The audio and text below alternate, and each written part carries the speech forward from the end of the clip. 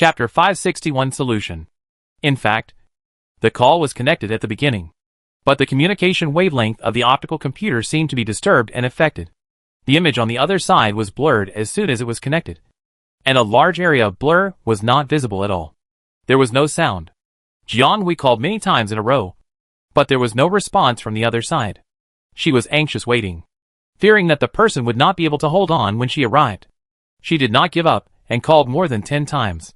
The vibration around her became stronger and stronger, and there were all kinds of indescribable strange sounds, like strange sound waves deliberately emitted by star beasts to lure prey. This underground space is becoming more and more dangerous. Although she forced herself to calm down, her eyes were fixed on the optical computer, and she silently said in her heart, "Hurry up and connect it. Hurry up and pass it. Don't." Beep. A short sound sounded, and Jianghui was stunned. She was hung up? Why did her optical computer hang up? Jianghui was a little impatient at first, and now the communication that could be connected was hung up by the other party, which made her smell some terrible information. Fortunately, the call was quickly answered. Seeing that it was Jiadi, Jianghui was delighted and quickly answered the call, fearing that he would lose this opportunity if he was a little late. "How are you guys?" Seeing the vague figure on the other side, Jianghui breathed a sigh of relief, because he finally saw someone. The other party covered his head and said weakly, "Not bad."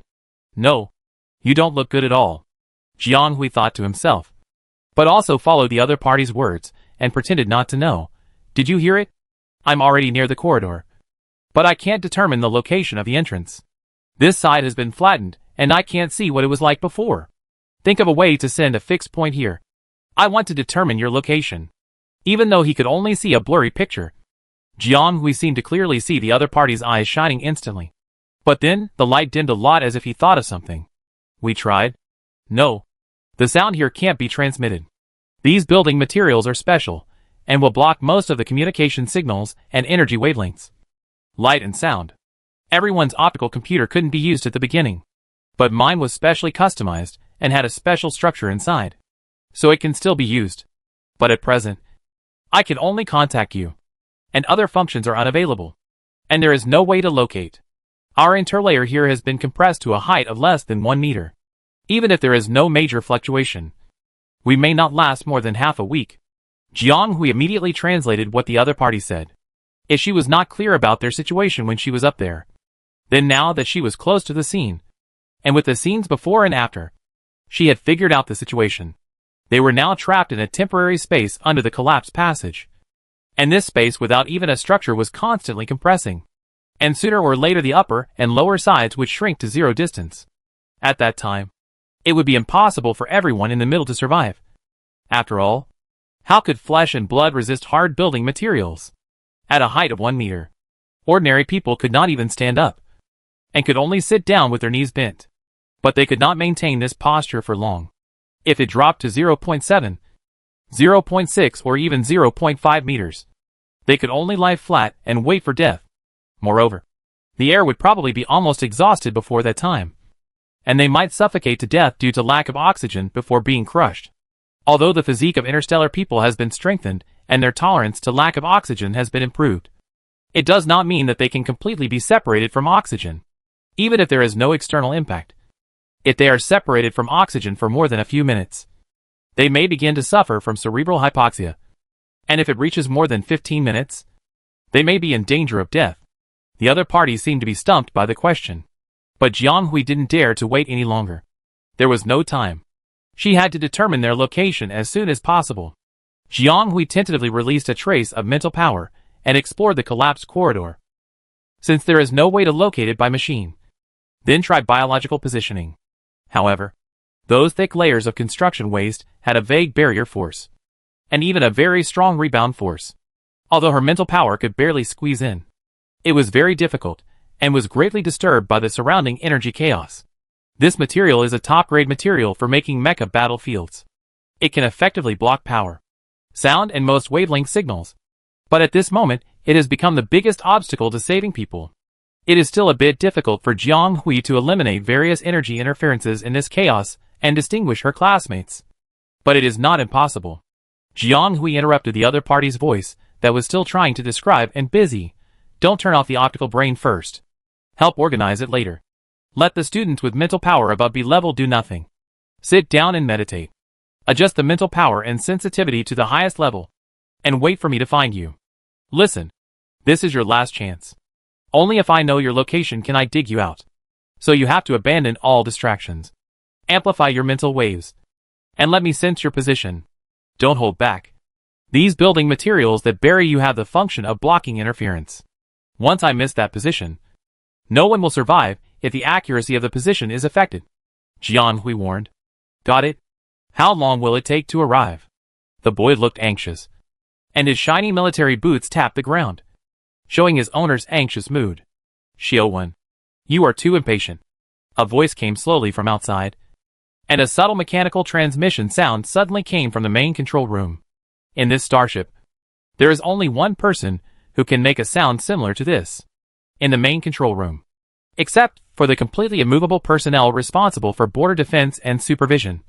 The rest of the people all looked in the direction of the hatch with respect. Marshal.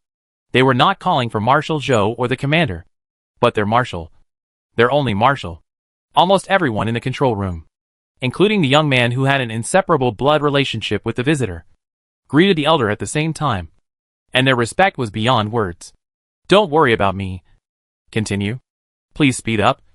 Our compatriots on Weishi Island are suffering unprecedented suffering and danger. The voice of a man who has been suffering from illness for many years, and seems to be weak is as sonorous and powerful as before, giving people a sense of stability. They have always believed in him, and believe that he is guiding them. Even though he is no longer the same as before, they still believe so. As if they will never fall as long as he is here. As if they have been affirmed. The generals re-entered the voyage, but their movements were faster and more precise than before. Chapter 562 Digging Out. The young man who had just shouted marshal with everyone walked up quickly, took over the action of the person behind him, and pushed Zhou Yuanjing to the central console. A three-dimensional projection of the entire battle situation appeared in front of him, and the red circle was the Atlantis star that was currently under attack from many sides. Father, Zhou Xiaowen whispered. Why? You know to call me father now, Zhou Yuanjing said gently, but his words were not polite. In fact, Zhou Xiaowen rarely called father in the Legion before. In the Legion, his father was the leader and core of the whole team, and he was Zhou Kanshi. Although he did not think he could influence his father's decision, he did not want to use such a personal relationship to disrupt the rules and regulations of the Legion. So he would choose to call Zhou Yuanjing marshal or military position in all relatively formal occasions. Zhou Yuanjing had teased him in the past, saying that his son was very similar to his grandfather, a little old-fashioned. In fact, this matter does not affect anything at all. As the heir who is about to take over this legion, his relationship with Zhou Yuanjing is the foundation. The title will naturally not affect anything, but it emphasizes his status. But Zhou Yuanjing respects the child's wishes very much, but sometimes looks at him with a joking look. But this time the other party took the initiative to call him father. Why? It's easy to imagine. I know you are worried, but you are too impatient. This is the second time Zhou Yuanjing said this. The boy's hand holding the mechanical wheelchair loosened as if frightened. Don't let your emotions dominate your will. As a leader, stay calm before everything is settled. Only when your mind is clear can you dispatch more accurately. You must remember that when you sit in the highest position, everyone's life, the future of countless lives, and even the fate of the empire are all tied to you. You can save everyone, but the premise is that you must be prepared to make choices. And if you make a mistake, you must be prepared to pay the price. The boy pursed his lips and wanted to say something, but he didn't say it in the end. Calm down now, and wait patiently. We are still 4,376 kilometers away from the main site. All the Vanguard rescue troops have set off first. I just received a message from Colonel Zhongting saying that they will arrive at Weishi Island soon. Our soldiers have destroyed all 3 resonance points they reserved. Their conspiracy will not succeed. On the other side, Jiang Hui's mental power continued to expand. She had never tried to expand her mental power to this extent. This was beyond her output limit. But she had to do this because these building materials really hindered her from developing her mental power. And when she released it completely, she felt the suffocating feeling of the high-intensity energy accumulation. And there were constant interference from various strong mental waves around her. Jiang Hui couldn't concentrate on searching for the person she wanted to find. Fortunately, she had been active in the consciousness space for many years. In addition to building a rough model of the pine and cypress structure, the rest of the time was spent trying to make some new changes in this consciousness space. She didn't want to build more rooms or things, but mainly worked on the small house fixed in the consciousness space. It is also more convenient for him to move around, such as expanding the kitchen or study. Now in her consciousness space, the study has expanded to the size of a library. There are all the books she has read since the Interstellar, and each one is carefully selected by her. The second is the storage space, the refrigerator and cabinet for storing food. Everything in this consciousness space is the embodiment of her mental power. Once the external mental power is used beyond a certain amount, she will extract this part of the mental power for external use. Maybe because appetite is a breakthrough point in her mind, she often collects it in the consciousness space by eating. Jiang Hui's expansion of space is also invisibly expanding the storage of her mental power. Her mental power storage has reached a very amazing level. Anyway, it exceeds S level. After using up the part of the mental power on the outer layer, she can also rely on the stored mental power to last for a period of time, which is also a life-saving trump card for an awakened person. For example, in the current situation, the huge mental reserve and output endurance can help her find her target in these buildings with difficulty. His natural sensitivity and plasticity allowed her mental power to do things that ordinary awakeners could not achieve. Soon Jiang Hui found the target he was looking for. A total of 47 different mental waves. Among them, more than a dozen were already very weak, and one was emitting strange waves, probably because of mental power problems. Jiang Hui did not act immediately, and after roughly confirming their current location and posture, he changed direction. She raised Wally's right hand, and a long vibrating drill came out from the lower part of her arm. This thing can be extended and retracted, and the vibration frequency is controllable. If you are skilled, you can even completely cut the desired part without destroying the surrounding structure.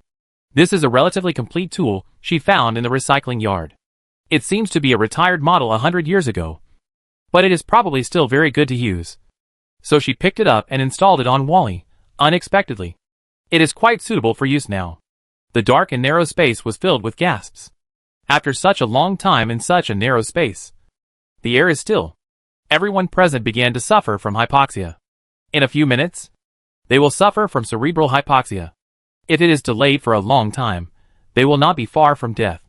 And the waiting time makes people more and more tormented. Even though they just got the news that Jiang Hui was coming to save them not long ago. The imminent death is so real. Most people do not have such a strong mind. Faced with such a disaster, they saw so many people die in front of them in such a miserable posture. Now he was trapped in a small space with a height of less than 0.7 meters. Even if someone promised to rescue them, the fear of death still lingered in their hearts. Due to lack of oxygen, most people had become somewhat confused, and those who were still clear-headed were not necessarily better. A huge terror enveloped them. They began to hear all kinds of sounds that did not exist in reality, and even saw some images. The small space was filled with low wails, like beasts. Jidi maintained a clear consciousness, but it could not last long. He also had hallucinations. He only felt a gray light suddenly hit his face, and fresh air rushed in, making him breathe in unconsciously. Even though he knew that all this was an illusion, he still took a deep breath, and at this moment, he really inhaled a large mouthful of fresh air. But the high-frequency drill continued to move, continuing to open the hole that had just been dug, intending to further expand it. Most people in the small space were staring straight at the gap that was less than a palm at this moment. Someone really came to rescue them? Really? Chapter 563 Rescue. Jiang Hui originally thought that if she kept the optical computer on, she would be able to roughly know the situation on their side. Unfortunately, this plan ended just as it was beginning, because for some unknown reason, the entire signal source was cut off again, and the two optical computers could not connect at all. Originally, Jiang Hui could still get in intermittently, and even if she couldn't try it more than a dozen times, there was still a certain chance to connect. Now the optical computer is like scrapped, and it can't be used at all. Jiang Hui really has to grope and try, and she has to be faster, because Jiang Hui knows that although it may be only a temporary disconnection for her, it may further push the people on the other side, who are probably dying at this time, into the abyss. Jiang Hui has a good sense of space. She can even restore the three-dimensional image of the scene based on many digital clues and image memories, such as the last murder case. Although she was not at the scene when the underground corridor collapsed, she had been to that place not long ago. She knew how long, high, wide, roughly structured, and material properties it was. Combined with the on-site survey, Jianghui quickly decided on a safer digging point. Although she was in a hurry, she was very steady when digging, and even used her fine craftsmanship in assembling mechas for many years to be careful not to destroy the original structure of the collapsed stone pile, so as not to affect the stability of the bottom space. It's just that the materials used to build the shopping mall here are too hard, and it takes a lot of effort to dig them out now. Jianghui felt that if they were a little deeper, Wally's drill might be worn out. But fortunately, these materials are hard enough. Because they are hard, it is easier to support a three-dimensional space when they collapse, instead of turning into tofu dregs like those semi-soft and semi-hard materials. In this way, even the hardest bones will be buried solidly when pressed down layer by layer. Jianghui had to be very careful when digging, and always pay attention to the changes in those mental waves. Otherwise she might accidentally drill into someone. But she couldn't be too slow, because if she was slow, the person might be gone. So this was really a very difficult project. After a long time, after such a large-scale mental dispersion and precise operation, Jianghui felt that her mental power was a little tight. She finally felt that the drill connected to her right arm seemed to have poked into a different place, which was a little loose and soft, and wanted to break but couldn't. Finally, the drill passed through the solid building debris and came to a certain overhead space. As soon as it was dug through, the chaotic energy inside escaped all at once, and the mental waves that she had to open the mental network to barely explore just now floated out spontaneously at this time. More than 40 energy waves were quite neat, almost emitting a similar decadence in unison. Jianghui could be sure that this was the place she was looking for. Fortunately, they were all still alive, which was much better than expected. Jianghui knew that she had dug to a critical point, and hurriedly followed the surrounding veins to expand a small opening to let in air. She knew that if these people really survived the collapse, then apart from the mental trauma, what they lacked most at this moment should be oxygen. In order to avoid any accidents in the middle, it is better to let them get some oxygen first. Otherwise, even if they are rescued, they may suffer irreversible damage from lack of oxygen. He didn't know about the others, but it was no small matter for the pride of Class 2. Jianghui cut very carefully, except for the small opening that was chiseled out at the beginning. The cleaning afterwards was almost all progressive, and it was carefully opened bit by bit like cleaning cultural relics. After reading the relatively active spiritual power inside, Jianghui finally breathed a sigh of relief. "Are you all still awake? Answer me." Jianghui dug a hole half an arm long. The light that came in was not much, and it was not very clear. She shouted inside. However, the sound that came back was a little vague. It could be heard that there were several voices mixed together, but there was no way to distinguish the content. Jianghui no longer tried to transmit the sound in this situation. He continued to dig hard, hoping to open a hole large enough for an adult to pass through as soon as possible. At the same time, other preparations should be made to avoid accidents. It turned out that the light that came in was not an illusion. Small streams of fresh air kept pouring in, dispelling the strong smell of death in the small space.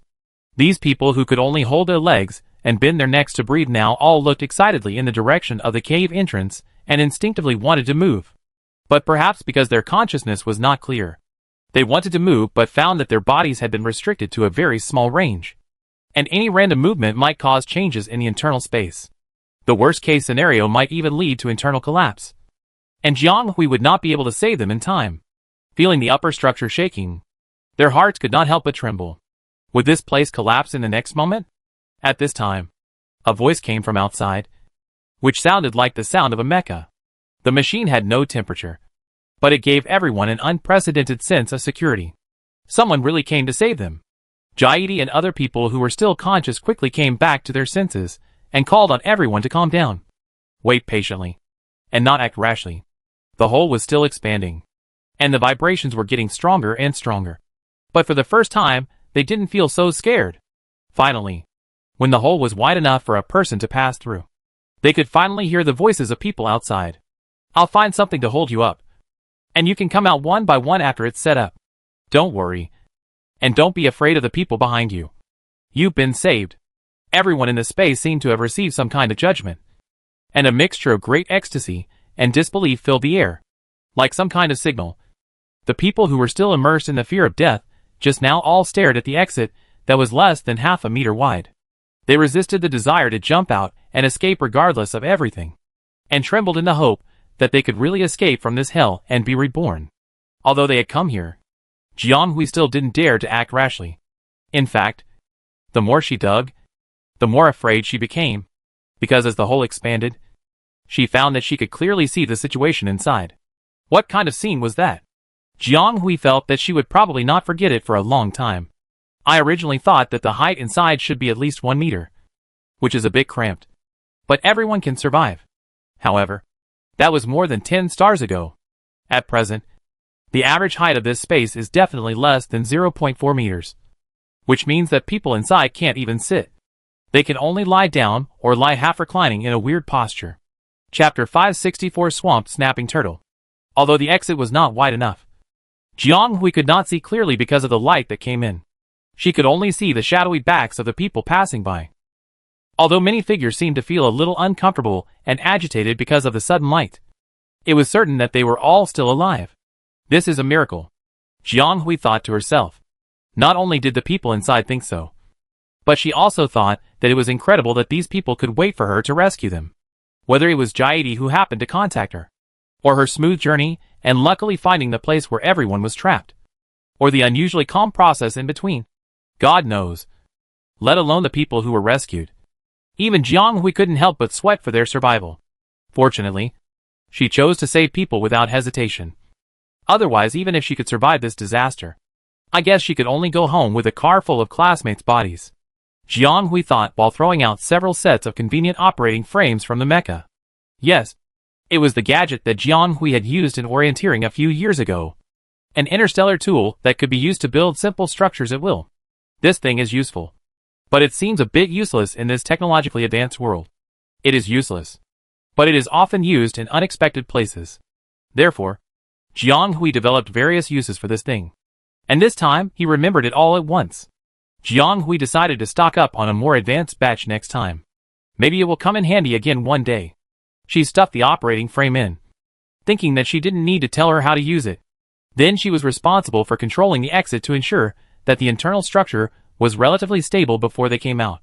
Fortunately, the people in Class 2 had been trained by Stark a lot on weekdays, and they could be said to be calm in the face of danger.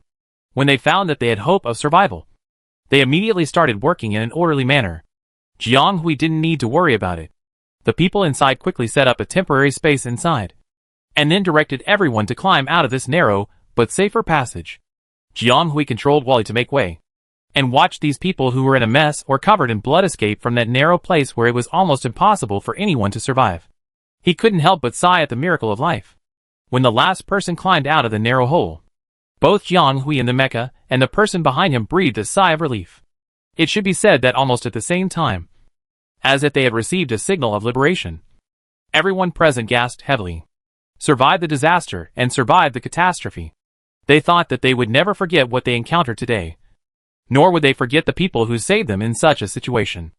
Jianghui's loss of composure lasted only for a moment. She did not rush down to see who was there, but turned back to the cave entrance and looked inside, and only turned back after confirming that there was really no one inside. The people who responded that they were completely alive had gradually recovered. Of course, apart from being alive, their situation was not very good, but it was good enough. With the sound of the cabin opening, a person jumped out from inside, and the other party looked down. Except for the second class. This was the first time that the other survivors saw the classmate Jianghui they mentioned, and saw the person who saved their lives. The girl was tall and thin, with a serious face that was unusually pale, but her eyes were surprisingly bright. Jianghui looked around and saw that everyone was in good condition, and should not have suffered any fatal injuries. Then he accurately locked onto the students in Class 2. Are you all okay? Jiang. Jiang. Woo woo woo. Jiang. You're finally here. I thought I was going to die. Jianghui. From today on you are my adopted parent. When I go back, I will definitely treat you to a big meal at the best natural restaurant on planet 732. I can eat there for a month. Jiang, you saved us. I knew you could do it. You broke another record. I will report your heroic deeds to the school. And then let my father project it on the tallest building in the first ring. So that everyone will know your heroic deeds. You are my god. You are light? Balabala. Jiang Hui was listening and responding at first. But for some reason, the tone of the picture became more and more outrageous. And he was a little amused. I'm asking if you are all okay? Don't talk nonsense. Tell me if you feel uncomfortable. I still have some medicine. Except for the always weak Shinwabayan man, who was injured a lot while protecting Shinwabai. Everyone else in class 2 was fine. They were all superficial injuries. But they were probably lacking oxygen to varying degrees, and had to recuperate when they returned. Jiang Hui gave them some mental supplements, and then distributed some healing drugs for them to bandage themselves. Another group of unknown survivors sat more scattered, in groups of 3 or 2. Some adults and some younger people who looked like they had just reached adulthood, and even 2 teenagers, all with their parents. Jiang Hui even saw the owner of the Lotus Root Pig shooting stall inside. After what happened just now, they all looked a little distracted and dazed. But they were grateful to Jiang Hui when he came over. Jiang Hui was not good at dealing with this kind of thing. So she quickly changed the subject. She could actually see that these people were the ones who needed medicine the most. The 2 children were somehow bruised all over, without a single piece of good flesh. And their parents were even worse, covered in blood. It was heartbreaking to see the 3 of them hugging each other. Jiang Hui didn't say anything to disturb others, and watched as they gave some medicine to let them rest well. This process was of course relatively short. She knew that these people's escape was only temporary, because the external turmoil had not yet settled. Perhaps their escape was just from one hell to another, because she didn't know when the star beasts outside would break through here. Jiang Hui was about to say something, but suddenly her face changed, and she quickly jumped back into the cabin. Everyone was too late to react, because their brains, which had become somewhat dull due to lack of oxygen, watched helplessly as the mecha that had just saved their lives lay across them, infinitely closing the distance, and seemed to be pressing on them. Bang! A loud noise resounded throughout the space, causing everyone to almost bounce off the ground. The other party did not give them much time to react, and suddenly stood up. The large hard object slapped from the back of the mecha to the ground, and the fragments and dust on it fell down, stirring up a burst of flying dust. Everyone come up. Something is coming. A voice suddenly descended in their minds, and it sounded a little familiar. This is mental power transmission? Although they didn't know why, everyone involuntarily obeyed the voice that suddenly appeared in their minds, and one by one climbed up the ladder to the inner cabin. As soon as the cabin was closed, Jiang Hui and everyone else experienced a huge rollover. The extreme friction sound after the fuselage hit the ground made everyone shudder. But the next moment, the yellow giant beast that appeared in the non-pilot window made everyone in the cabin stand on end. What is this?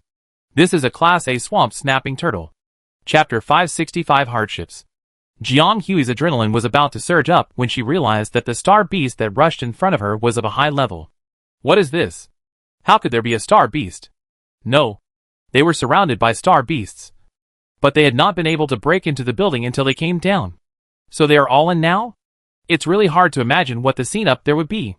Wouldn't it be purgatory? What should she do? Jiang Hui originally wanted to return to the first floor with everyone, but now she couldn't even do that.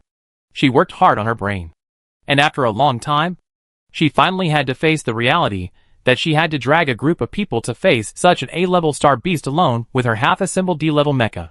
This is not a question of whether it is unlucky or not. It is a dungeon of hell. Right? Why is there a star beast? This is at least A-level. Right? I don't want to die. I just came out of there. Mom, I'm scared. Why hasn't the army come to rescue us after so long? The whole Weishi Island is paralyzed. Damn it. Is this the tourist spot arranged for us? It's a dead end. If I can really go back, I will kill the person who selected the tourist spot for us. Or let him come here as well. It's best to have a dungeon of this level. Classmate Jiang. Classmate Jiang. Tell me you can defeat it. Right? Please. You must defeat it. I still want to live. Jiang Hui didn't have the heart to listen to the sounds around her. Her sight was completely occupied by the star beast that suddenly appeared. This was the first time she really faced a star beast. In addition to the regular online ranking, She used to see the most video materials or text materials in books. At most, the school organized students to visit some star beasts that had been domesticated and had no wildness in places like the Star Beast Park. If I had to say, the time when she had the closest contact with the star beasts was probably the first group activity she participated in after arriving in the interstellar space. At that time, her physical strength and physical fitness were so poor that she couldn't even run 20 kilometers. But in that training session, she saved Mice, who was almost killed by the claws of the star beasts. This is not her flattery, but the fact. It was also her and Hillman's luck that when the two of them rushed over, the star beasts were all torn into pieces, so they were able to save Mice. But those star beasts were all dead, and she encountered a living one this time. The cabin was very large. In addition to the space in front of Jiang Hui's operation, there was still a large open space and a special material room in the back. Dozens of people rushed in at once, and they gathered together busily, making the empty cabin much more lively, but not crowded. Without waiting for any instructions, Jiang Hui activated the blocking key at the back to block the people behind. She could still hear some of their voices, but she could no longer feel their mental waves, which could effectively help her to fully operate the mecha. After all, for an awakened person with strong mental power, even if he knew that he could trust his teammates behind him, he would still be affected when operating such a powerful and delicate operation with mental power. So opening the barrier area is undoubtedly a good choice. This barrier is a setting she specially reserved in Wally's inner warehouse. In fact, this setting was very popular in the first 2 or 3-star eras, but with the integrated development of mechas later, this barrier space mainly used to assist in carrying people has gradually become history. Jiang Hui installed this for Wally simply to satisfy her design hobby, because it would make her feel like she had established a safe place. In fact, she never thought that one day she would use this mecha to carry people. Unexpectedly, it came in handy at the moment. She controlled the mecha to jump to the high pile of rocks and activated the automatic emergency mode of the barrier. I will find a chance to send you out. The person inside didn't know what he said, and slapped the compartment fiercely. But Jiang Hui had no time to listen. She started to fight against this A-level star beast that suddenly appeared. A-level star beasts are close to high-level species. Although they are some distance away from king beasts, they also have a certain amount of wisdom. The opponent is a crocodile-shaped turtle star beast. This species has high physical strength, strong offensiveness and high defense. Except for agility, the rest are almost full points, which is very difficult to deal with. Although Jiang Hui has the advantage of an S-level mental power, she is driving a D-level mecha, which is a wild mecha she built herself. There is no comparison between the two, but she never thought that she would not be able to fight against this A-level star beast. Or it should be said that she is completely a paper shell without actual combat experience. As for the art, Wally is unique and has some ingenuity, but it looks like an antique machine, far from the power of the alligator turtle. Jiang Hui didn't even have time to struggle. The alligator turtle stretched its neck like crazy and bit the middle of the mecha, making a strange goo-goo sound from its mouth. She finally realized where the strange sound she heard in this space came from. It was probably this thing. It should have been in for a while. The bite force of the alligator turtle is too strong. Jiang Hui estimated that this bloody mouth could easily tear off any part of the mecha, and might even be able to bite off Wally's waist. Jiang Hui narrowly avoided it, and a sound that made people feel sore and painful exploded in the ears of everyone in the cabin, making people's scalps numb. This tooth, it feels like steel and concrete are crunchy when they hit the mouth. Everyone in the barrier was stunned for a while, and their legs were weak. I don't know if it was because Jiang Hui fell down when he broke suddenly just now, or because he was scared. As the main controller of the mecha and the current prey of this star beast, Jiang Hui's perspective is more thrilling. This ferocious big guy almost bit Wally's chest just now, and then pierced her in the cabin with its long teeth. It was really just that close.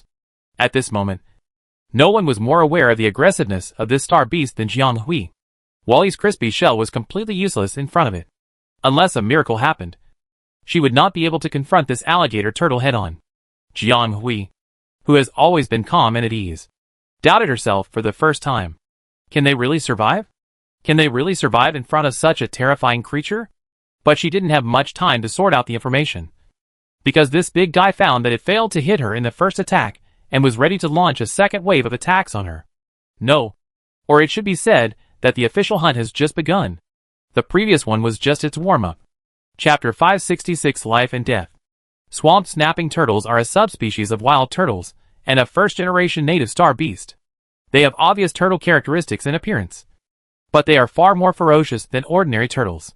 It is said that their ancestors came from the swamp, and have the common attributes of swamp creatures. They are ferocious and warlike, and very aggressive. As for turtles, Jiang Hui's mind is still stuck on the ordinary turtles on Blue Star. She always thinks that turtles are slow in movement and speed. After all, who hasn't heard the story of the tortoise and the hare race?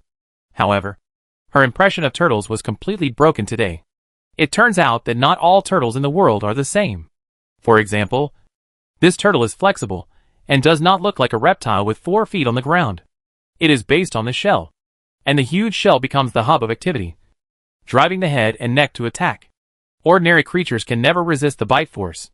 Its limbs are enlarged, and there are spikes all over them for protection. But the overall coordination of the limbs is extremely flexible, suitable for hunting prey. The wally driven by Jiang Hui was much taller than it, and was also a more coordinated and easy-to-move humanoid. But it had no advantage against this clumsy star beast, retreating step by step, and even almost got caught several times. She didn't dare to leave its front, nor did she dare to attack casually, because the opponent was attacking as defense. Her attack was a flaw, and not attacking was waiting for death. In addition to dodging, there was no more effective way to avoid, especially since the wally she was driving was such a fragile thing. Jiang Hui desperately avoided the attack of the armored snapping turtle, and the people in the cabin were also dizzy with her constant flipping movements. She even heard the sound of them leaning over and hitting the barrier wall. Of course, that could also be because she herself had a banging head, accompanied by various unsettling mechanical noises. To be honest, Wally was too unstable. Jiang Hui was really afraid that it would break apart and fall to the ground while fighting, without the need for the alligator snapper to bite it. What should we do? Are we going to wait here to die? Who can think of a solution? Everyone looked at a corner of the control area window on the other side of the barrier and said anxiously, "What can we do? That thing outside must be at least an A-level star beast. Didn't you see it just now? Its teeth can string us together." But isn't Jiang an S-level star beast? A-level star beasts. There is always a way. Do you think she has a way? Hey, be careful with your words. Are you blaming her? If she hadn't come to save us, she wouldn't have encountered this. Or we would have died. I didn't say that. I just want to know if there is a way. Stop arguing. Why are you arguing when everyone is going to die? If we can't help, just be quiet. At worst, we could all die together, so we won't be lonely. Jiang Hui really has no way, because the mental power of S level is not the same as that of A-level star beasts. She only has a mental power threshold, but she has no advantage in combat power or attack and defense. But she discovered one thing. This kind of star beast has almost full attack and defense power. But it seemed to have a fatal problem, which was also a problem that most swamp creatures had. Jiang Hui found that its eyesight was very poor, or should be said to be almost non-existent. How did Jiang Hui find out? When her lower body was stable and her legs were on the ground, the opponent would always attack her fiercely, chase her closely, and always step on the spot accurately. However, when she performed some jumping movements, her legs left the ground, and she didn't need to be very fast at all. As long as she temporarily left a certain range, the alligator turtle would lose some detection ability and show a short search movement. This is a bit abstract, and some people may think that this creature may just be not good at capturing dynamics. But how to explain that when the former's feet were on the ground, the opponent could often catch up with her pace? It can't be that it can only see the position below the legs. In fact, it is true to some extent. The field of vision of this armored alligator turtle is very limited, and it can't see anything whether it is day or night, because its eyes are actually decorations, and its eyes have long degenerated in the swamp environment, and it doesn't need eyes to see things. It is better to say that it is looking at the information transmitted by the thermal image rather than seeing, reading the dynamics of biological thermal energy through a special organ in the head. But this thing is limited to a certain range, because its head has a limited range of movement, and it can only capture prey with the assistance of energy waves beyond this range. So does that mean that when she leaves the range of this heat transfer, the other party will not be able to accurately lock them? Jiang Hui thought about it, and simply took the opportunity when it was not paying attention, and bravely flew directly to the back of the alligator turtle. Alas, it seems that it can't see. What the hell is this thing? Is it like ordinary turtles with poor eyesight? Oh my god. Please, don't find us. Can you? We can stay on its back forever. Of course it's not that it can't see it. In fact, Wally is still within its detection range. But this angle is an absolute blind spot. No matter how fierce the swamp snapping turtle is, its structure is similar to most of its peers. No matter how long its neck is, it can't go around the shell to bite the things on its back. Jianghui controlled the mecha to lower its body as much as possible, and accidentally touched a piece of the back of its shell. The relatively hard body was immediately scratched, and its destructive power was shocking. And this snapping turtle seemed to be a little stunned. It didn't expect that there would be a prey that was so bold as to climb directly on its back to dominate. Although the back is not a sensitive part for creatures like snapping turtles, this kind of provocation is enough to anger any creature. It immediately wanted to shake its back to throw off the foreign objects behind it. But can Jianghui let it do what it wants? After seeing how hard and thick the shell of this thing is, Jianghui doesn't want to fight it like a fool just now. This thing is really not something she can fight head-on while controlling a D-class mecha. If she wants to survive, she still has to think of other ways. But Jianghui still underestimated the power of the Star Beast. A-class Star Beasts already have a certain degree of intelligence. It is not the kind of ordinary animal that she has seen that can be measured by common sense. They have been around for a long time before humans dominated this vast universe. Over the past thousands of years, they have evolved various combat modes and have been able to deal with various situations. Just like now, Jianghui finally realized what the purpose of the large number of thorns on the other party's turtle back was. Anyway, it was not for good looks. It really hurts. Chapter 567 Rescue Part 1. Chapter 567 Rescue Part 1. Jianghui's knowledge of this creature is not comprehensive enough. In her cognition, turtles cannot jump so high. But this happened right in front of her, when she found herself being lifted up by the shell. Jianghui couldn't believe it. Is this the alligator turtle? Although the species is a little different from the one she knows, it is also a turtle. But she has never heard of any turtle that can fly. Jianghui didn't even have time to take a closer look at what happened. Following her instinct and the information from the wind, she quickly responded to the warning roar in her mind and adjusted the posture of the fuselage. But everything was still a little slow. She barely adjusted her position, and only had time to block the sharp fake thorns on the back of the alligator turtle from piercing the arm joint of the mecha. Jianghui could even feel the pain that seemed to act on her flesh and blood, flowing through like an electric current, leaving some terrible and deep muscle memory. It turns out that it is really dangerous for a person's mental power to directly control a mecha. It seemed that the spikes were acting on her arms instead of the mecha, and were acting entirely on the nerve endings. No. Or rather, it was because they were acting on the mental endings that it hurt so much. She didn't know that in the cabin. Her arms holding the hand control panel were trembling slightly in pain. Her face was pale, and her hair was soaked with sweat. Her classmates not far behind her were watching her anxiously and worriedly. But they could do nothing. The severe pain and strong pressure continued to squeeze the fuselage, making her increasingly powerless to struggle. This guy actually jumped up like this, intending to smash her, who was leaning on his back, to death on the top of the rock face. Yes, Jianghui knew too little about the armored swamp snapping turtle. In terms of group attributes, it is indeed a turtle. But the reason why it is classified as a star beast is not just because of its appearance. They have been rampant here for several star eras, and have long evolved mental power and super physique. Even among star beasts, they are considered to be a more difficult species. In fact, the armored snapping turtle is a star beast that is not good at using mental power, but correspondingly, its defensibility is very high. Although it does not use mental power as arbitrarily as some high-level species, it can coordinate this power with its limbs. Just like now, this armored snapping turtle easily jumped up with the help of mental power, intending to nail the little bug on its back to death in one fell swoop. If Jianghui had not reacted in time just now, the front side of the fuselage, that is, the position of the middle cabin, would have been hit. The spikes on the shells would penetrate directly through the cabin. At that time, dozens of them were in the cabin. If they were penetrated by these strong spikes, they would probably die here. But now it is not much better. In order to avoid the cabin-level mecha core from being damaged, Jiang Hui had to turn over and stretch his arms to get rid of this dangerous position. The left side was better, facing a flat rock. But the whole body of Wally inevitably made a creaking sound under such continuous pressure. However, the other side was miserable.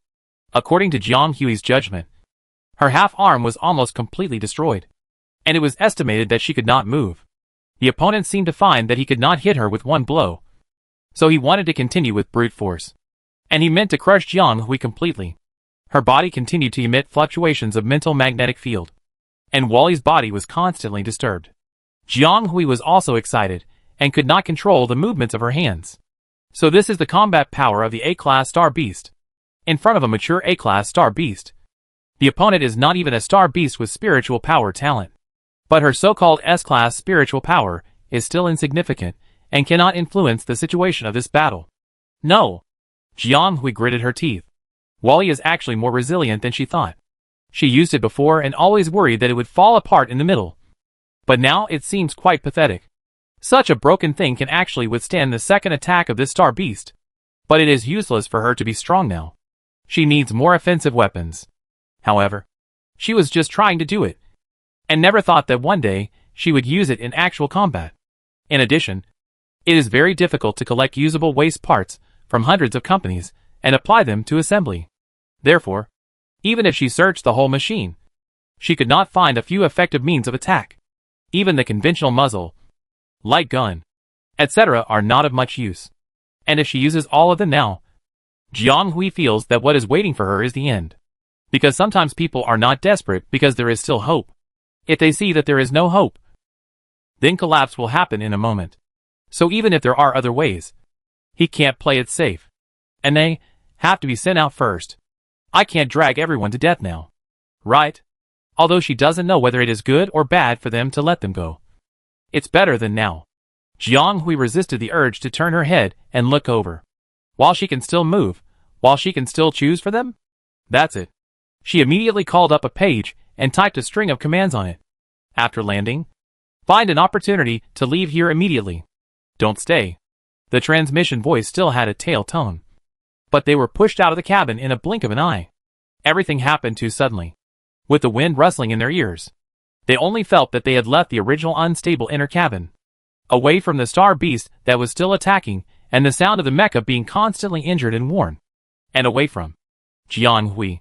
They were sent out, and Jiang Hui stayed where he was. We are out. Someone looked around and crawled out of the barrier room, and found that they were really shot out with the entire barrier room, with thick smoke billowing around them, and violent noises in the distance. Where is she? Where is classmate Jiang? She didn't come out. She's still there. Someone woke up and responded. She sent us out alone. No. Where are you going? You plan to go back by yourself. Didn't you hear? She told us to find a chance to leave quickly. And now we go back to cause trouble for him.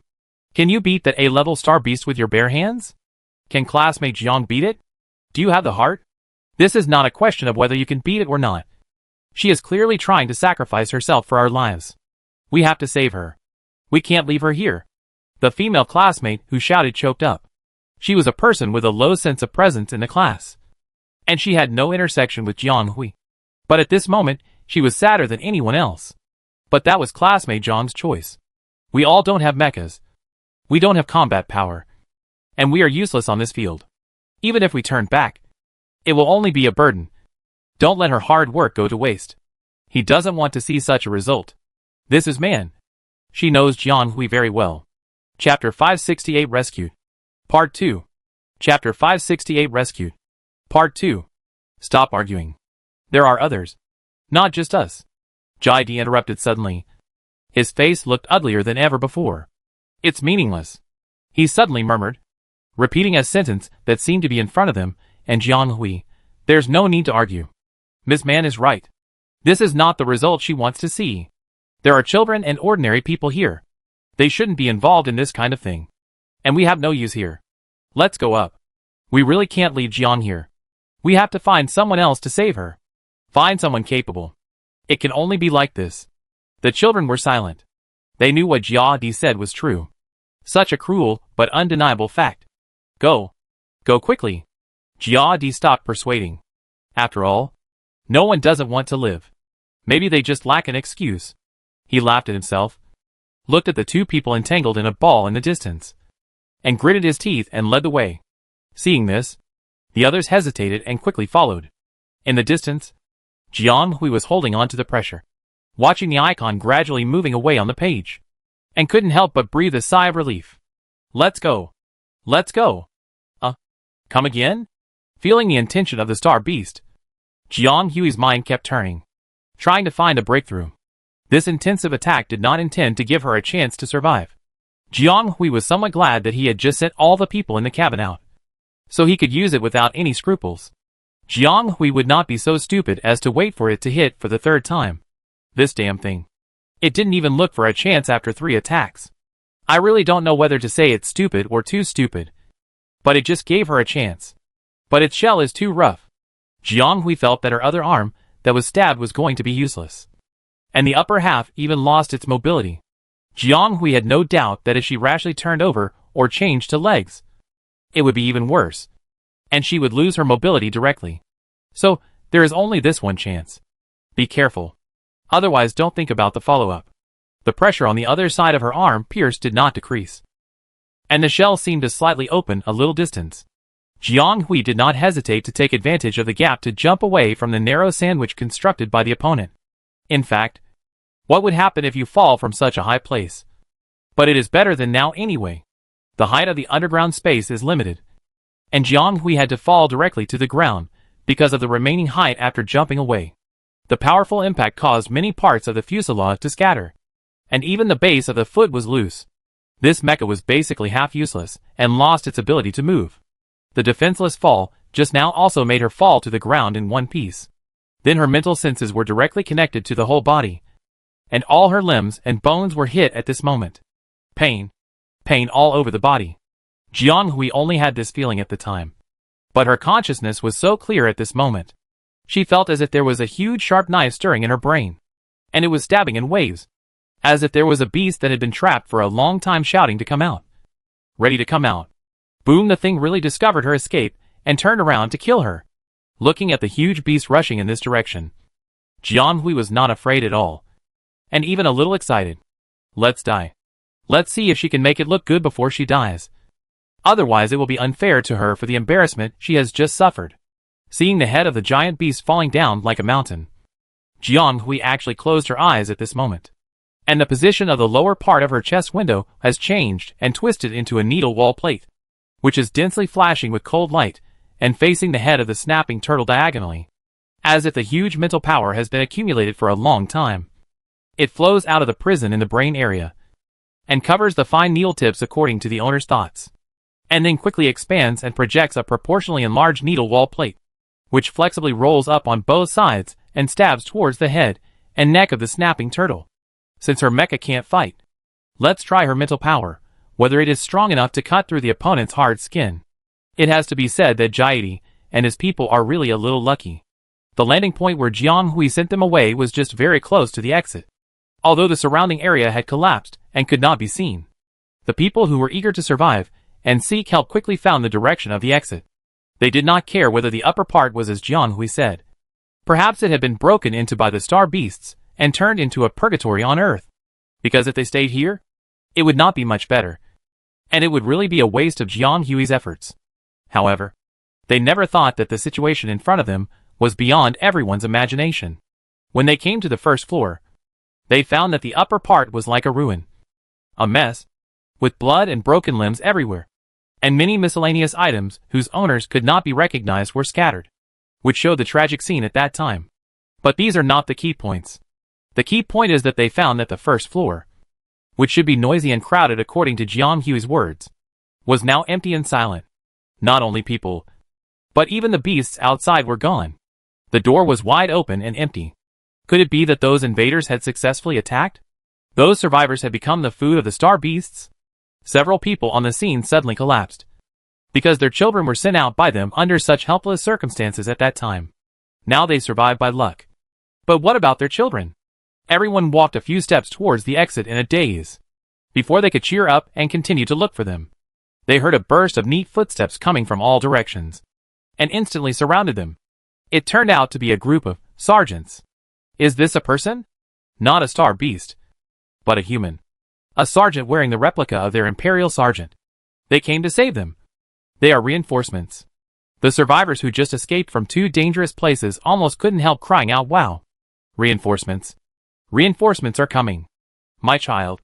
Where's my child? Has he been rescued? We're rescued. Go down quickly. There are people waiting to be rescued down there. The soldiers seemed not to have heard their voices. They did not relax their guard. They just held their guns and stood quietly on one side, as if waiting for someone. Tap, tap, tap. Another neat step. This time slightly different from the gentleman. With a clear sense of pressure, the soldiers who surrounded them clearly separated into a path. And several people came. The leading young officer took a look at them. Before he could ask anything, 2 more people came up behind him, with hurried footsteps. And one of them seemed to be familiar. You are here. Where is Jiang Hui? The young man was pale and spoke in a hurry, as if he was sure that they knew the news. Chapter 569 Regret. Finally, Jaidi and a classmate from Class 2, who was in good condition, led the way, and the rest of the people followed the army to the temporary camp. In the end, all the people who were successfully rescued were there. Jaidi and his group were the last and most unexpected group. They had all been transferred away, but they didn't expect such a group of people to suddenly appear. They had many questions to ask about today's tragedy, but the few people who knew about it probably wouldn't answer them. Jaidi was very anxious. They had not been here for long. If Jiang Hui was lucky, he would probably still be fighting with the Star Beast. If he was unlucky, he didn't dare to think about it. So he almost trotted to lead the way, regardless of whether the people behind him would catch up, and just prayed in a confused mood that the other party must hold on a little longer. He had already regretted it. No matter how rational he was, he left the other party alone and faced the terrible Star Beast alone. He was really a coward. Jaidi didn't know what was wrong with him. He obviously didn't like that person so much, and even secretly envied her in his heart. However, when she thought that the other party might die here and lose her young life forever, he felt like he was being strangled by an invisible big hand and couldn't breathe, choking with sobs. He couldn't control his wild thoughts either. It was such a short distance, but the time seemed so long. Therefore, Jaidi didn't expect that he would make such a mistake and almost fell to the ground. Fortunately, the person who followed him half a step behind grabbed him. Yes, it was really grabbed. It was such a thin and amazing wrist, but it seemed that he couldn't move with such a casual grip. The other person's hand was very cold and slightly piercing. The moment of contact was inexplicably frightening, as if the other person was an extremely dangerous person. The two looked at each other at this moment. This was the first time that Jaidi looked at this person so clearly. He knew him. In the past 3 years, the other person had always appeared in Jiang Hui's circle, and he and Hillman from Class 1 were members of the same team in the orienteering competition.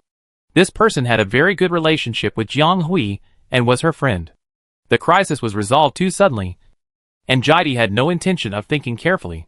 Now that I think about it, it is somewhat unreasonable for the other person to appear here as a student. Not to mention that except for the young officer who led the group, everyone else was respectful and polite to him, and no one stopped him from following.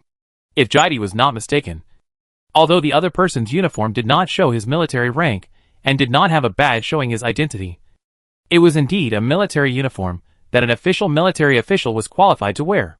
What is the other party's identity? Why does the mere approach make people so wary and even terrified? Be careful, the other party whispered. And then, as if choked, he coughed a few times, and Jaidi seemed to smell a strong smell of blood. A low-ranking sergeant, who was obviously accompanying him, wanted to come forward to help, but was rejected by him. The atmosphere continued to be dull. Everyone had their own thoughts, and the air seemed to stick together. Stop! The young officer who had been lagging behind, following the two people at a distance and keeping a distance, frowned. Stop! Zong Ting passed Jaidi and the other person and frowned, the breath of an A-level Star Beast. As if he had thought of something, Jaidi's face suddenly turned pale. It was really an A-level Star Beast. They guessed right. That Star Beast was not as simple as it looked on the surface. What would happen to Jiang Hui? No mental fluctuations can be detected. Zong Ting pursed his lips. The scene was silent, and everyone knew what this meant. Both humans and Star Beasts have mental power. Even mental power is an important criterion for determining whether it is a Star Beast. Whether a star beast still has mental fluctuations means whether it is still alive. And human mental fluctuations are commonly known as brain waves. If no brain waves can be detected, it also means death. So when they could not detect mental waves in this area, there was only one answer: death. There was no survivors here. Don't move rashly. Zhong Ting tightly grasped the boy's shoulders and pushed back the person who wanted to run over impulsively. This was the second time that Jaidi encountered such an unquestionable stop today, and he was unable to resist for a moment. Then he signaled a group of soldiers to keep an eye on the underage student, while Zhong Ting took a step ahead and walked in a certain direction. Huan Xian paused, not knowing what he was thinking, and slowly caught up after a while. No one knew what his expression would be at this moment. They did not encounter any creatures with signs of life along the way. All they could see were broken walls, broken limbs, blood mixed with waste, and the air was filled with the smell of blood and death. Finally they came to a place that was obviously different, because they had seen the giant beast described to them by the survivors. An A-level swamp snapping turtle. A star beast with extremely strong attack power. Warriors below B level would find it very difficult to encounter it alone. However, at this moment, the giant beast had its neck stiffened downward, with a blur of flesh and blood everywhere on its head and neck, and blue liquid flowing out. One eyeball was missing, and the other was tightly closed, silent, and it could be detected that it had completely lost its vital signs. This A-level star beast was killed not long ago. Not long after, and even its breath energy had not dissipated. But the person they were looking for was nowhere to be found. No. In fact, there was already an answer. A cruel truth that people didn't want to believe. Jaidi staggered forward a step, opened his mouth as if in disbelief, wanted to say something, but found himself mute as soon as he spoke. Perhaps he didn't realize that at this moment he finally couldn't hold back his emotions, and warm liquid overflowed from the corners of his eyes, flowed across his cheeks, and sank into his collar. She was still here, not gone, and the mecha that saved all of them was still here, not leaving, but appeared in front of them again in such a tragic appearance. He almost didn't dare to look, fearing that he would see a more bloody and miserable scene in the next moment. "It's dead," Zhong Ting said softly. Huan Xian didn't say anything. He just nodded randomly and slowly moved forward. The mecha that Jiang Hui had shown him was now quietly pressed under the giant beast. The position of the cabin was obviously flattened, with only a small section below the head and shoulders remaining intact. It is certain that if there were people in the cabin, they would not survive. And there was no spiritual fluctuation near this area. No. Nothing. No matter how Huan Xian used his heavenly talent to search, he could not find any trace of existence. She was dead. Chapter 570 Aftermath. Huan Xian had just experienced a torture, and his back from the shoulders, waist and hips to the legs were severely burned, and even some internal organs were damaged. During the rescue process, his organs failed several times. He must undergo bioregenerative reconstruction in the next 72 stars. Otherwise it may affect his body foundation. Even now, he is enduring strong pain and pulling sensations every step he takes. Such a seriously ill person should not be here, let alone walking forward and stubbornly collecting his friend who may have died tragically. But Zhong Ting had no way to refuse the boy's wishes. The other party fell into the laboratory because of the Empire's poor protection, and was forced to change his life's fate. After returning to the embrace of the Empire, the other party could not return to a normal life, while other children were still growing up step by step under the wings of their parents and relatives. He was already working hard for the safety and future of the Empire. This time, he even uncovered a conspiracy for the Empire's security plan. People who have made contributions should be respected. Huan Xian was very calm. So familiar. He once again faced death, and the curse once again fell on someone close to him. He could not stop it, nor could he escape.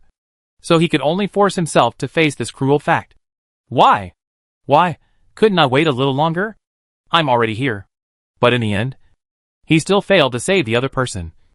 Just like he could only watch his mother die when he was put alive in the hot melting chamber.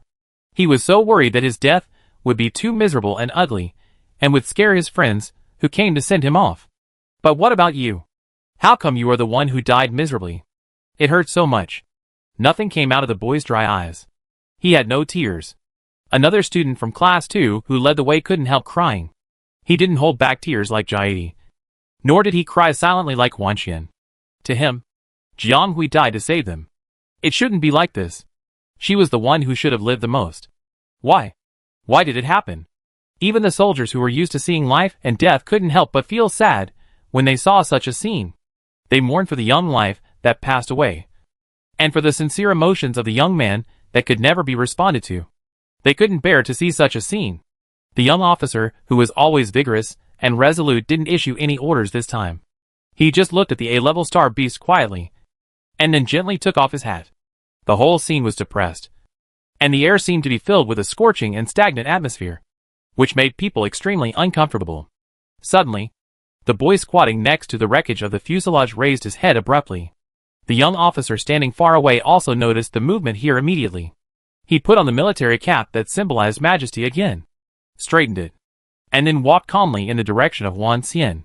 The soldiers behind him didn't know what was going on, and saw that the staff officer Huan, who should have been seriously injured, no, the man who should be called captain next time they meet, began to frantically pull the remaining fuselage from the scene.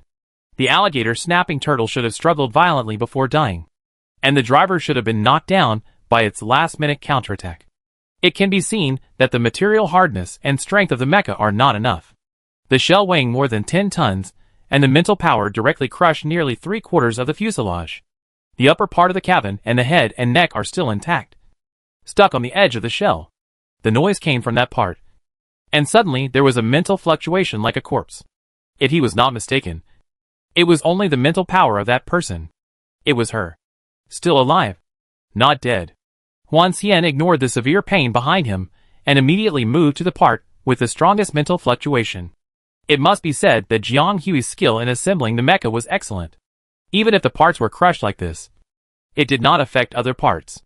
The person under the back cover stirred several times, trying to hit the inside, but failed, and finally had to hammer the formation weakly. Wan Xian helped to open the back cover, but he was seriously injured and his hands and feet were weak, and he had no suitable tools in his hands. He helped to pull it in vain for a few times before he found that a corner of the back cover was pressed by the shell.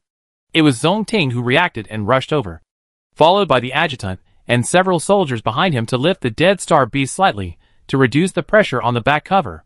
After many efforts, the people inside finally knocked open the back cover. There was a deformed narrow opening under the back cover, and a head covered in blood came out from it. The other party reached out and grabbed the upper edge, exerting force, but unfortunately he was unable to rise up. The people outside did not dare to pull it casually, worried that the other party's legs were clamped by something. If they pulled it casually without any care, it might cause greater damage. So they were patiently waiting for her to show further. However, several adults nearby were not idle either, helping to expand the deformed exit and giving the survivor a hand. The other party was probably injured and looked very weak. He kept moving with his arms supporting the remaining body, trying hard to stand up. After an unknown amount of time, the other party barely climbed out of the narrow emergency life-saving space, half of her body hanging at the exit. She looked very embarrassed, with blood all over her forehead, and her head should have been injured. Her cheeks, neck, and the exposed skin of her hands were all deeply scratched. One of her hands was burned by something hot, leaving a shocking bloody mess.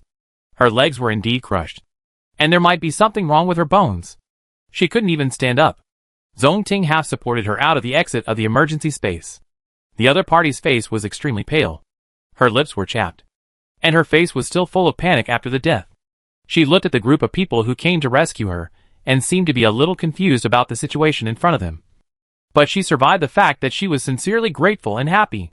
Finally, among the crowd, Jiang Hui accurately found the face she was most familiar with in the crowd, and the person she was most worried about these days. Her mind seemed to finally come to her senses. She moved her cracked lips as if she wanted to say something, and subconsciously stretched out her hand to greet the other person. Wan Xian, who finally found his breath, took a deep breath as if he had received a signal. But in just a few minutes, it was like he had been in the swimming pool. He wanted to say something, smile at this person, or scold him for being impulsive, but all this ended in silence. He just walked quietly to the other person and covered her hand under her joyful eyes. The two hands covered with scars overlapped. One hand was covered with scars and scabs, and the other hand was bloody, which seemed to give people a feeling of interlacing time and space. Finally, they all survived. Chapter 571, Surviving the Catastrophe. How did Jiang Hui survive? This is a simple matter. In fact, she was ready to fight to the death with this swamp snapping turtle. But she didn't want to die in vain. So she thought about trying her best at the last minute to see if she could kill it. It would be best if she could take away this big guy who hurt her so much, so that it wouldn't be a wasted trip to the interstellar. However, when they were really fighting, there was a little change. And the change was Jiang Hui. It wasn't a change. In fact, it was within Jiang Hui's expectations. It's just that she didn't expect the effect to be so amazing. No, she didn't expect her mental power to be so strong. She really just wanted to try it. In the end, this swamp snapping turtle was strangled to death by her simulated mental power.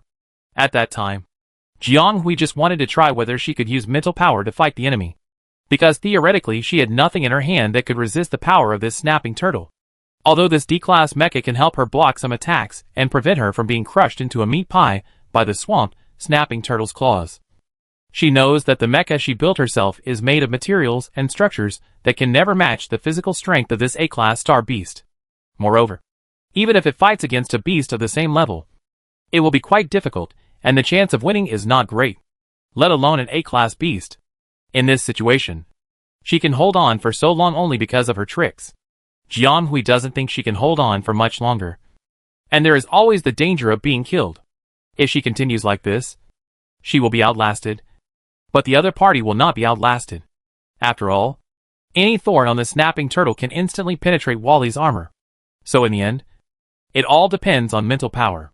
Although Jiang Hui is not sure how far her mental power can go, she can give it a try at the S level as long as it is used correctly. Huan Xian once told her that her mental power is different from other people and is plastic. This characteristic can make her invincible in future mental power struggles. Over the years, as she developed her mental power, Jiang Hui gradually discovered that Huan Xian's mental power was not accurate. Because in fact her mental power is inseparable from the characteristics of her consciousness space. And its function is also to construct. Compared with most other people who can only use their mental power directly or simply as a whole, Jiang Hui's control of mental power can even be accurate to the form. And his mind can freely construct various fine mental power models to attack. This may be a bit abstract. For example, if other people's mental power is a wool ball or a towel, then Jiang Hui can weave mental power into various forms such as sweaters, and command them at will. For example, this A-level alligator turtle was crushed to death by Jiang Hui's mental power. She was wrong in some ways. Swamp snapping turtles are star beasts with weak eyesight and cannot really see their prey clearly. They rely on a thermal perception system in their brains to hunt. And it just so happens that the organ where this system is located also controls its mental power, which is actually an organ similar to the human brain. This is the most vulnerable part of its body. And it is also the place where all its mental power is maintained. Jiang Hui's simulated needle wall module severely damaged the opponent's mental barrier with one blow, which also angered this A-level star beast. This time, the two really faced off. After discovering the opponent's weakness, Jiang Hui tried his best to blow him up. And this snapping turtle was completely stimulated to attack with both mental power and physical strength, almost going berserk to kill this little bug who was using dirty tricks. But in the end, its hard shell could not withstand the powerful mental attack. After the mental barrier of this A-level swamp snapping turtle was hit hard by Jiang Hui unexpectedly, the entire mental magnetic field was messed up. During this process, Jiang Hui's mental power was still constantly stimulating and attacking. And finally her mental power was slightly better and successfully strangled its mental power wave. But the result can be said to be a loss for both sides. It launched a dying attack when it felt that it was about to be strangled. And Jiang Hui was almost crushed into pieces with the cabin. If Jiang Hui had not reserved an upward emergency life-saving space when assembling the mecha, she would probably be crushed into pieces at this moment. Which is also lucky enough. As for why so many people, including Zhong Ting and Huan Xian, did not feel her presence, and even concluded that there was no mental wave, it was because Jiang Hui overused her mental power at that time, and most of her reserves were emptied. And then she was directly forced into the consciousness space. When everyone outside thought she was dead, Jiang Hui was still eating and drinking crazily in the mental space. And she was almost so hungry that she ate herself. It was a mess. Jiang Hui woke up from the collapsed narrow space. and her consciousness was still fuzzy and chaotic, and she didn't know what day it was. Her mind was full of hungry, accompanied by severe pain in the lower body and extreme fatigue. She realized what kind of situation she was in. So there was the scene before.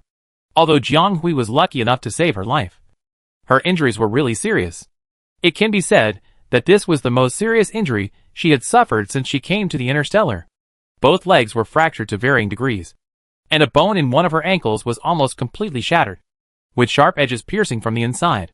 It was also fortunate that he could endure it. His chest and abdomen were hit by external forces several times. Several ribs were broken, and his mental power was injured to varying degrees. All the mental power indicators detected were disordered. She was only happy for a moment when she just came out for her survival. But then came all kinds of pain from her body. She didn't even have time to say hello to the two people from the second class who were watching her on the other side. And she was carried out of the underground ruins. She needed to be treated immediately. Otherwise there might be sequelae. As for Huan Xian, he was not much better.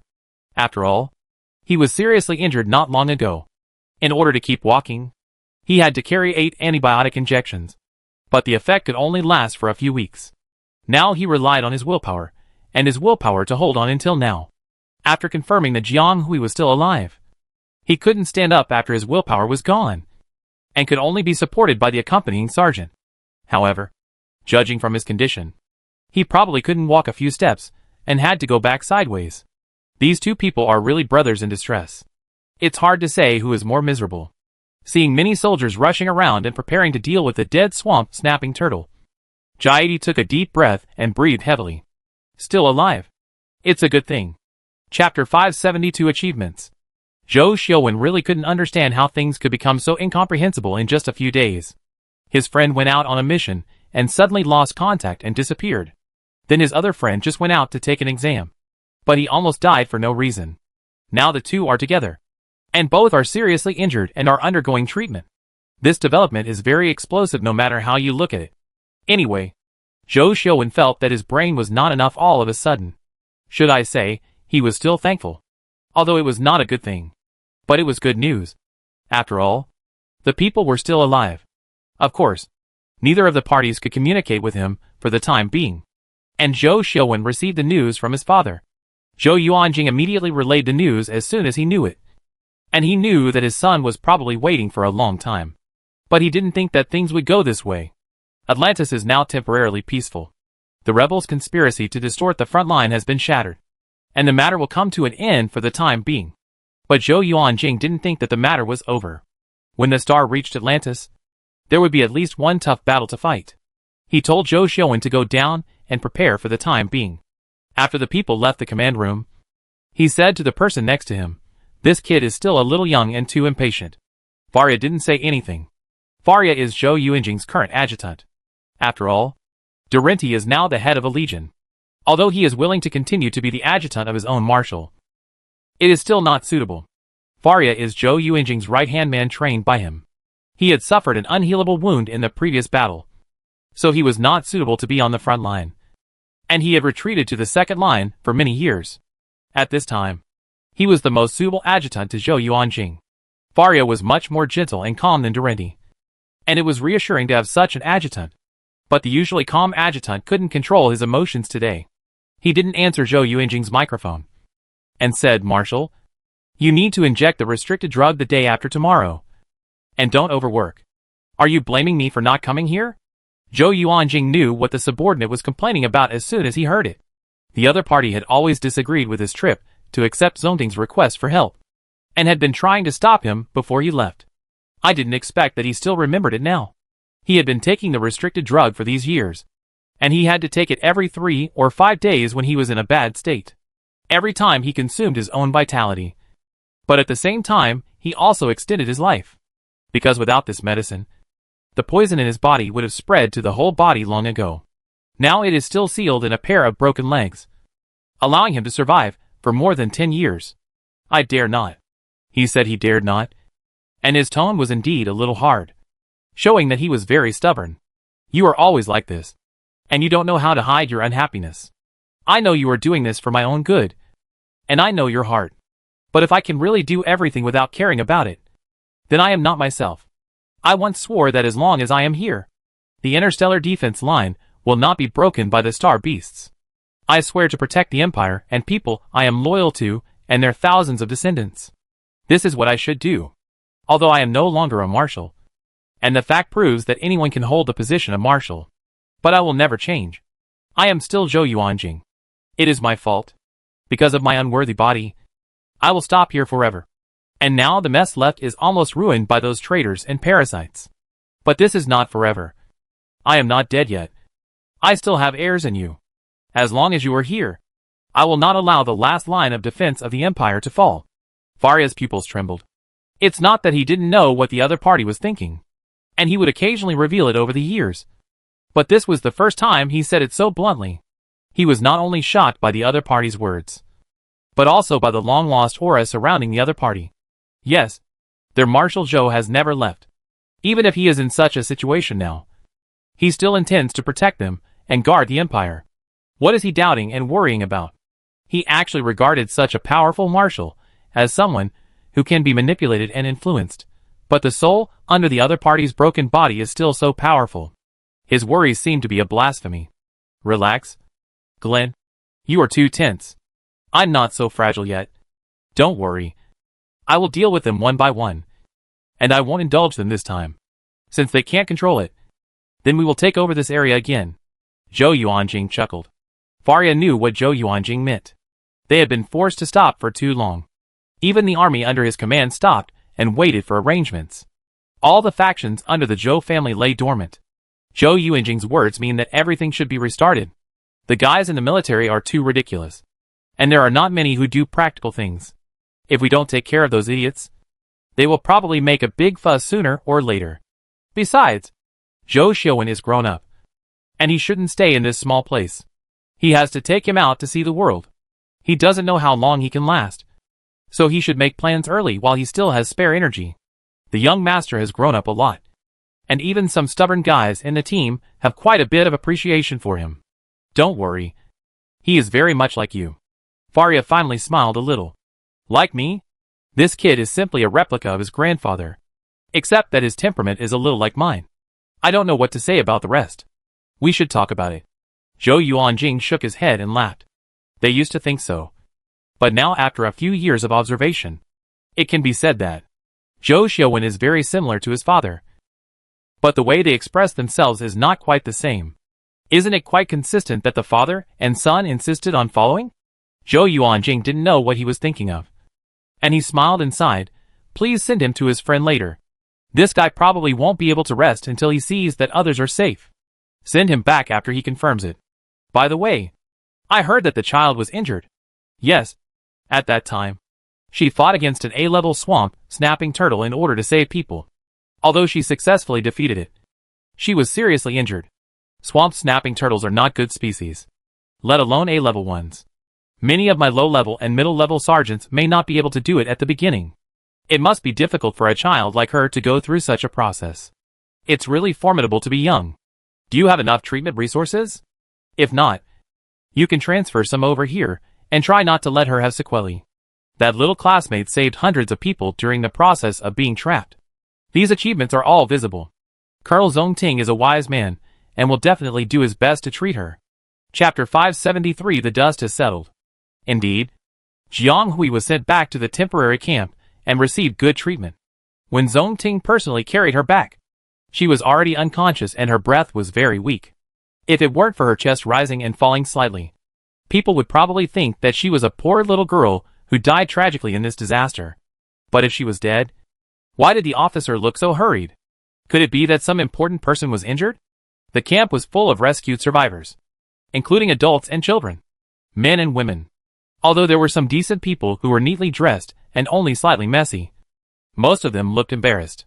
There were also many medical staff in white treatment clothes who shuttled among them to treat them. This accident came suddenly, and the rescue came suddenly, too, without any preparation. Most of the people on Weishi Island were lost, and there were still many scattered star beasts wandering in the city. It was not safe outside, so the survivors naturally could not stay outside. So they were temporarily placed in various temporary bases, waiting for the city to restore order. Of course, Some of the rescued people with more serious injuries will be given priority treatment and moved to the key camp for treatment. Jiang Hui and Huan Xian are both seriously injured patients, and the 4th level students don't have time to go to the key camp a little further away. Zhong Ting had to take the two to the nearest place first, and then called in the professional therapist team on the starship to treat them. Class 2 is also here. They escaped from a pile of sand and stones that almost crushed their backs and from an A-level star beast that could easily take their lives. Every time they thought they were going to die, that person appeared and saved them from the water and fire. But now it is the other party whose life or death is unknown. After the ecstasy of surviving the disaster, everyone calmed down and became more and more worried. Everyone wanted to know what happened to the person who saved them. Time passed bit by bit. The garrison was very safe. Countless well-trained soldiers guarded the place closely. No one or anything that could hurt them broke in. But they became more and more afraid. Afraid of hearing bad news. Finally, there was a movement outside the camp. A team walked in quickly, startling the survivors in the camp. They looked in the direction of the sound like frightened birds, fearing that they would encounter another accident that would take their lives. When they saw that it was the army, they breathed a sigh of relief and sat down again. Some of them were curious and looked at the team that suddenly broke in. The leading officer had a high rank, holding a person in his arms, and the sergeant behind him also carried one, followed by 2 children, and then the army. This combination was very strange, but it seemed easy to explain. It was estimated that several survivors were rescued again. The soldiers at the back dispersed as soon as they came in, and found their own teams to help with the affairs in the camp, except for a few who followed Zhong Ting to the main camp to help. As for Jiaidi and another female classmate named Zinton, they were the guides and had no injuries on their bodies. Zhong Ting let them move around on their own before coming in. They also quickly found their classmates in the camp. Everyone came up to ask about Jiang Hui's situation. Some classmates had already vaguely seen the person in Zhong Ting's arms and had a bad premonition. Maybe the emotions were too strong. The female classmate was out of control and kept crying, gasping for breath. A classmate helped her to the side to comfort her, but did not ask her any more questions. And Jiaidi was undoubtedly the most suitable person to understand the situation. But he himself was not very clear, only knowing that Jiang Hui was seriously injured. Could it be Jiang who was carried over just now? Is she injured? Is it serious? How is she?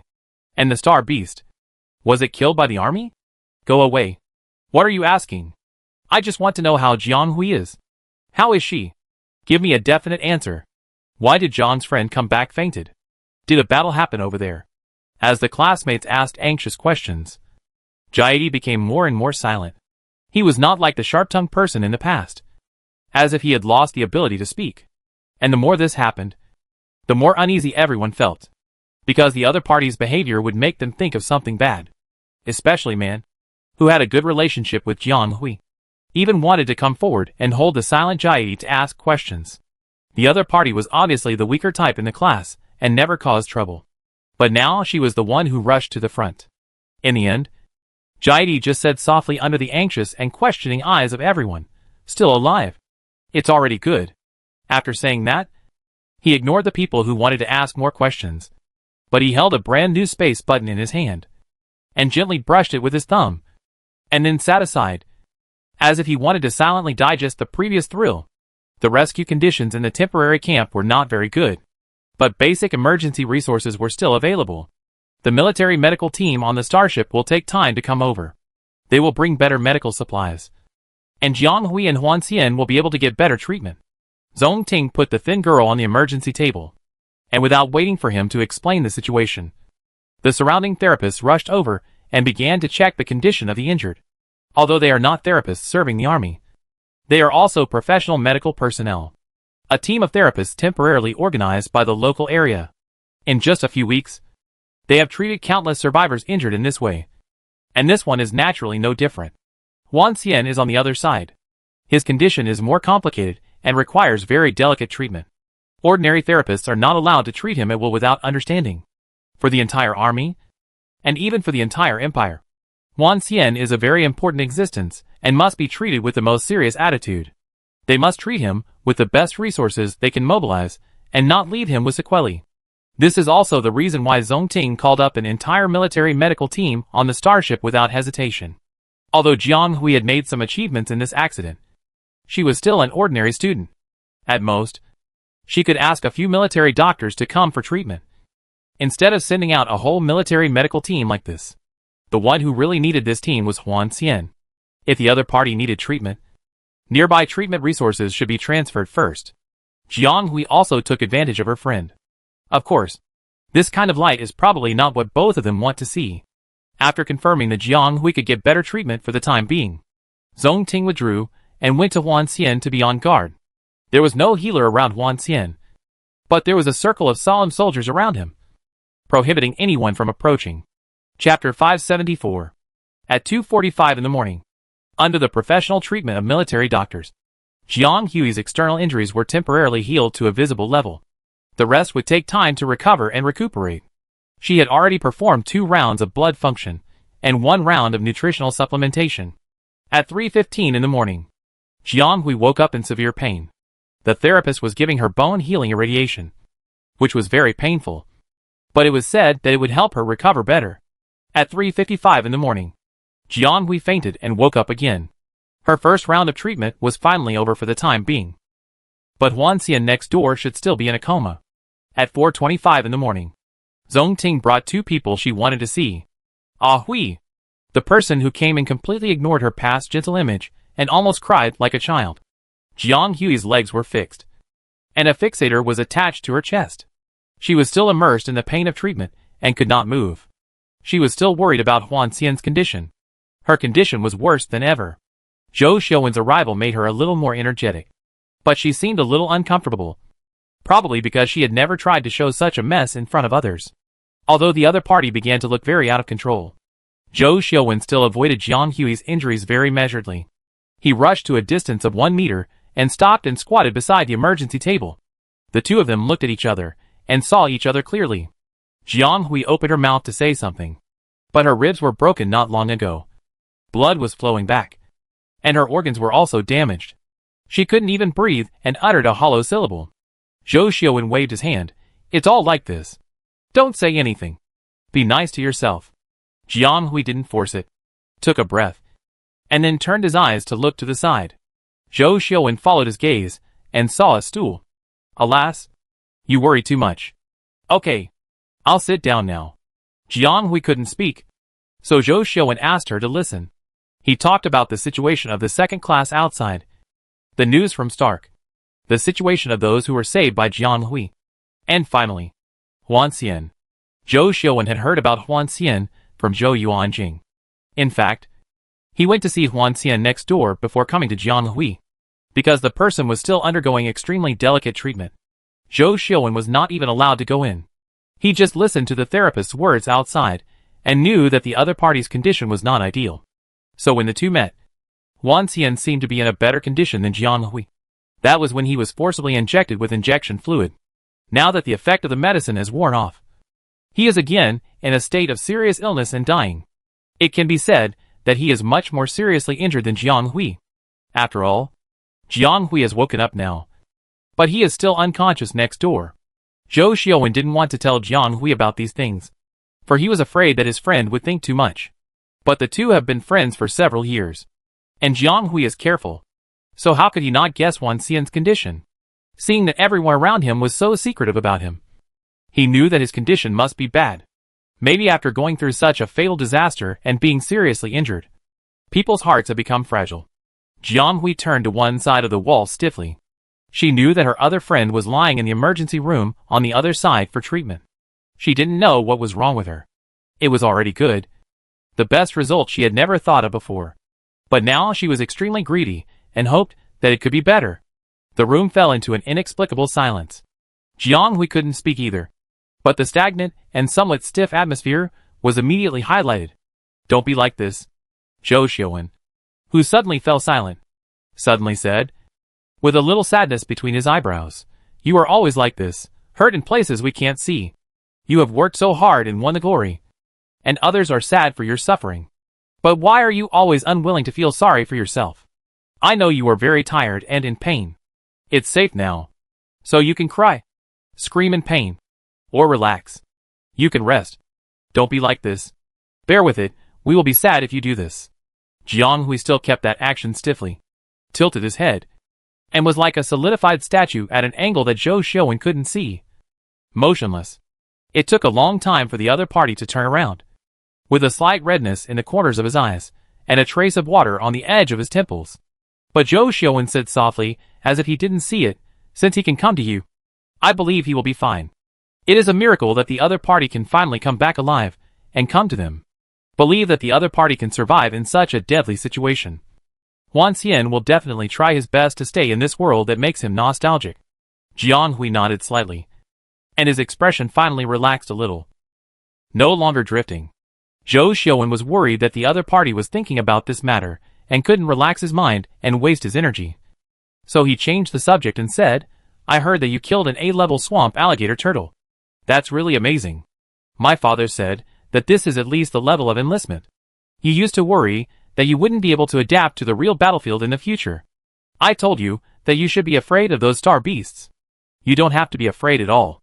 One of them spoke seriously, and the other listened seriously. They actually communicated tacitly, without any sense of obstruction. Seeing that the atmosphere in the room finally returned to normal, Faria, who came with him, couldn't help but sweat for his young master. Are children nowadays so heartbreaking when communicating? Suddenly, they played straight. These two people were obviously just good friends playing on campus. But they inexplicably made him feel a tacit understanding, and with that only comrades, who have fought side by side for many years have. He was about to say something almost gossipy to the person next to him, but suddenly remembered their respective positions. That's not right. Not long before they came, their own marshal led the legion to take over the company with overwhelming force. A whole line of defense including dozens of important garrisons near Atlantis. And this line of defense is theoretically under the direct jurisdiction of the current military. The 3rd Legion where Colonel Zhong Ting is located is a direct line of the military. Although there are many complex relationships in between, it is not such a simple opposition. But the position is finally established. Even if they are not hostile, they are definitely not like now, standing side by side in harmony, and watching their younger generations care for each other. This person does not deal with the affairs of the front line, or contact and report with the direct line. What on earth does he want to do here? Faria does not think that this busy man who never does anything extra will waste time on useless things. Chapter 575. The Third Army is a direct army of the military. But the Third Army can also be said to be the most complicated army, with various forces intersecting, including noble families, new nobles, and civilians. In short, all parties are combined together to form a strange balance. Among them, the Third Army Special Forces, which belongs to the Zongting, is a direct army of the military. It is a completely neutral position and generally does not involve matters such as the interaction of forces and the distribution of interests.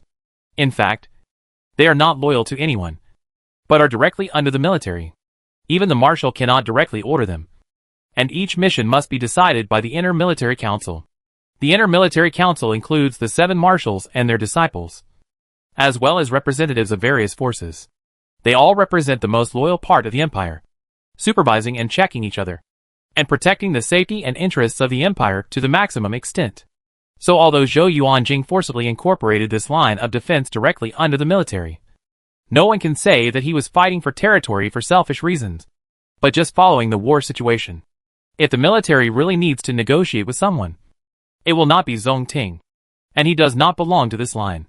In theory, Zhong Ting should not, and does not need to get involved in this complicated situation, which will do him no good. But he deeply felt that the line of the crisis on the front line was buried very deep, and the people behind it had been planning for a long time. The line that was pulled out might be able to circle the imperial capital several times. Thinking of the secret document that he accidentally got from Angel before, the young man was secretly shocked by the deep erosion of some dark forces on the empire. Zhong Ting was not a big man. Although he came from a prominent family, he also walked a road to the sky. But in fact, there has always been no one behind him. He has come this far only because of his own ability, and his biological family has never given him any support. His past is clear, but his future is unpredictable, because he knows that with such blood relatives, he will never be able to move forward without worries, like most of his peers. Those people will not give up until they eat his flesh and blood and drag him into the dirty quagmire. Zhong Ting knew that he didn't want to, so this journey was so difficult. He knew that the world was dirty and muddy under the prosperous world. He could never get out of the quagmire. No matter how clean he washed, he always felt that he was covered with blood. He could only find a trace of spiritual peace by fighting on the battlefield. He loved this land, the empire that gave birth to him, and the people on this land. So he would never allow those dirty things to destroy and destroy. If those people couldn't do it, he would do it. Zhong Ting had already decided to give everything he had, even his life. Huan Xian's incident ignited a deeper alarm in his heart. In order to fight for power, the forces above would do anything. Their methods were far more despicable and unscrupulous than imagined.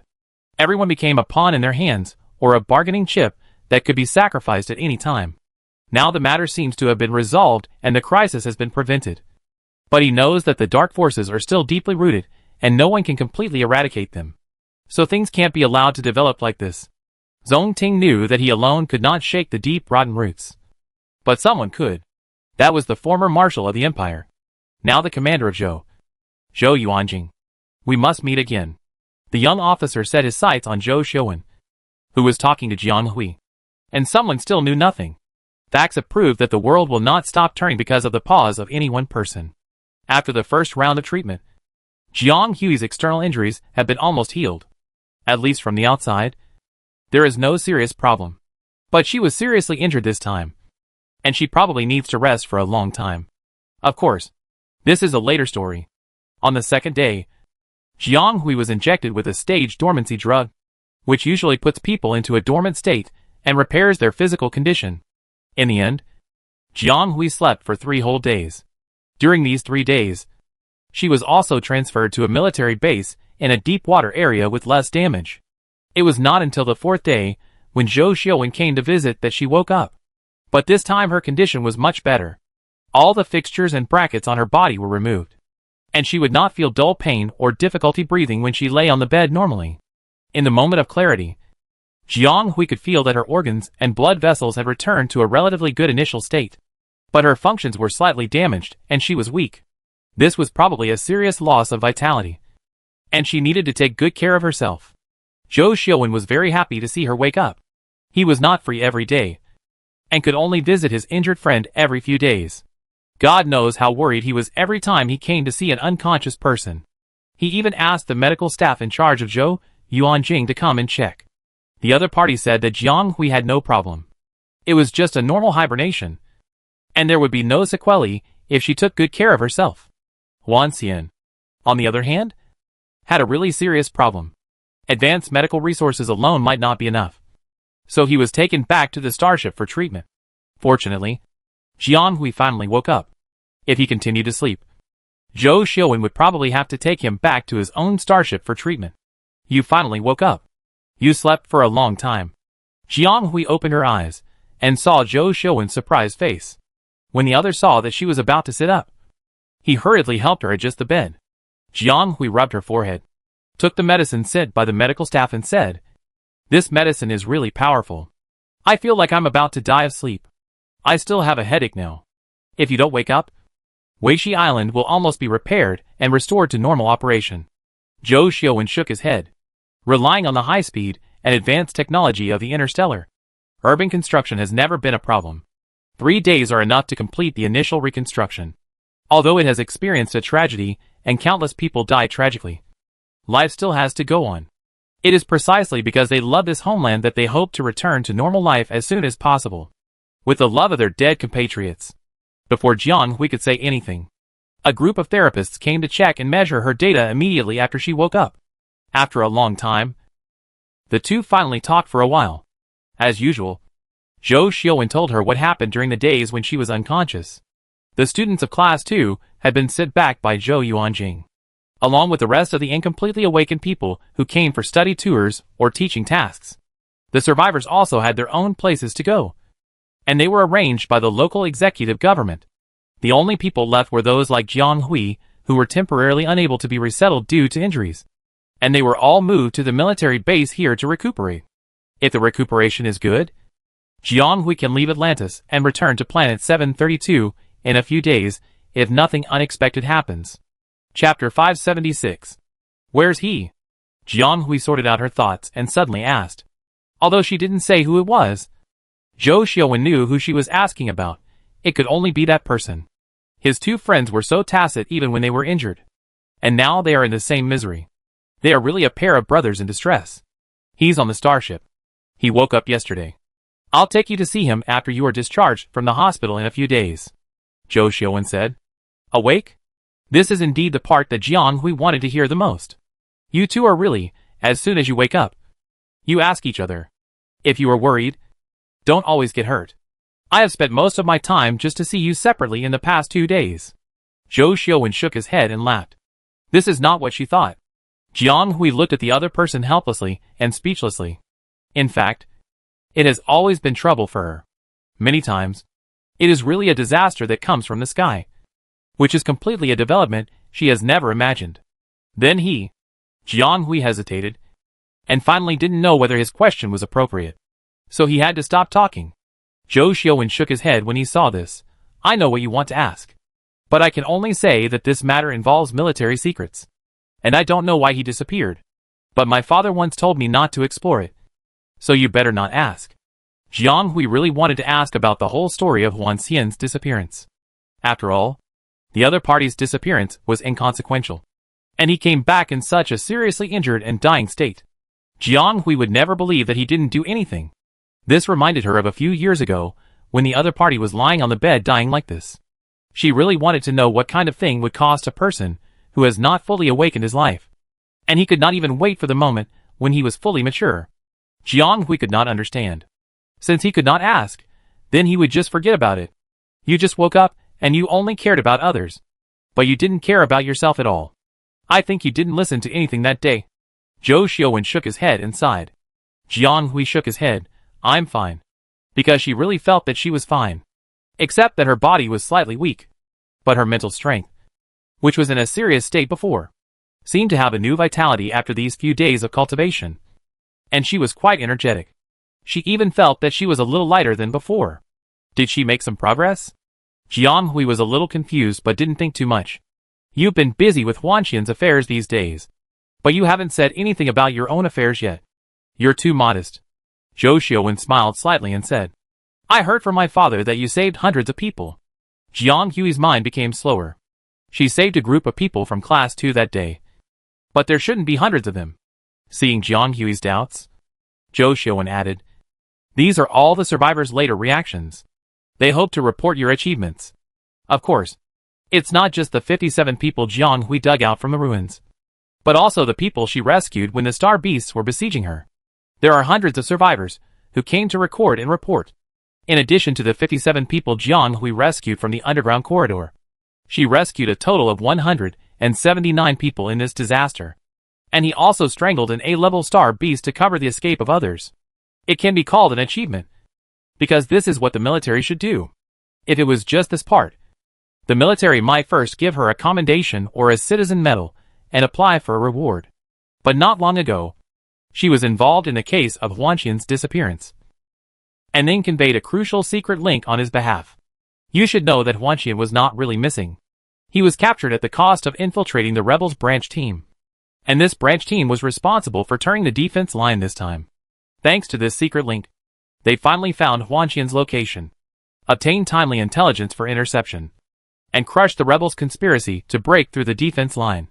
So although Jiang Hui is only a student and does not have a military rank, she can already be called a military merit. The above is enough for her to apply for military merit. However, how to apply and who submits the application is a skill, and the operation process may affect the final result. After learning about this, Zhou Xiuwen also went to Zhou Yuanjing on purpose, and finally left with satisfaction under the other party's laughter and scolding. Zhou Yuanjing has a special status, so it is not impossible for him to submit the application. But this will attract the attention of all parties to Jiang Hui too early, which is not conducive to her growth. Stark's status is lower, and he did not participate in this matter throughout the process. So there may be some obstacles in the application. Therefore, it is most appropriate for Zhong Ting to apply for military merit. The other party not only participated in the battle throughout the process, but also had a neutral stance. It is naturally the most appropriate for him to submit the application. And he can also strive for the best optimization results. The subsequent evidence collection and review will be carried out by a dedicated person. which has nothing to do with Jiang Hui. She just needs to be patient and wait for the results. Zhou Xiaowen took out something from the space while talking and gently placed it in front of her. And this. It was a small box with exquisite workmanship. But Jiang Hui could feel a familiar fluctuation emanating from its interior. She opened it and saw a palm-length red crystal in the store. The bright red color carried the heat of life. Jiang Hui seemed to remember the bright red that covered the world that day. The bloody red. According to the regulations, this star beast is hunted by you personally, and the energy crystal in it naturally belongs to you. However, the body of the swamp snapping turtle was handed over to the military as evidence. In the future, the military will estimate its value and convert it into corresponding star coins and remit it to your account. You won't suffer any loss. Zhou Xiaowen told Jiang Hui to keep it.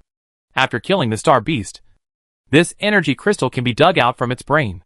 Generally speaking, energy crystals correspond to the level of the star beast. The higher the level of the energy crystal. It is said that this energy crystal has a wide range of uses.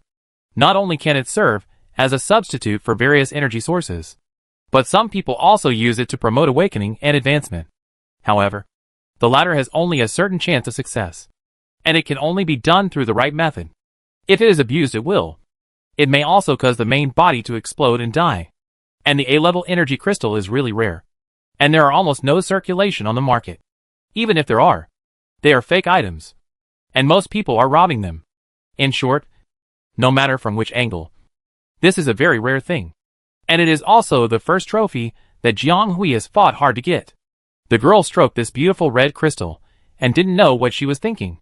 Suddenly, she seemed to remember something and raised her head and asked, "Do you know where my mecha is?" Although there are many shortcomings, it is all thanks to it to survive.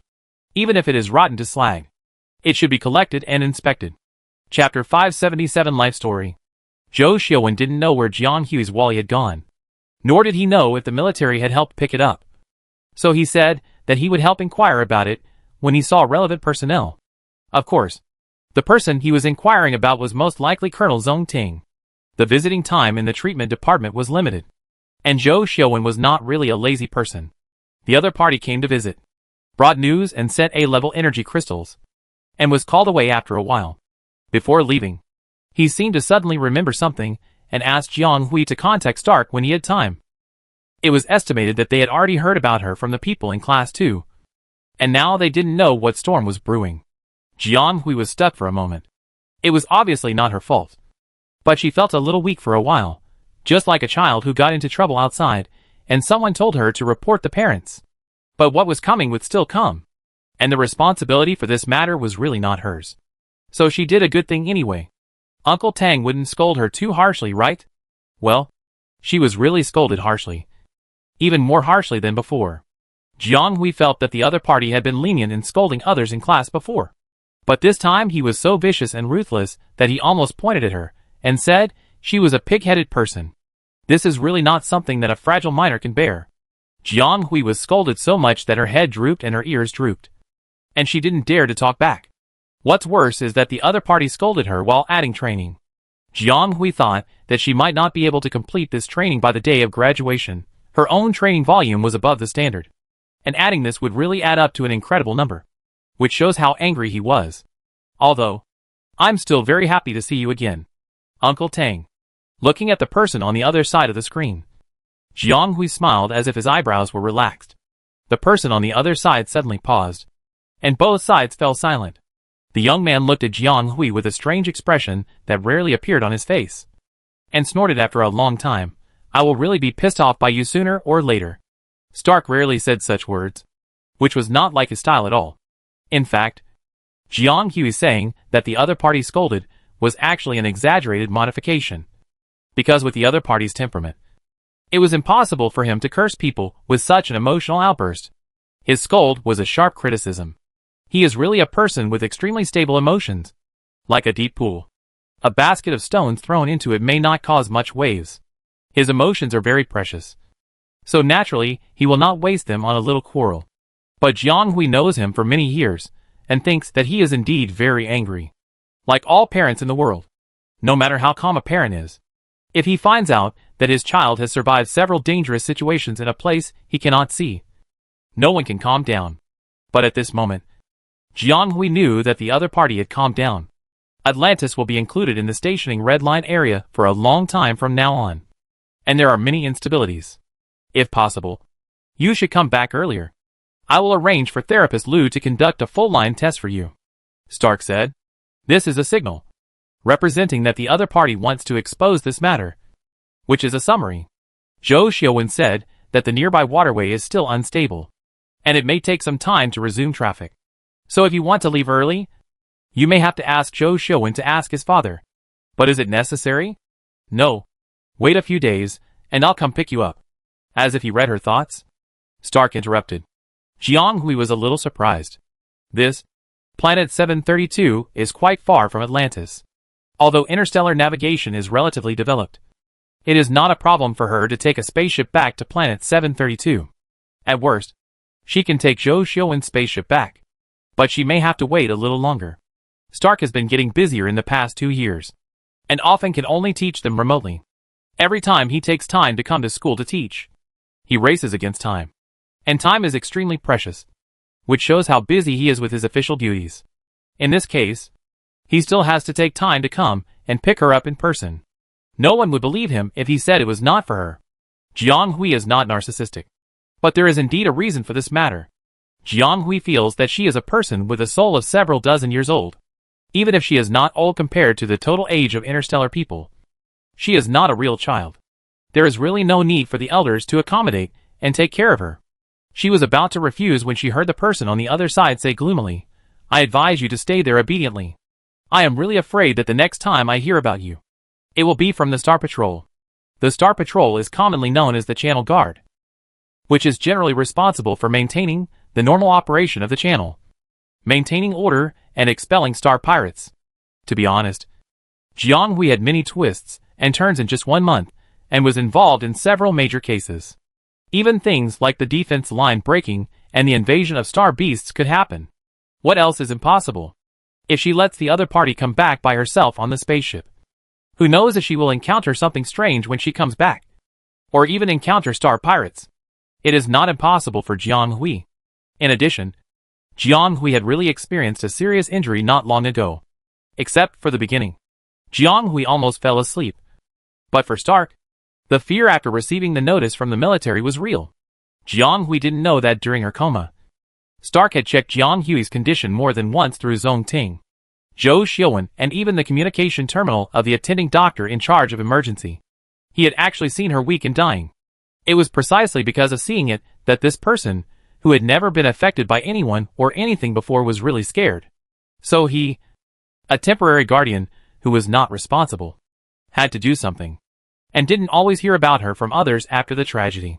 He once hoped that the other party could inherit the strength and bravery of her parents. But at this moment, he hoped more than anyone else that she could live a healthy and safe life. Okay. Stay here and wait for me to pick you up, the young man said in a deep voice to the thinner person on the screen. After a long time, the pale girl nodded slowly. The independent room is spacious and clean. All the walls are built with some special absorbing materials, which have a good barrier effect. It can not only block sound, but also energy. The temperature in the room is suitable. The lights can be adjusted at any time. Various expensive medical equipment are always on. And there are a group of people online to monitor the patients in the room. As soon as the other party reacts, they will report to the entire medical team. It can be seen that the patient living in it has a high status. The other party is indeed a special person, not only because of his military rank, but his identity is very special. The 9-star era is now coming to an end. In addition to Zhou Yuanjing, who has become a swan song, there is actually another person who is almost engraved in the long river of history. But compared with Zhou Yuanjing, the other party's fate is more unfortunate. He died young with unfulfilled ambitions. He is Huan Heng, the father of Huan Xian. Chapter 578 Quagmire. Huan Heng was not a contemporary of Zhou Yuanjing. Strictly speaking, he was much younger than Zhou Yuanjing. Even if we count the years since his death, he was only in his 60s or 70s. He was still too young when he died. But don't underestimate him because of his youth. Age is not a criterion for determining talent in the army. Often, many heroes complete a lifetime of progress and reach the peak of their lives in a few decades of their youth. In the next hundreds of years, They continue to seek breakthroughs or hold on. Huan Heng is such an atypical person. He became the head of a corps in his 40s. In 10 years, he commanded 3 corps and had countless achievements. He was also a legendary figure at that time. Some people even regarded him as the next Zhou Yuanjing. Unfortunately, such a person still couldn't resist the trick of fate. He died tragically in the battle. Not long after, his wife and son left in the Central Star Zone were unknown. The 3 corps he once led fell apart. Since then, there has been no legend of Xuanheng, along with his wife and children. One winter, a fire broke out in the imperial capital residence of the former commander of the Huan Corps. The bad guys killed his wife, and all 56 people in the house were burned to death. The whereabouts of his only son is unknown, became a few lines of thin records. Huan Xian was found and placed under the transitional guardianship of the former 14th Corps. But he could no longer be a normal person. Over the years, his body and mind have been transformed inhumanely, and have long been beyond the scope of ordinary people. He is destined to never be an ordinary person in his life. And the short campus life is just a temporary stop for him. And sooner or later, he will return to the daily life of the military. Over the years, he has followed the instructions of the military to carry out various tasks. Although he is a minor, he is no different from a regular sergeant. Many of the military merits he has accumulated have not even been recognized and evaluated. In addition to his identity and background, it is not surprising that he can receive such care. Originally, there would be 2 or 3 people in the monitoring room outside to pay attention to his situation. But today Zhou Yuanjing happened to be unwell. So most of the therapists were temporarily withdrawn, leaving only one here just in case. After all, although Huan Xian's condition has stabilized, his body is still relatively fragile, and people need a longer period of time to challenge. The person in the room coughed softly, as if he had woken up, but the room was still very quiet. Even the breathing was very light, as if there was no vitality. Almost the next moment, the door of the room opened, and a woman in a therapist's uniform walked in. Her footsteps were very light, as if she was worried about disturbing the people inside. "Stop!" A cold and inanimate voice suddenly sounded in his mind, with a strong sense of palpitation, making him unable to move. "Please ask Orlanto to come." This voice sounded in her mind again. The therapist fled from the treatment room as if she had just woken up from a dream. She didn't even hear what the man said clearly. She just knew that she had to leave here. This man was too scary. Huan Xian's frown relaxed slightly. After waking up, his mental power was unscrupulously expanded in the entire space, with a tough attitude that he rarely showed in normal times. Like countless flexible tentacles turning over every corner, vowing to strip this place clean. His mental power has never been a little lamb. His mental power is extremely strong and destructive and aggressive. Even awakened people of the same level as him usually can't stand it. And as he grew up over the years, his mental power became stronger and stronger, and his connections in all aspects also increased. Almost all people, and even objects close to him, became invisible or powerless to resist. He grew into an increasingly terrifying existence as expected by those people in the military, and also caused some different voices. It was okay at ordinary times. He could still control his energy, but resting or being seriously injured became the most dangerous time for his autonomous consciousness. Just like now, all the medical devices that were beating normally were out of control, jumping up and down like jumping off a building, and some simply crashed directly. The energy detector on the top was directly frozen and exploded, emitting a series of rapid alarms. After quickly figuring out this small space, this mental power seemed to find a hole leading to the outside, and it quickly developed to the outside. "Mr. Xiaohuan." A familiar sound of footsteps approached this side quickly, and the person who came said anxiously with a hint of joy. The boy who was lying on the bed, with an indifferent expression, seemed to wake up. His pupils suddenly cleared up, and then the mental power that was waking up like a tide seemed to receive some information, flowing back in strands or large pieces, and soon all returned to his body. "You finally woke up." This was the second time Huan Xian woke up after the last rescue. The first time he woke up was too short. Not long after asking 2 questions, he fainted again. Then after several rounds of treatment, the other party's condition finally improved, and he didn't need to inject various life-generating drugs every day. Huan Xian nodded slightly. Orlanto sat on the stool next to him very comfortably, put down a thick bundle of information in his hand, and asked the person who had half sat up, How do you feel now? It's okay. It doesn't mean it's okay. The body can give many signals. You have to be honest. Your body and organs have been damaged so extensively, even close to the level of first-level infection. Although the initial dangerous stage has passed. This is no joke. Orlando was speechless. What he feared most was such a cold guy. It's okay. As far as he knew. No matter how good the physical fitness was. After such an injury, and so many biogenic drugs were injected. And then rounds of treatment. I'm afraid the eyes would be unbearable. How could there be no feeling? Is this guy too patient? The boy shook his head. The body did hurt a little. But his body was telling him that everything was repairing. If he had persisted and didn't die under the circumstances that day, he would not have given up and died after being rescued. Orlando couldn't catch his breath. And didn't know what to say for a while. Weird. Too weird. This guy is more difficult to deal with than Marshal Joe. And he is terribly similar to his stubborn father. What should I do? Okay. I know you are the most tolerant. I don't care about you. It's not me who is in pain anyway. Come on. Since it doesn't hurt, then cooperate with the examination. I have to see what you are going to do next. Wan Xian nodded indifferently and agreed.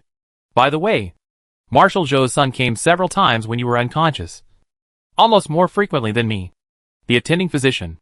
That kid is kind-hearted. If it weren't for his insistence, you might not be able to use this batch of urgent medical equipment in time. You should thank him later. Nothing else. Speak nicely. Don't always imitate your father. Always have a stern face. No need. He is my friend. Chapter 579 Good Fate. It will take some time for Stark to come here. But Jiang Hui was discharged first. After being hospitalized again, Jiang Hui clearly felt that the treatment system here on the interstellar side was really very different from that on the blue planet. The technology of interstellar people in mechanical treatment has reached a relatively mature level.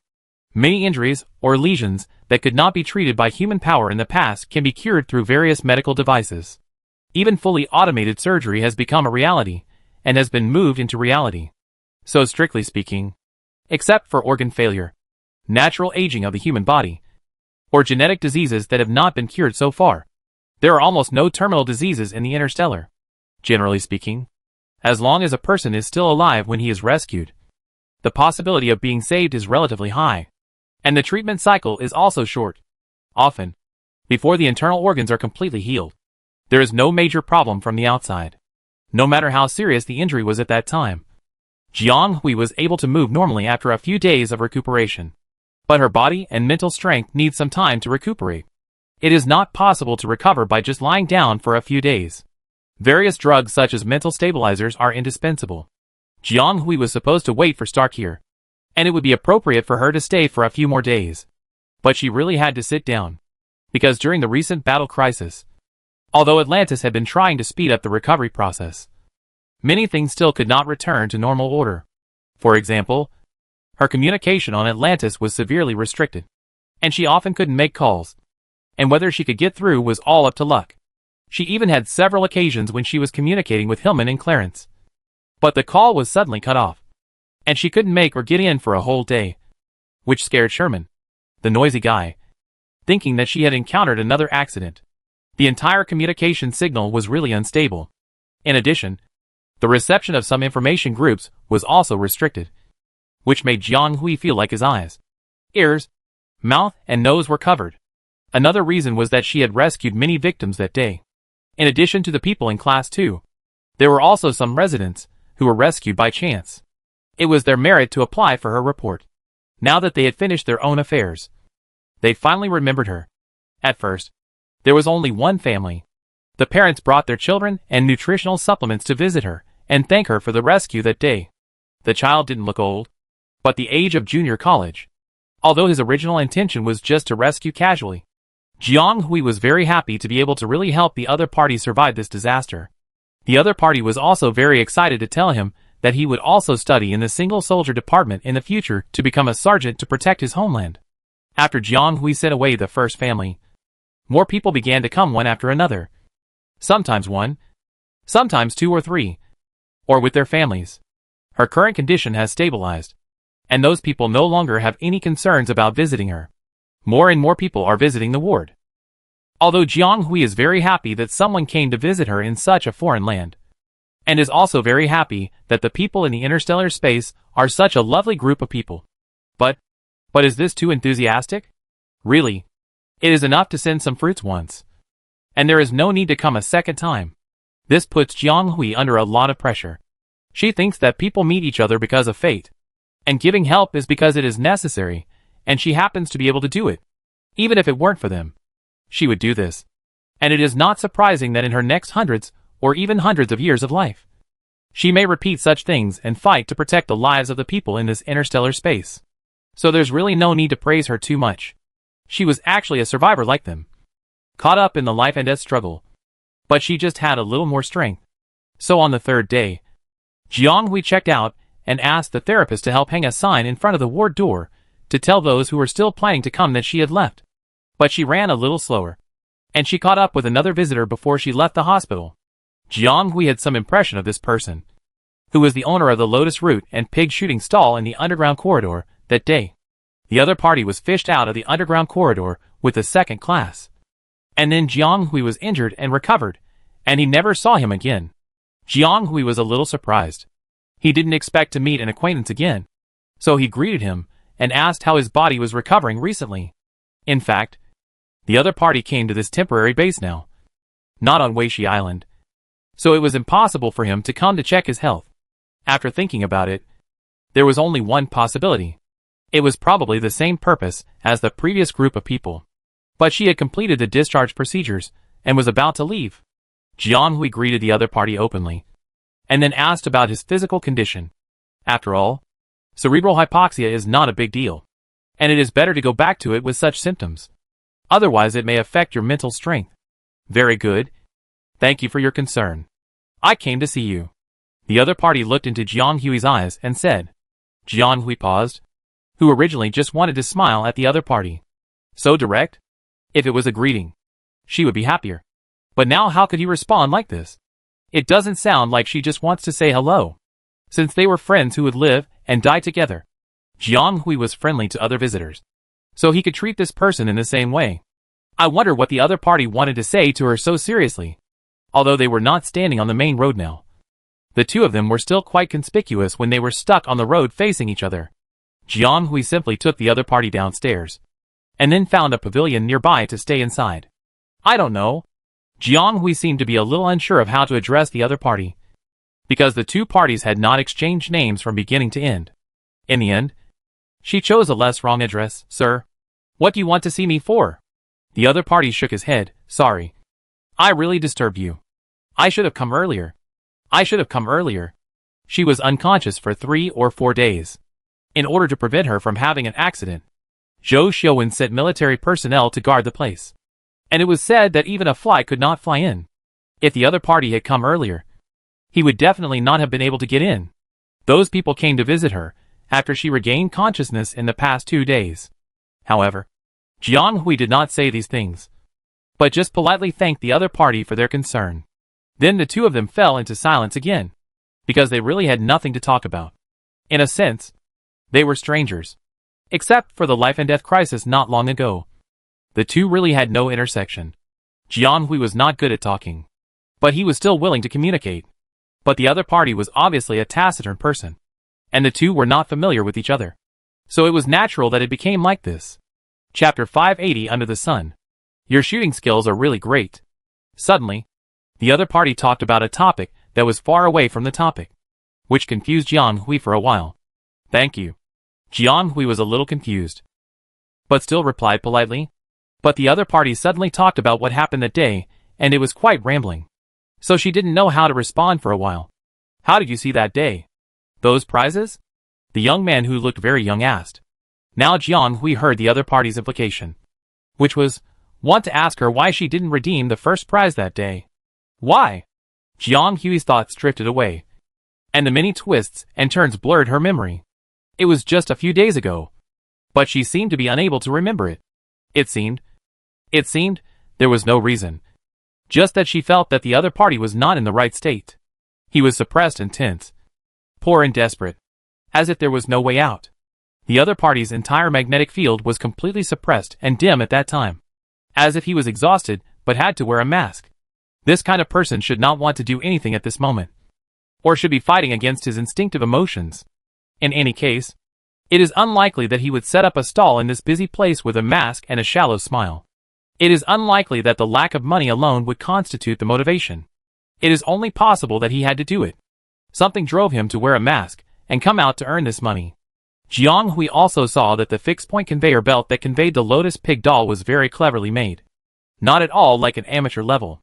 Anyway, she has not seen related products of this level on the market. And this thing has too much personal traces.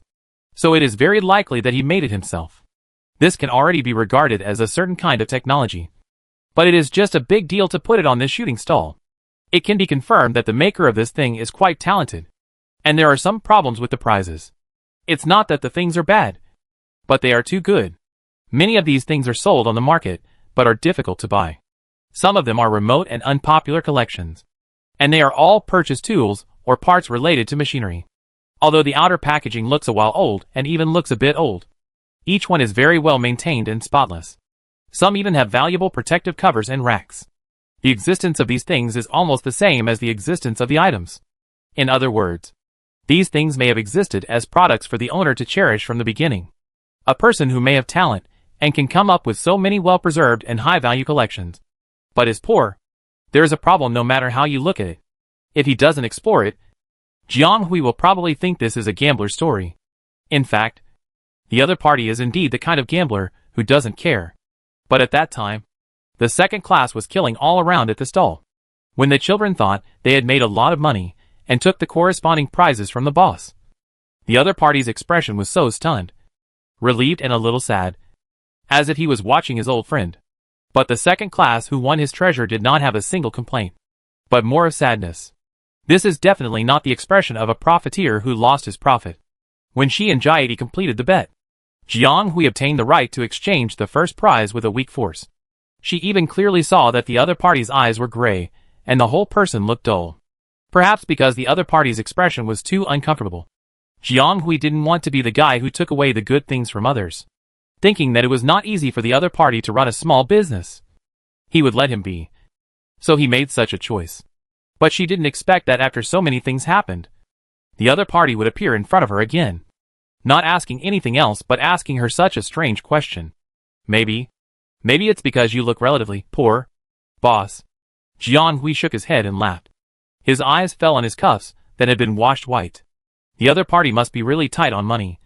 And clothes are the cheapest things in the Interstellar. Even if you can't buy new ones, it won't cost a few star coins to repair them with an automatic instrument. He earns more than 4,000 or 5,000 star coins a day, but he can't even afford to pay a few star coins for repairs. I think he has his own difficulties. Now it seems that these things are so well protected. Maybe because they are really the stall owner's treasures. And the reason why he took out these treasures, maybe because he has nothing else except this. And there is nothing he can use as a bargaining chip. Jiang Hui didn't ask any more questions. She looked at Zhou Xiuwen, who was walking towards her, stood up and waved her hand. Sir, you are very talented. If you can solve the problem, don't do this kind of business. Your collection is also very precious and rare. It's better not to gamble with it. If you lose, you may not be able to buy it back with the same amount of money.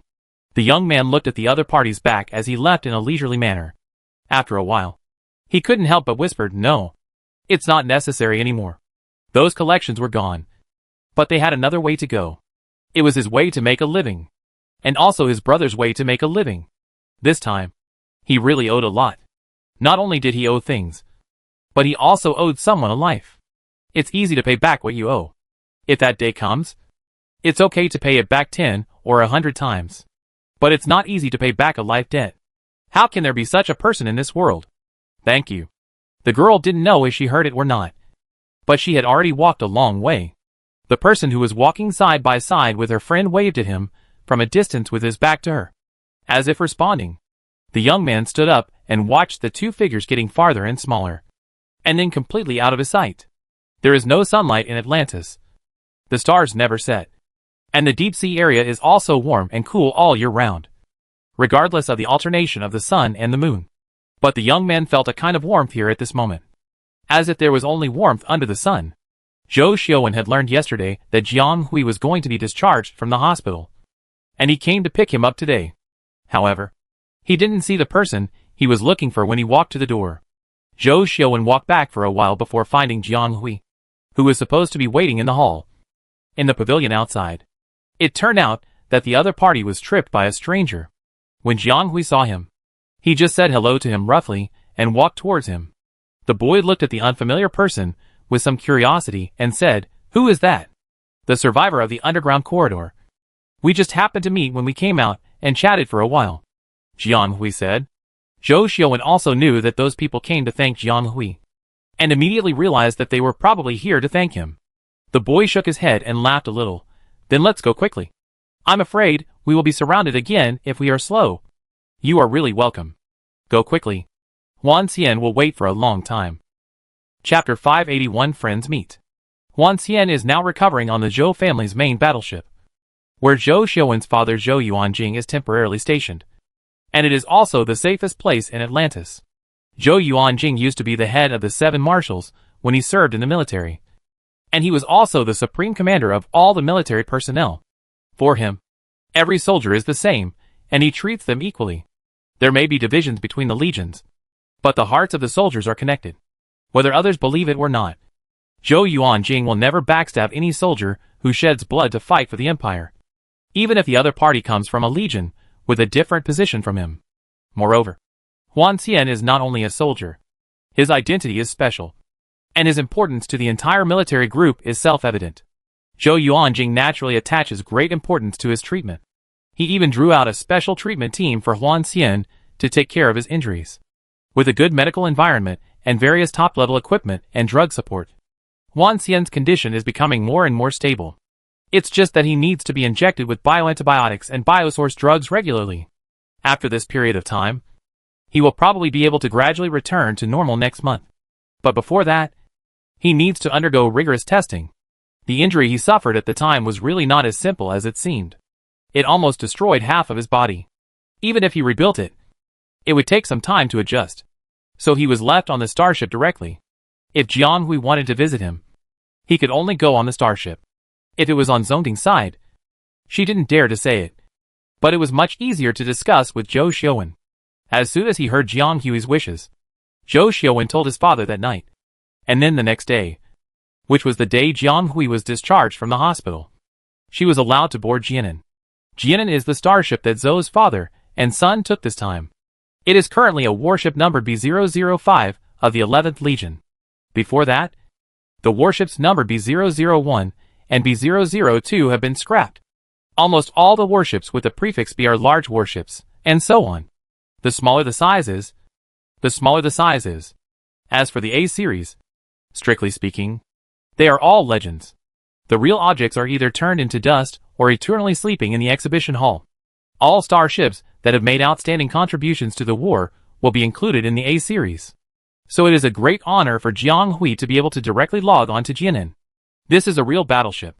It is so front-ranked that it must be one of the several starships that Zhou Yuanjing often used in the past. Standing at the starship parking area, Jiang Hui looked up at the huge monster floating above and was extremely shocked. Although she has seen various types of starships countless times in various video materials in recent years, she has not had many opportunities to really touch them, let alone a battleship of the size of Jianan. Unlike the Tinglong, which seemed to have been dormant for many years, this interstellar ship that is still galloping on the battlefield seems to be still magnificent and lives up to its name. It is really magnificent. Zhou Xiaowen led her to the traction circle, and the two of them entered the new building soon. Jiang Hui had been on the Tinglong before, although the way of logging in was different. She had seen the world and was not dumbfounded. After she got on, she looked around and quickly followed Zhou Xiaowen to the front. This Jianan was a little different from the Tinglong. Jiang Hui knew at a glance that the overall style of this one was different. The former is brighter. The interior is wider and brighter, and the passages are 2 or 3 times wider. There are many high-tech products displayed everywhere, and there are station machines with unknown functions along the way. Jiang Hui looked around and quickly evaluated, and finally came to the conclusion that it is really not something that ordinary people can do to buy such a new one. It is not enough to have money. Power and connections are indispensable, and you also need the ability to maintain and manage the starship, which is a high price every year. In short, a second or third level family or even a poorer planet cannot afford the expenditure of a starship. I really can't imagine what a huge legion that is required to have at least 15 starships at the same time will be, and that is the lowest standard legion. So her good friend Zhou Xiaowen, is the only son of a family with several large legions. Suddenly realizing this, Jiang Hui felt a little settled for a while. But soon she came back to her senses under Zhou Xiaowen's enthusiastic explanation. This guy was very generous and happily introduced his starship to Jiang Hui, and also told him about some of the brilliant warriors his father had driven on this starship. To be honest, it was really shocking just to hear about it. The two walked side by side to the inner circle, and met many soldiers in a hurry along the way. When they saw Zhou Xiaowen, they either saluted quietly or greeted him freely. The overall atmosphere seemed very relaxed, not as strict as imagined. This is it. The medical room was located near the center of the inner circle. The two wandered around for a while, and changed several jump transfer areas before finally arriving. Zhou Xiaowen led her to knock on the sensor belt at the door, and something similar to a screen suddenly lit up. And then a page appeared. After a while, the person inside replied, "Come in." In fact, the room was not even closed during the intensive care period. There were soldiers stationed outside to guard day and night, and medical staff went in and out at any time to check the situation of the people inside. But now the people have stabilized, and it is impossible to go in and out at will regardless of the other party's wishes. So this one-way port was enabled yesterday, and the people inside can see the visitors outside. The metal door opened in front of the two people, and the spacious room came into view. But it was a bit too spacious. Right? Facing it was a bed, surrounded by a circle of medical equipment. But there was not even a table. There was only a table similar to a laboratory table a little further away, with a pot of water on it. This recuperation environment, is it the VIP room Zhou Xiaowen mentioned? Zhou Xiaowen himself didn't know what was going on. It was not like this last time. So why did it feel like being robbed this time? After receiving Jiang Hui's gaze, he coughed awkwardly a few times, and finally said, maybe. I don't know. It was not like this last time. Because it's too noisy. The boy rubbed his temple, and said weakly, too noisy. The energy emitted by ordinary furniture can actually be described as noisy. Has Huanqian's power evolved again? Previously, he only reacted to specific strong energy waves. But now any object can read its energy? Then, isn't this world like hell? You woke up. Chapter 582 Secret Talk. I'm here. Why don't you come in? A voice came from inside, and the person who was lying quietly on the bed sat up, leaning against the bed and looking at the two of them quietly. Jiang Hui and Zhou Xiaowen took the positions on the left and right of each other. The three friends who hadn't met for a long time looked at each other tacitly, and their eyes met. Finally, Zhou Xiaowen couldn't help but burst out laughing. The other two turned their heads to look over, one expressionless, and the other puzzled. Zhou Xiaowen, what should I do? It's even funnier, isn't it? Jiang Hui was a little confused. How come Zhou Xiaowen's guy started laughing at them before everyone sat down and started talking? What's so funny? Twice, after finally stopping laughing, someone said, I just think we look like door gods. Ah Hui, you should stop aligning with me so accurately. Move forward. We are too aligned. Like a line. Forget it. I'll move. After saying that, he moved back and left the strange circle of three people in a line. Then, I don't know if it was his illusion, but the pressure was relieved all of a sudden, making him feel that his two friends were really not something that ordinary people could handle. They were just sitting together, but they still felt pressured? In order to cover up his embarrassment, Zhou quickly changed the subject and asked Huanqian how he was doing. Yesterday, he had something to do and couldn't come to visit, but the therapist reported that his health had improved a lot. Huanqian shook his head, no problem. He glanced at Jiang Hui and saw that he seemed to be looking around. So he asked, what about you? I heard from Zhou Xiaowen that you have been discharged from the hospital. You should take good care of yourself. Well, the therapist has approved my discharge, saying that it's not a big deal, and I'll be fine after some rest. Jiang Hui was telling the truth, which was amazing in the interstellar world. At the beginning, she had broken her leg bones, broken ribs, excessive blood loss, brain hypoxia and rational inflammation, all these combined to be considered serious injuries, and she had to lie down for several months to recover. But after 3 or 4 days of recuperation, Basically nothing could be seen on her body. And in less than a week, she had recovered to her current state, which was really amazing. But now Jiang Hui finally understood why Zhou Xiuwen always looked so worried when he talked about Huan Xian, because compared to her seemingly fake serious injury, Huan Xian's was probably really seriously injured. After so many days, the other party still looked so sick, with a thin face that was completely different, no flesh on his cheeks, and a face that was paler than paper. The other party seemed to be much worse than last time, and even sitting up was difficult. This shows how badly the other party was injured. The girl disagreed a little and said, "Since you can't sit, just lie down. We don't need to worry about these empty things." After that, Jiang Hui wanted to lower the back of the bed for him to lie down. But he waved his hand and said, "It's okay. I'm almost tired of lying down these days. I heard that you reported your military merits. Congratulations." The boy raised his mouth slightly, and finally showed a little happiness, as if he was really happy for her. How did the other party know? Jiang Hui immediately looked at Zhou Xiuwen in doubt. The boy on the opposite side shook his head to indicate that he didn't know. Anyway, he didn't say it. He probably heard it from some elder. Although, I don't know if I can apply successfully. Jiang Hui didn't have any hope for this, and she always felt a little unreal. After all, that was a military merit, not a banner that could be printed casually. She didn't think that her behavior this time could be called a military merit. At most it was just a heroic act. Okay. Times two. Two voices came almost at the same time. They were both so confident.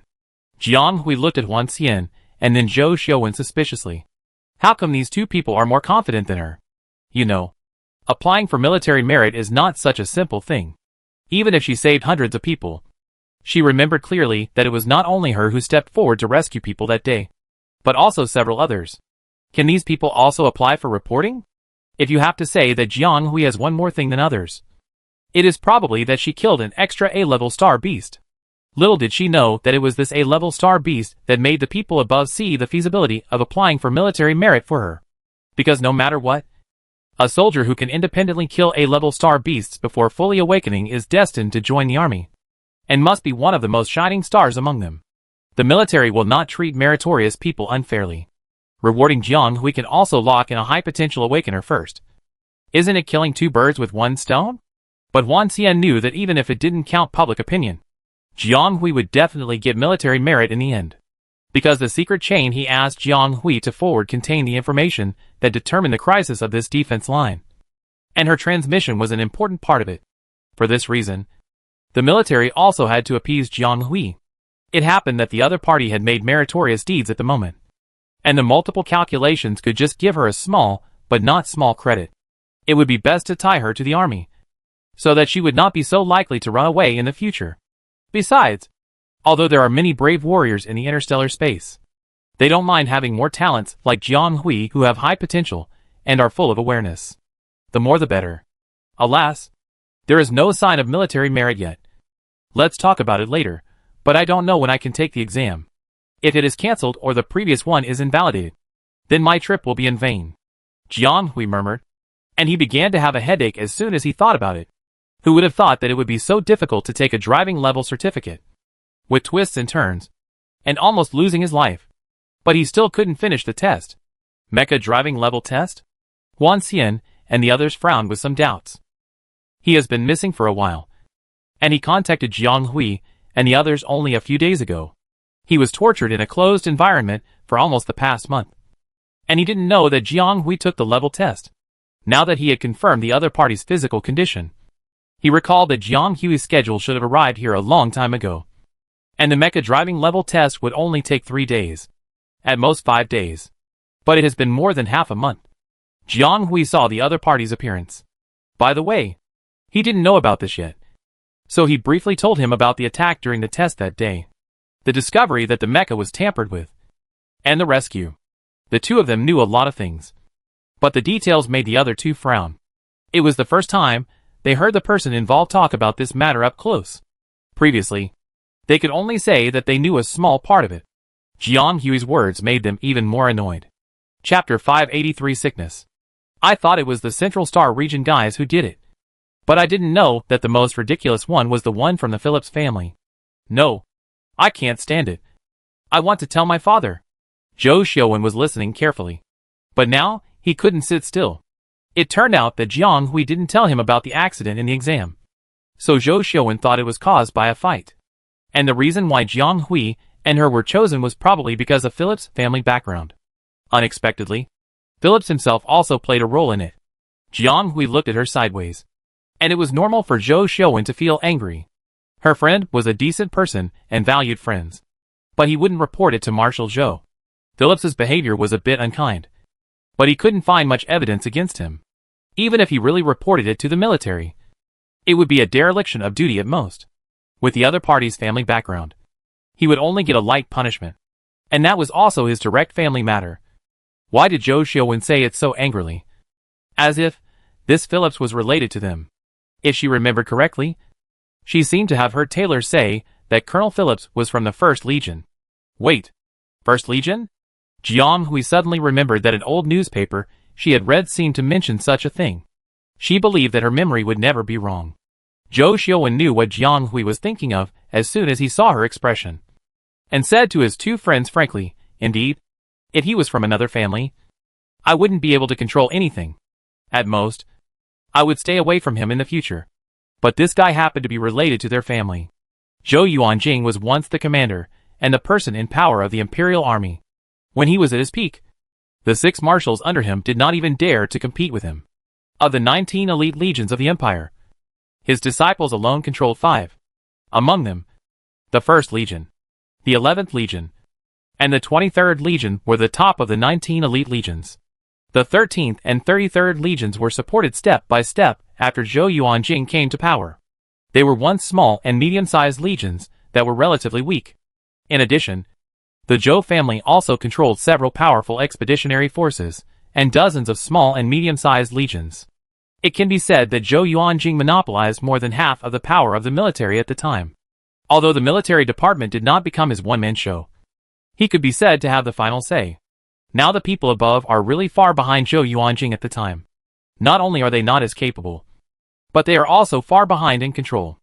Otherwise, how could the empire be in such a mess in recent years? It's just that Zhou Yuanjing was poisoned and unable to preside over the overall situation. There were also villains making trouble. And the power fell into the hands of others. And his power was gradually weakened.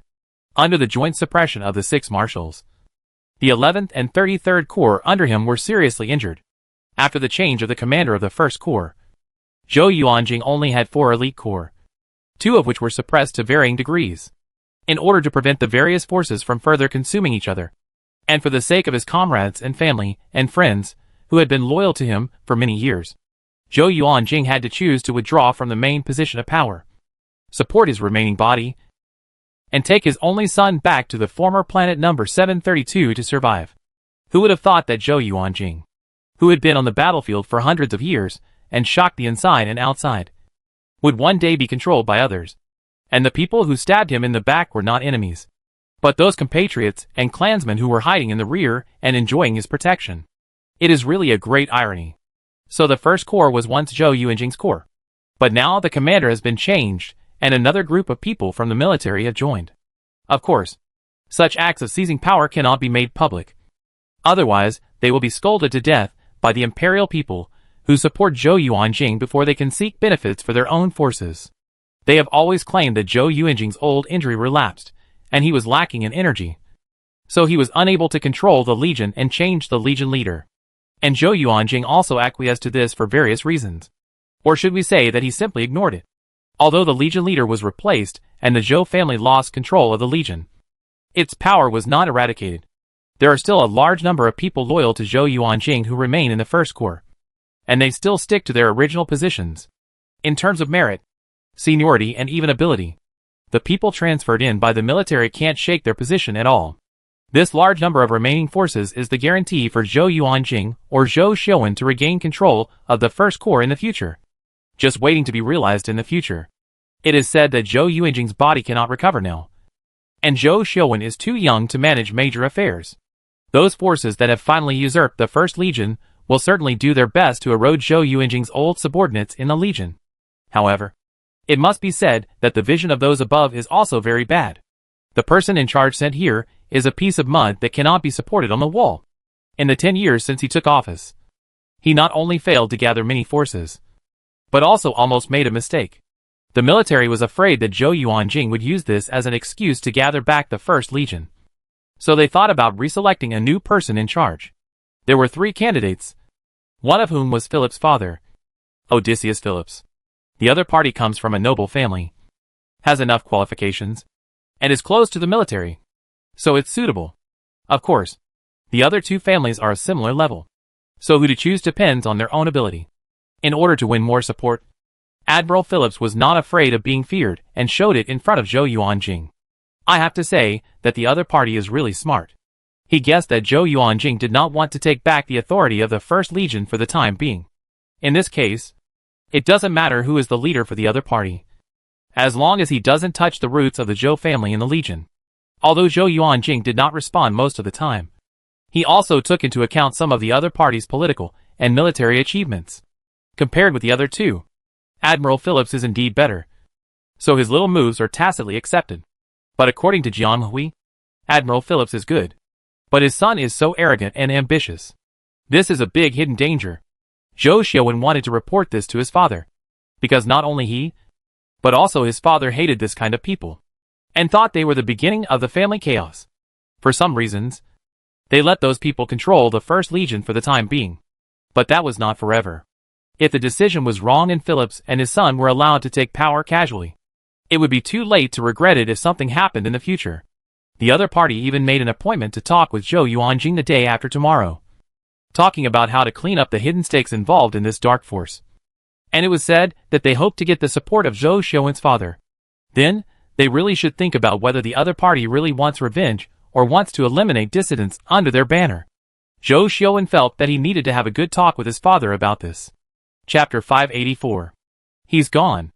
The young man on the bed looked at the girl next to him after closing his eyes. Did I say something wrong? Jiang Hui's expression suddenly became a little subtle. No, you're right, Huan Xian said softly. After Zhou Xiaowen left, only Jiang Hui and Huan Xian were left in the ward. Jiang Hui looked around and finally landed on a long hidden crack in the corner of the wall not far away. Your strength has increased again. Before coming in, she felt that the room was very empty and a little strange. But when she walked in, she found that it was no wonder. The huge ward could no longer accommodate anything else except these.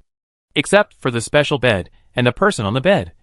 Every moment other things exist here is a huge test for them, because it is filled with a certain extremely strong and terrifying spiritual power that will tear all invaders in the nearby area into pieces. At this time, Jiang Hui found that the medical devices placed around the other party were covered with something like a barrier or a cover. Even so, the outer layer was cracked. The cracks on one of the thinner ones were still expanding, and the monitoring curve on the screen began to fluctuate violently. I think these things won't last long. In this way, we can know the other things in the room. I think their original appearance was not like this. But Huan Xian made it look so empty. But why? You always act so calm. Those people are afraid of me. The boy's calm face looked empty and a little confused. Jiang Hui saw that the other party was really confused and did not respond. She went straight to the laboratory table on the other side to get some water and then returned to Huan Xian. Here. The girl handed the cup to the other party. Huan Xian was stunned for a moment, then slowly reached out to take it. However, the cup that was just stable in Jiang Hui's hand began to change as soon as it fell into his hand. The cup body, which was so hard that it could even simulate a mecha, instantly cracked, and the small piece of water inside trembled, as if it would all pour out in the next moment. Before the boy wanted to put it down, Jiang Hui reached out his hand to hold the bottom of the cup, and his fingertips touched his wrist lightly. The cup of water that seemed to be about to collapse in the next moment calmed down in an instant, regardless of the cup outside or the water inside. So why should I be afraid? Jiang Hui said again with certainty. She could actually clearly feel the other party's restless mental power, which was more violent and aggressive than she had ever seen before, attacking all forms of energy indiscriminately. Even Zhou Xiaowen, whose mental power had steadily tended to S level and could pass the S level barrier as long as he was fully awakened, was faintly unable to resist when he approached, even though the other party might be hiding well, because he was afraid of hurting his friends. Huan Xian was a man. He could still sense the stiffness of the other party's limbs, and some instinctive vigilance. See, he is such a terrible monster. When he can't control himself and can't take back his power, he may even hurt his friends around him. How can he not be afraid?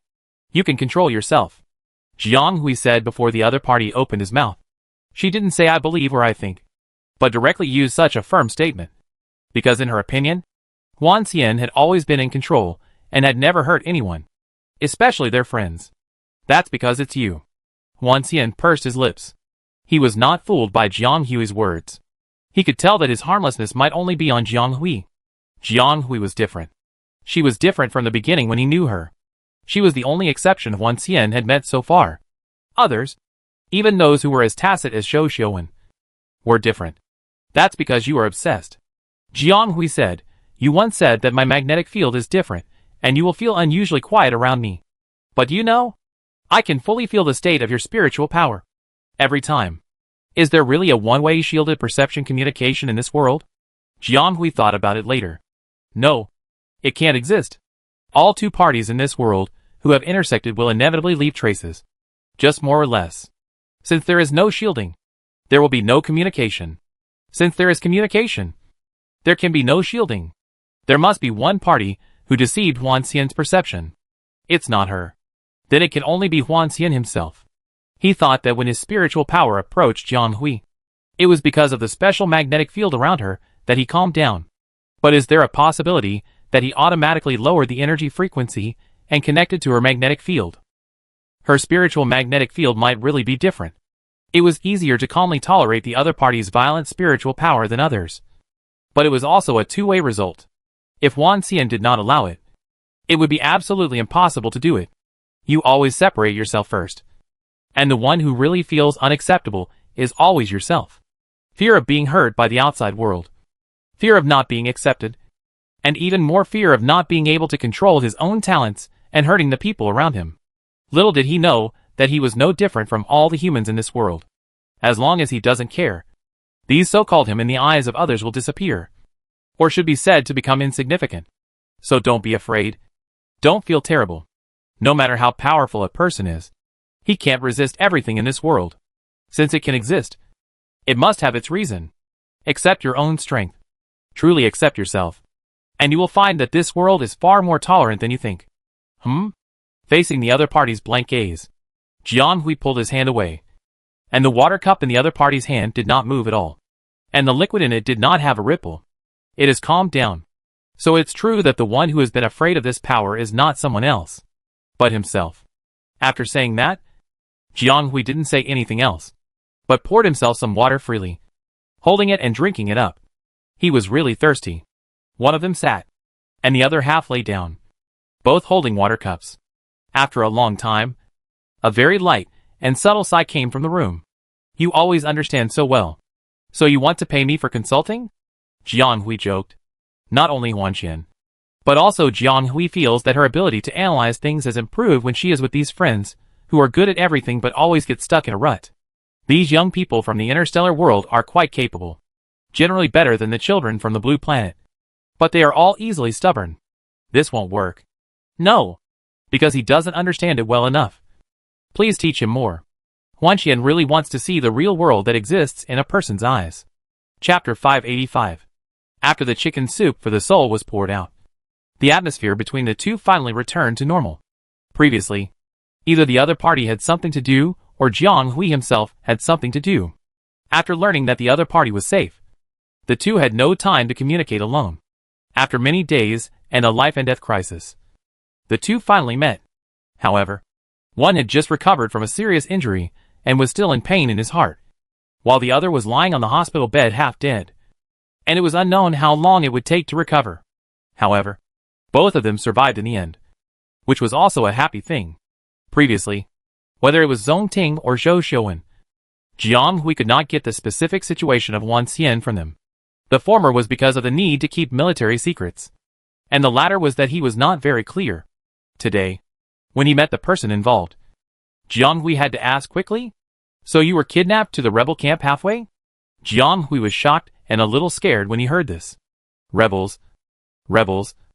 Just hearing their name sounded like a group of robbers who killed people without blinking an eye. And in fact, they were.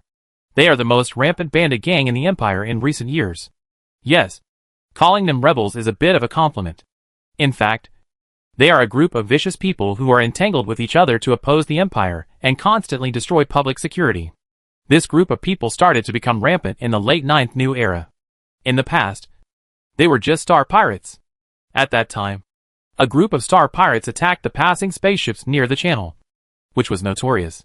However, these star pirates, who were at most bandits, somehow began to develop rapidly from a certain period of time as if they had received support from some kind of power. They not only mastered the current advanced technology, but also stole a lot of money from some chain. These gathered together and quickly developed those rogue star pirates into a group, which was the predecessor of the rebels. The reason why they were called rebels was not only because they were space pirates and had been robbing various trade routes for a long time, but because they really did anti-rebel actions. They raised their own army, betrayed the Empire, and even colluded with foreign races to sell out humanity. After they became stronger, their behavior became more and more excessive, and they even sent troops to attack the Empire's garrisons and defense lines, killing their compatriots in the Empire. Such people who attacked their own compatriots naturally had to be called rebels. And whether it was the executive government or the military, or even the noble families who had always been self-sufficient, they all reached an agreement on this matter. Anyone who was found to have traces of rebels or colluded with rebels must be severely punished to serve as a warning to others.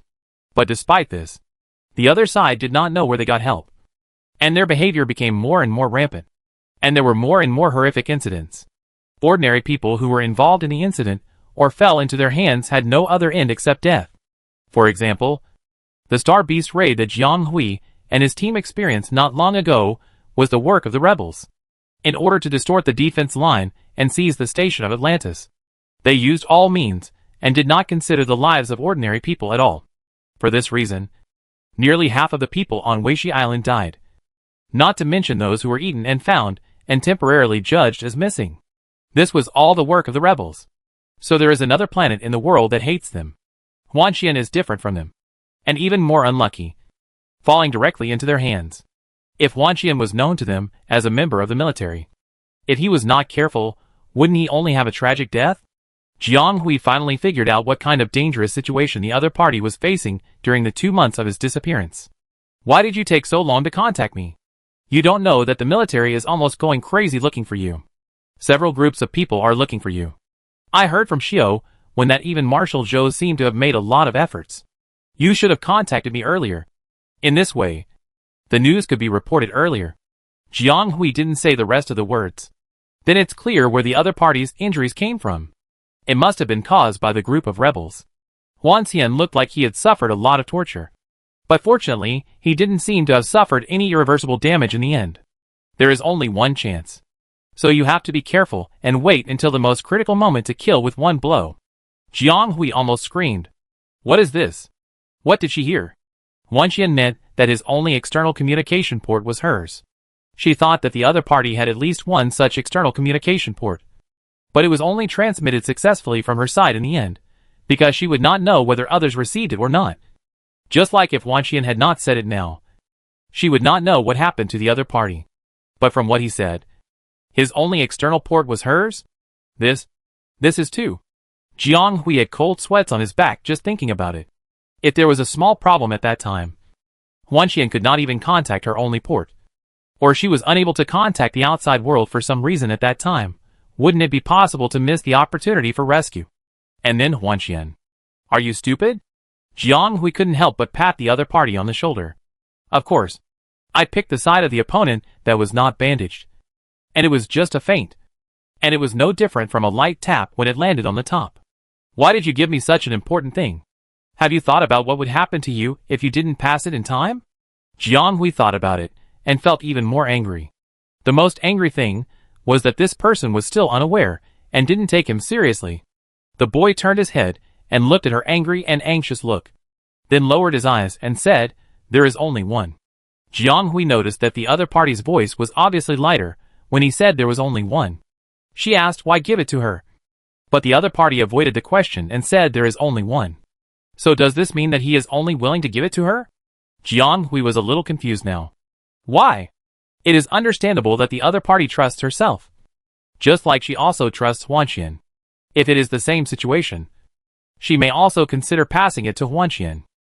But the other party's situation is different now. Jiang Hui asked himself that he was just an ordinary student. Not to mention Zhou Xiuwen. Even him and Clarence's family was completely inferior. What role could he play? This secret chain would not be of much use to her. And it might even delay the transmission time. The other party gave this thing to the military. To his family. To Zhou Xiuwen and Clarence. And even, who would not be better than her? Why did he give it to her? Chapter 586. Huanxian didn't lie to Jiang Hui. There is only one of this thing. There is only one at present. And to manufacture and put it into use, it must go through a complicated process. First, the individual needs to be implanted subcutaneously. And then a one-way special chain structure is established. The materials used are expensive, and the time consumed may be several years. He used it up this time. And he doesn't know if it can be used next time. As for Jiang Hui's problem, Huanxian can certainly give it to others. But he dare not guarantee that if this thing is given to the military, his guardian, or even Zhou Xiuwen, the result will be the same. Huanxian never thought of testing human nature. Not choosing others is not because he thinks they have malicious intentions. But probably no one can be more pure than Jiang Hui's mind and position.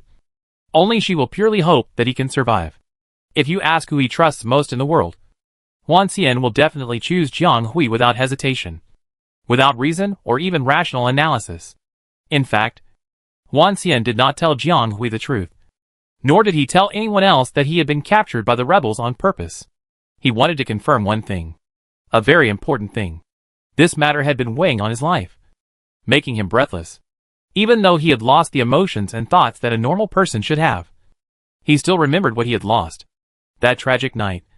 Those people took away things from him forever.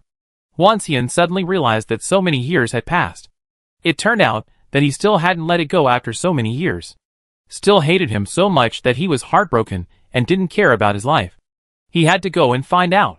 Jiang Hui, his only contact, didn't even know the situation, but still chose to believe him and cooperate with his behavior. He was lucky that the other party was willing to wait and trust. The man probably guessed this point. He never did anything without confidence. So even with his character, he took the initiative to contact Jiang Hui. He even touched Jiang Hui's line. But the other party finally chose to respect his intentions and didn't disrupt his crazy plan. Huanxian couldn't tell what he felt in his heart. Strange or relieved. What happened next also proved that his choice was not wrong. Only Jiang Hui could. Only she was suitable. Huanxian never regretted his original choice. So in the end, the only one who was furious was Jiang Hui, who was late to realize it. She realized that she almost took the life of her good friend. This matter is frightening from any angle. If she had known it earlier, she would not have been able to concentrate on the exam. Jiang Hui was even more furious when she saw that the other party did not know his fault. However, considering the other party's current illness, if she really hit him, she would probably lose half her life. So she could only suppress it and think about how to get back at him when he got better. After a long time, she sat back in her seat as if she had lost her temper. She put her palms on her knees and sighed. "You were too reckless this time. Don't do this again next time." Jiang Hui didn't know why the other party chose to believe her instead of someone else or the military organization directly connected to him. What made him distrust the outside world so much that he trusted her? A useless messenger pigeon. But it is certain that Huanxian did take a risk with his life this time. If Zongting had not seen it and contacted the military directly on his behalf, they might not have sent people to rescue Huanxian, who was dying so quickly. And why did he have so much confidence in her? God knows she was just an ordinary student who had not even graduated from the junior college. Did the other party think about what to do if it was accidentally leaked and caused worse consequences? Huanxian's choice can be said to have his own ideas, but not many. And it seems to be a bit willful. Jiang Hui hopes that the other party will be more cautious before doing things next time. Even if there is any consideration, he must put his life first. It is most important to keep yourself alive. But don't pin your hope of survival on others. That is unrealistic, both for this world and for himself. Huanxian did not refute this time. Or it should be said that he didn't know how to talk to Jiang Hui about many things. And there was no need to say them. As long as he knew that the other party could understand him, and that the other party had understood him. It was enough to have such a friend. We are brothers in distress. What's going on? They're just catching us two in trouble.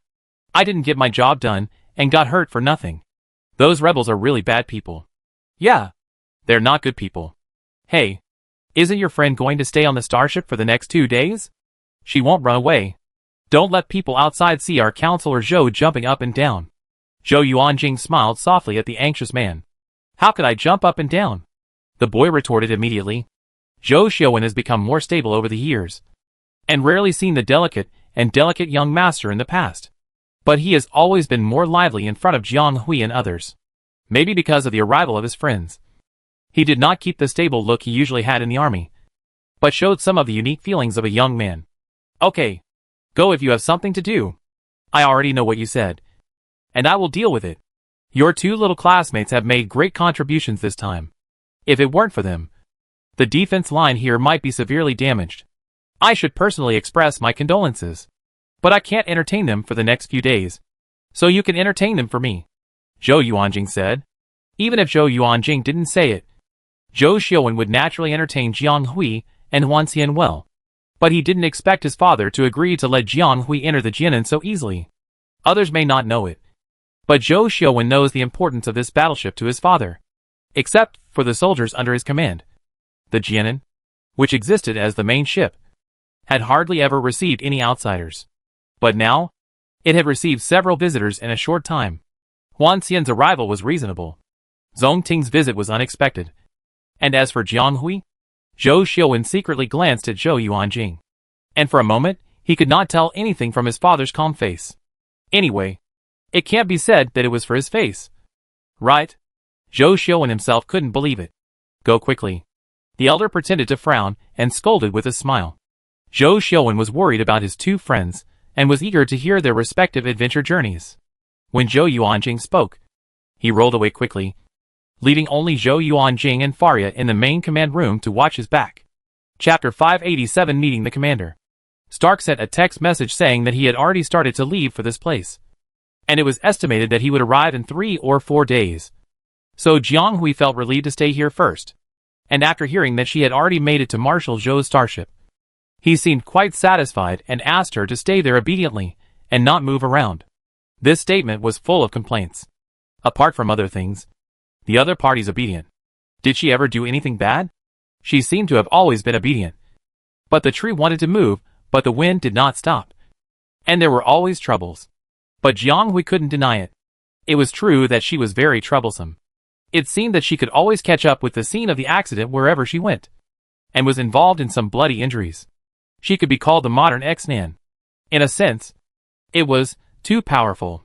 But she would never admit that her luck was so bad. So she had to promise her Uncle Tang that she would definitely stay in Jianan obediently and wait for others to pick her up.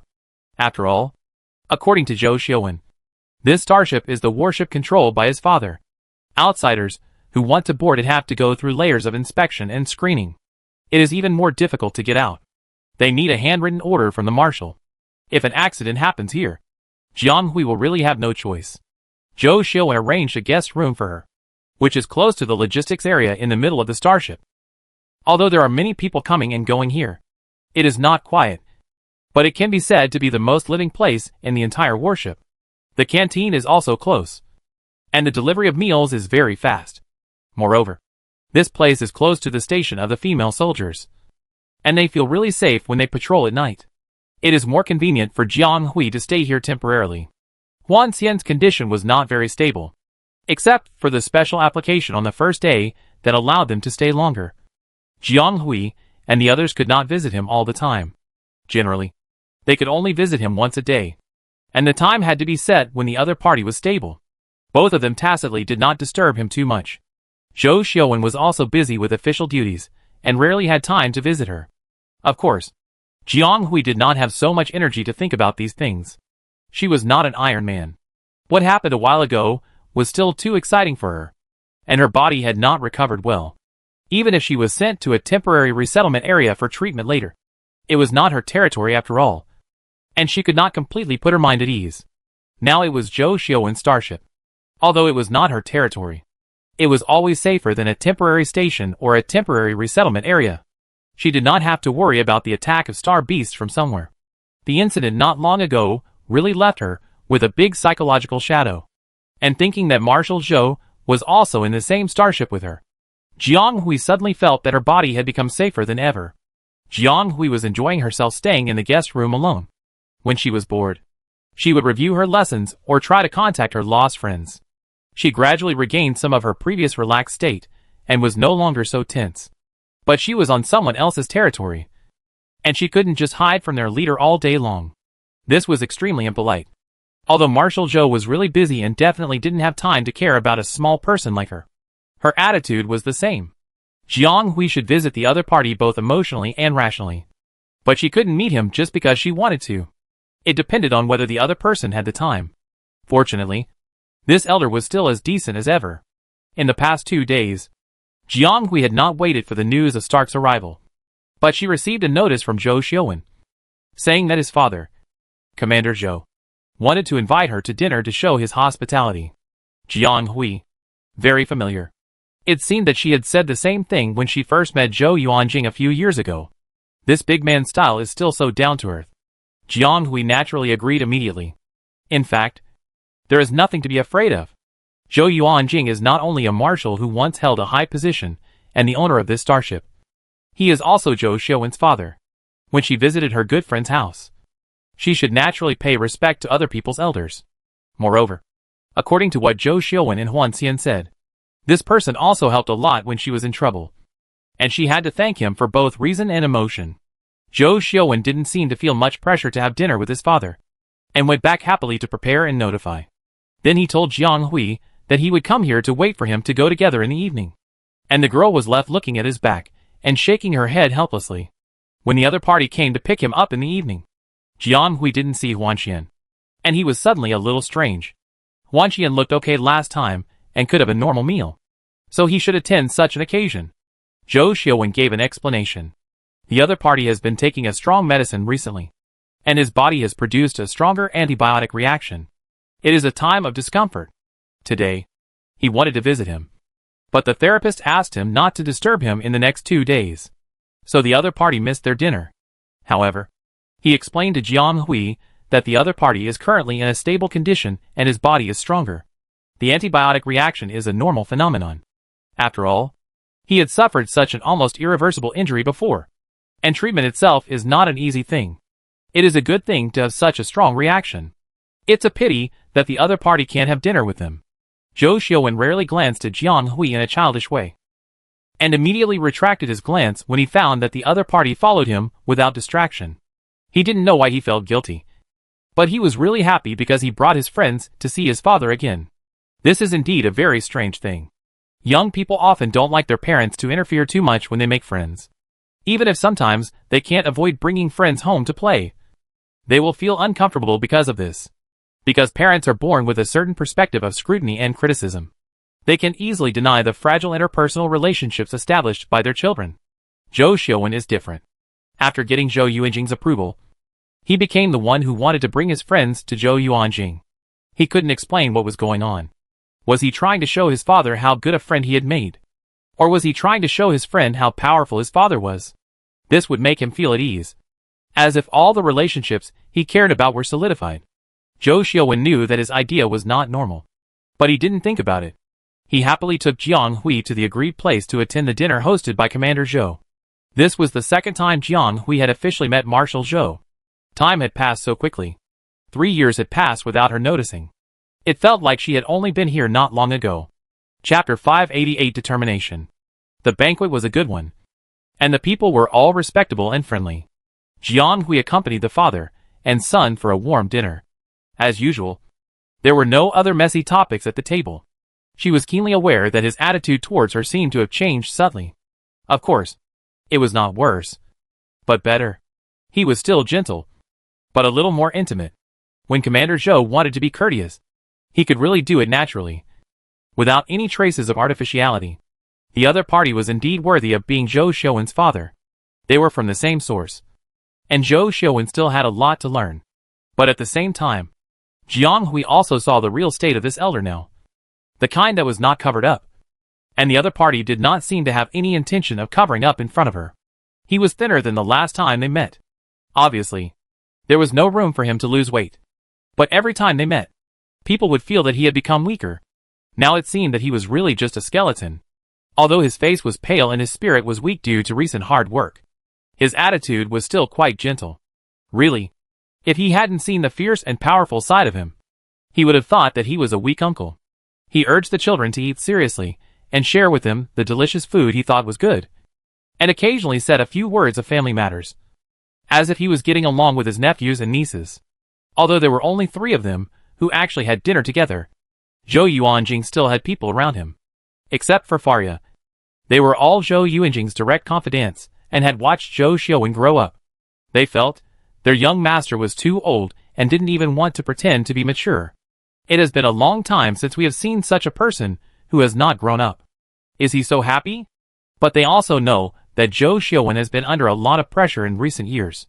Pressures from all sides have been piled up on his shoulders one by one, and he has gradually abandoned some of his own things in order to grow up. Although from the perspective of their subordinates, it is a happy thing that the successor has become mature, reliable and determined. But at the same time, they are also people who have watched Zhou Xiaowen grow up, and they don't feel good to see him suppressing themselves like this. After all, it is really shameful to force a child to grow up like a broken bone to take on some things that adults should do. This makes them feel incompetent. But this is indeed what they need now, and what their legion needs most. There is not much time to allow the other party to grow at a normal pace, even if they are unwilling to admit it. With the arrival of the day when Zhou Yuanjing is completely weakened, they have finally reached this step. Intentionally, they even began to have a difference between the monarch and the minister with Zhou Xiaowen. Now that they are in high positions, they stand aside to receive Jiang Hui, the visitor. This can be seen because Jiang Hui is a friend invited by Zhou Xiaowen. And to some extent, he is also expanding his network for his future. If Huan Xian is here today, it will be the same situation. The warm dinner is over, and the next thing is naturally gossip. With previous experience, Jiang Hui is not impatient. She looks at the tea served, a little absent-minded.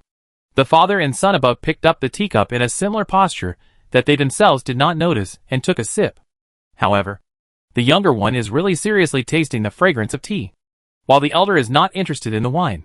He glanced over, and in addition to his son, who seemed to have become a little silly after eating, he also took Jiang Hui's calm appearance into his eyes. This child looked much more stable. He took the handkerchief that Faria handed over in time and twisted his fingertips. What a good seedling. I heard from Xiaowen that your level test has not been completed yet. Zhou Yuanjing found a relatively easy topic to get into. But this is indeed what Jiang Hui is more concerned about at the moment. So she naturally took up the conversation and said with a bitter face, "You have heard about it too. It seems that this matter." "Why do you say that?" Because Zhou Yuanjing knew and described it as unfinished. If it was just a simple postponement of the exam or another form of effort, the other party would probably say it directly, and would not ask her back with a known result. So it is likely that the news has been leaked, and the higher-ups have not yet solved any results. It has not been solved yet. It has been more than 20 days, and it will be more than a month. And there is still no result to discuss. Whether to take the exam or not. To retake or to make up the exam. Whether it counts or not. There must be a reason. Right? No matter what the result is. It feels really bad to leave them hanging like this. Jiang Hui would rather the other party give the result immediately. Even if it is not good, it will be considered a conclusion. The student just wanted to finish the exam quickly, but didn't expect to encounter so many things. Zhou Yuanjing couldn't help shaking his head and laughing after hearing this. So you have no confidence with your ability. It would be unfair to your performance these days if you don't get an A grade. Jiang Hui. Just luck. Oh my god. What is Commander Zhou talking about? Praising her for being awesome? But how to show her awesomeness? Because she saved people or killed star beasts? She was actually a little flattered. It seems that none of them are true. Jiang Hui herself did not think that this was a big deal. And finally she could only say, "You are joking." Unexpectedly, the elder shook his head. "Don't be too modest. I have read your files and records, and it is really amazing. 5 life-threatening rescues in 3 years. Such good deeds at such a young age are definitely not ordinary." Jiang Hui did not think that she was anything special. However, It was a bit surprising to hear that the other party said that she had saved 5 people in 3 years. It turned out that she had so many intersections with this new world. Jiang Hui was actually relieved to be able to save so many lives in this strange world. The young master's friend is really mature and does not look like an impulsive teenager at all. Are all children nowadays so powerful? Seeing Jiang Hui respond modestly and generously, the elder was quite emotional. I see that you have grown a lot and are more determined than before. It seems that the questions that troubled you a few years ago have been answered. Jiang Hui nodded silently. But this time she didn't say yes or no, because the answer was already in their hearts, and there was no need to say it. I think this elder already has the answer. Firm and steady. Talented. Not stubborn. Clear-headed. Except for lack of experience and a little courage. The other party can be said to be the kind of person he likes and admires. What a pity. Please take care of my disappointing son for these years. Although he is sometimes stubborn, he is indeed a good boy. Zhou Yuanjing sighed with a smile, completely ignoring the look of his biological son, who was stunned when he heard the words. Zhou Xiuwen? Chapter 589 Father and Son. Marshal Zhou sounded like he was criticizing. But in fact, it was during Xuanhua's conversation. Everyone in the group ended the dinner with satisfaction. Of course, Zhou felt that he was greatly hurt and was sulking for a while, but was finally coaxed by his father's clever words. In the process, Marshal Zhou didn't use any skills at all. He just said a few words calmly and smoothed people's hair, looking at someone who became happy again in the second half. Jiang Hui had a new understanding of the way this father and son get along. This father and son are really interesting. Zhou Xiuwen has been visibly tense in the past 2 years. Although people grow up in different trajectories, Jiang Hui has always believed that it is better to follow the laws of nature. It is not beautiful to force things to grow, and it is easy to destroy the original appearance of the unpolished jade. The other party was inexplicably anxious a while ago. Although he concealed it well, his mood was obviously wrong. Jiang Hui had originally thought of talking to him when he was free to see why he was worried. Now that he thought about it, he probably had already known about Huan Xian's disappearance. But he just kept it a secret. It seems that he has really grown up a lot, and he was able to keep such a big news secret. In fact, Zhou Xiuwen was not as calm as Jiang Hui imagined, and it was not easy for him along the way. In the past few years, he gradually took on responsibilities, and gradually transformed into a relatively mature and stable image. The uncles, brothers and comrades around his father all felt that he had grown up a lot, and they saw that he was beginning to look a little like Zhou Yuanjing. Zhou Xiuwen himself also realized that he could no longer be as carefree as before, and he had to grow up quickly, shoulder the future, and become everyone's new wings. So he had to work harder, and all the childish emotions and habits of the past had to be abandoned, leaving behind the self who was more suitable for survival. But he had obviously grown up and gained recognition from people. But for some reason Zhou Xiuwen felt that he seemed to be getting less and less happy. He thought maybe this was the trouble of growing up. Or maybe there was no real pure happiness in this world. The reason why he could grow up carefree and happy in the past was just because his father carried the burden for him. Now it is finally time for him to take over this burden. And it is such a burden he has never imagined. To be honest, Zhou Xiuwen was a little overwhelmed in his heart, and even panicked. He didn't know if he could really walk out a bright road according to the thoughts and ideas of the people behind him. Maybe he would disappoint people. Maybe he would go astray. But he had no other choice but to grit his teeth and move forward step by step.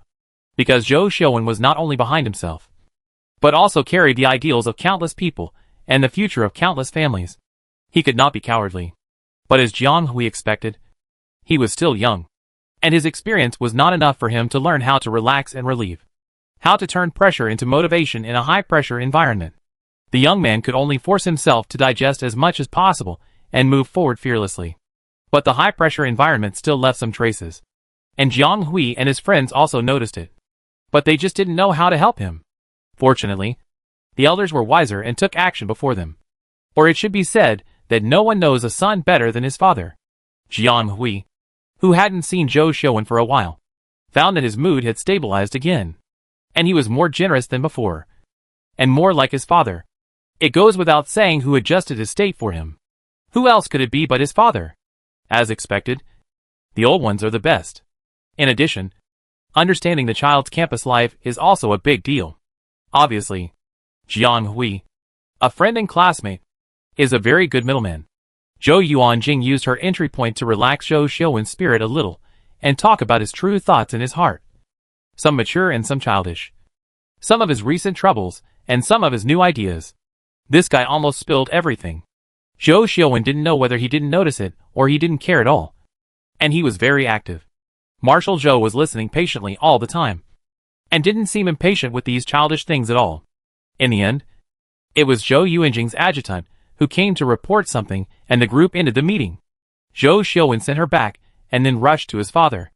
Jiang Hui looked at the other persons, hurried back, and then turned back to the inner room. Zhou Xiuwen lingered at the door, and before he could say hello to the window, the person inside automatically opened the door for him to enter. What surprised him was that there was no one else in the command room except Zhou Yuanjing. Now that he came in, only the father and son were left. Where are Uncle Faria and the others? Zhou Xiuwen looked around in surprise. Others were not there. I think this matter is relatively simple. And Zhou Yuanjing arranged it right away. But it was strange that Faria was not there either. He was Zhou Yuanjing's close adjutant, usually responsible for handling various affairs around Zhou Yuanjing, and rarely left, especially now that he is still outside. The other party has been following him closely these days. How could he just turn around and walk away? There are some things in the main control room. I asked him to handle it, Zhou Yuanjing said, watching Zhou Xiuwen, who was getting taller and taller, slowly walk to his side, then bend his knees and half squat beside the mechanical wheelchair. The boy has grown up a lot, and his face still has some youthful spirit, but he has begun to show his style and look firm. The other party is indeed a very good child, as he said. And as a father, Zhou Yuanjing has always been proud of him. Why don't you stay with your friends for a while? In fact, you don't have to come. Zhou Yuanjing lowered his head slightly and glanced at the child squatting beside him. Father. Zhou Xiuwen lowered his eyes. His voice was slightly low, as if containing some inexplicable emotions. What's wrong? I never knew you were so interested in my school life. In fact, you can ask me directly. His voice was a little muffled. The elder's rare hearty laughter came from above. That's different. I want to ask you. You definitely won't tell me that you ate 3 lunch boxes in a row because you were too hungry and ended up feeling uncomfortable in your stomach. No. You actually remembered this? Zhou Xiuwen felt even more puzzled, and his ears were a little red from burying his head. He didn't know whether he was escaping or something else. And his head and shoulders were slightly bent against the cold mechanical wheelchair, as if he could feel a certain warmth that was lost in the past. Okay. I'm kidding. I mean, I never knew you had so many grievances. Zhou Yuanjing's voice suddenly became heavy. He stretched out his hand, and his thin palm finally slowly fell on the other's head and rubbed it. Thank you for your hard work these years. Chapter 590 Return. I'm sorry for your trouble. This kid has caused you a lot of trouble. Please forgive me if I have offended you. 2 days later, Stark arrived at Atlantis and came to Jianan to pick him up. Of course, he had to visit the owner of Jianan as soon as possible. Jiang Hui happened to be with Zhou Xiuwen at the moment, so they all got together at the notice. Jiang Hui didn't expect that the wind would blow down on her so quickly. The day before yesterday, she was still laughing at Zhou Xiuwen being scolded by his father. But it was not much better when it came to her. They were all saying things like causing you trouble, and I will teach him a lesson. Jiang Hui kept a polite fake smile throughout the whole process, and she didn't understand it at all. Obviously, Marshal Zhou could understand this kind of conversation signal very well, and he successfully confronted her Uncle Tang. The two of them were son of the dog. My student. This guy. And this child at one time. All routines. Jiang Hui and Zhou Xiuwen. I have to say, sometimes adults are so hypocritical. The two looked at each other helplessly, and then tacitly decided not to interrupt rashly. Otherwise, they might immediately become cannon fodder. Fortunately, the two did not maintain this topic for long, and soon they began to talk about the restoration of the defense line. Hearing this, Jiang Hui immediately became energetic, because the adults rarely mentioned this. Sometimes they talked about news that was out of date or just a few words, and such a clear source of information was very rare. Speaking of which, she really didn't know what was going on outside now. Zhou Xiuwen said that the rebels had been trying to capture Atlantis for a long time just to seize the defense line. I wonder how they will end up if they fail. Are they all arrested? Or are they hiding for the time being and waiting for the next move? Jiang Hui certainly hopes it is the former. These rebels killed so many people for their own selfish desires, and also made her and Huan Xian so miserable. If they can get away with it in the end, won't they be so angry? Uncle Tang, Marshal Zhou said. Jiang Hui asked impatiently after leading people to the guest room where she lived and closing the door. She was still digesting some information she had just heard unexpectedly. Stark glanced at her, his eyes slightly sharp, just like his appearance in class, which immediately evoked her memory of learning in the past 3 years. She couldn't help but straighten her waist, although she didn't know what she was nervous about. Go pack up. Half an hour, the elder said leisurely, then sat on the sofa in the front hall, and didn't answer her. Jiang Hui knew the other person's temper, and never said it a second time. She thought it was better not to say too much, so as not to give her more training later. Now her training is scheduled until the end of the semester, and she may not be able to finish it. Wouldn't it be a death sentence if she added more? So someone went to pack up honestly. In fact, the gifts and other things had been packed in the morning. Before arriving, Stark greeted her, so she packed in advance, just to avoid letting the other person wait. But Jiang Hui was still indoors all morning, and there must be traces left in the room, so it would be better to clean up a little. Some people might say that Jiang Hui was invited to come up as a guest, so it was not her turn to do the cleaning work anyway. Moreover, this room is not reserved for her. There will be another person living in it in the future, and there will definitely be someone to clean it before that. But it is precisely because of this that Jiang Hui has to do more cleaning work on this level. But this cleaning is not something else, but some remnants that may detect her genes and physical conditions, such as traces such as hair and fingerprints. These can basically be eliminated by scanning with special tools. This is also part of the cultivation of military school students. Generally, they are required to clean up in time when staying outside to avoid leaking genetic information. This half a week is for Jiang Hui to check this. Stark did not urge her.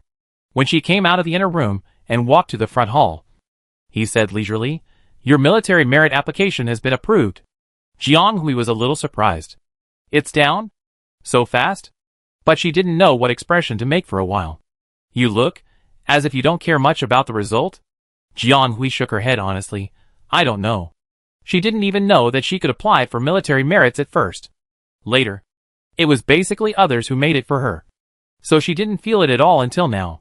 In fact, after she woke up, Zhou Xiaowen mentioned this to her, and Zhong Ting sent her something like an application form. She just remembered that there were many pages on it, full of watermarks and various regulations. Jiang Hui filled in the basic information on the first page and returned it to him. No one asked later. "I thought it would take some time to come down, but I didn't expect it to be so fast. Not even this week? One good news, one bad news. Which one do you want to hear?" Stark looked at her with a very intriguing look, which made Jiang Hui a little puzzled. Of course, his words were quite strange. This military merit application, some are granted and some are not. How can there be good news or bad news? Could it be that they can find out that she has faked her merits or something? She really didn't do anything, Jiang Hui thought carelessly. Jiang Hui waited for a while, but when no one responded, she looked at the other party with some doubts. Then, at the other party's signal, he slowly walked up to her. Then the other party did something that Jiang Hui didn't expect. Before the girl could react, she felt something warm falling on the top of her head, because the difference in head circumference was still slightly larger, covering her eyes. When she reluctantly pulled the hat that didn't belong to her straight, she happened to meet the other party's slightly mischievous eyes. Yes, that's right. Jiang Hui was sure that he did see a kind of teasing emotion on the face of Uncle Tang, who always had an icy face. And just now, the other party did cover her head with his military cap. This, is it a possession? Jiang Hui was speechless, and even thought she was dreaming for a moment. Congratulations, kid. You have won the rank of sergeant before you officially entered the military academy. I think your parents will be very happy if they know. The other party smiled slightly, with a clear smile on the corner of his mouth, compared to the slightly lighter smile of others. His cold and ruthless expression for many years softened a lot. Jiang Hui had never seen such a soft expression on Stark's face, which made her seem to vaguely see another side of him hidden deep in his heart. But Sergeant, is that what she thought? And this should be good news. So what is the bad news? Who can tell her? Jiang Hui actually had some inappropriate fantasies. Chapter 591 Responsibility. At this point, Stark stopped keeping her in suspense. He was just teasing her about good news and bad news. In fact, it was just one thing. It depends on the angle from which you look at it. It must be said that Jiang Hui also caught up with a good time. If it was the normal process in the past, the application for military merit would not be approved so quickly. And in the context of such a major event, theoretically it should take several months to be reviewed and confirmed. But Jiang Hui's case happened to catch up with this moment, and her application was successfully approved after competition from all parties. It's just that the purpose of the reviewer is naturally not so pure, and it is also a cover for a certain purpose. But the matter behind this has nothing to do with Jiang Hui. After all, she followed the normal process and reported it under the name of Zonting. So there is naturally no problem. This application was naturally approved. Jiang Hui's military rank can be said to be a coincidence. If it were in normal times, it would be very good for her to reach the sergeant with these merits. After all, military rank is not such an ordinary thing for a sergeant. It is something that cannot be obtained without experiencing bloody wars and facing death with tears and blood. However, in the military system of the Empire, getting a military rank does not mean that you can immediately become a non-commissioned officer. In fact, military rank is a product of the military system. It is equivalent to the title of a military personnel, which shows the level of the sergeant and also represents her achievements during her service. However, military rank is not a permanent system. Generally speaking, the sergeants can discuss the rank of the sergeants during their service.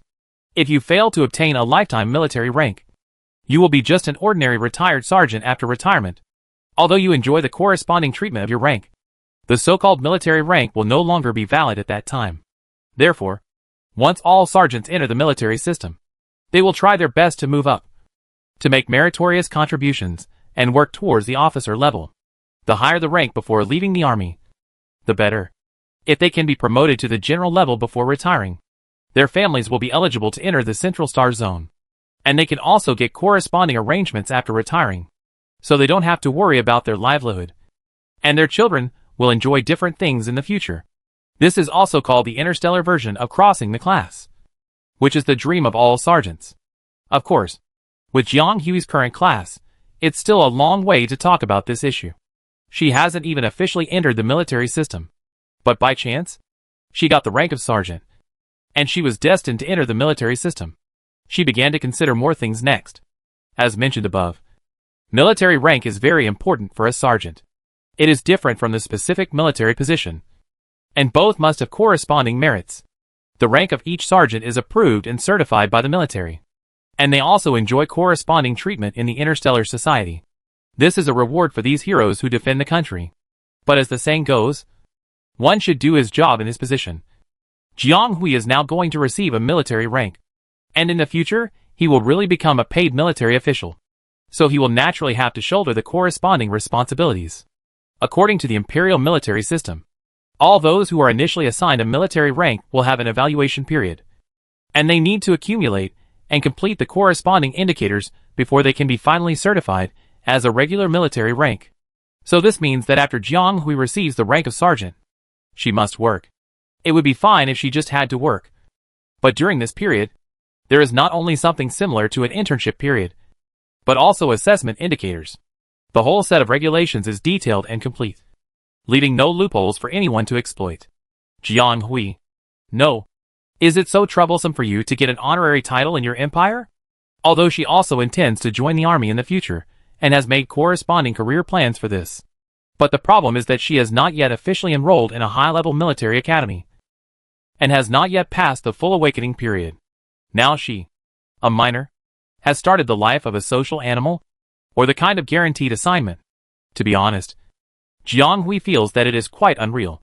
But Jiang Hui thought about it, and felt that he was actually better. Because Huan Xian and Zhou Xiaowen seemed to be doing the same thing 3 years ago. They were younger at that time, and it seemed that they had been doing it for a while. Aren't they doing it pretty well? So what's wrong with the empire? They have even made child soldiers. So there is really no need to be so stubborn. No matter how Jiang Hui complains now, the resolution on her military rank has been issued and has been filed with the military and the executive government. Jiang Hui's military pay is set in stone, and she must bear the corresponding responsibilities in the future until the day she retires. Sergeant is a non-commissioned officer, which is close to the category of officers, and the evaluation period is 4 to 6 years. This means that if she does not make other contributions during the evaluation period, she must complete the corresponding task indicators during these 4 to 6 years to be officially recognized as a full-time employee. If nothing unexpected happens, Jiang Hui should soon participate in the unified enrollment of higher education institutions. It will take at least 4 years to enter the corresponding military academy and complete higher education. After graduation, she can officially join the army. So Jiang Hui's evaluation period almost completely overlaps with her official enlistment time.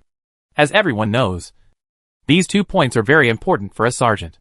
The former is related to whether Jiang Hui can be truly certified as a sergeant, and the latter is related to her future development camp and the acquisition of a formal military position.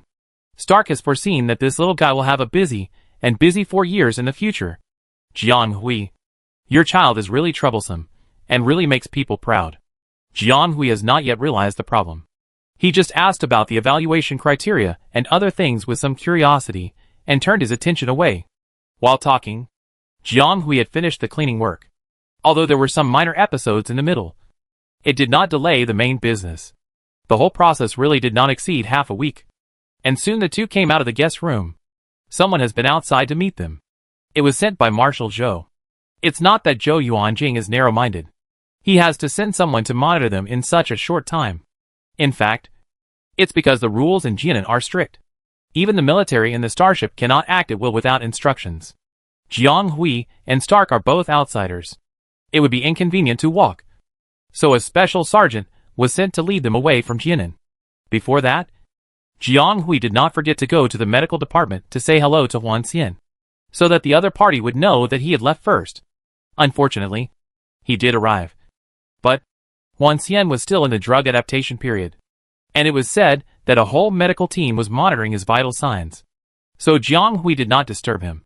So he sent a text message to Huan Xian's new optical computer, then said hello to Zhou Xiuwen and left with Stark and went home.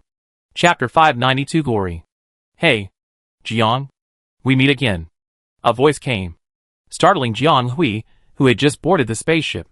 She thought that she and Stark would be the only ones on the return trip. But she didn't expect to hear a familiar voice before she stood still on this familiar small spaceship. No. When did you get here? You are really too idle. Stark raised his eyebrows and said to Jiang Hui, he insisted on picking you up, saying that he wanted to give you a gift to celebrate. Go ask him for it. No. Stark, you are cheating me again? That's not what I said. Forget it. Since the kid performed so well, why not give it to him? What do you want? The young man looked at Jiang Hui with a loving look, mixed with a complex meaning similar to surprise and amazement, as if he was looking at some rare person. What's up with this Uncle Nyarki? It was not like this the last time we met. Can a senior like the original mother really play with this guy? Jiang Hui had a big question mark in her heart. Little did she know that the seemingly unfocused Nyarki was actually thinking about things related to her mother. Jiang Hui only had a little memory of the original body, and the original body did not know much about her mother's past. She simply believed what Stark said, and thought Nyarki was her mother's friend. But who would have thought that Nyarki was actually a follower of Jiang Yilan in the past, and a former admirer? If you have to say, the two of them were really superiors and subordinates. Zhang's mother naturally did not accept this junior, who looked like he had not grown up. But after he joined the army and joined her, she gave him a lot of guidance. Nyarki actually always regarded him as a guide. In his eyes, Jiang Yilan was confident and beautiful, but also extremely powerful. The other party's strength came from within, and was beyond doubt. Even many of the chosen ones at that time were convinced by her, which showed her charm. But her daughter didn't seem to be so similar to her. Nyarki felt this way when he saw her for the first time, not only in appearance, but also in temperament and the aura emanating from her body. Jiang Hui was naturally beautiful, but she was more like her father, with a little more elegance, not as beautiful as her mother, and her temperament seemed to be more like Jiang Hui, relatively mild and less aggressive, completely different from her mother. The only thing that the other party had in common with Jiang Yilan was a similar cold temperament. The indifference that appeared from the inside out was really frightening, and it was hard to approach at first glance. However, it was not until today that Nyarki realized that he had been wrong all along. In fact, Jiang Hui is not much like Jiang Yilin or even Jiang Hui. She is an independent individual with her own personality. But the same tenacity in her bones is really very similar. They are all very strong. Stronger than many people. After hearing about the other party's feat, Nye inexplicably wanted to see the daughter of an old friend. Not for any reason. Just wanted to see her. Then he came. For Stark's fabricated gift promise. It was not a big deal. Just take her to buy one. If the other party wanted something rare, he had some points in his military account. And he could also exchange some things. Looking at the other party's inexplicable and somewhat suspicious eyes. This look of looking at a fool was really like her mother's. Nye couldn't help laughing. And gave the main driving seat to the person next to him. He put his arm around Jiang Hui and pulled her aside to talk. The initial navigation of the jump is very demanding for the driver. Stark didn't want to experience the other party's terrible driving skills. So he took the initiative to take over and adjust and prepare to set sail. It is much more difficult to travel in the vast interstellar than to travel in adjacent galaxies. Even with the energy and power of a large starship. It takes 2 or 3 days to travel. Not to mention a small spacecraft like this. In addition, the defense line and interstellar routes have been unstable recently. So their return trip was not smooth, and they changed many routes. Jiang Hui asked Stark with some curiosity whether it is necessary to have the corresponding qualifications to drive this kind of spacecraft. Or can you drive it with a spacecraft license? She was really a little curious about this. Just like you need a driver's license to drive on Blue Star. You need a relevant professional certificate to be qualified to drive an airship or even a mecha in the interstellar. But the situation is different now. Although this is also a spaceship, it is an interstellar jump spacecraft. This involves space folding technology and interstellar shuttle, which is different from driving inside a planet. But Jiang Hui looked it up, and it seems that there is no such special posture requirement. As if there is no distinction.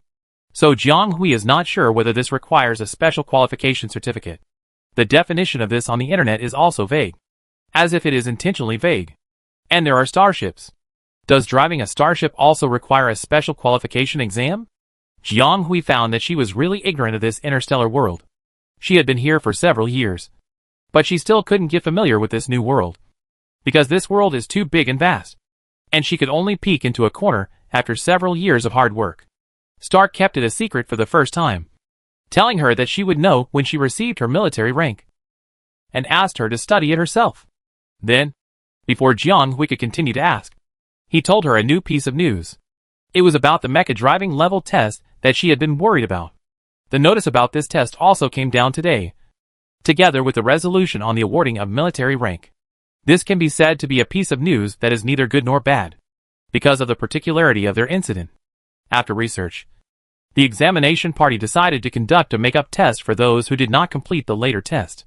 However, the time had to be postponed to the second half of the year, and it would take some time to rearrange and prepare. Then the test location was set in the Central Star area, which was said to be convenient for arrangement. As for the first half of the test that she passed, it was not affected. Her D-level qualification was still valid, and the remaining part was just for her to be further graded. Hearing this, Jiang Hui breathed a sigh of relief. If it wasn't cancelled but just postponed, it would be acceptable. Otherwise, her previous round was wasted. And of course, the others were also wasted. Second half of the year, by then she would finish her secondary education and go to college. And it would be here soon. Well, she was still too greedy. It would be fine if this matter was resolved. It was impossible for everything to go so smoothly. Jiang Hui sighed. Nye next to her looked at her sighing and raised his eyebrows and said, "What? Don't sigh at your age. I saw something interesting. You should come and see it too." Then he let go of the light computer screen and moved in front of Jiang Hui. "Xiao Jiang, you have become famous on your planet this time." Chapter 593 Surprise. Jiang Hui didn't understand why. So he followed his line of sight and saw that it was the information page of the official website of Planet 732. This page is still so messy. The Ministry of Foreign Affairs of Planet 732 has not improved for so many years. No wonder it has been unable to attract foreign tourists in recent years. To Jiang Hui, it doesn't matter whether it is the Ministry of Foreign Affairs or the Ministry of Tourism. Anyway, the situation will probably be better if someone changes the foreign news portal. Otherwise, like this shock. How did the young hero grow up? Is it the decline of morality or the distortion of human nature? And like this survivor be records. And like that night, I will never forget. When will this you see or you see? Painful youth, but not painful enough title style be changed? Even though Jiang Hui has long been accustomed to the release style of the Ministry of Foreign Affairs of Planet 732, he still feels speechless every time he clicks on it. And what's more terrible is that because he knows their style, even if he is almost discouraged by the title, he still has to sacrifice his eyes to click in and take a look in order to get information. Because under such a scary title, there might be a very effective intelligence and information. But the editor is not very good at it. Jiang Hui subconsciously absorbed information from all sides. And his pupils trembled when he saw a photo. No. What's going on? Isn't this her photo? How come her photo appeared on the headlines? And she didn't agree at all? Jiang Hui quickly clicked in and found that it was a news about her saving people on Atlantis. And it was officially released. It generally described the process of her rescuing the second class. Although there are some exaggerated parts, it is clear that it is not made out of nothing. And there is something. There are 2 pictures accompanying this article. One is a group portrait, which shows a group of people coming down from the spaceship. Jiang Hui saw at a glance that Jidi and Tattle were leading the group, followed by a group of students from Class 2, all of whom followed nervously, looking as if they were frightened by so many media surrounding them. The other picture was the one Jiang Hui saw, which was her personal photo. Jiang Hui recognized that this was the scene when she received the award for the orienteering competition that year. There should be other people next to this picture. And Zhou Xiuwen's hand was also cut out on the right-hand side. But maybe because it was reporting on her, only this corner was cut out. Jiang Hui. This really can't be sued. Because Jiang Hui found that this picture was cut from the school network. And she was consulted at the time before publishing it to the outside world. She saw the watermark of Beska Intermediate College under the picture. And it was probably authorized by the media to publish it. Well, even if that was the case, it was not too much for her, the person involved, to find out that her photo had been leaked from the newspapers later. How is it? I let you experience the feeling of being famous in advance. When I was young and studying, I would have been able to brag about it for the rest of my life if I had 1/10 of this fame. Mia Erki said. Not so good, Jiang Hui said. To be fair, she didn't feel very happy about this, but she felt it was quite scary. She had been disconnected from the outside world for too long. When she was recovering in Atlantis, she couldn't contact the outside world. So naturally she didn't know that there were so many rumors about this incident. The first thing to be affected is naturally the fact that the rebels intend to reverse the war front. This matter can be said to have come to an end. And basically everyone in the internal circle knows what happened. It's just that the news will not reveal it clearly. Most people in the interstellar space believe that the rebels attacked the station of Atlantis. Then the focus of each district is different. And the reporting point is also different. For example, the 732nd star itself is in the permanent star system, far away from the political center. And its resource status is also average. It is precisely because of its low sensitivity that compared with other planets that have various conspiracies or discussions about this incident, the 732nd star focuses on reporting the suffering of this disaster. Then the second is that all the students who happened to be in Atlantis at the time were rescued. In fact, these more than 30 students are all Jiang Hui's classmates in Class 2, including herself, because it was the bad luck of Class 2 to encounter Atlantis. And then because of the problem of channel management, they have been stranded on the planet. Who would have thought that they would all collide so coincidentally? A good tourist destination almost turned into a hellish journey. They almost died in a foreign land just for a trip. Even though they have been rescued, the students in Class 2 can't help but break out in a cold sweat when they think of the danger they faced. They really want to ask the instructor who arranged the Atlantis tourist spot what kind of luck it was that they could draw such an unlucky place. If they hadn't just happened to meet Jiang Hui. No. If it weren't for Jiang Hui, they would have all died. And died miserably. Therefore, when the media came to interview them, the students naturally praised Jiang Hui's fearless spirit without reservation, and portrayed her as a brave individual who was willing to sacrifice her life. Especially her feat of fighting the swamp snapping turtle later, which was very detailed, as if someone had seen it on the spot. However, Jiang Hui remembered clearly that they should have been sent out by her at that time. So how could they know how she fought the snapping turtle? But it was also a fact that she defeated an A-level star beast. And this matter was immediately hyped up by the media as a selling point. The theme was that their planet was full of outstanding people and beautiful scenery. And a young student had such courage to fight such a powerful star beast, and even completed an extreme counterattack. Then how did she save her classmates trapped in the ruins with her heroic spirit amidst all odds? This impassioned report made her a little suspicious. Was she the one who was so brave and fearless? Why did it feel like it was talking about someone she didn't know? You? Why are you learning from your Uncle Tang? You don't know that guy. He does everything in a methodical way and never has any fun. Don't learn this from him. Besides, this is not sensationalism, but real achievements. This kind of appropriate report will also help you expand your popularity and will be more beneficial to your future career. Nie Erki said to Jiang Hui earnestly. Yes, this can increase her reputation. But she doesn't want to do it this way. This is not an achievement worth publicizing. And this explosive exposure makes her feel scared. Because now she is still young and facing such exposure is not only not helpful, but may be fatal. Chapter 594. Of course, Jiang Hui couldn't explain this feeling so clearly, and couldn't help but mutter this is not safe. This immediately attracted the attention of the two adults present, and the spacious cabin suddenly fell silent, as if she had said something extraordinary. Jiang Hui was a little confused, and thought she had said something wrong. What was wrong? After a long time, Nie Erki said in a rather intriguing way, you are a young kid, but you are very clear about it. It seems that we don't need to worry about it. Stark, who was observing the channel with his hands behind his back, glanced over here. It is. Okay. You two are the only ones who are rational. Really, one big and one small are like this.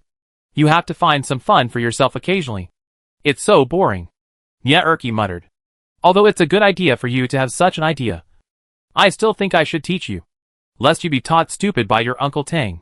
Sometimes being too modest is not good either. If you have the ability and talent, don't be afraid to show yourself. At some point, these will become your natural protective barrier, as long as you master this degree. Nie Erki, who had always been nonchalant in front of her, rarely said seriously. It seemed that he had a bit of the cool guy look when they first met. Or it should be said that this was actually one of his sides. Stark did not interrupt or stop Nie Erki's set of statements, because he knew that in this regard, Nie Erki, as a descendant of a noble family, was more clear, and it was something he could not teach him. Jiang Hui was extremely talented and had a promising future. He would have to interact with those people in the future, so it would be good to have Nie Erki teach these related matters.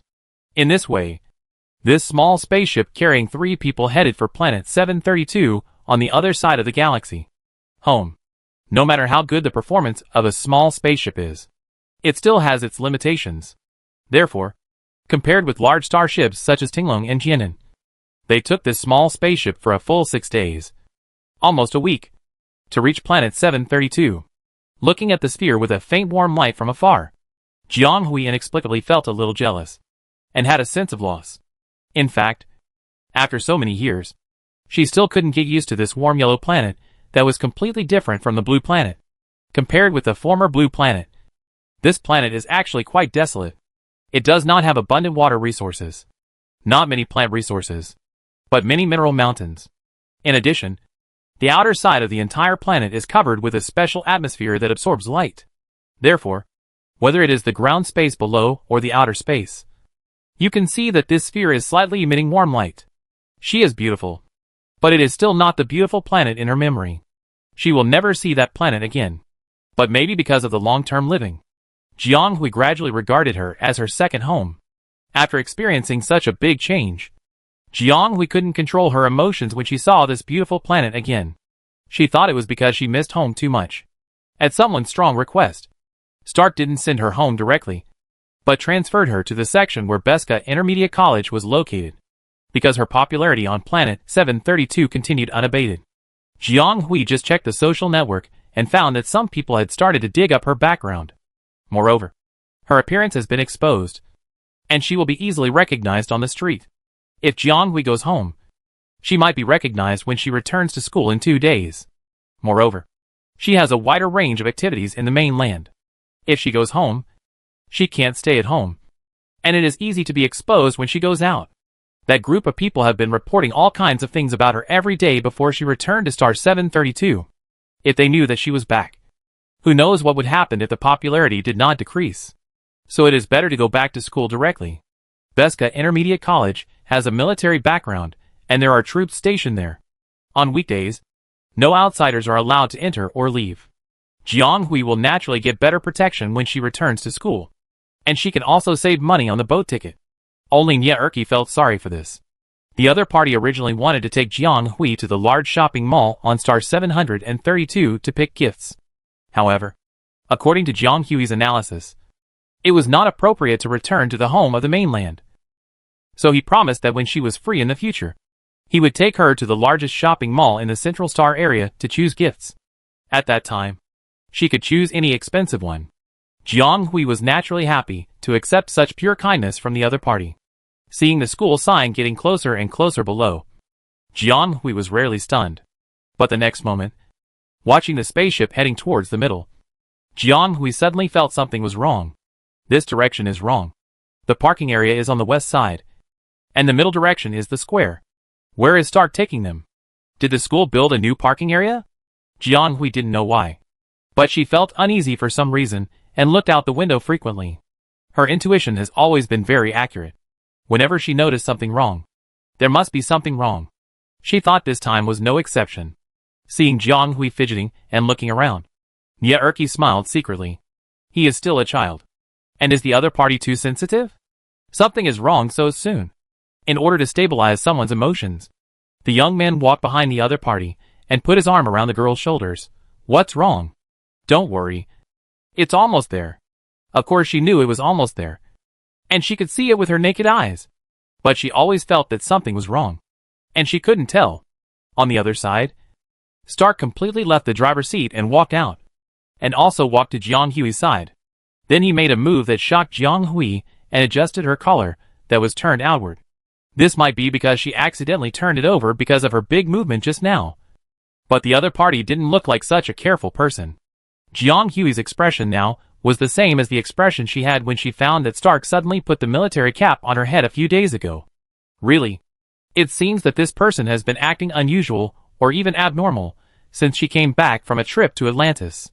What changed him? While she was stunned, Jianghui found that the spaceship had landed and stopped without her noticing. The two of them let go tacitly and pushed her from behind. Go down.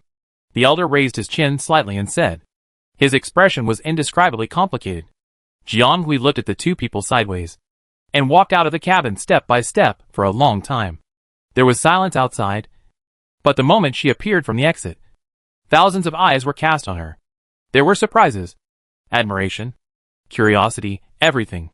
But more of them were joy and happiness. Then the whole square erupted in a deafening cheer. And they all came to welcome their classmates home. Chapter 595 Changes. In order to hold this welcoming ceremony for Jianghui, the school suspended classes for one day today, and held a welcome party and social gathering at the same time. Each class played in their own way. And it was okay to have fun together. It was a carnival for all. This was also to dispel the dullness in the campus these days. The school received the news not long after Atlantis was attacked, and learned that they had a whole class of students trapped there. Principal Jason was naturally anxious like an ant on a pot, and immediately reported to the 8th Army. In fact, the 8th Army also received the news. After all, they were the final port. However, this incident was far beyond their imagination and response capabilities. Even if they knew about it, they could not do any substantial rescue work. In the end, they learned from a high-level military officer that Marshal Zhou had led the army to deal with the matter. Now even the trapped students became a trivial matter. Marshal Zhou, who had retired for many years, came out again, and really transferred an elite army to go there? It is conceivable that it is impossible to just deal with the rebels. They have a premonition that the situation will change drastically. As expected, they received the news that the dozens of students were rescued soon. Of course, they also received a message that Zhou Yuanjing's 13th Corps had taken over the western defense line again. Very good. Although the defense line was once under the jurisdiction of the Corps under Marshal Zhou, and was once known as one of the most stringent battle lines in the empire. When Zhou Yuanjing withdrew, it was assigned to another force for management as the 1st Corps changed its owner.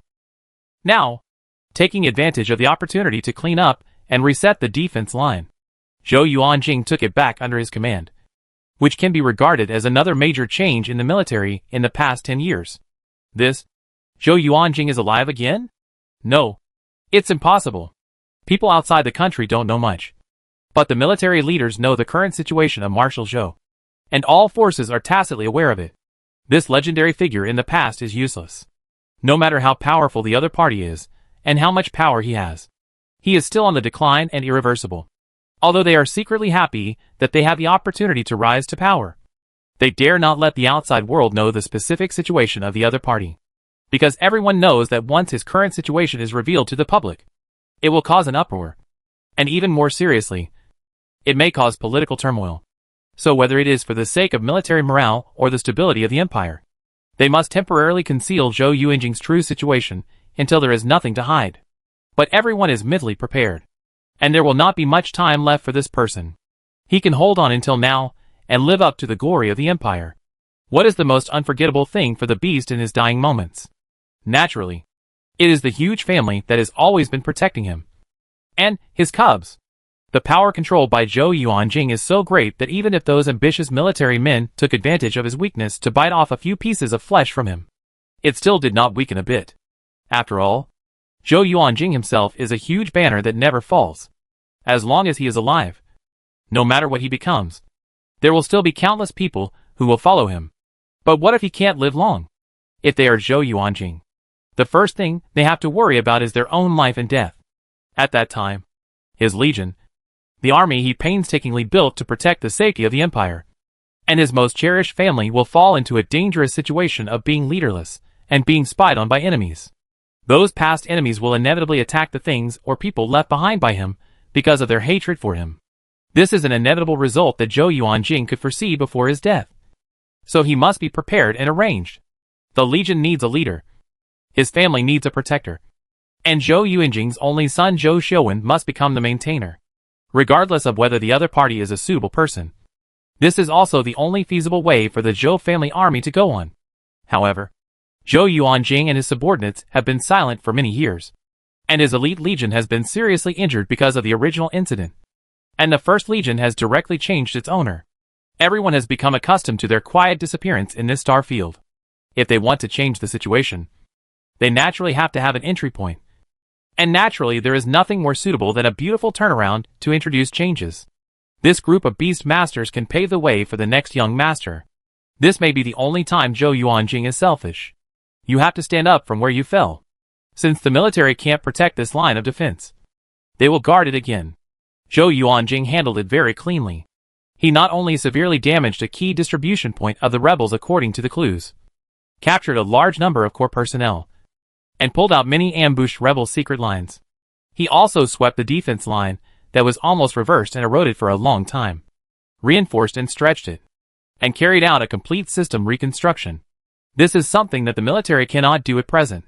They took over this main defense line from Zhou Yuanjing, but after so many years, they still couldn't fully control it. There were many mistakes and loopholes, and the rebels caught the loopholes, causing such a big incident. In the final analysis, it was all the incompetence of the upper level. The Zhou family took over again, which was justified in terms of public and private affairs, emotion and reason. However, the departure of this great man also caused a series of shocks in the military. Although the 8th Army was in a neutral position, it was not immune. A large number of elites in the school received tasks and transfer orders one after another, and the students were also affected by the atmosphere. In addition, they learned that some classmates were trapped in the war zone and their lives were unknown, and everyone was in a bad mood. Fortunately, their Marshal Zhou acted properly and thoughtfully, and soon set people to send the trapped students back safely. Of course, a seriously injured and unconscious person could not be sent back like this, and was temporarily left on Atlantis for recuperation. Although only 32 of the 33 students who went there returned, and another one could not come back temporarily because of his serious injuries, he was still alive, which was a good thing. They learned about the danger at that time from the returning students of Class 2, and knew that it was Jiang Hui who saved their lives by chance. Speaking of which, we have to sigh at the good luck of these children. If Jiang Hui had not chosen the Atlantis test site, and the accident happened there, these people might have died there. Although the other party has always been regarded as the strongest person in the school, They have always thought that the other party is just excellent in a general sense. But they did not expect. The other party is really strong. In every sense.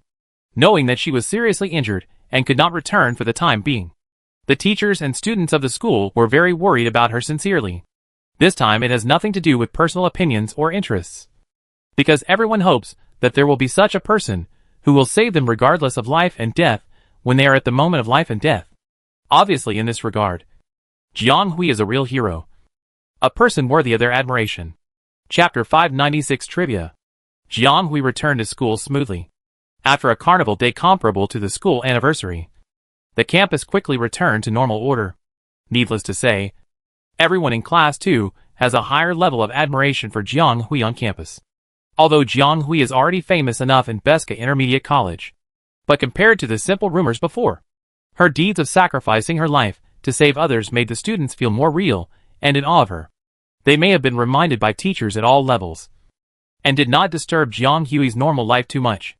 It's just that sometimes in the cafeteria or public classroom, Jiang Hui will feel that there are a lot more people looking at her. But Jiang Hui has gotten used to it, because in the past few years, people often heard her name and came to watch out of curiosity. She is used to this kind of look and understands it, because sometimes she herself is curious, which is normal. And these classmates are actually quite cute. Jiang Hui went to the laboratory the next day after she resumed her normal campus life. She hadn't worked on mechas for a few days. She was either busy or confused because of injuries. She didn't know what she had been doing. After these days, her body got better. She couldn't stay idle, so she went to the laboratory. In fact, the laboratory was still the same. Nothing had changed. The tools inside were exactly the same as before she left. This laboratory was approved for her by Besker Intermediate College. The door was a biological lock that could only be unlocked by herself. No one could enter without her authorization. But of course, you can walk outside the door. And now it has become like this. Jiang Hui's deeds can be said to have returned to planet 732 before she did. And the people in Class 2 also proved that it was true. And the facts were even more thrilling than they imagined. People may be willing to challenge a strong person, but they will not despise a hero. There are also students in the combat soldier department who want to challenge her. Many of them are unwilling to accept it. But they just suffer from not finding opportunities or platforms to become famous. But everyone's attitude towards this matter is quite consistent.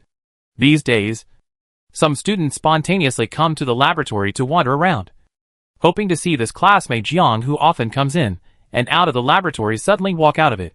Then, I don't know who started it. These people wander around and start sending things. Some are decorative flowers or delicious snacks. And some people heard that she likes books and sent interesting books they happened to come across. There are greeting cards full of hopes for her early recovery. And some notes intended to communicate. These pure kindnesses are really too heavy.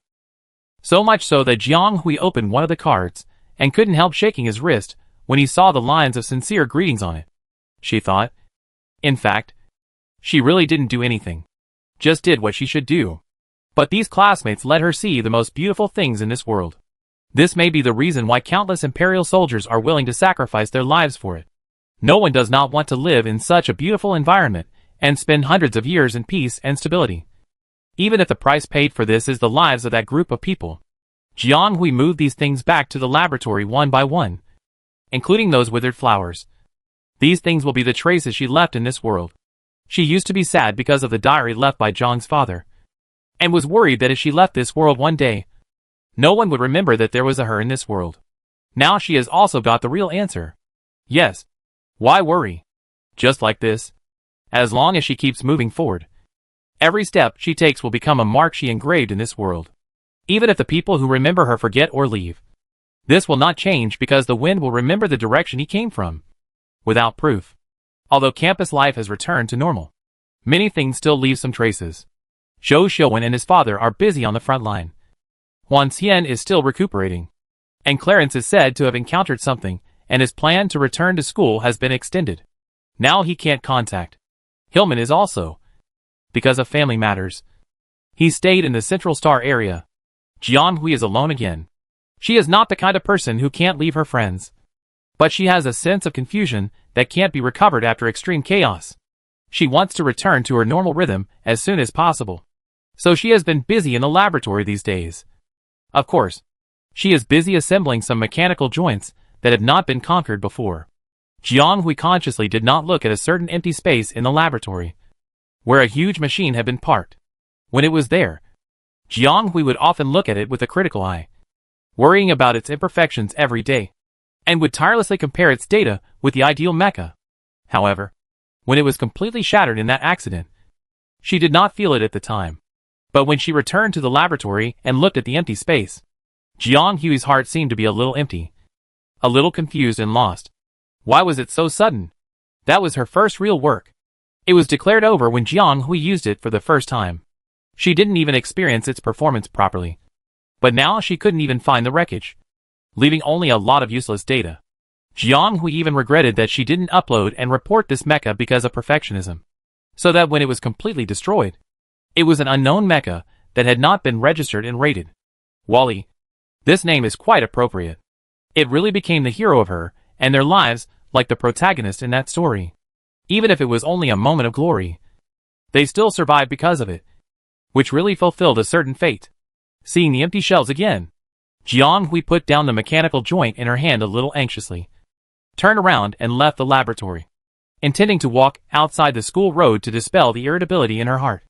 Although she didn't quite know what she was irritated about, not wanting to open the door of the laboratory, she met an unexpected guest in front of the door. Student Jiaidi?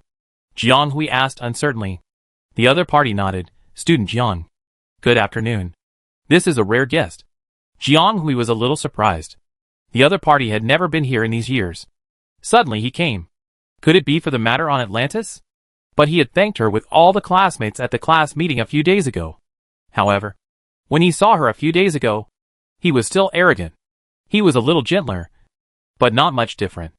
Of course, this also made Jiang Hui feel relieved, because this is him. The gray and depressed person on the light computer screen before was not like him at all.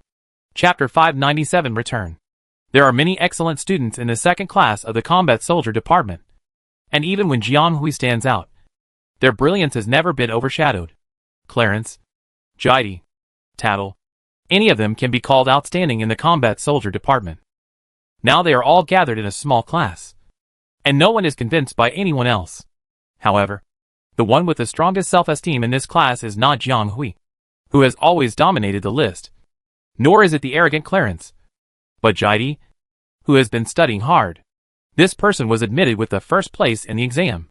Later, he was gradually surpassed by other people in the class. The road to success is long, and it seems that he is always suppressed. His luck is really not good. After all, there is a genius like Jiang Hui above him. After a long time, even Clarence, a proud guy, gradually began to accept his shortcomings and seek to surpass. But this person is different from others. He also admits that his qualifications may not be as good as some people.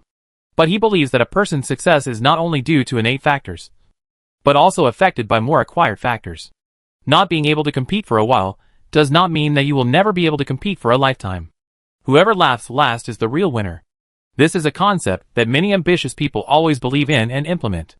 Jiaidi believes that he is not bad in talent and effort, and he may surpass her one day in the future. So he has always been very dissatisfied with Jiang Hui, and often secretly competes with her to prove that he is not worse than anyone else. Jiang Hui has more talent and luck than him, and the rest may not be better than him. Even though countless theoretical and practical exams in the past 3 years have proved that the other party's results are not based on so-called luck and talent, Jiaidi still firmly believes that he will catch up sooner or later. Until that day, in the messy shooting booth, under the dark ruins, in the hurried escape and looking back, he suddenly found that the contest he had always thought was meaningless, because he and Jiang Hui were two completely different types of people. He was immortal in the face of death, while the other party could transcend the existence of death. Suddenly at that moment, he knew that he might never be able to beat the other party. Not in skills, not in achievements, but in something deeper that he himself could not explain. Even if he already knew it, he was still powerless to change it, because this was human nature. No one knew what kind of torment he went through from leaving the collapsed underground corridor to meeting the reinforcements. A psychological change that made him gradually realize that he was immortal. Accepting his own unbearableness and mediocrity was such a painful thing for Jiaidi. He thought almost painfully that no matter whether that person could survive in the end, he could not calmly return to his past self, because his concept seemed to have changed a little. But he was really so lucky and grateful that Jiang Hui finally survived, because it made him feel that the world was still moving towards the light, and Jiang Hui was more qualified to survive than anyone else among them. After returning from Atlantis, JD thought a lot and looked back on his life over the past 10 years. Suddenly, he felt that his past self was really naive and ridiculous.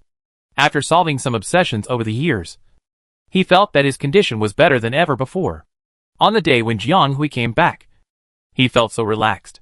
JD probably didn't expect that one day he would be so calm and give Jiang Hui his blessings from the bottom of his heart. He was finally willing to reconcile with himself and admit that he was inferior to others. But he still insisted that everything was up to him, and this would never change.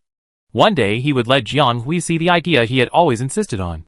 But he came here today not to say these things that he would probably never say to Jiang Hui in his life, but to return something. Jiang Hui led the other party to his laboratory. After all, her classmates came, and she couldn't leave them out, which was really impolite. Wally was destroyed in the melee, and the laboratory seemed a little empty, with only some replaced parts scattered on the ground. These things were originally made by Jiang Hui to replace parts of various parts of Wally. At that time, she always felt that this mecha was not perfect enough, and then she had to monitor the data and reconstruct it in order to adjust the mecha to a relative posture. Unexpectedly, this batch of replacement adjustment parts had just been made and had not been replaced in time, and the main body was gone. It was not right to throw them away, but it would be sad if they were not thrown away, so they could only stay there for the time being.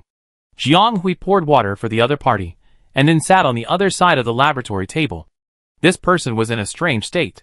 He didn't speak when he came, and he didn't seem to be here to visit. He was shy and didn't know what to say to her.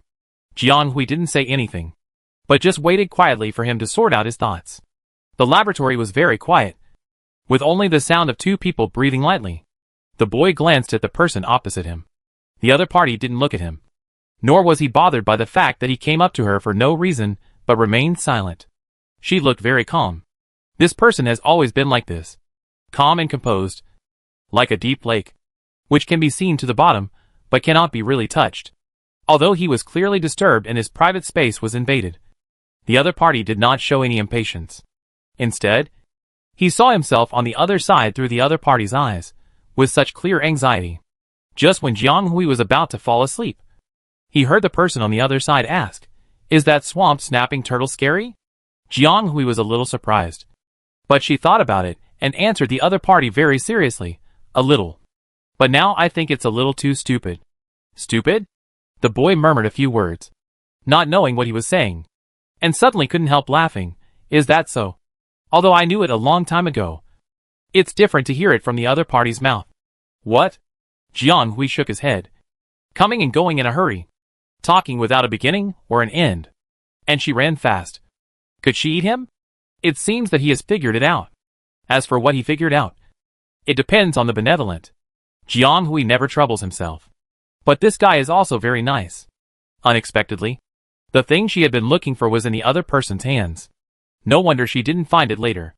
Jiang Hui turned her eyes to the other side of the laboratory, and there was an object on the empty exhibition stand.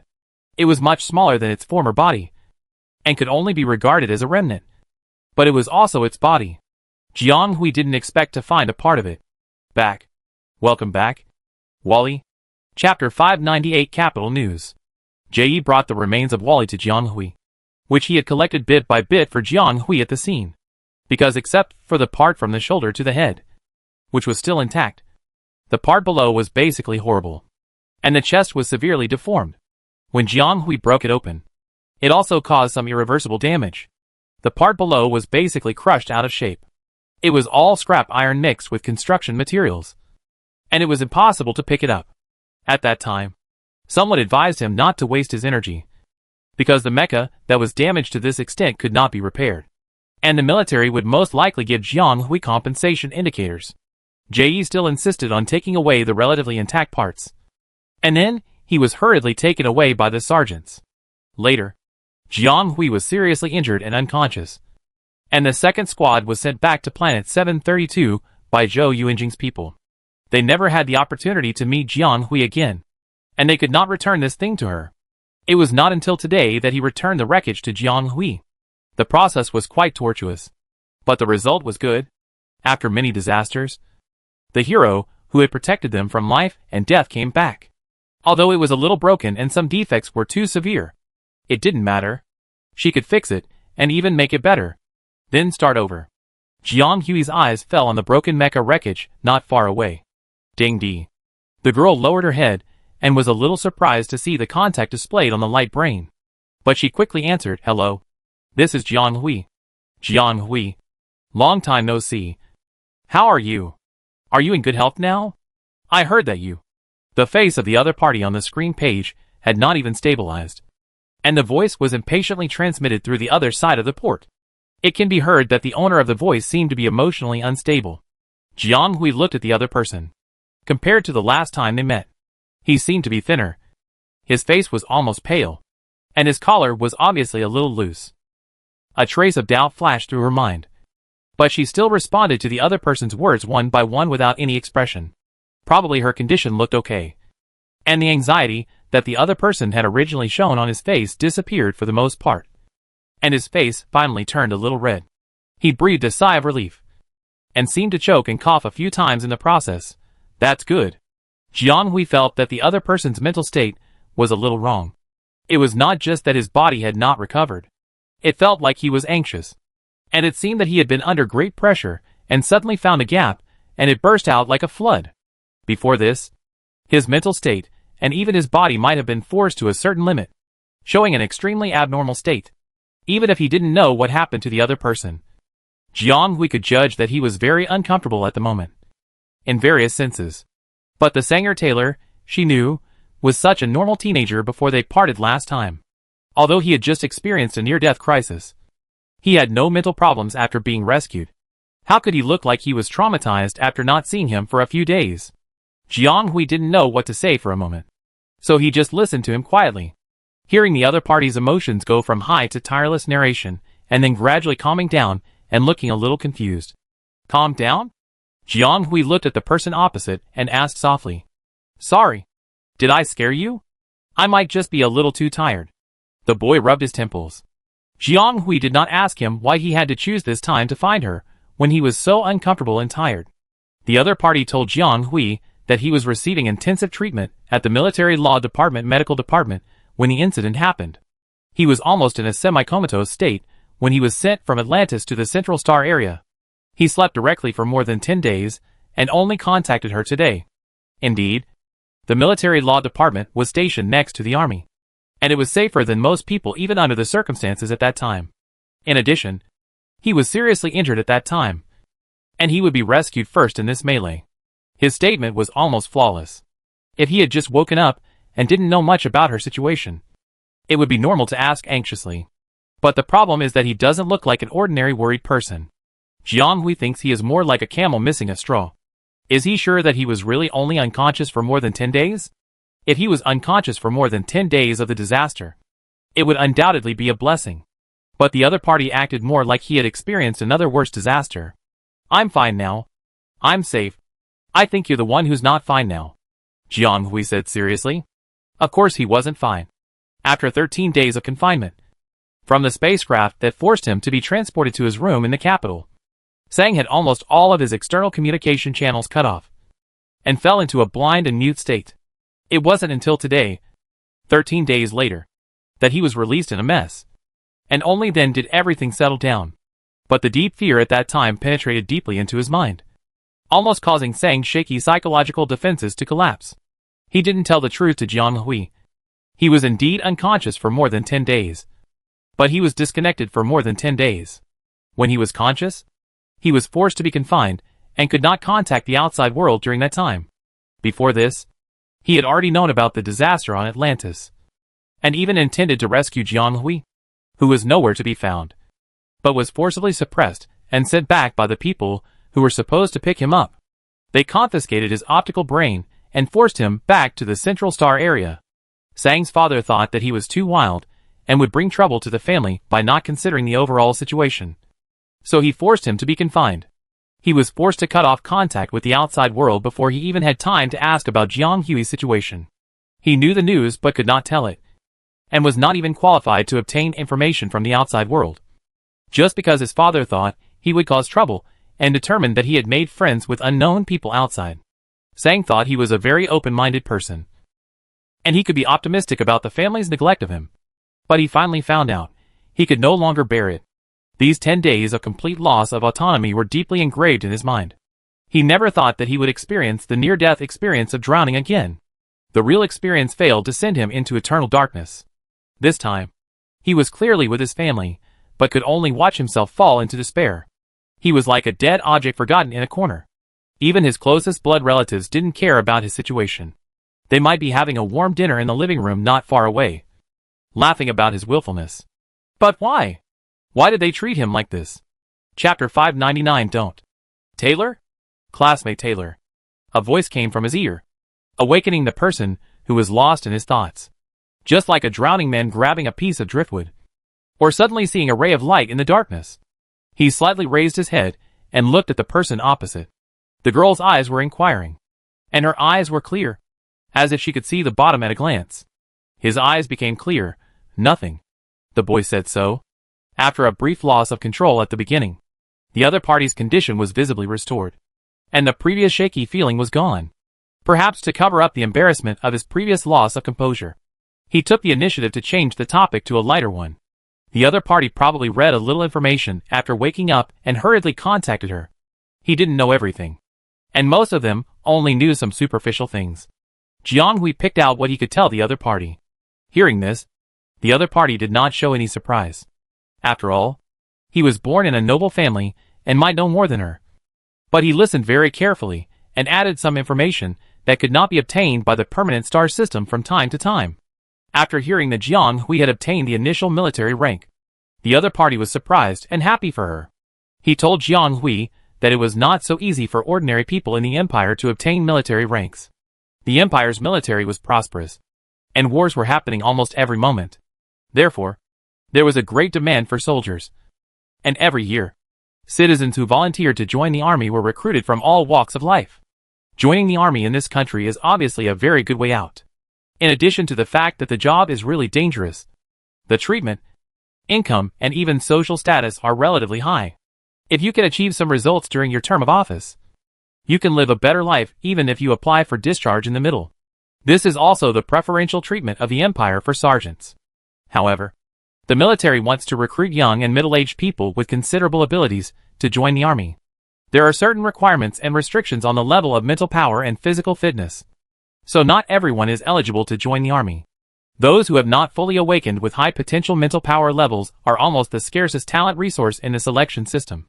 Even if they do not join the army in the future, they will study some majors that require high mental power and contribute to the construction of the empire in different ways. This is actually the potential obligation of the citizens of the empire. Although there are no legal regulations to force it, almost everyone follows this set.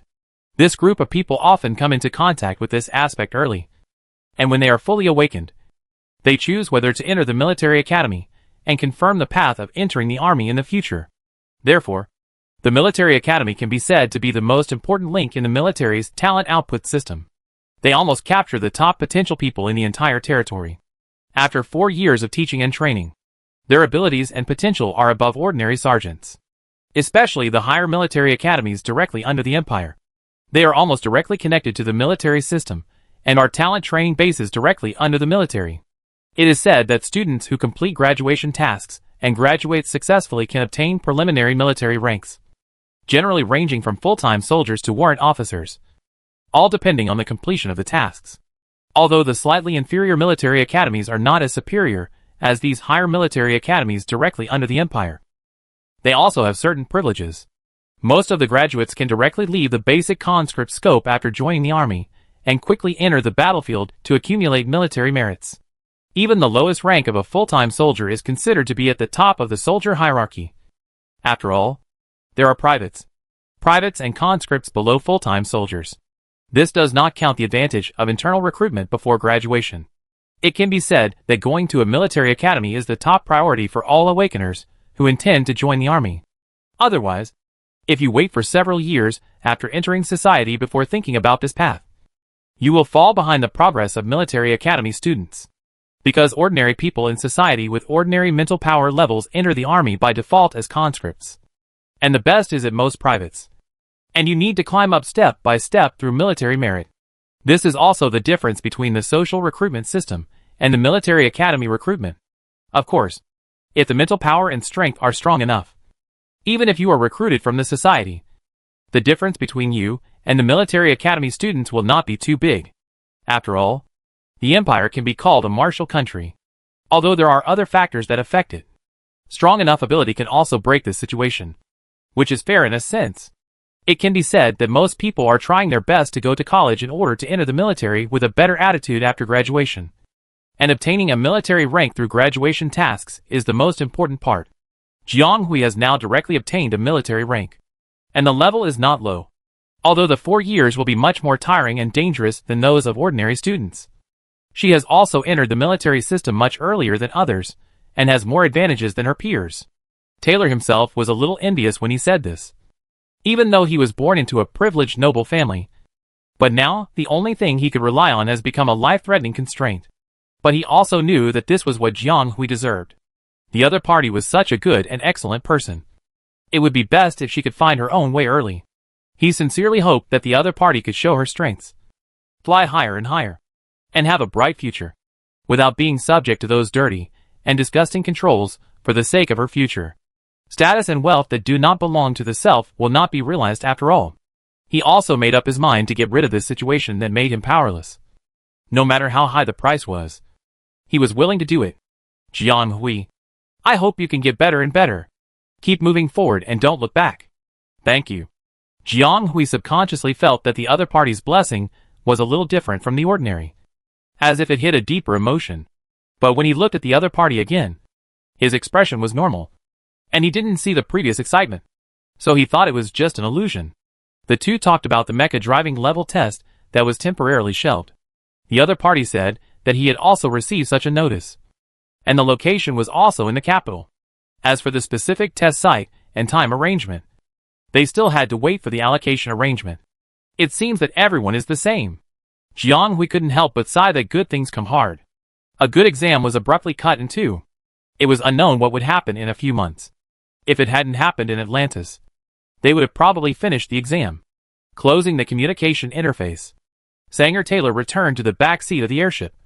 Expressionless. If someone familiar with him was here, they would probably find that he was in a very bad condition. Although his face was clean, his clothes were tattered, and there were deep bloodstains all over his body. It looked like he was whipped out with something like a horsewhip. His eyes were sluggish. His expression was desolate, and he had a tense feeling before a cliff, as if he would collapse in the next moment. Will you contact me again when you have time? No.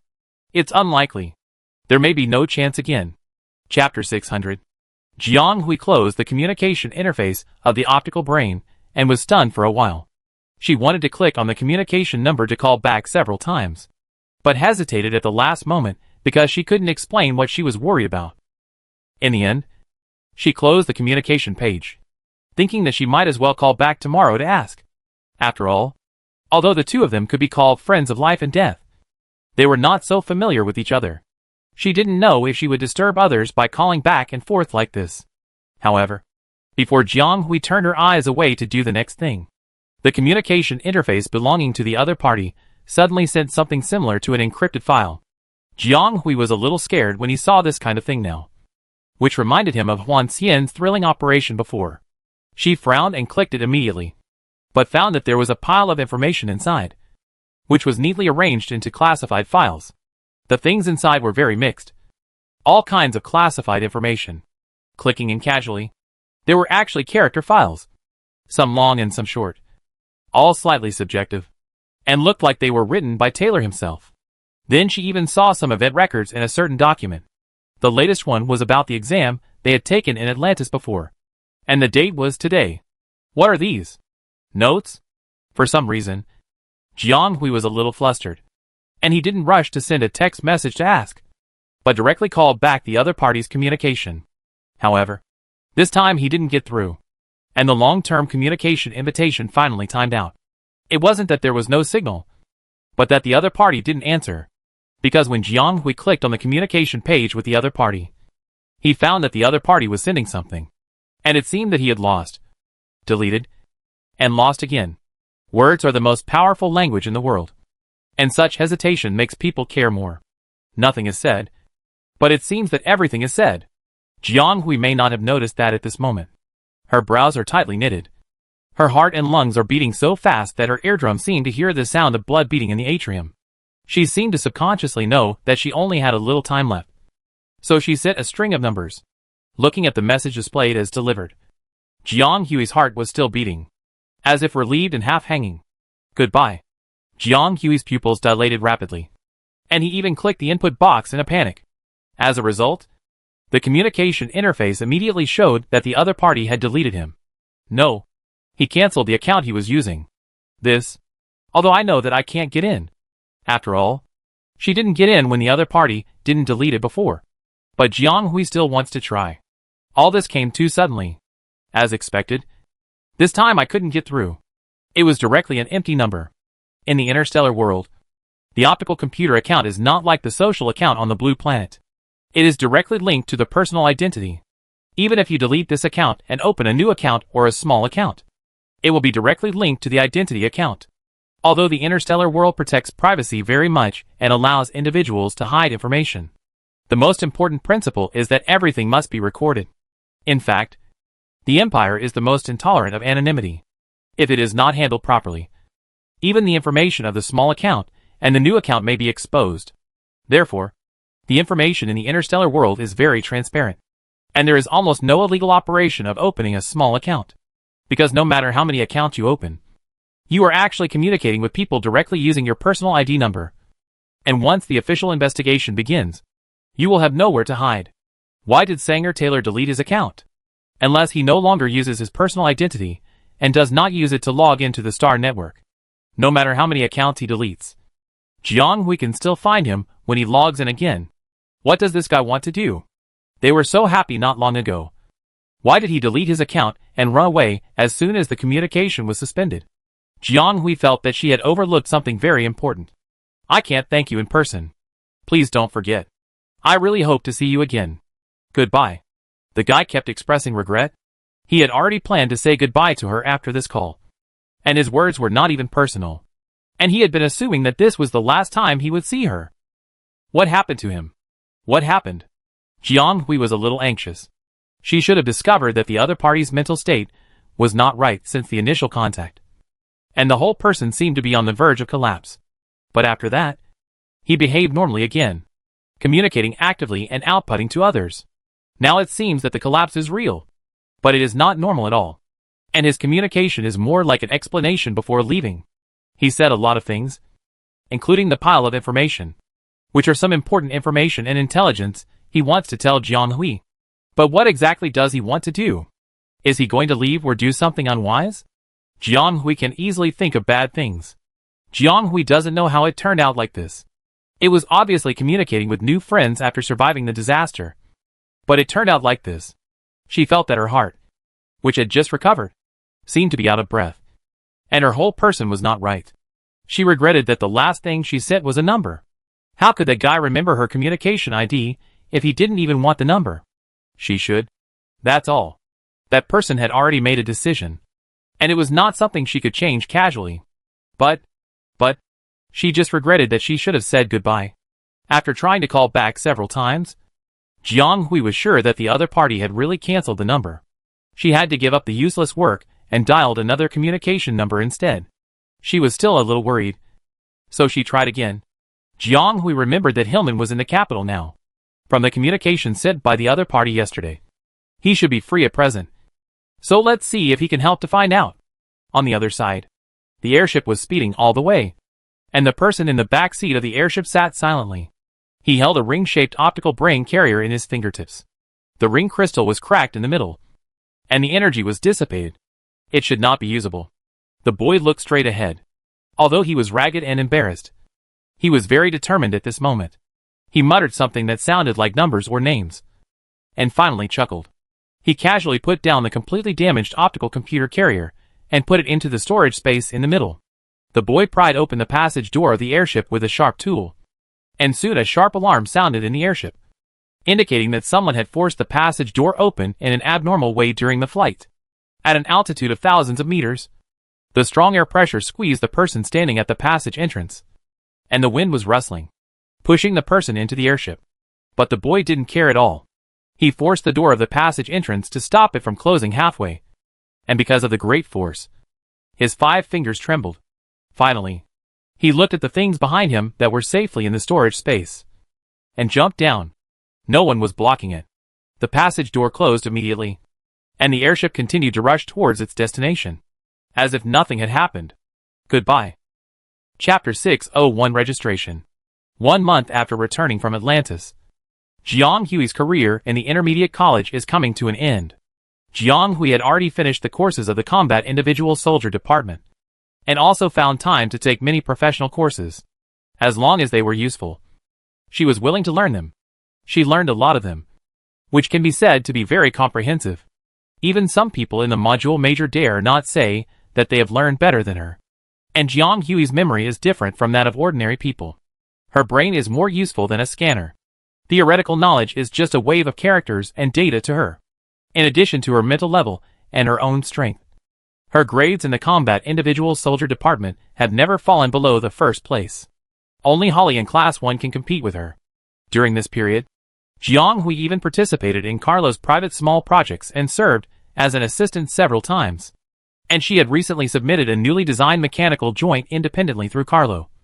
But it is said that the competition she participated in was complicated, requiring multiple levels of screening and recommendation, and the results were not so fast. In addition, Jiang Hui was busy recently, so he stopped paying attention. In a few weeks, the 3rd grade will end, and the next unified examination they will face is called College Unified Entrance Examination. This examination will be open to awakeners in the new galaxy, and the purpose is to select seeds for colleges and universities. At that time, all colleges and universities that meet the enrollment requirements in the entire galaxy, including the direct higher military academies appointed by the Empire, will select students from them. For civilian students who have no connections and cannot enter the direct recruitment system, the college unified enrollment is undoubtedly a relatively fair and just platform for entering colleges and universities. It is an opportunity for them to cross the family background and ignore resources to stand on the same line with those who won at the starting line at birth.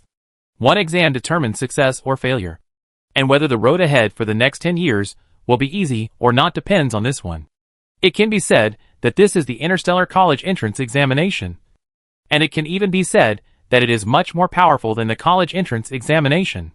After all, the results of the College Entrance Examination cannot guarantee your graduation and job after graduation, but to be admitted to a higher education institution in the Interstellar. Even if you graduate without doing anything or even cannot graduate and can only complete the course, it is much better than ordinary people. Jiang Hui will naturally participate in this unified examination, but she is not as nervous as others, perhaps because she has experienced more things. Her temperament is much more stable than before, although she will probably say goodbye to Beska Intermediate College in less than a month. Jiang Hui still has a lot of things on her hands, and she wants to sprint in the last time. Student Jidi sent back the remaining fragments of Wally, but in fact it is just a symbolic meaning, except for the head. Almost all of them are unusable fragments, and they can probably only be used as a souvenir. So Wally needs to rebuild the entire mecha for a group fight. At this time, the parts she had originally made for replacement came in handy, and with the remaining materials on hand, although it could not be restored all at once, it had taken shape after a month of repair. It is estimated that after buying 2 more rounds of materials and debugging for a while, Wally will be able to be reborn. At that time, Jiang Hui will report it as his first mecha work for evaluation and certification. And this time she is much more relaxed than before, because the military has recently given her a subsidy. The Atlantis incident was a mistake made by the army. Countless innocent people died tragically in that disaster, and a large number of people also suffered considerable financial losses. These are all things that the military needs to bear, and it is impossible to completely resolve them with the change of ownership of this station and the front line. Zhou Yuanjing would not allow the culprit to escape unscathed, but the later ones have to bear such things. He had personally contacted the upper echelons of the military to complete the subsidy for the victims of Planet 732 as soon as possible. After all, this incident can be said to be caused by the improper response of the military. And the military has a lot of responsibility. What can the military do? Zhou Yuanjing was obviously unwilling to let go, and they could only pay a lot of blood as compensation. So Jiang Hui received this compensation, and the amount was unexpectedly not small. Because in addition to the accidental compensation and some small amounts such as nutrition fees, almost most of it was attributed to a property replacement fund, which was actually the money for her mecha. Yes, it was Wally. Jiang Hui used this mecha to save a lot of people at the beginning. And this matter was also recorded in the military archives, certified, and identified as a type of property loss. But because the rubble was a homemade mecha, and it was damaged beyond recognition, no assessment and certification could be performed. The military simply used the A-class Star Beast as a benchmark and gave her a sum of money based on the standard of the A-class mecha. Although it was the lowest standard amount of the A-class standard mecha, it was already a lot of money for Jiang Hui. If she had to say it, she could actually use this star coin to build more than a dozen standard mechas, like Wally, if she had the patience to spend so much time to adjust and recycle. Now with this money, it will be easier for Jiang Hui to rebuild Wally next. And the funds will be more abundant, which will solve her urgent needs. I can't believe it. She has only been here for a few years. She hasn't finished her studies or done any serious work. But she has earned enough compensation from the military and government. I don't know how many times this has happened. Jiang Hui shook her head. And then she saw a text message coming in. It was Hillman who asked her to have dinner together in the cafeteria. The other party came back 2 weeks ago. He looked tired and seemed to be a little more mature. He was also taller. But his eyes were still so clear. It has been a long time since we met like this. Jiang Hui immediately packed up and went to the place where the other party agreed. I didn't expect it. It was really a surprise. Jiang Hui sat down in the empty seat between the few people. Hello, everyone. Long time no see. The two who hadn't shown their faces for a long time finally came back. Jiang Hui looked at them. They were all thinner, but they looked energetic. She made up her mind. The two people sitting opposite her were Huan Xian, who was almost fully recovered, and Clarence, who hadn't been seen for a long time. Zhou Xiuwen, like Hillman, had returned 2 weeks ago. The three had met before, but the two who appeared here today were probably just back. You're back. The two people opposite her nodded at her almost at the same time. You're back. Hillman, who hadn't seen his friends gather together for a long time, couldn't help but sigh. Yes, you're all back. But we're about to graduate. They came back not only to put an end to their 3 years of study, but also to prepare for the graduation exam soon. Thinking of this, Hillman felt inexplicably sad. Chapter 602 Goal. Yes, this year is their last semester at Beska Intermediate College. Most majors have completed course teaching. Some majors even give students a long vacation or arrange research projects to allow them to fully coordinate the upcoming unified enrollment of higher education institutions. The second class of the Combat Individual Department, where Jiang Hui is located, has also stopped classes a long time ago. Su Dake allows students to move freely and only arranges some physical training to maintain stability. However, there are still many students who spontaneously go to the training ground or simulated training ground for training every day, just thinking about making a splash in the unified examination. Compared with these people, Jiang Hui and his 5-member team seem to be a bit unconventional. Jiang doesn't say that she is the kind of person who does her own thing at her own pace and never follows the crowd. Some classmates even secretly suspect that she doesn't take the unified enrollment in a month into consideration at all. But think about it. This person doesn't need to be nervous at all. According to her grades, she can get into a higher education institution with her eyes closed. Of course, it may take some effort for the other party to compete with the outstanding candidates in the entire galaxy to enter the Advanced Military Academy. After all, there are so many competitors, but there are so few direct advanced military academies. Needless to say, for Zhou Xiuwen, the college he attends is no longer the focus. In this regard, Zhou Yuanjing gave him the greatest freedom to choose, because this is likely to be the last chance for him to choose freely. And Hillman came from a prominent family. No matter how good his own grades were, he was the one who didn't have to worry about this problem because of his family background. He had a lot of options to choose from. As for Huan Xian and Clarence, the former situation was more special, so I won't comment on it. The latter's situation was similar to Hillman's, so he also had a lot of options. So the 5-member group became the most conspicuous group among the candidates. In such a tense atmosphere of preparing for the exam, they were still in the mood to gather in the dining area on the second floor for dinner and chat. The third-year students passing by were surprised to see them like this. Hillman said with a little regret, "Time flies so fast. It feels like I haven't studied much and I'm graduating. I want to stay for a few more years." Zhou Xiaowen glanced at someone who spoke without thinking. "It feels like you are the only one who didn't study much. Does this guy have such an understanding?" To be honest, there are 3 test kings among the 5 of them, and they are the kind that roll unconsciously. Only he and Hillman are useless. This guy is even more useless than him. He is always lazy when he is supervising the study. Hillman immediately pretended to pinch Zhou Xiaowen's neck. "Hey, you are ruining my show." Seeing that the 2 people on the left and right were about to fight, Jiang Hui hurriedly said to one of them, "Okay, don't start a real fight while talking, or we may be asked to leave by the front desk in a while." Huan Xian has basically recovered.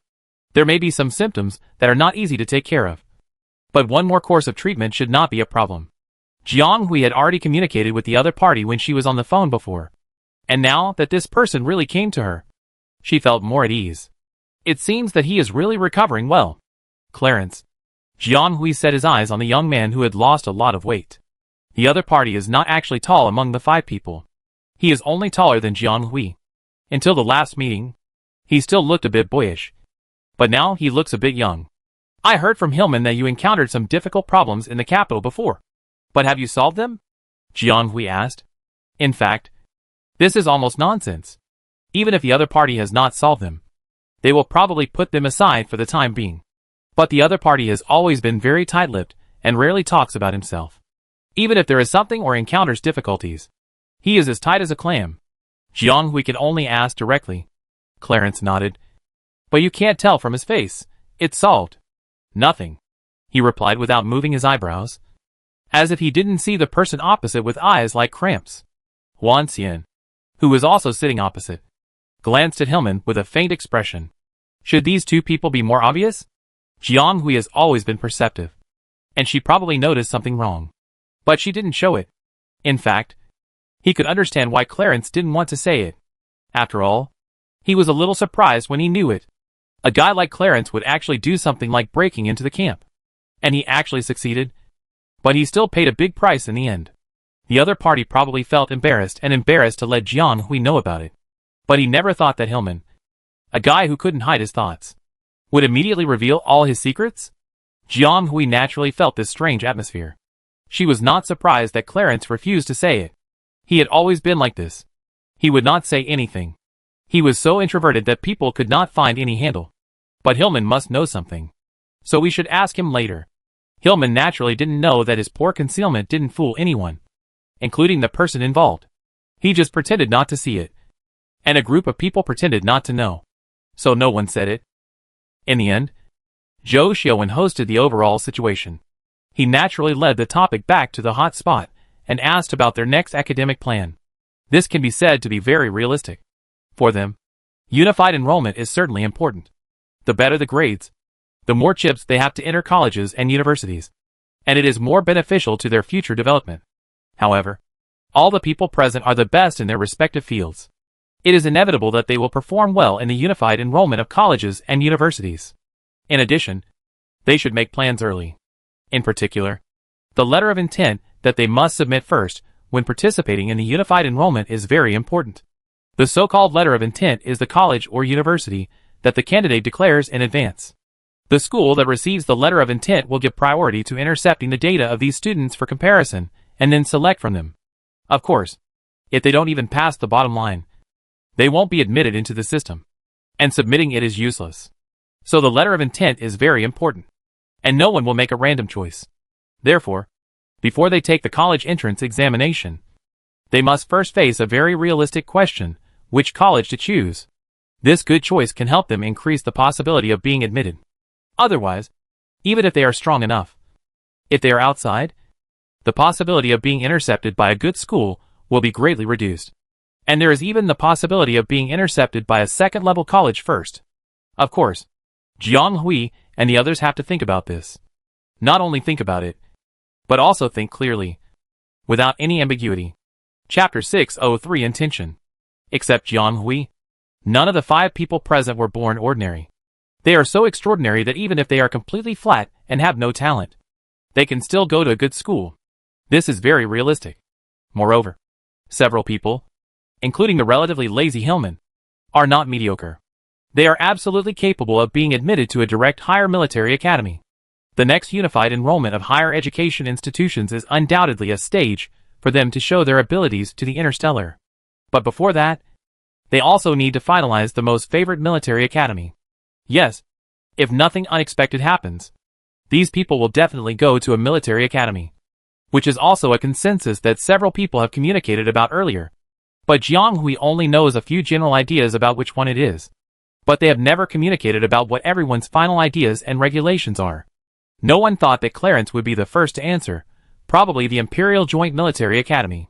He answered without hesitation, as if he had made a decision long ago. Jiang Hui looked in the direction of his voice with some surprise. And the others were also a little surprised. How could Clarence decide so quickly? I thought he would be more entangled. Huan Xian raised his eyebrows. Did your family know? He seemed to know a little about Clarence's family situation. After going through some things, the few people also cultivated a deeper friendship and could be called good friends.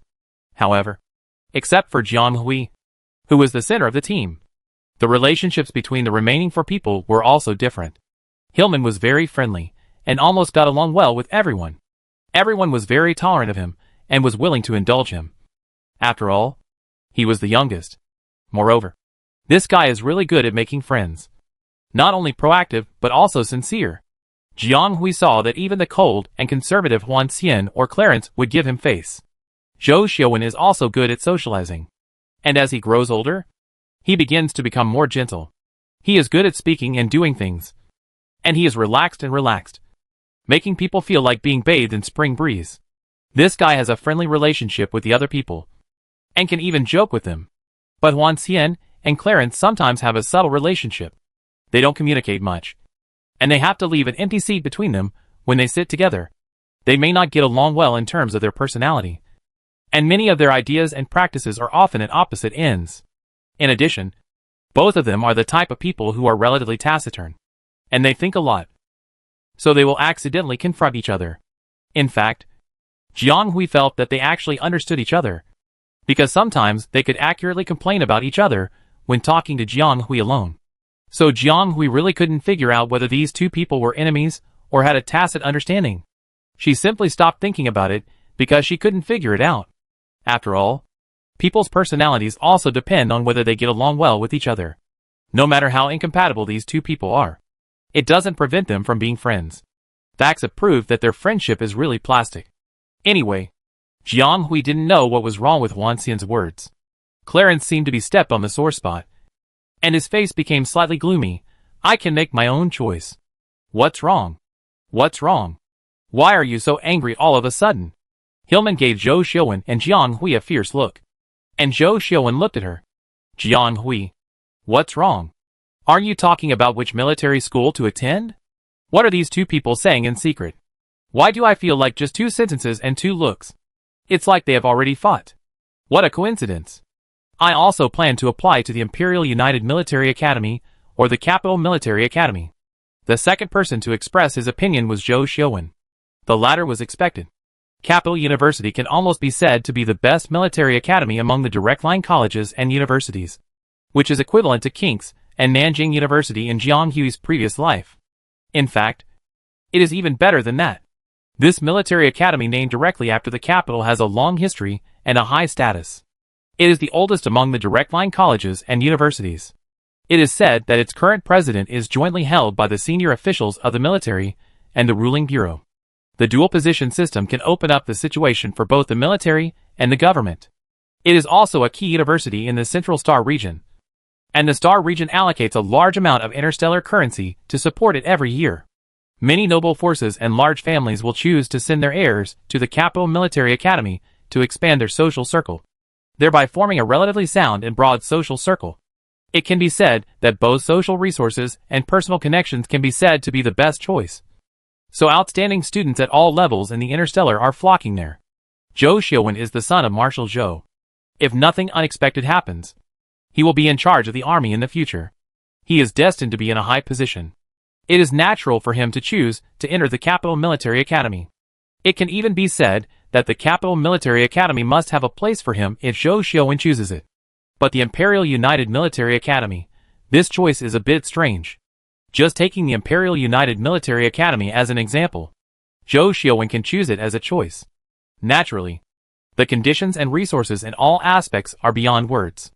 It is indeed one of the top schools. But this top school is worse than the Capital Military Academy, and even the First Military Academy. In terms of comprehensive strength, it barely ranks third. In terms of enrollment, students who feel that they cannot enter the Capital Military Academy or do not meet the enrollment requirements of the First Military Academy will choose to apply for the Imperial United Military Academy. So it is really a little worse in terms of student sources. However, the ultimate goal of these top schools is to teach and educate people. Although the student sources are slightly worse due to the difference in enrollment areas, and social resources are also insufficient, but it is more than enough compared to the lower ones. It is still a hot spot among the direct higher education institutions. Quite popular. And a hot place for excellent graduates every year. Why didn't Zhou Xiuwen choose the Capital Military Academy? Or the First Military Academy? In fact, the latter should be more suitable for Zhou Xiuwen according to the faction they belong to. Clarence was a little confused. He thought Zhou Xiuwen's first choice should be the Capital Military Academy. It's better to be quiet, Zhou Xiuwen said softly. In fact, he was more concerned about the issue of position. In fact, behind the First Military Academy stood the 1st Legion. And behind it was the shadow of the 23rd Legion. It could almost be said that it was the base camp of the Zhou family. Zhou Xiuwen can directly connect to all interpersonal relationships, and seamlessly connect to Zhou Yuanjing's forces after entering this school. He had thought so before. But Zhou Yuanjing talked to him years ago. The other party gave him an unexpected suggestion, asking him to consider the Empire United Military Academy, which might be more suitable for his development than the First Military Academy or even the Capital Military Academy. In the past 2 years, he has made a general idea after many investigations. And now these two choices are just a matter of finalization. In fact, he has already made a definite choice in his heart. Chapter 604 Undercurrents. Ah Hui. What about you? Zhou Xiuwen threw the question to the person on the side. Obviously, no one can escape from this talk today. And no one will be spared. Jiang Hui seemed to be pulled out of his thoughts. And thought seriously and said, I should also be from the Imperial Joint Military Academy. Now everyone was surprised. More surprising than the two who took the initiative to confess before. Although Clarence and Zhou Xiuwen's choices can be called strange, they can barely be considered traceable. But it is a bit unreasonable if this person is replaced by Jiang Hui. How to say it? Whether it is Zhou Xiuwen or Clarence, they have a huge family behind them. And they naturally have a lot more conveniences than ordinary people. But correspondingly, their choices are not so free. It is normal for them to make corresponding choices and adjustments out of considerations of the balance of multiple forces, or the family's position. After all, compared with the prosperity of the entire family, or even the stability of the empire, their personal wishes seem so insignificant. Jiang Hui is different. Although she has no father or mother, and seems to be alone, she is gifted and has a super talent that can be seen with the naked eye. She can choose freely, and no one will block her way to glory. In their minds, their friend is the brightest star in their team. Although she is still young and cannot be seen by more people due to her innate conditions. But one day she will become a star that everyone looks up to. In their eyes, she is the best. Capital Military Academy is undoubtedly the best choice for the other party. Because Jiang Hui has no shortage of talent. She even obtained the preliminary military rank in advance with her own ability. The only thing she lacks now is family background and broader interpersonal relationships. And the Capital Military Academy is the best platform. But the other party did not choose it as the first choice, but chose the Imperial United Military Academy like the other two. It can't be that she followed the other two friends' choices. Right? The Jiang Hui they know will never be such a casual person. Of course, Jiang Hui didn't choose this way because of other people. In Jiang Hui's view, the unified enrollment is equivalent to the college entrance examination. And submitting a letter of intent is to apply for a volunteer. According to the regulations here, the risk of submitting this letter of intent is quite high. and only one can be filled in. If you don't choose well, whether you can qualify depends entirely on luck. So she must be as cautious as possible for this first choice. She is not worried about not being able to go to any school. I can't guarantee how I will perform in the Unified Enrollment Examination. But according to the rigid conditions for enrollment in most military academies, her S-level mental power is enough to go through the special enrollment of most military academies. If she didn't do well in the Unified Enrollment, she could still go for direct enrollment, but the route would be more tortuous. So Jiang Hui started doing research in the first half of the year, mainly studying the hardware facilities of various schools. Jiang Hui paid great attention to this point, and paid more attention to the power, soft power, and even the position behind the school, because as others thought, she was a white person, without a father or a mother, and without a family burden. Even the identity of Stark, the temporary guardian, was not enough to involve Jiang Hui in the position issue. So as for the school, you must consider the school itself. Jiang Hui roughly inspected the top 10 colleges in the Central Star region, all of which were very good, but with her mental strength, she still had to look forward. The first one she ruled out was the Capital Military Academy. Not for any reason. Just because they adopted a tutor system. This system is very complicated, with a strong sense of family background. And even in her opinion, it has a bit of feudal color, and it feels very restrictive. She has confirmed this with Stark, Carlo and others. It is indeed not a suitable place for her to develop.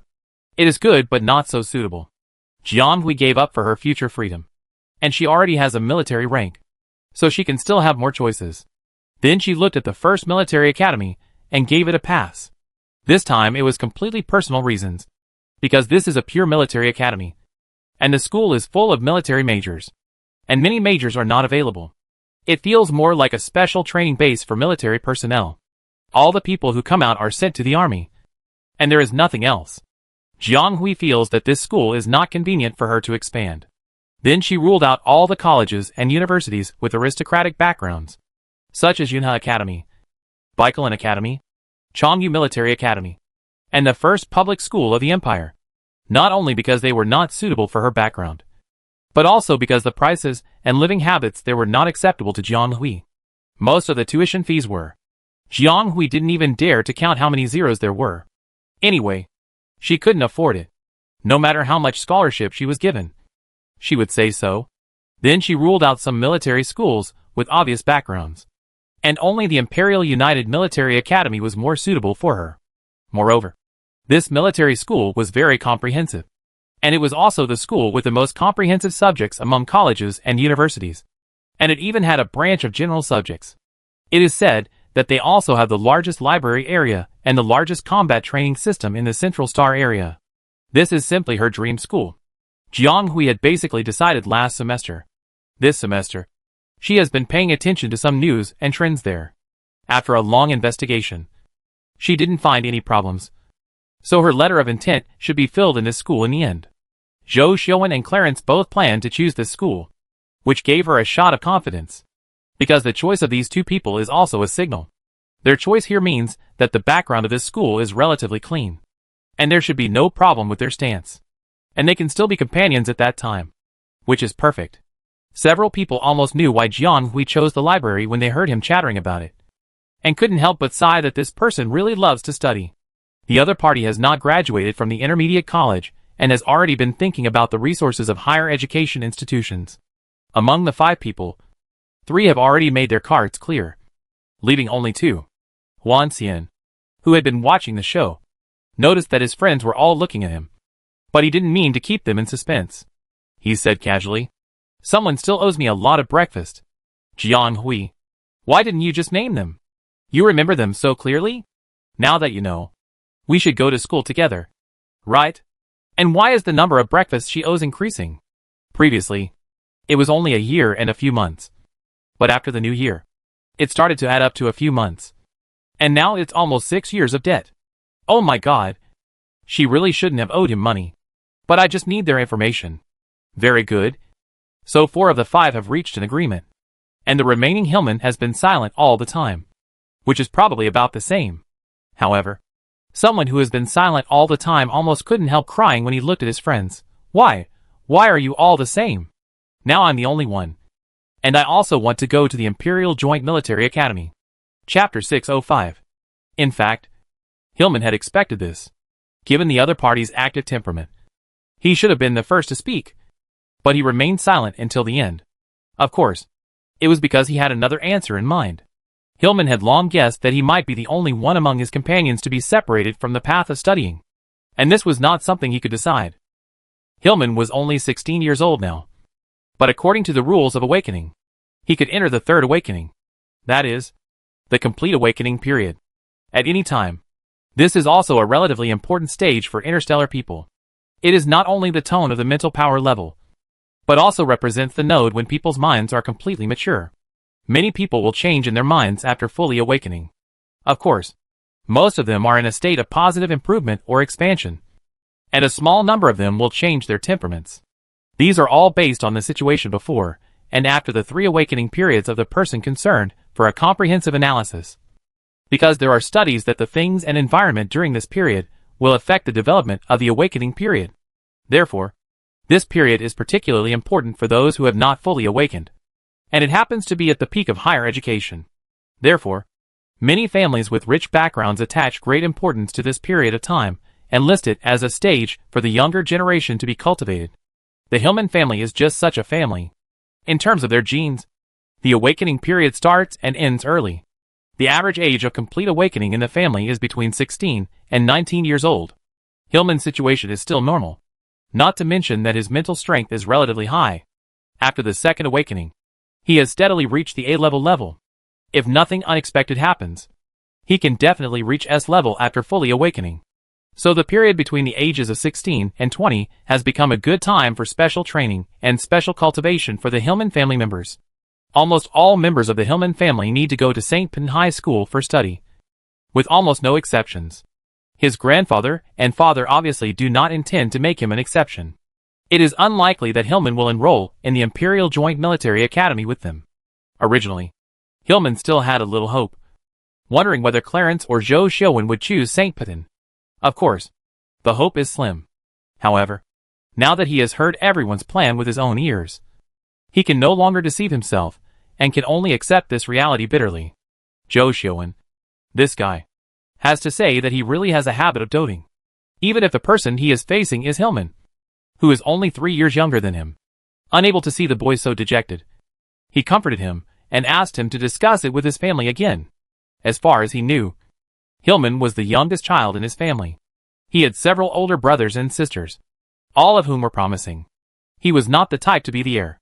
They had been to Hillman's house before and felt that his father was a relatively open-minded person.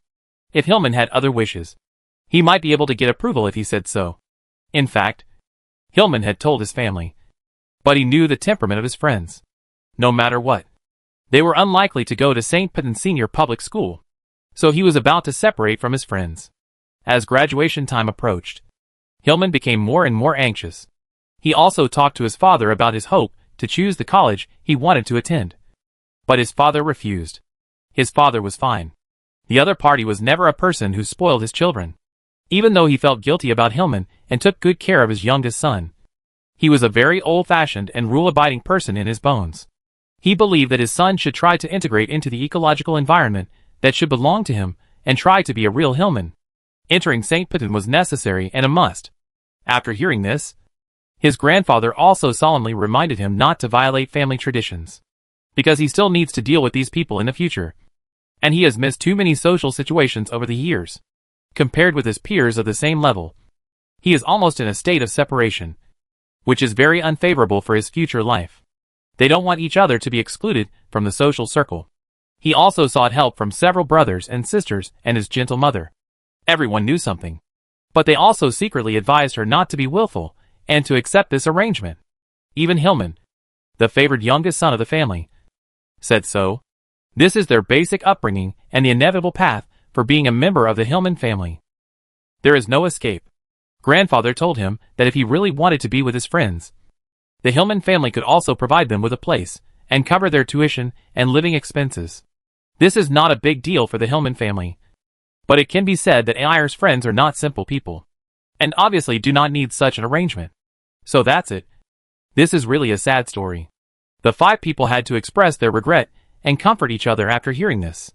Although everyone attends different schools, they are all in the Central Star area. If they want to meet in the future, they can make an appointment at any time. In fact, it is not much different from now. Huan Xian, who has always been cold, also comforted him a little and asked him to calm down a little, in order not to let someone continue to entangle this topic. Zhou Xiaowen chose to quickly change the topic and talk about something else. After experiencing their own chaotic periods, the 5 people finally reunited on the eve of graduation. But I don't know how long this calm can last. Compared to the permanent star system, the Central Star area is another scene. Although there are fewer intermediate colleges in the Central Star area, the qualification rate is very high. It is said that there are dozens of students from direct colleges and universities every year. The income rate of the number of applicants that year can reach more than 80%, and the remaining 20% mostly took other paths. The success rate cannot be said to be very high. This year is said to be the year of the Guyao, because the chain reaction of a series of stars around it has affected the entire interstellar magnetic field, and many people have been affected. This energy is mostly a positive upward impact. Like in the past star eras, there are often more outstanding geniuses. Of course, this is not inevitable, but based on the current situation of the major secondary schools in the Central Star region, there are indeed many more talented teenagers this year, nearly doubling the number of previous years. In addition, there are some geniuses that are rare in hundreds and thousands of years, all gathered in this era. And it seems that this year will be another very lively year. This makes the colleges both excited and happy. After all, such geniuses are not available every year. If they qualify and become famous in the future, they, as their alma mater, will also have an additional record. And even more so, their status in the Central Star region will be improved. Chapter 606. These students of the Central Academy are facing the same situation as Jiang Hui and his friends. After all, the unified enrollment is for the entire galaxy, not for a single domain. However, their goals are different from those of the students in the lower star domains. Those who can study in the intermediate colleges in the Central Star region are either rich or noble, and they are more likely to study in colleges and universities than those in the lower star domains. Even if the background is strong enough, it is relatively easy to apply for direct colleges and universities. But this does not mean that they all want to go through direct enrollment or special enrollment and enter the school comfortably. The descendants of these powerful people and high potential awakeners look down on this channel. And some direct colleges and universities have different attitudes towards students who enter the school in different ways. If you want to get the treatment that ordinary students respond to, you naturally still have to go through unified enrollment and direct enrollment. Special enrollment or admission with quotas is not impossible, but there is a high probability that they will be separated or provided for. So those who are a little ambitious still choose to participate in the unified enrollment in person. They also want to compete with their peers in the entire galaxy in person to see who is the dazzling star of this generation. Therefore, the students of the intermediate colleges in the Central Star region are more active than anyone else in signing up. The reservation system of the official website is almost overwhelmed by them. They just want to ensure that they can successfully sign up without any mistakes. Jelu Intermediate College. The unified enrollment is just around the corner. The professional courses of various majors have been completed. But these students from wealthy families are obviously not satisfied with ordinary courses. They also want to take the height-enhancing class, thinking that they will make a big splash in the unified enrollment in 2 weeks. Therefore, after the school gave them a unified holiday to adjust, they all went home to take private lessons.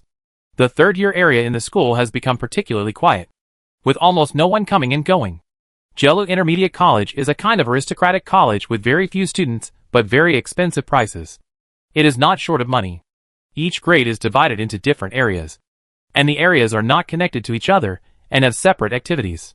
The third-year students have all run away, so this area is naturally empty, with few people. However, there are exceptions to this situation. Some students are still confident in themselves and don't miss this little time to improve, so they still maintain a normal schedule. The empty restaurant is decorated gorgeously and luxuriously. Under the warm yellow light, the air is filled with tempting food smells. If it weren't in a school, it would be the atmosphere of a high-end restaurant. But there is only one table of people sitting in such a carefully decorated restaurant. No, strictly speaking, there should be only 2 students. The 2 people are obviously used to such emptiness, and they stay in such an environment leisurely. without feeling uncomfortable at all. I thought you would choose to go home? The boy glanced at the person opposite. What about you? Why don't you go home? Ji Yunshan asked, then nonchalantly poked at the food on the plate. Although the action was not very elegant, there was a sense of ease in his gestures. He was tricked again. Springer thought to himself that this woman was really amazing because she was not very conspicuous. Anyone who really thought of her as a quiet lady who didn't attract people would be stupid. She didn't know when she would be poisoned. She was a venomous snake that was used to hiding in the dark. He sneered, obviously used to the other party's style of throwing questions back directly. It's just a small scene. Why worry so much? I think those people were blinded by the desire to win. Right? Oh, if those people heard you, they would tear you apart on the spot. And it's a small scene, only you would say that. The girl laughed at him without disguising. But then she changed her mind and looked a little subtle. But you are right. Isn't it a small scene? The last time we encountered something on Atlantis was much more exciting than this. Speaking of this, Springer, I feel a headache. Don't mention this damn place again. That trip really left a psychological trauma on him. And he hasn't recovered yet. It's been so long. You haven't walked out of the trauma yet. Have you? Ji Yunshan saw his abnormality at a glance and laughed at him mercilessly. What shadow? Someone denied and argued. Don't tell me about that. I remember that person was panicking and asking others when the reinforcements would arrive. Ji Yunshan didn't care about this at all. Because it was indeed true. Isn't that the case? I see that many people who are much older than me are not doing well. I am just an ordinary student. Isn't it normal to be afraid? Besides, this is all an unprovoked disaster for us. First, the internal struggle caused us to fail the exam. And then, there was a traitor who caused the Star Beast to attack. If it weren't for the military, those rubbish. Why would we be in this situation? Springer didn't say anything now, because he knew that the other party was telling the truth. It has to be said that sometimes family strength is really important. It is really annoying to compare people. Slimp is also a famous noble family. But it is far inferior to the Ji family. They are not only powerful, but also prosperous and talented. Even the major forces in the capital were very wary of the Ji family. Ji Yunshan was rescued. But things didn't go so easily. In order to seek justice for their children, the Ji Yunshan family mobilized a lot of manpower and directly extorted a lot of resources from the culprit as compensation. Then they came back and threw it directly to Ji Yunshan. How could the compensation from the military leader be bad? This made Springer particularly envious. They suffered the same fate. And although they were also very angry, they didn't have such confidence. The two are really a world of difference. But he would never admit this. Speaking of which, the girl opposite seemed to have thought of something while thinking. And a thought-provoking flash flashed in her eyes. It's not that there are no exceptions. I heard that person is really powerful. Springer acquiesced, because he didn't know what to say. He knew who the other party was referring to. The person who seemed very strange when they first met. And then the other party really showed a different way of doing things than they expected. But this is far less shocking than what they heard about the other party's deeds and the disaster afterwards. She saved more than 100 people in the chaos. Which is indeed commendable despite the exaggerated reports. That is her nobleness. But to say that she killed an A-level star beast with her own hands, this really caused an uproar in their hearts. An ordinary person, who has never received training, killed an A-level swamp snapping turtle alone with an unknown raiding mecha? No one would believe it if they told it to others. Anyway, they went home and asked the teacher who taught at home privately. They also felt that the deeds were just exaggerated. And there should be some exaggeration. Anyway, the real situation could not be so rough and direct. Chapter 607 Eve. No matter how the Golu duo speculated about Jiang Hui's thrilling journey on Atlantis, the days still passed like this. Soon it was a week before the exam, which was the day before the official registration. On the eve of the registration, Jiang Hui had dinner with several friends again. After exchanging ideas, they went back to rest. Jiang Hui returned to the dormitory with a full space button, which was full of her tools in the laboratory.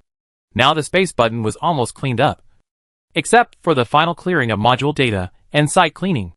The former required her to check and inspect, and the latter only required submitting an application for a special robot. By then, everything in the laboratory would be cleaned up completely, without a speck of dust left. So everything in it really had to be taken out before the application. After all, it was a laboratory that had been used for several years. and many of Jiang Hui's usual tools were placed there. I didn't think so at first, but now that I have cleared them out one by one, I find that there are too many. Jiang Hui transported the items several times, and filled 2 or 3 space buttons before she finished the cleaning. Next, she would focus on the next unified examination. These things were also a problem. There was no place to put them in the house on the mainland, and she didn't know if she could get such a laboratory when she entered the military academy. So she could only put them in the space button for the time being. She didn't know when she would start using these things again. Facing the empty laboratory, Jiang Hui felt a little melancholy for some reason.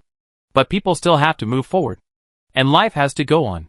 Saying goodbye to a certain stage does not mean stopping, and the scenery ahead may be even better. Jiang Hui left the lab and hung up a nameplate indicating that it was no longer in use. All the things were emptied. During the period of clearing data, the restrictions would be lifted and people could come and go at will. Before that, the things must be emptied. So in fact, leaving today also meant that she said goodbye to this lab completely. After saying goodbye to a few friends, Jiang Hui returned to the dormitory.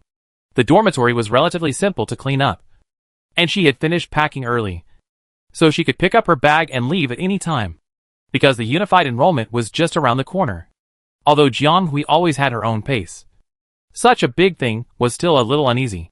These days, she also wanted to clear her mind as much as possible, so that she could return to a relatively stable and quiet mood and recharge her energy. She usually logged into the chat group of the 5-person group. Hillman and Zhou Xiaowen were chatting. The two were the most active people in the group and often communicated in various ways in the chat group. So everyone was not surprised. Jiang Hui looked at it and turned away again, clicking on another group. This group has more messages, and it looks like it is about to explode. In addition, it is rare to see someone at her account in the group. More than once, she clicked in and saw a group of people chatting happily, and almost all of them were online. No wonder there were so many messages all of a sudden. But none of these people are talkative, and it is rare for them to be so lively. Could something have happened? Jiang Hui looked at it and immediately felt that something was wrong, because they were not talking about anything, but about the hottest things at the moment. She scanned it and found that this group of people had circled her name 4 or 5 times in just 2 stars. If you don't know, you might think something big happened to her.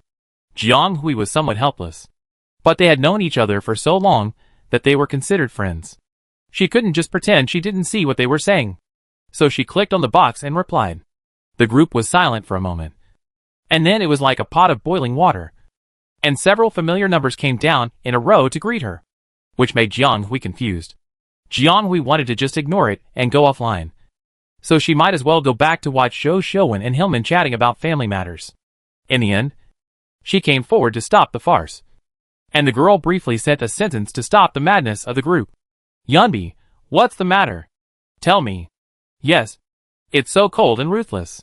Many people in this community don't talk much, but they talk a lot. If they don't speak directly, they don't know when they will stop. Many people on the other side of the screen laughed when they saw this. This guy is really... It seems that the other party has always been so cold since they met.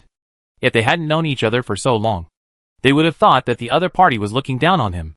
Well, they did doubt it at first, but they changed their minds after a few activities together. In addition, the other party's strength was too strong. He was knowledgeable, insightful, like an experienced elder, and you could learn something from him at any time. People's nature is to admire the strong. Although the man was invited in by the club's deputy leader He Wudao, he always seemed very mysterious compared to others. No one knew his identity, and everyone showed a certain distance from him at the beginning. But after seeing his strength, everyone gradually accepted him, or should we say moved closer to him. These people got together because of shooting, and then developed into a club. The club formed such a community, so it was natural that they were not only bound by the initial relationship. Some of them knew each other, or were like-minded friends, or became real friends after chatting well. Some people found the real person by matching the information or characteristics revealed, commonly known as revealing the horse. In any case, after such long-term contact, people inevitably reveal some of their own information uncontrollably. Only Yumbi was different. She joined the club 1 year after the initial formation. At that time, they had already become famous and stopped recruiting externally. This person brought in by their deputy showed his extraordinary strength as soon as he came in. He was very strong. And he was getting stronger and stronger. As if there was no limit. And he was also very mysterious. He never revealed his information during communication. And he didn't seem to be very interested in other people's affairs. Except for activities. He communicated the most with the deputy leader Hiwudo. People in the club knew very little about him. And everyone was more and more curious about him. But no one could dig out his information. But this time, I don't know whether Hiwudo did it intentionally or unintentionally. But he actually revealed that the other party was still a student. This naturally caused heated discussions among the crowd. And the group instantly exploded. Everyone was surprised that the second strongest person recognized by the club was actually a teenager at most. Some people intended to dig deeper into this line for more information. The most interesting thing for everyone was naturally the problem exposed by Hiwudo. The unified enrollment is just around the corner. Which military school will Yunbi choose? After figuring out the cause and effect, Jianghui in front of the screen couldn't help but touch her forehead. What did she think? She thought her identity was exposed. But it turned out that he let it slip. And then he was caught by the gossiping guys. Chapter 608 number. In fact, everyone in the club had some misunderstandings, thinking that Jianghui didn't want to reveal her information. Well, to some extent, she did think so. But she didn't really care about this. How should I put it? If someone followed the clues and took off her vest one day, Jianghui wouldn't care too much. Because her identity was not shameful. It was just normal social interaction. And the reason why she never talked about her own affairs and became a mysterious person with layers of fog in the eyes of others was because of her basic attitude towards online social interaction. Jianghui was like this when she was on Blue Star. At that time, it was in the internet age of information explosion. And information communities were very developed. To a certain extent, the contemporary society with absolute anonymity was much freer than the Star Network here. Freedom in all senses. Of course, this also gave rise to some bad things. Allowing some guys with bad intentions to see the gaps for exploiting loopholes. But when Jianghui first came into contact with the internet, her family warned her to be careful about everything on the internet. If possible, try not to expose your real information. Because you don't know whether the other end of the network is a human or a ghost. And you don't know what others are thinking. You must distinguish the difference between the internet and reality, so that you can better protect yourself and your life. So Jianghui has always believed in this for many years to come. Although this makes it difficult for her to gain traffic or even make money like those who dare to use their real names and show themselves. It also protects her from various invisible harms in the simulated world. Although the person who invited her to join the club was EC, a senior who she knew at school, and seemed to be somewhat reliable. But she didn't know anyone else in the club community, which was a mixed bag of people from all walks of life. Jianghui still adopted the past way of handling it. After all, the virtual world is the virtual world, and real life is real life. So they still have to distinguish them. If one day those people on the other side really want to know her, then they can invite her to come to them. And then it won't be too late to really get to know each other and make friends. Therefore, a cloud wall that was impenetrable in the eyes of everyone was formed. And she was also called Mysterious Person by everyone in the club. I have to say that this name is really second here. And it makes people's scalps numb and embarrassed. Jianghui looked at EC's question that was supposed to reveal information. In fact, it was not directly exposed. But he just mentioned it. And then was lured out by another cunning guy with a soft hook. That group of people used code names to roughly identify her as a freshman who was going to apply for the exam this year. In fact, EC did not respond after he found out that he had accidentally brought up this topic, and did not answer these people directly at all. These guys are really too sharp. They can guess it by hinting. Jianghui did not blame EC, and sighed, thinking that since it has come to this, she might as well satisfy the curiosity of these people. If she still refuses to reveal a word after they have dug up so much, it would be really unkind of her. They have known each other for 3 years, and they never avoid her when revealing information. And with the carelessness of these people, even if she reveals a few more key points, they may not be able to guess it. After all, they have not even guessed whether she is a man or a woman. He's tapped her little box, and she told him not to worry about it. And she replied directly in the group. The group was still scrolling, and those active guys kept talking, not caring that Jianghui didn't respond to them. And they chatted on their own. Of course, They didn't leave the question they were curious about at all. If Jiang Hui didn't respond, he might at her for the 5th time. What suspense is there? It must be our capital military academy. We are the best. This is Panis, the big brother of the club. Although he is not the strongest shooter in the community, his qualifications are only after the founder. He is also a student of the capital military academy. And he doesn't shy away from this. That's not necessarily true. There are many rules over there at the capital military academy. Don't try to trick our little Yunbi into going there. It's better to go to the first military academy. Yunbi is going to join the army. Those who leave here in the future are all colleagues, which saves a lot of effort. This is I don't want to train in this life. It is said that she is a senior from the first military academy and will graduate next year. It is said that her goal is to become the best sniper in her class. If you ask me, you are too unoriginal. You are all thinking about training. Yunbi is a cultured person. Why don't you come to our Bilanki Academy? I tell you that our treatment here is good. Single dormitory. And there are large subsidies for applying for a studio. This is the richest person in the group. Love to eat clams. You are still the nouveau riche style as always. And you are still cultured. You should come to our Yunha Academy. Hey, have you considered the feelings of the Imperial United Military Academy? Yiwudao, Capital Military Academy. Tianjin, come to Capital Military Academy. Jianghui. No. What are you arguing about? Don't you need to ask the opinions of the parties involved? And your conspicuous enrollment method. Really? Don't recommend it to others. Maybe others originally wanted to apply to your school. But after seeing your push, they may not want to go anymore. Yunbi, if nothing unexpected happens, it should be the Imperial United Military Academy. Her definite reply instantly set off the entire community. And it immediately caused heated discussions among everyone. Of course, those who didn't guess were naturally unwilling and began to work hard to promote their own schools.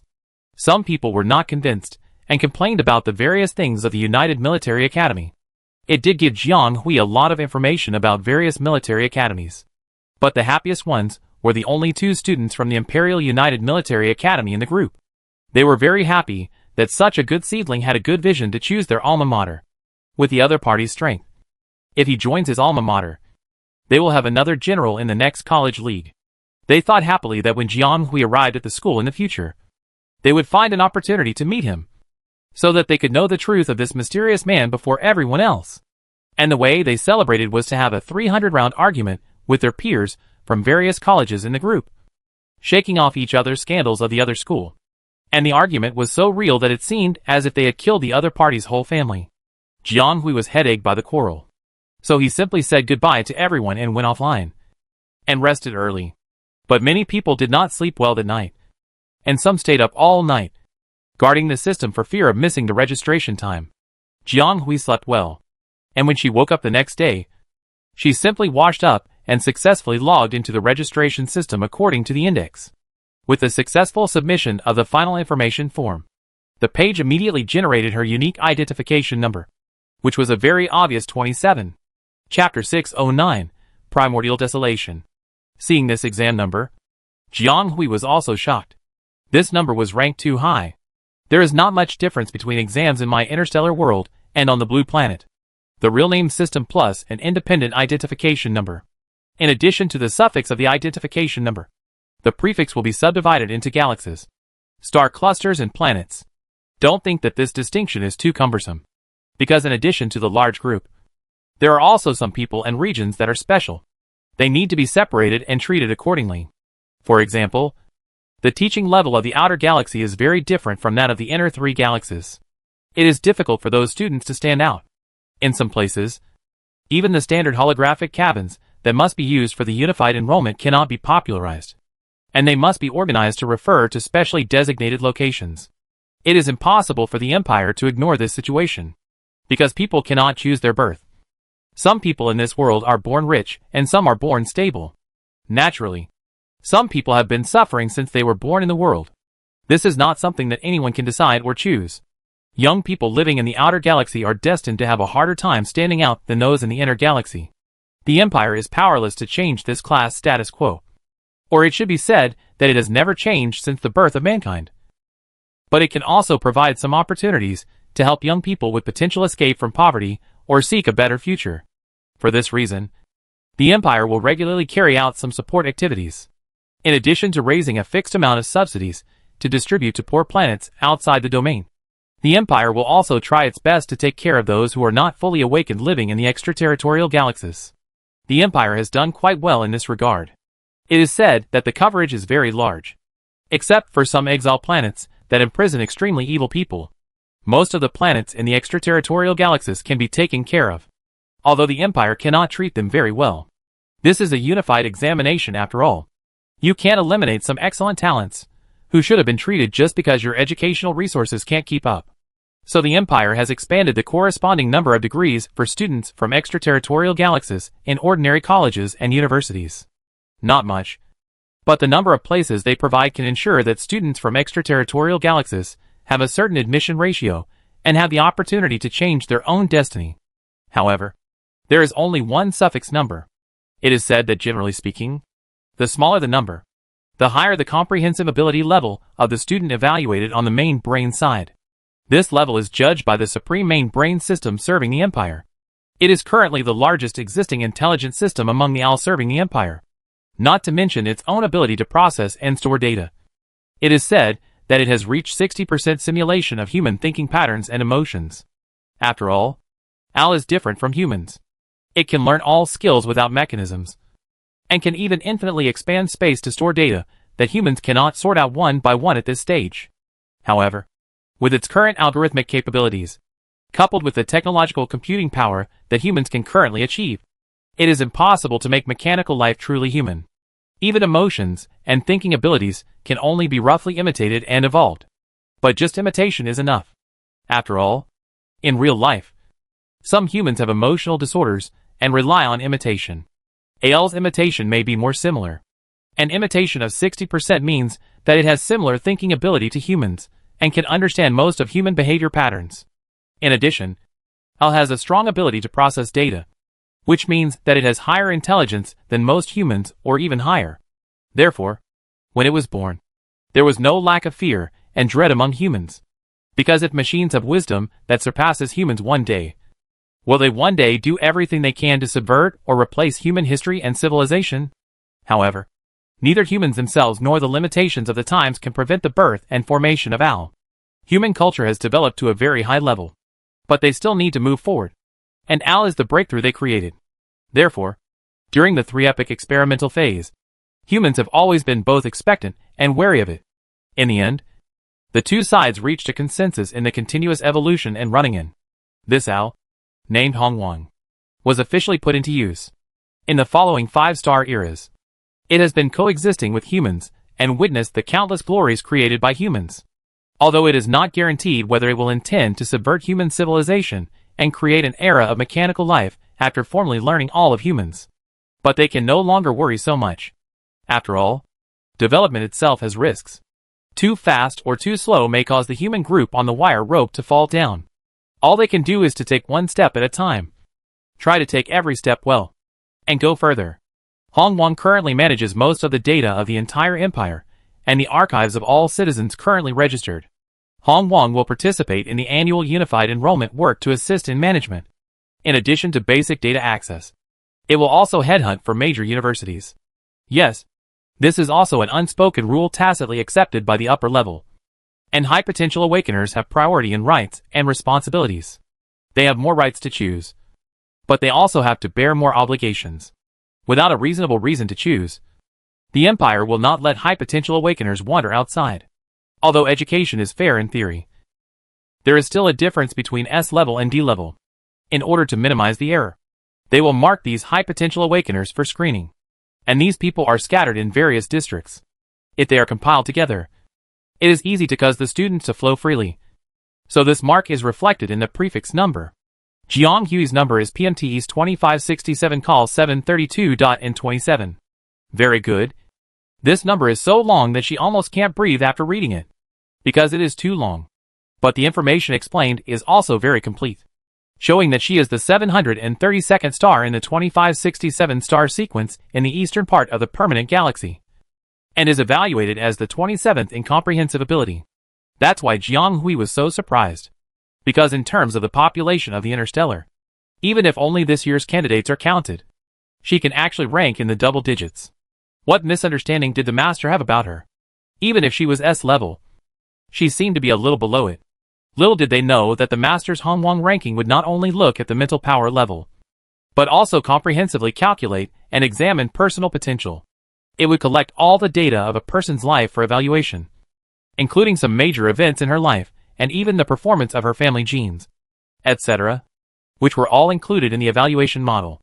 In fact, it was not outstanding when the original body was still in this body more than 10 years ago. But after Jiang Hui came here, he experienced many things that adult soldiers might not have experienced in just 3 years. In addition, she obtained the initial military rank not long ago, and Hongwang directly ranked her 27th in the permanent galaxy after a comprehensive evaluation.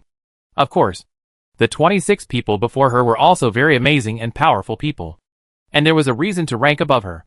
Chapter 610 Random. However, Jiang Hui was surprised, but she didn't take it to heart. After all, this number can only reflect her past performance, and it can probably be seen as a potential list. But it doesn't mean anything. She can't get an advantage in the unified examination because of her high ranking. It can only be said that it is a relatively virtual thing without any real feeling. So Jiang Hui still honestly checked the brochure attached with the successful registration.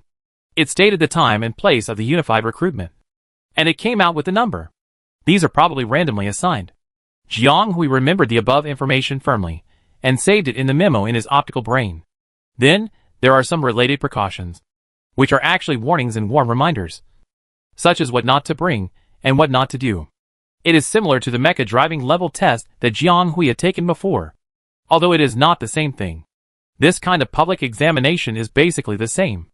Everything is strictly controlled, in order to ensure fairness and justice. Any cheating is absolutely prohibited. Once discovered, it is not as simple as being kicked out of the exam. Of course, Jiang Hui would not do that, but she still took a quick look and remembered these minor rules to avoid any accidents. After completing a series of actions and confirming that she had successfully registered, Jiang Hui immediately logged off to make room for other students who had not yet registered. She checked the time and found that the registration took her more than an hour. It turns out that time will pass faster when people are nervous. Looking at the chat group again, several people have already opened it. So fast? Jiang Hui looked at the time when they first refreshed the message and found that Hillman had already finished it half a week ago. It was really. She popped her head in the group and kindly reminded Hillman to go back and confirm the information when he had time. The cutest me, Hui. Hui, you finally popped up. You signed up a little while ago, and I was worried that there was something wrong with your registration. Xiaoju. Even if there is a problem with you, there will be no problem with Hui. Also, I think she is right. Remember to log in and check if you have filled in the wrong information later. Don't forget what happened last time. Last year, Hillman encountered such a mistake when he participated in a school event.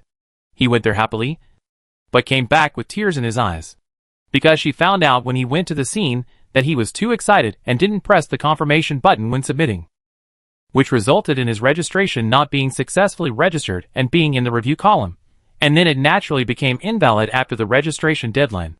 When his friends found out about this, they scolded him severely. The punishment was naturally someone's carelessness.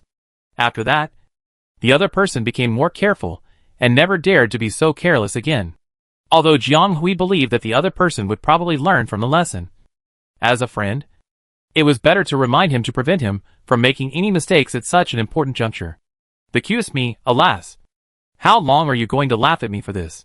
I won't do it anymore. And when I signed up, the old man sat next to me and urged me, for fear that I would fill in the letter of intent carelessly. And I agreed to it. Really?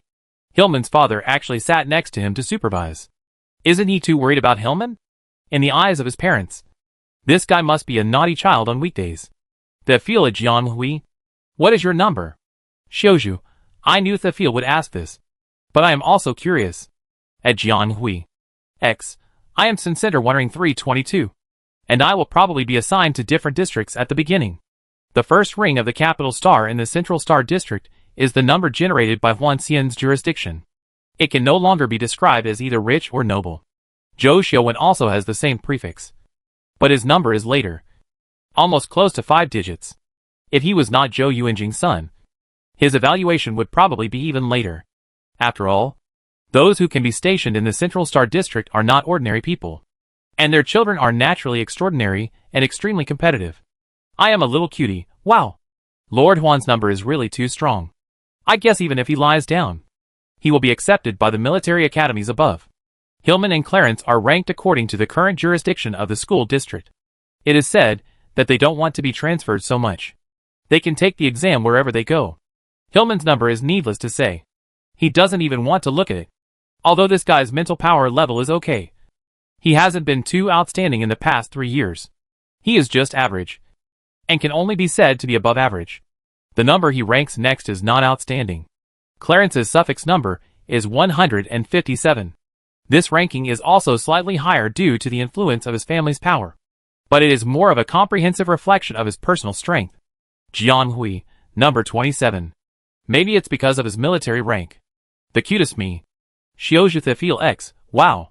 Jianghui. What are you guys exclaiming about? There is no need to be so flattering. What if you feel inexplicably ashamed? And if everyone knows her number and reacts like this, then won't she become a target for the unified enrollment? This is what Jianghui cares about most. The number is arranged by the system, representing their comprehensive ability level in that area. Whether you admit it or not, this is the fact. If everyone can see this number, won't those who rank high or low become targets? There is no first in literature, and no second in martial arts.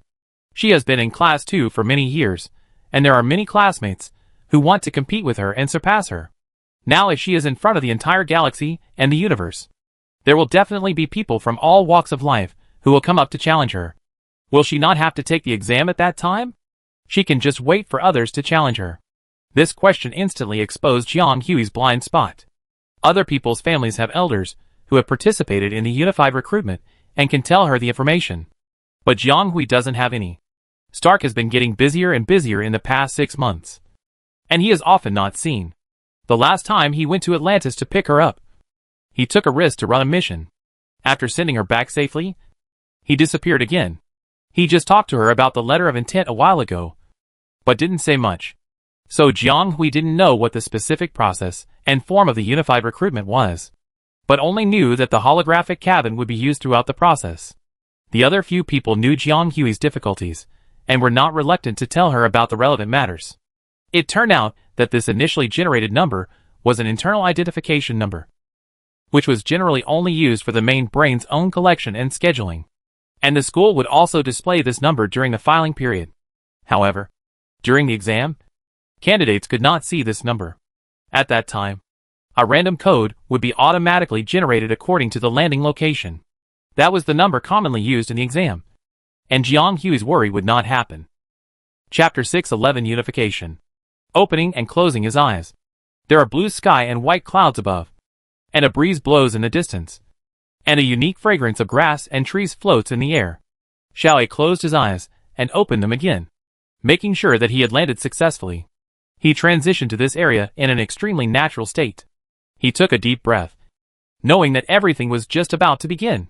Yes, Xiaoyi was not on any pristine plane, but in a simulated field for unified enrollment.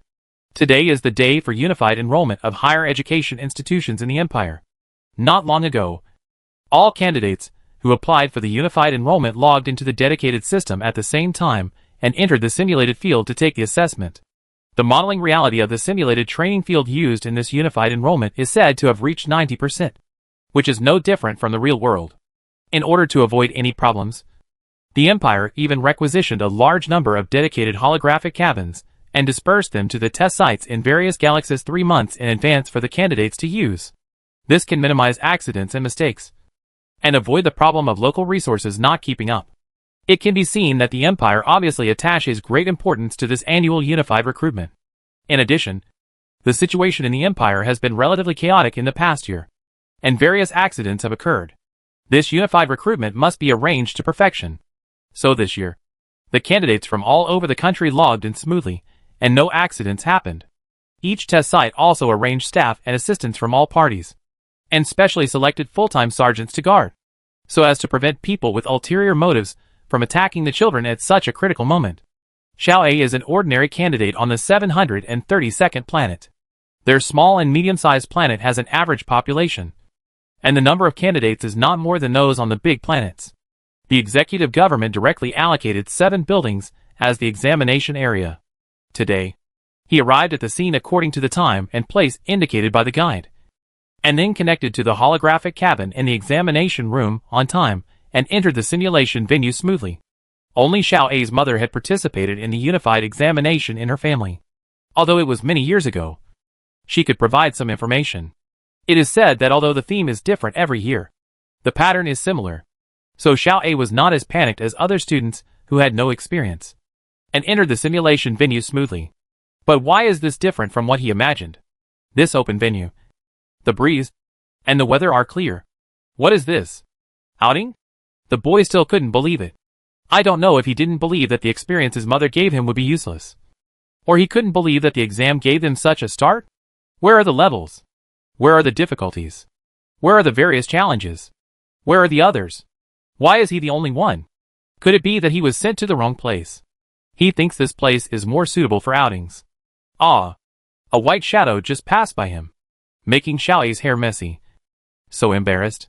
Something passed by. Could it be? After seeing the back of the figure that suddenly jumped over, Xiao was a little disappointed. It turned out to be a person. I thought it was a hidden star beast or a level. It was a person. Why was he running so fast? This student A obviously didn't have a good brain and hadn't figured it out yet. Then 2, 3, 4 rushed past him in a flash. They were all people, and each of them would soon leave a shadow, and none of them had the intention of turning back. Are so many people racing here? Make way. A light and shadow rushed towards him with a bang. Little A couldn't dodge in time and was dragged by the other party, who staggered a little. The man quickly jumped away in the same way. He even heard the other party's voice that was about to drift in the air, muttering, "Idiot. You can't do anything. And you're still blocking the way." Idiot? Me? Little A classmate had some huge doubts about himself at this moment. So should he also try to jump? On the other side, in the module close to this little A classmate, Jiang Hui was also moving fast and straight. She was rushing forward at the fastest speed in her life. The time of the unified recruitment of all stars is the same, and the system is also opened on time, and the access time is limited until 30 star points after the exam starts. Jiang Hui followed the instructions to the unified recruitment site, took a seat according to the number, and found her own independent cabin. When the time came, she directly connected to the simulation venue to participate in this unified recruitment. When she came in, it was the same as what little A saw. Also a plane, with no other students around.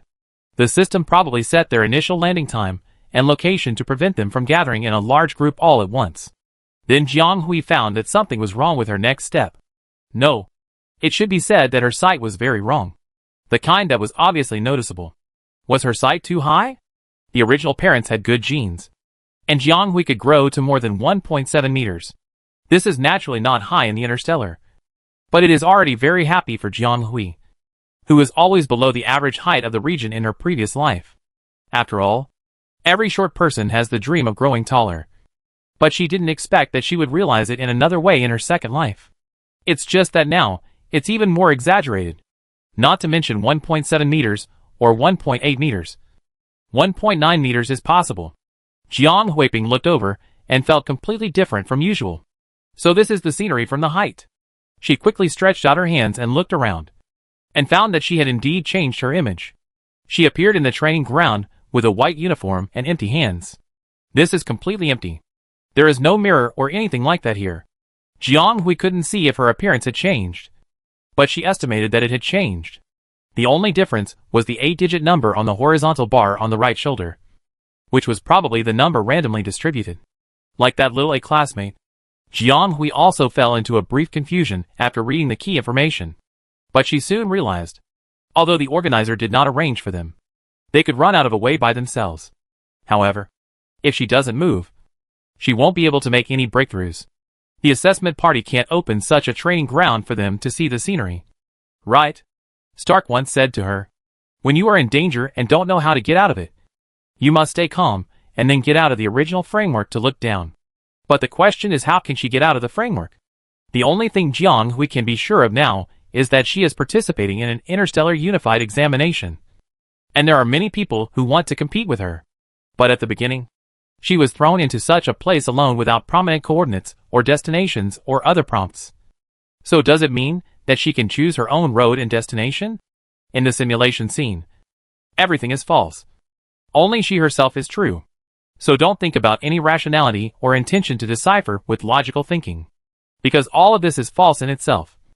A simulated pool of data, and only she can decide the road ahead. Chapter 6:12 Confusion. Jiang Hui also took the most primitive approach like most people. Running forward, finding a direction and running forward, and always finding the way forward when there was no way to run. If you meet other people, it would be even better. You can run in their direction. Maybe there will be a surprise. Because in this case, you cannot trust anyone. But you must believe in the power of people. After all, everything in this world is generated around people. Although it does not mean that the road taken by many people is necessarily right. The possibility of finding the right road is greater when there are more people. Especially in such an open assessment without specific questions. You must go to a place with many people, so that it is more conducive to the examiner to place questions behind. How can the system assign questions to you if you lie in a corner and die alone?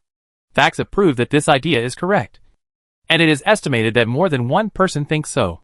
When Jiang Hui ran a distance, he gradually found that there were many people running around in the plains, making this unified entrance examination like surviving in the wilderness. Jiang Hui was originally wary of these unfamiliar candidates, worried that there might be some traps, such as someone playing tricks on her halfway through, and that the unified enrollment would end before it even started. But later she realized what the traps were, because everyone was parachuted and unarmed and couldn't find the way. So how could they have the time and energy to care about others? Especially some candidates who had taken their exams early and were confident of success. Rush forward without looking back, hoping to get to the next node as soon as possible. So everyone was heading in the same direction. Jiang Hui thought about this, and after running for a while, she realized why everyone was running this way. Because not long after, she saw a forest that had no boundaries in front of her. It stretched for an unknown length, and in the distance, she could see rolling mountains hidden in it. Is this the real venue for the unified enrollment? Jiang Hui looked back at the direction she came from, and found that the landscape was completely different from when she came. At a glance, it was a flat and boundless plain. But she clearly remembered that she had turned several times before getting here, and the entire route could not be a straight line. However, when she arrived in front of this boundless forest, everything behind her was about to become a wide-angle state. This world automatically adjusted the direction and bugs, showing the powerful self-healing ability of the simulated data world. The entire venue seemed to be divided by the forest and the plain, telling everyone that this was their next step, and there was no other choice. While she was standing, people continued to come from afar, but they all stopped in front of this vast forest. They were not so bold after all.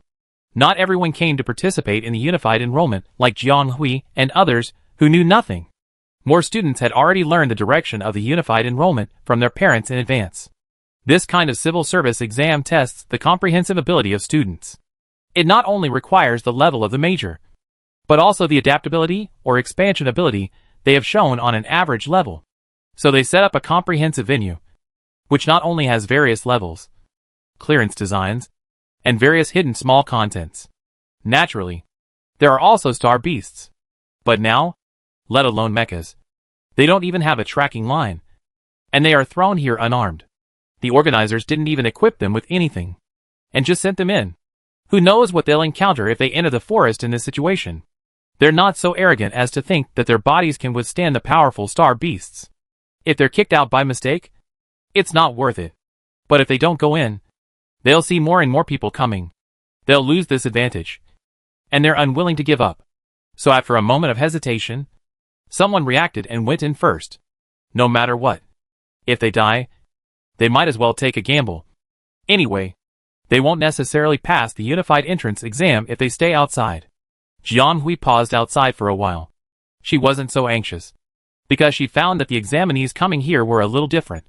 Although they were all simulated into the same common faces in this scene, no one could recognize each other, and their clothes looked very similar. Only the random codes were different. But they couldn't be said to be exactly the same. There were still some differences. For example, he was wearing white clothes, but the lining on the edges was dark red. And he didn't match anything. This outfit was so eye-catching that Jiang Hui wondered if she would become a target immediately if she wore it into the forest. Because this color combination was really obvious. But some people's outer clothes were similar. But the linings were yellow and blue. She even caught one or two rare green ones among the crowd. Of course, there are other colors. But she probably saw these few. So what does this lining color represent? Is it also randomly assigned? Jiang Hui observed and denied this idea.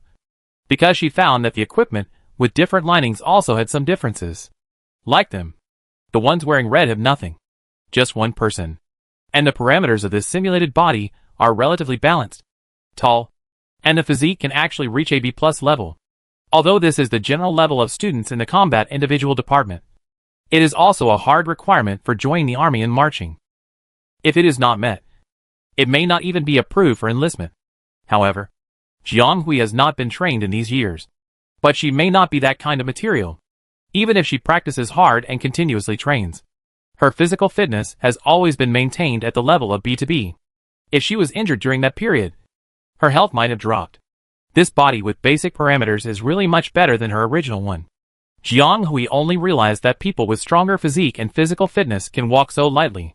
This is actually a bonus for her. Then, there are strange patterns under the coding cards with yellow lining. A small piece of dark pattern is not conspicuous. But inexplicably Jiang Hui always feels that there seems to be energy fluctuations on it. Which feels unusual. The ones with blue lining all had a black ring similar to a headdress. Which was attached to the head like a helmet and extended to the chin. I didn't know what it was. And the ones with green lining. Oh! Because there were too few of them.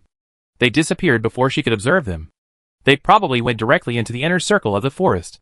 These differences obviously attracted the attention of some people. More than the forest in front of them. Because people pay special attention to things that others have but they don't have. Glancing at the candidates who were getting more and more eager to fight each other, Jiang Hui didn't want to stay here and continue to interfere. So he plunged into the forest. Let's talk about it at the next venue. Chapter 6:13 Falling. Very good. It really entered the next stage. Jiang Hui was extremely glad that she was in a simulation field. When she came in, it seemed crowded. But when she landed alone again. Just like when she entered the field. It was obvious that she was intentionally separated. Although it was indeed more comfortable without anyone around. It was also quite frightening in the current situation. It felt like she was the only one in this world.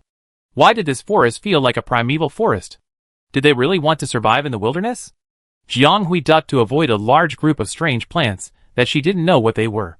And carefully avoided a large ball of tangled tree roots. There were also constant bird calls in her ears. Which sounded weird. At this moment, she didn't even have a handy weapon in her body. And she had a strong sense of crisis of being exposed to danger. Jiang Hui walked forward for a while, and felt like he had nowhere to start. Really? The questions don't have to be so open. Are all the previous unified exams like this? If so, she really has to admire the predecessors in the past. It's amazing that they can get a good reputation in such an exam. But now that it's like this, what can he do? He should continue to walk and see. Anyway, it's right to keep walking forward. Jiang Hui is very sure of this. She was very careful, and jumped over a bunch of tree roots that were entangled and buried deep in the ground. But the plants in this primeval forest grew too complicated. And they were all over the place. When she pressed her hands left and right, a root would pop out from time to time. She successfully dodged this side, but was accidentally hit by another one that rebounded. Unexpectedly, this ordinary-looking plant root actually had a large number of barbs on its surface. With just a slight swing, Jiang Hui felt a burst of heat at the place where her skin touched, accompanied by a stinging pain, and a burst of intense pain. Was she so easily tricked? Jiang Hui was still calm and steady. But at this time, she had no time to look at her footsteps below, and stepped on a large group of tangled tree roots. Facts have proved that her intuition is very accurate. These strange plant roots are not ordinary. As soon as she stepped on them, it was as if she had touched a mechanism. The intertwined roots suddenly contracted like an octopus. No, it should be said that they began to wriggle irregularly, and she was so shocked that she had to jump to the side. She immediately thought of some hidden star beast or alien plant in her mind. And her whole body was tense to the extreme at this moment. Jiang Hui remembered the two extremely unpleasant experiences of encountering star beasts. For a moment, She even forgot that she was actually in a simulation field and would not be really hurt. However, things didn't seem to be what she thought. Just when Jiang Hui's mental power was surging out, she found that the tangled tree roots suddenly stopped moving, and then spit out something, floating in the air. Yes, spit out. Jiang Hui was sure that her statement was accurate. It was wrapped in bubbles on the outside, as if it was suddenly squeezed out of the tree roots. And the way it appeared was quite magical. Jiang Hui always felt a sense of disobedience in her heart, but she couldn't tell the specific reason. It took her a long time to realize where the familiar feeling came from. Isn't this strange feeling just like a game? Who designed this level? A good assessment actually feels like a game instruction. She was a little confused, and her body poked the bubble before her brain did. The things inside fell out with a bang, and then landed steadily on the ground. Is this a bottle of stamina supplement? Jiang Hui's face was full of question marks. And this is really more like it. This appearance and logic are just like the way resources fall in the game. So does this mean that there are many other props hidden in this forest? Although she only picked up a bottle of stamina supplement now, there may be something more useful in the future as long as her luck is good enough. This is a good start. Jiang Hui felt that this assessment finally had some hope. Unlike the feeling of being stuck in the middle and having nowhere to start as before. With this change of thinking, Jiang Hui's eyes lit up when she saw a large piece of primeval forest stretching in front of her. However, she was a little troubled looking at this bottle of stamina supplement. Although it was only a bottle of stamina supplement now, she could also get a glimpse of it. Maybe she had a way to obtain resources, but still couldn't fundamentally solve the problem of her empty hands. She can still hold this bottle. But what if she picks up more in the future? She can't hang them all on her body. What should she do if she picks up more and more things in the future? If she can only move in this forest with a small amount of supplies in the most primitive way, how far can she go? Just as the candidates are gradually groping in the unfamiliar simulated area, there are also a group of people outside who are watching them sleeplessly. The unified enrollment of imperial colleges and universities is naturally not a lie. And all major colleges and universities, including those directly affiliated higher military academies, are also watching. Although major colleges and universities provide a certain proportion of quotas for the upper class every year, and they will also directly recruit some students. Their main source of students is still from the unified enrollment. The so-called direct recruitment generally refers to the colleges and universities assessing and admitting students with special talents, or who have been discovered and marked in advance. Even if these students do not take the unified entrance examination, countless colleges and universities will flock to recruit them. Unified recruitment naturally refers to the unified recruitment of the imperial colleges and universities in front of us. And the scope is expanded to all awakened people of the right age in the entire galaxy. The special system used to assess and select students cannot be built casually, but is a simulated system jointly created by senior constructors of various colleges and universities and experts in various fields. It is said that the real scene can be restored almost 1:1. The remaining 10% is not that it cannot be simulated, but the space reserved for safety. Because if the scene and the senses are truly 1:1, once the login has a problem, the spirit of the login will definitely be severely damaged. So the remaining space is the program space reserved for the construction of the safety program. At present, this system has been in use for many years. With a special cabin, it has maintained a zero accident rate over the years. But everyone still dare not relax. Because since ancient times, many accidents have occurred when they were relaxed. For this purpose, the Empire has mobilized thousands of security agencies to supervise the operation of the system. And they will be ready to deal with any abnormalities at any time. Professors at all levels in various schools are focusing on another major event. They have not forgotten the reason why they gathered here. All to recruit outstanding students for their own schools. Chapter 6:14 Rules. Mr. Liu, I'm looking at you seriously. What's the matter? Do you have a student you like this time? A young man asked. The man called Mr. Liu glared at the questioner. What's wrong? I look at you seriously. So I want to recruit students? Then my laboratory is full of people right now. And what you said is not right. I am a resident professor of the Mecha department. Strictly speaking, all the students studying in this department are my students. You are really on guard against me. I won't tell anyone else. The young man heard that it was just a polite remark. He has worked with Mr. Liu for decades, from when he was an apprentice to now being a professor on his own. The two of them know each other well. How could he not know what Professor Lu Ling is worried about? He is just worried that he will accidentally tell those nobles, and they will have trouble in the future. But I heard that there are indeed many talented people this year. I still have to take a good look. Lu Ling changed the subject. Egon was a little surprised. Because Lu Ling would not praise people easily. If he said someone was talented, he meant he was really talented. And where could he hear it from? He just got the information from the admissions office. What kind of talent would make the admissions office of the Capital Military Academy pay attention? It seems that this year will be another year of fierce competition. He wanted to say something, but suddenly said as if he remembered something, speaking of which, why are there so few people here? Don't they have to come to see it? Although this unified recruitment lasted for 72 hours. Teachers at all levels were busy, but they could always find time to come and see it. As a result, only Lu Lao came after he came here for so long. Where are the others? It's impossible that they are not interested.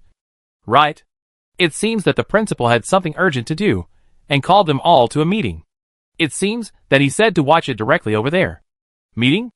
Egon smiled nonchalantly. And then, he was startled. Why hasn't he received the message yet? He hurriedly opened the light brain, and found that the recent message had been pinned high. The content was to notify him to attend the meeting in the first meeting room. A week had passed. Egon? Lu Ling, I didn't go there because I had a mission here. Didn't the principal call you to help me? The elder was a little confused, not knowing why he looked like he knew nothing. First meeting hall of Capital Military Academy. This year's students are pretty good. A serious female sergeant sighed on the upper left. You call this good? The average time for students to qualify is indeed shorter than in previous years. But the wandering rate and the elimination rate in the first period are very high. These little guys are much more restless than in previous years. The handsome young man sitting opposite on the lower right folded his hands and provoked the person opposite. This doesn't mean anything. It only represents the thoughts of some individuals. Konoskina didn't want to argue with this person. She really didn't understand why the principal chose such a person to supervise the Capital Military Academy. This guy was not only extreme, but also arrogant. Could he do this job well?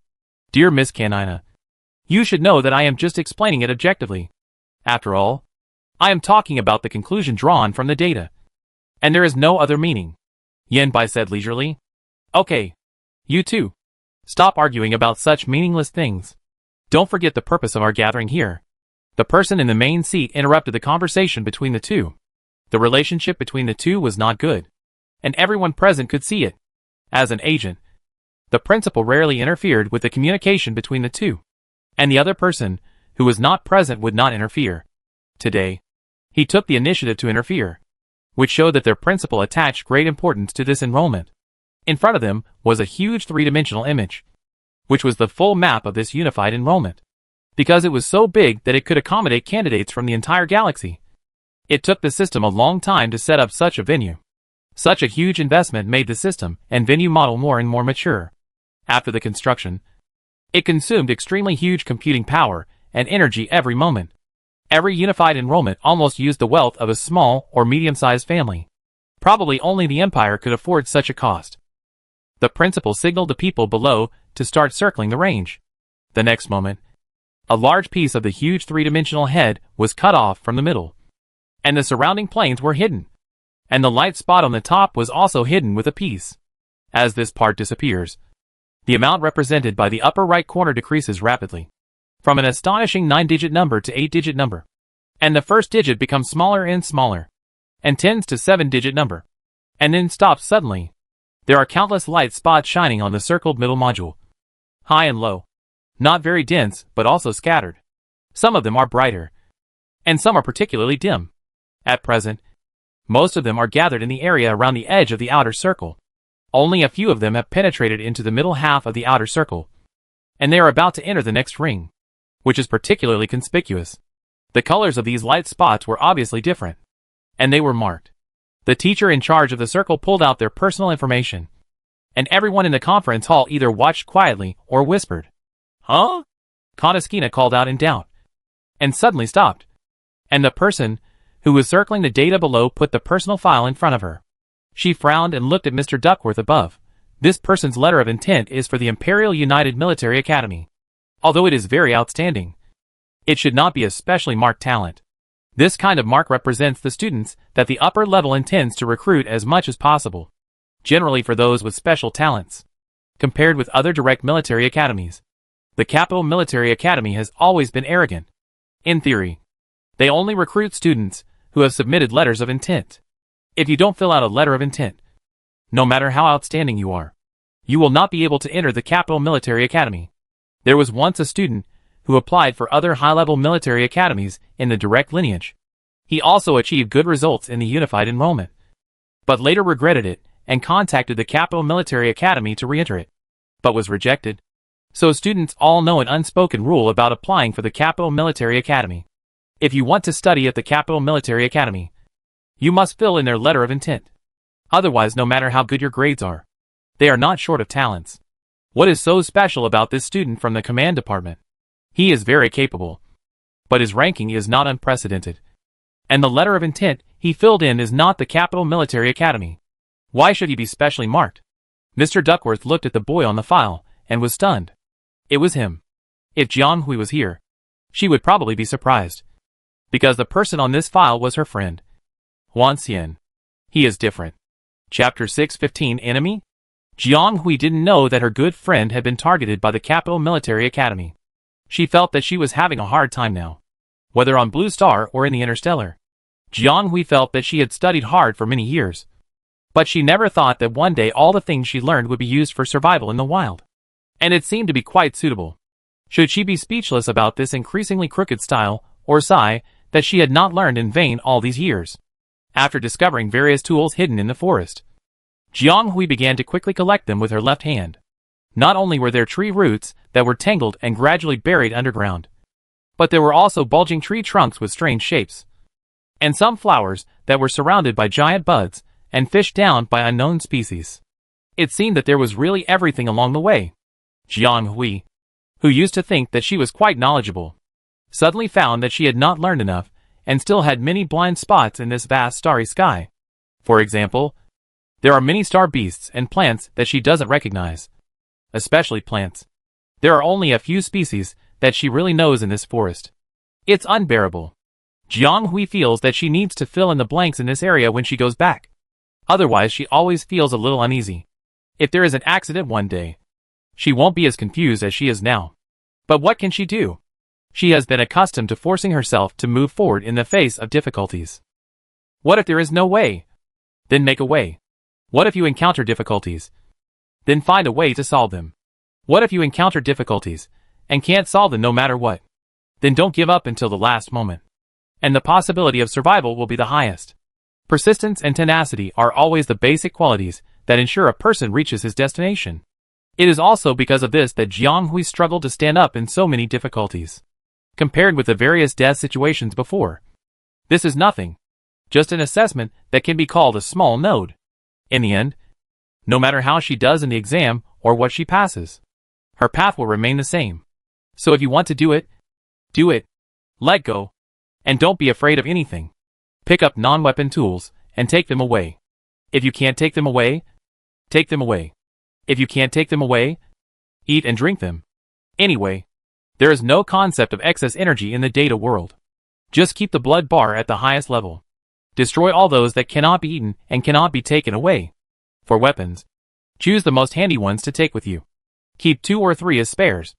And if they are too big, tie them up and carry them away. If they really can't be taken away, destroy them on the spot. And there is no possibility of leading them here to help the enemy. And these are not enough.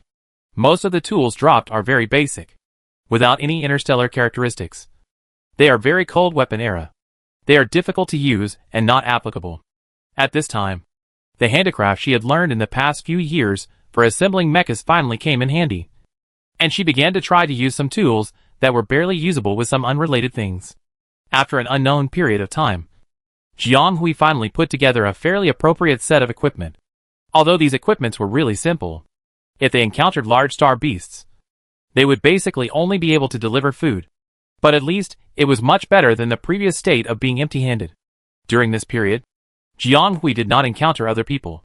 In fact, there were quite a lot. But most of these people were in a hurry. And when they met, they were on guard against each other, keeping a certain distance, and staying away from each other like the 2 poles of a magnet. However, It seems that several warriors are quite interested in Jiang Hui's outfit, and they wanted to rush over to fight at that time. But for some reason, as soon as Jiang Hui gathered his spirits and prepared to deal with them, they quickly retreated as if they were afraid of something. What a pity. Jiang Hui wanted to catch someone to ask about the situation. But now she was not doing well. So it was better to have less trouble than more. So she should not make any more trouble. Thinking so, Jiang Hui continued to dig around for the fallen props, thinking that she would at least get a useful weapon. Even if her homemade axe was quite useful, such cold weapons were really useless against star beasts. So at least give her a gun or a cannon. Suddenly, a huge flower of unknown species in the distance attracted Jiang Hui's attention. However, she didn't expect that she didn't hit the fallen props this time, but she knocked out a surprise on the spot. Jiang Hui skillfully used the other sharpened end of the axe to poke the drooping flower bud. She had encountered several similar giant flowers before, and things would fall out of them if she poked them. But this time, she didn't know whether it was because of the wrong angle or the wrong method. Jiang Hui poked twice, but there was no response. There seemed to be something hard blocking the mouth of the bud. She was a little confused and was about to pull it back. But the next moment, the alarm in her mind rang loudly, and she quickly pulled back her hand and stepped back. But because she was too close, it was too late. Jiang Hui didn't have much room to dodge. So she immediately moved the axe in her hand vertically closer, directly blocking a bloody mouth. Then, while it was swinging like a headless fly, Jiang Hui grabbed the swaying rhizome behind with one claw and exerted force, easily twisting half of his body and riding behind the rhizome facing the front of the bud. Now it can't see her, and this A-level body is too strong, much stronger than hers. Anyway, she couldn't do this move so smoothly before, so it's true that she still needs to improve her physical fitness? While thinking about such endless things, Jiang Hui's hands were not sloppy. The axe with the sharp edge of spiritual power was faster, more accurate and fiercer each time. It took 7 or 8 times to chop the flower bud off. As the flower bud fell, the roots and large leaves at the back shrank rapidly, as if they had lost energy supply. Soon, only soft dead branches and shriveled leaves were left. Jiang Hui did not relax, and climbed to the source of the disappearance of the power. He was relieved to make sure that it was really completely dissipated instead of shrinking back to a place to lurk. She turned back to where the bud fell, passed through the deformed and softened mouth that had just opened wide to swallow her, avoided the 2 rows of extremely sharp teeth, and deftly pulled out the axe stuck in the middle of the bud. She broke open the shrunken mouth of the bud, and a bubble floated up slowly from it. Looking at the thing that appeared in front of her, Jiang Hui's pupils suddenly shrank. The homemade axe that was originally firmly held in her hand was thrown out with a swish sound, heading straight in a certain direction, and clicked and stuck in the middle of the tree trunk.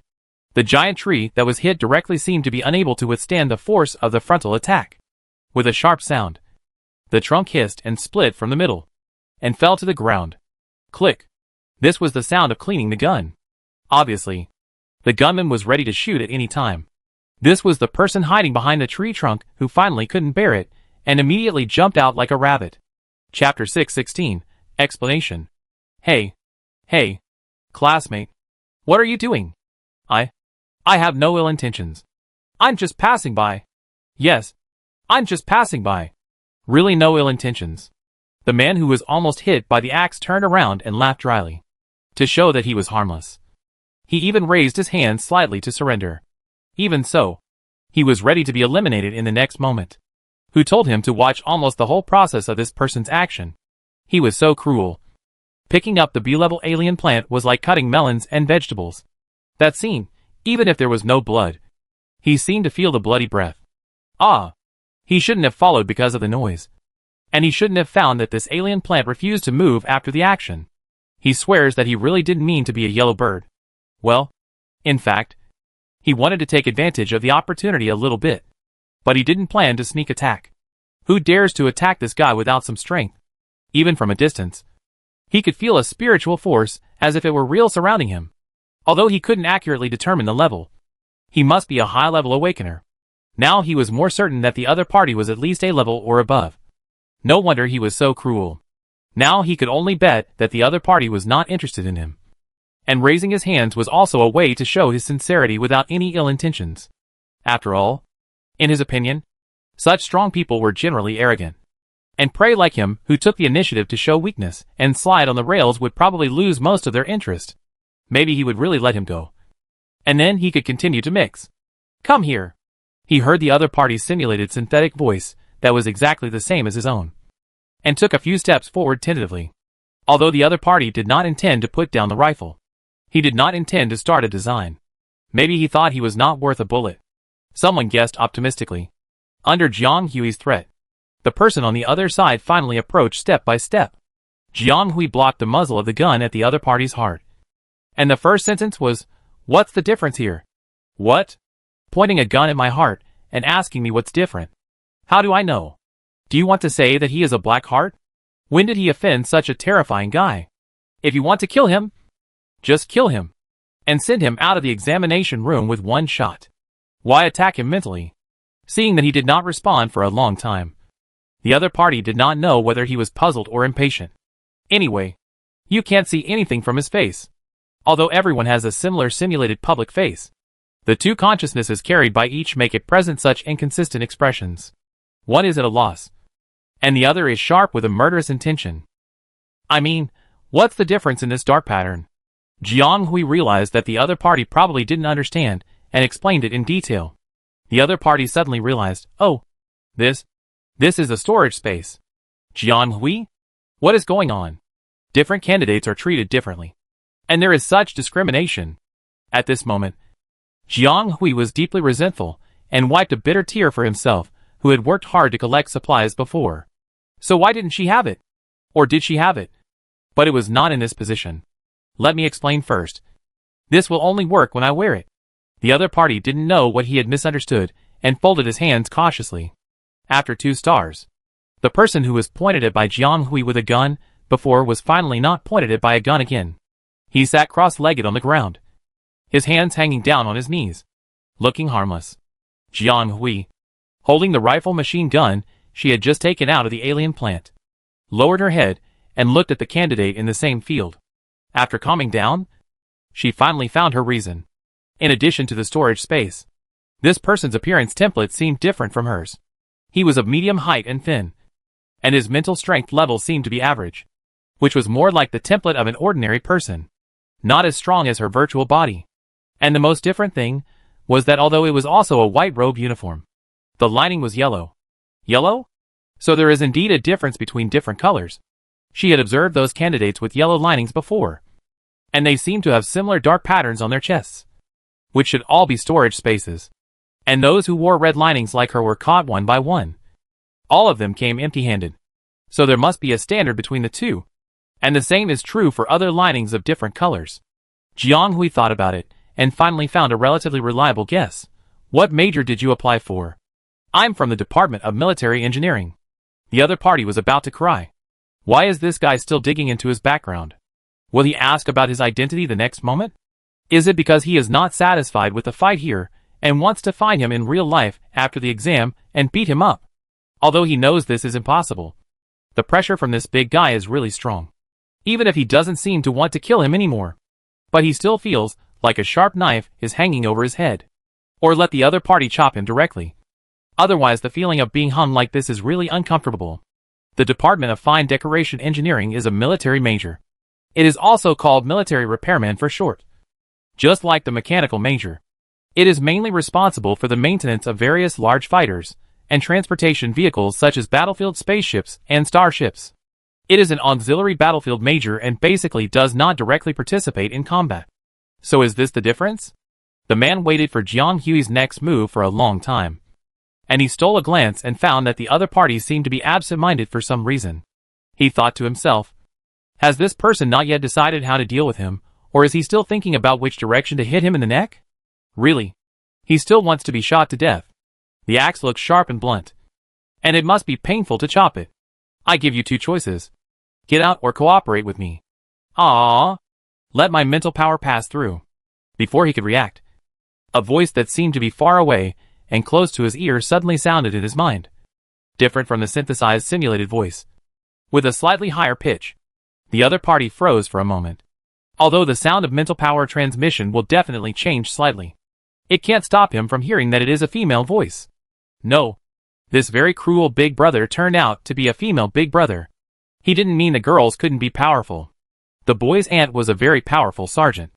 But, anyway, the first impression this guy gave him was that he was quick and decisive, killing enemies like chopping melons and vegetables. A 2-meter-tall big brother with a 2-meter-tall height and aura.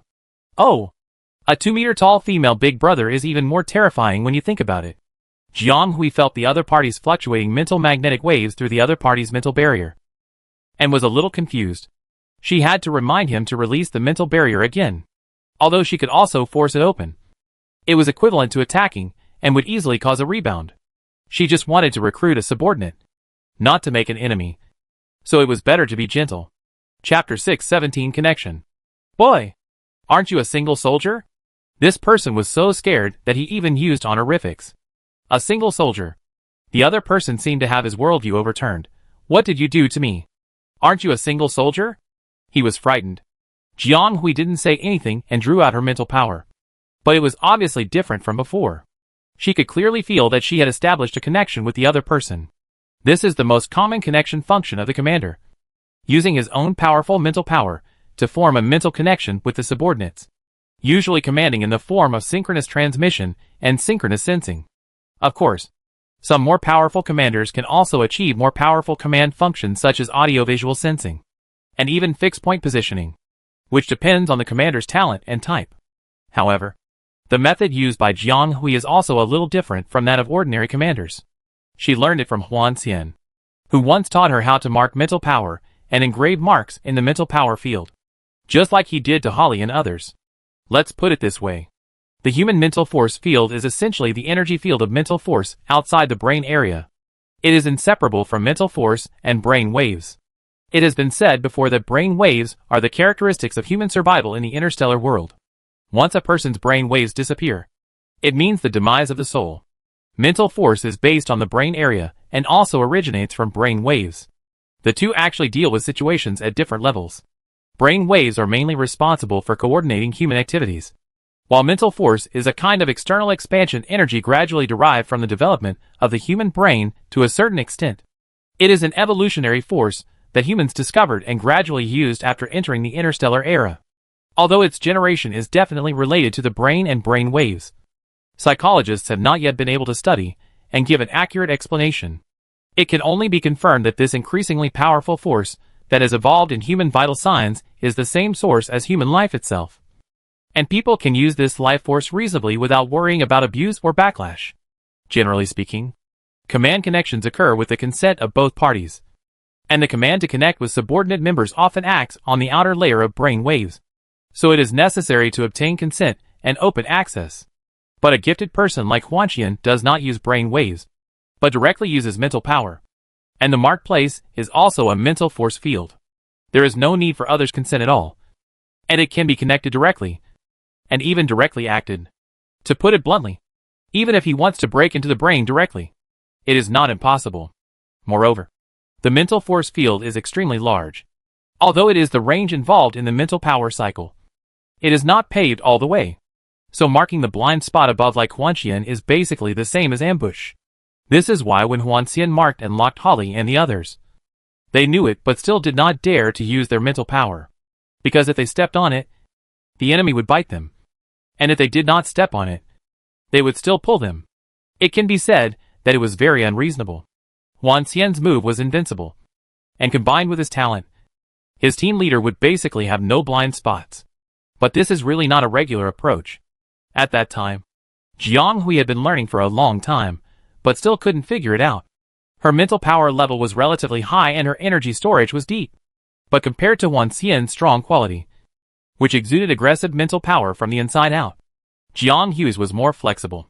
Therefore, when using mental power to hammer nails, it is always unstable and easy to fail. In this regard, Huan Xian has no suitable method. He can only constantly guide Jiang Hui with his own experience in a completely different direction, hoping to teach his friend this powerful skill very sincerely. Because her mental power is different, Jiang Hui will not follow Huan Xian's method rigidly. She changed her mind. If the mark cannot be fixed, would it be better to change it to entanglement or weaving? Do it as soon as you think of it.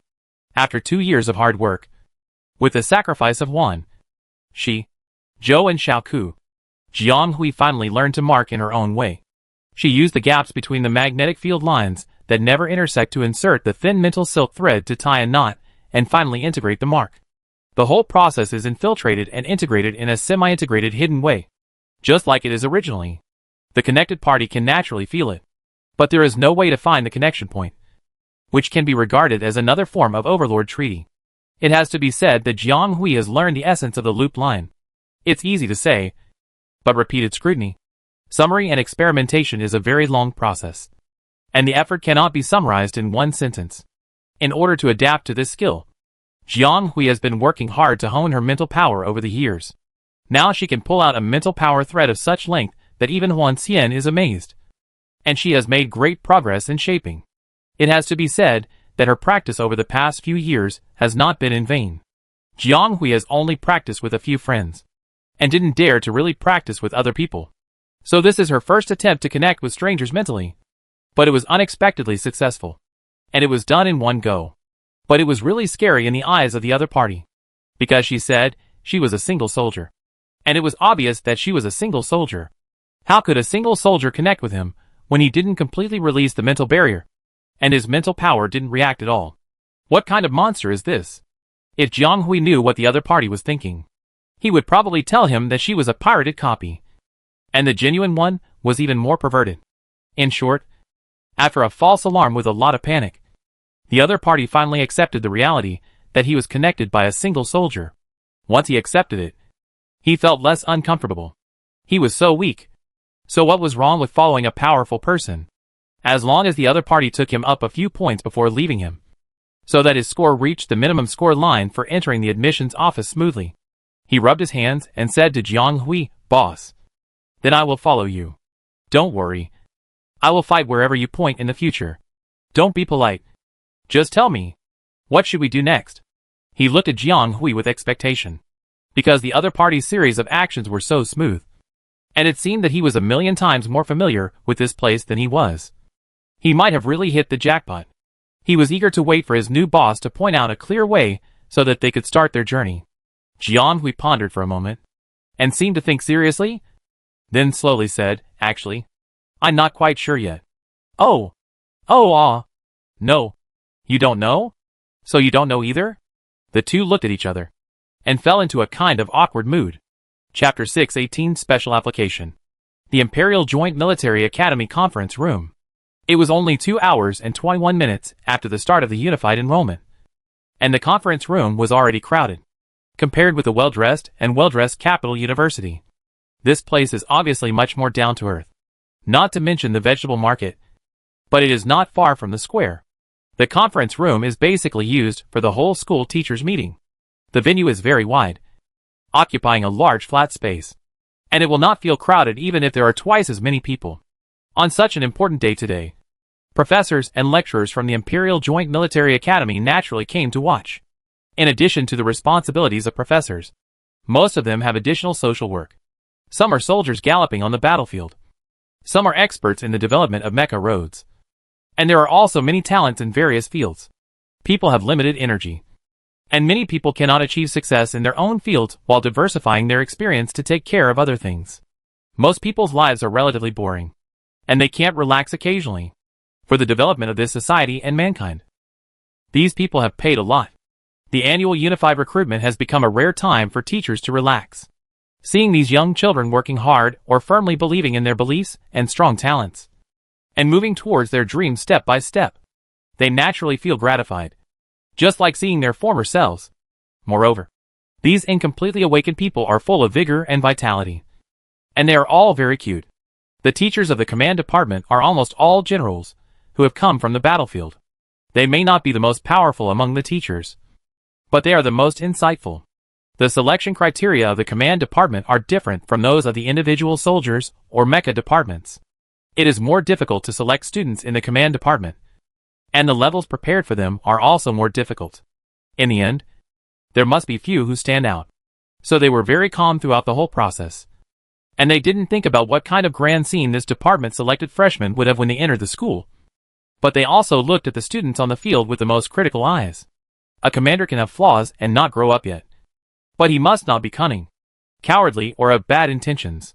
Once mixed with too many personal thoughts and emotions, the commander's heart will deviate one day. And if it is just the command of a few people or a small group of people, it may not be a big deal. But if one day he controls a regiment, a division, or an army, the bad influence caused will be immeasurable. So every year they look at the students they recruit very carefully. And they are also afraid that they will eventually cultivate a group of disasters that harm themselves and others for the empire. This year is interesting. Approaching the stereo image, a woman folded her hands, staring at one of the split screens with interest, and said in an ambiguous way, "What's interesting? Major General Yi. Can you tell us about it?" A laughing voice came from behind. Years of military experience told Yi Min that there were two people standing behind her, and they were all acquaintances. The sergeant called Major General Yi did not turn around immediately, but watched with interest for a while, and the two people behind him also waited patiently. After a long time, she turned around and said leisurely, "It turned out to be Xiao Fu. This year, you have reached this time. Your father has mentioned it to me several times. This year, he can finally be relieved." Major General Yi turned around, and the two people behind him and the teachers who happened to pass by and saw her in the back also politely greeted her. This Major General Yi was wearing a standard Major General's uniform. She had a beautiful face and a tall figure. She had a sharp temperament and a firm will flashing between her eyebrows. This was a female soldier who had been on the battlefield for a long time. The various medals hanging on her chest also showed her past glory. The sergeant called Xiao Fu should be a colonel judging from his uniform. The one next to him is of the same rank. They are all radiant, resilient and energetic. Fu Xian is not a person who gives up easily. He asked again when he failed to get an answer, trying to find out what Yi Min was surprised about. You should know that this Major General Yi has made outstanding military achievements. He was a general on the Eastern Front, and made outstanding contributions. He led many interstellar battles, and even led the army to expel foreign races that intended to spy twice in the remote areas of the universe. This is a warrior praised by everyone. You are really, only you are so gossipy. Look at how steady Colonel Simon is. Yi Min glanced at the audacious person with a smile. But her words did not seem to be really angry, but more like a smile and scolding. Colonel Simon, who was praised for his steadiness, hesitated and looked at Yi Min. Actually, I am also a little curious. Yi Min was immediately at a loss for words. You two are really in collusion. I can't tell that you have such a good relationship. You won't let me keep you in suspense? Are you still pretending not to know? Have you read the application and the information? Yi Min said solemnly. Jokes aside, the three of them knew who and what they were going to talk about. In fact, the facts were not as relaxed as the core of their words. Fu Xian and Simon also retracted their smiles and became serious again. In fact, what was submitted was the application, and the information was transferred along with the application. In fact, I didn't want to win their views and opinions. I was just stating a fact, although it seemed a bit arrogant and not a method that any teacher liked. It had to be admitted that this was the most direct and intuitive method, and it was also labor-saving enough. The application they were talking about was actually a special application for admission from a student with a special status. They had accepted students like this in the past. In their history, they had even accepted some adult generals who had interrupted their studies unexpectedly and were now studying again. But this one was really special. Not only was his background special, but his past experience was also unprecedented. This special application was not filled out by him personally, but was approved by the military department, which could be said to be a notification letter with legal effect. It meant to notify them to accept this special student, and hope that the school would provide convenience during the other parties' stay on campus. And the military department must have priority to call. The school is a place for teaching and educating people. Those who can come here to teach and educate people are naturally not ordinary people. Even if they have a prominent status or come from a noble family, they cannot have any outstanding treatment when they come to the school. At most, they can only get a fixed number of places when enrolling. This is the first special case in 100 years. Standing behind him is not his family or any force, but the military department. The military department personally endorses him. How desperate is the shortage of manpower that they don't even spare a child soldier. Yi Min hasn't been back to the Central Star region for decades, and Yang Ku doesn't know when the military has adopted such a style. Chapter 619 Strange Candidates. Fu Xian knew that Yimin didn't know the second one as soon as he saw her face. Yes, this person has been busy with the Eastern Front for many years. He finally entered the transitional assessment period back to the Central Star region and encountered such a complicated candidate. The other party probably didn't know the details of that student. In fact, Major General Yi didn't know that in addition to this person, who was notified directly by the military, there was another person who didn't send any notifications, but just registered. The special identity of the other party shocked the school when they received the letter of intent. Why did this person come here? It is said that the only son of that person has a lot of choices no matter how he chooses. Even if he doesn't go to the capital military academy, he should go to the first military academy. No matter how you look at it, it is more suitable than their school. But the fact is that the other party really filled in the Imperial United Military Academy in the letter of intent. The other party's file has a special certification, so it is impossible to be wrong. In order to find out whether the other party had filled in the wrong information, the Imperial United Military Academy was very foolish and asked someone to ask the 23rd Legion. In the end, they said that it was correct and let them take the normal assessment and enroll. How can this be normal? And no matter what the other party's grades are, can they not admit him? If they really rejected Zhou Yuanjing's only son's enrollment, it would be really crazy. This is really not their Imperial United Military Academy flattery. In fact, Zhou Xiaowen is essentially just a student, even if he may be the heir of the huge Legion Empire in the future. Perhaps because of this, they should teach him better if he really chooses the Imperial United Military Academy. They never lack the courage to teach and educate people. What really makes them respectful and fearful is the Marshal Zhou behind him, and the huge army behind him. And what kind of person this person is, there is no need to doubt. The people of the entire empire know it. And time has also verified his character. However, how the other party withdrew in disgrace at the beginning, everyone present has heard about it. And some even know more deeply. During the years of his silence, even if his wings were damaged, the upper echelons of the military have completely replaced the controller. But still no one dared to touch Zhou Yuanjing's remaining power. And no one dared to disturb his peace in the so-called exile place. The last time the 732nd star was involved was a fool in the military who acted on his own initiative. After this incident, he asked others to attack him in turn. And these days have not been easy. Now the neighboring star area has even become a semi-region. And the military forces dare not approach it at will. Marshal Zhou has been silent for many years. But seeing the recent recovery of the Western Front and the frequent actions of the legions that once belonged to Zhou Yuanjing, everyone has received an obvious signal that Marshal Zhou is about to come out again. At this time, the other party sent his only son, who will definitely inherit his position in the future, to the Imperial United Military Academy. What does this mean? What does it mean? Anyway, they didn't understand it. But they were excited and worried at the same time. And they were a little trembling, afraid that they would not be able to teach the heir of this huge legion well, and even more afraid that they would be involved in this invisible war for power. In short, the directors and senior executives of the Imperial United Military Academy are almost worried about their hair turning white these days. This year is really a very special year. But Yimin doesn't know this yet. She entered the transition period this year, and was assigned to the Imperial Joint Military Academy for teaching tasks. If the review is okay, she will be promoted to Lieutenant General next year at the latest. She is still very curious about the student named Huan Xian. It is not appropriate to talk about this in the current situation. I can only talk to Major General Yi privately in the future. Fu Xian quickly changed the subject and asked Yimin if there are any good seedlings in this year. His clumsy way of changing the subject naturally attracted a glance from the Major General. But he did not expose it, following his gaze back to the projection split screen. Although the exam has only been open for more than 2 weeks, some people acted very quickly, and have already scored a lot of points in 2 weeks.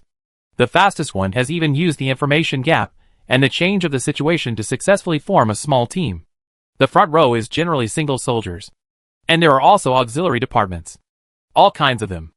As for the green background names representing the command department, they have never appeared on the full screen, probably because they are very different from single soldiers, and it is more difficult to make achievements.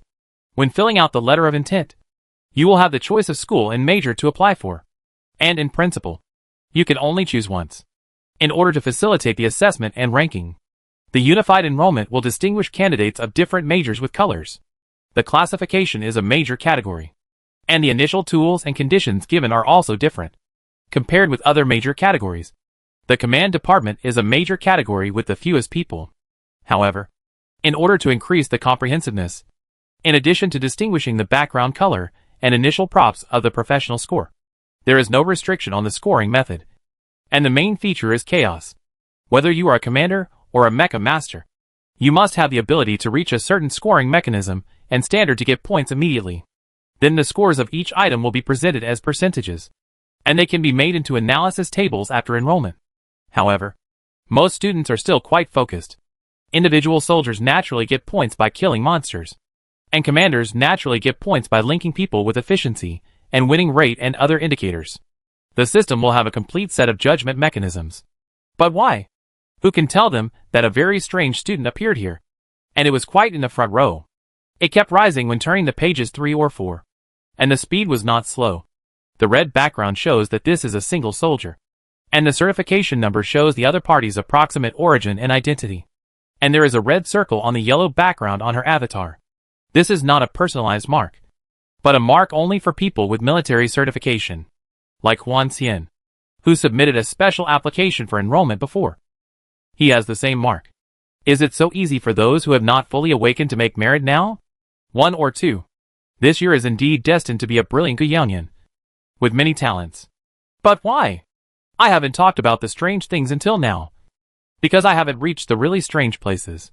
As a student of individual combat, although her score is mainly from prey, she actually has quite a few auxiliary scores. And recently it was shown that the other party has a direct member.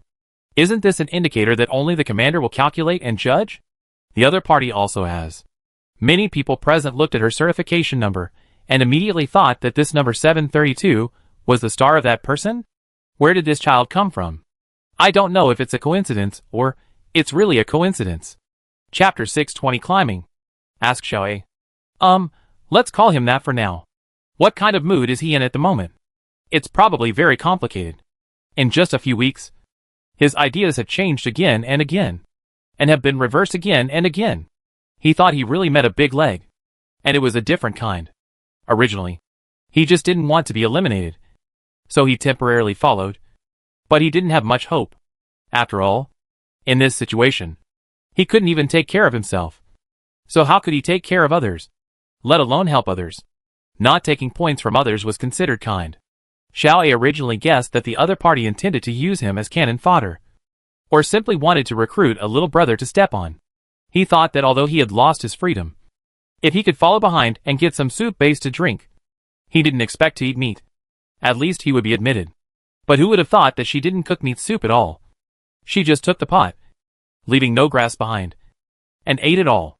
Not only did she eat it herself, she also shared it with others, regardless of whether he could eat that kind of sharing. Really, he was almost moved to tears. And his boss, the candidate with the random code ending in 395, also had a unique skill. This guy really knows everything. What he saw at the beginning was just the tip of the iceberg. It turned out that all the props he saw at that time were made by her herself, using materials from the local area and creating casually. No, it should be said that she did it as she pleased. He had never seen such a person. A leaf, a branch, or even a small piece of bark could become a prop. He just watched her make a homemade axe, tinker with a simple carrying rack, and even use plant fiber and solid wood rhizomes to weave nets or baskets and other practical tools to walk in the forest.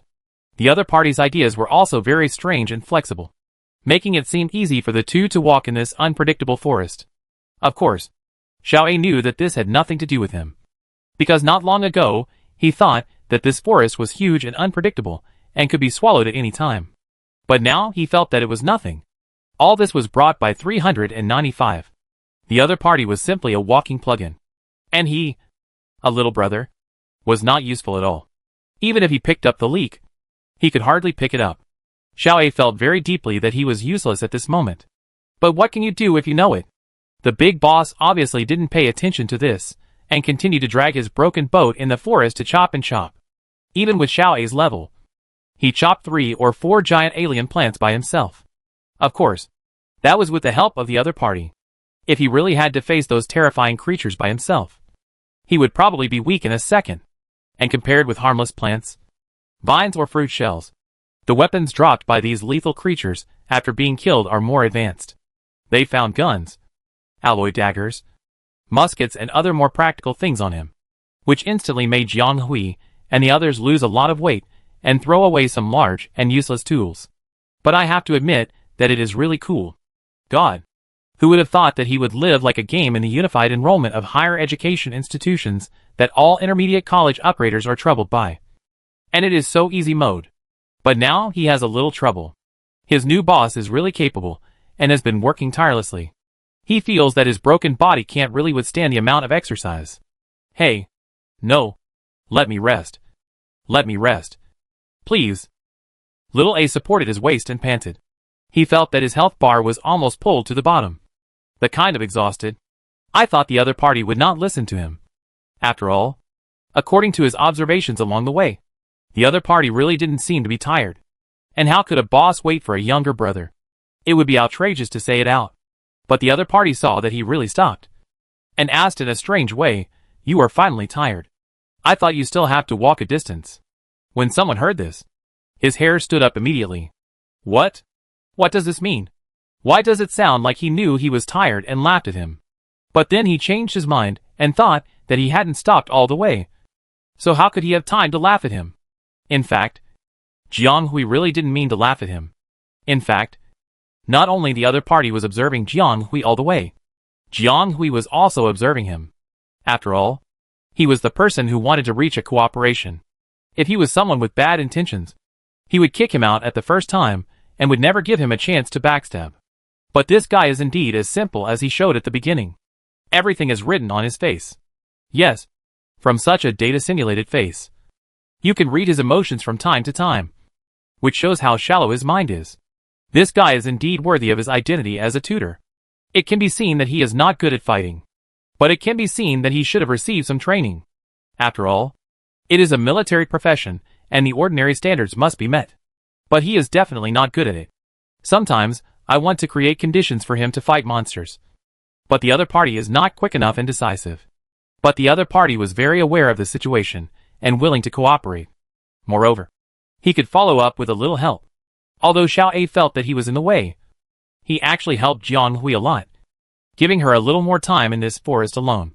Moreover, the other party was also connected to his spirit. Jiang Hui could actually see more through the mark wrapped around his spiritual position, just like an invisible observation port, which made his control of the surrounding situation more comprehensive. The two of them could be said to be mutually beneficial. In just a few weeks, they swept through this forest. But Jiang Hui felt that this guy was too afraid of her, except for the time when she pointed a gun at him on the spot because of peeping. She didn't do anything to him, and even gave him points. But is this guy too restrained? He was so tired that he was about to breathe.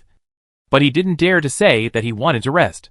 Jiang Hui was actually not a person who liked to make things difficult for others. She was very generous to her own people, but inexplicably couldn't help but probe the other party. His stamina bar was about to run out, and he kept drinking those low in stamina replenishing liquids that were actually not very useful. His health bar was constantly decreasing. But he still didn't ask Jiang Hui to stop and rest for a while, if he hadn't almost fallen into a crack due to exhaustion. Jiang Hui doubted that the other party would not ask to stop. Xiao A was panting, and he didn't know why a fully simulated holographic venue could be so real. The feeling of being so tired that he was about to vomit blood and was about to fall to the ground was so real. He felt that if he really fainted at this time, he might wake up and the exam would be over. And then, he would be overjoyed. Chapter 621 The Other End. After Xiao A collapsed on the big rock, Jiang Hui did not sit down immediately. She walked around nearby, cut a plant hidden in the bushes on the edge, and then picked up some supplies. Xiao A knew that Jiang Hui was still moving around, but he didn't have the energy to care at the moment. He wanted to just lie down here. Even if someone put a knife to his neck, he would never move. Well, he could still be rescued. Xiao A felt that he was so weak that he was about to be eliminated. He had to patiently take out the physical replenishment liquid from the space button to refuel himself. This is the lowest level of replenishment liquid, which can't even be called a potion, because the energy retention rate is very low. It will keep falling if you keep drinking. You have to keep drinking to replenish it. It's a temporary solution. Not a permanent solution, but it's better than nothing. Just as he was struggling with the bottle mouth, he felt a black shadow blocking the light above him. It was classmate 395. It was scary to appear so suddenly. In this short moment, he even suspected that the other party thought he was useless, or that he was a drag, and wanted to take advantage of this opportunity to give him a quick death. It was not impossible, although he felt that it was really boring to think about this at this time. The loss of a lot of physical strength made him feel that his consciousness was gradually blurred. He couldn't help but wondering in the danger. Drink it. The other party threw something over, and Xiao quickly caught it. It was small, a little heavy, and bumpy. Xiao thought boredly. He picked it up and looked at it in front of his eyes, and the sunlight just happened to reflect a strong golden color. This is... Someone seemed to be dying and even forgot about his fatigue. This is... Jianghui found a place nearby and sat down, holding a long bamboo and gesturing something on the soft sand without looking up. I just picked it up over there. You can use it first. This is a bottle of physical supplement. Not the kind of supplement liquid with effects, which can restore a certain percentage of physical strength. The drop rate in the forest is so low that it makes people doubt that it may not exist. But this thing is too rare. Looking at the way he picked up leaks, he actually picked up a lot of tools, among which there is not a bottle of real supplement. All are supplement liquid and basic healing medicine. If he had picked up a supplement, he would have drunk it long ago. Why would he be so busy on the road for so long? And the other party didn't pick up any supplements along the way with him. So was it something she got herself before or just got there? Anyway, no matter which one it is, it makes people feel generous. This person is really too good. Right? Even for a younger brother. He is willing to take out such a thing. Hurry up and take a good rest. We will change the way to travel later. The person sitting on the stone pier not far away said to Xiao, and immediately blocked someone's emotion. This 395 is really... It's good to say she is good. And it's really a bitch to say she is not good. I don't know if there will be 5 stars when the unified examination starts. There is no need to be so busy. His soul is almost unable to catch up. Although he said so, he finally obeyed his heart and drank this bottle of supplements full of teammates' love, and then resurrected on the spot, not even wanting to lie down. After all, the supplement is more than 10 times stronger than the supplement solution, and it works immediately. In order to show his loyalty, he asked 395 where they should go to the next target area they are going to conquer. Where should they go? In fact, it is just like that. This goes places like a maze. After running for a long time, no one can be seen. Who knows how to get there? And it seems that there is no end. Could it be that they have to maintain this mediocre state to complete this unified recruitment? No matter how you think about it, it seems impossible. Anyway, it is not the style of the organizer. After all, they can throw them into this unnamed exam. So it is naturally impossible to wait for them with just this little thing. He thought that the new way Jianghui said was to change the direction. They had been walking to the west or southwest before, but they never got out. Unexpectedly, 395 pointed upwards, and Xiao thought that the other party had made a mistake. However, Jianghui broke his idea the next moment. Let's take a look up there. How can we go up there? Boss? I'm really impressed. Jianghui didn't even look at the unbelieving look on the opposite side. After drawing the last 2 strokes on the sand, he had a rough idea in his mind. If someone in the backfield was looking at this, they would find that this was actually the topographic map she had been wandering around on. The flat and sloping land, the places with dense shrubs and trees, and dozens of star-shaped points were all the points she had actually worked on. And they could also represent the probability of the system being deployed in this area. The northeast direction they explored should be the direction leading to the center, which can be easily guessed based on the people who never returned on the road. The traces on this path were everywhere, and it could be seen that these people basically did not return after walking there. Although Jianghui had roughly determined the direction, she was still unsure about the situation over there. If the people over there had already gathered in groups, their situation would be bad. They must not be lucky, because they would definitely not show mercy to those who were alone. There were only 2 of them. In this situation, going over there would be like sending food. But if they didn't go over there, they would never be able to reach the next level. After walking here for a long time, Jianghui finally realized that the outer ring area was a place where resources were sent, and there was no risk. The strongest they encountered was only an A-level alien plant, or a variety with genetic defects, with not very strong combat power, and not even a single star beast hair, and away from the flow of people. This place is more like a novice protection area. In this case, no matter how many she kills, she can't accumulate to the peak. And this is definitely not what the organizer wants to test them.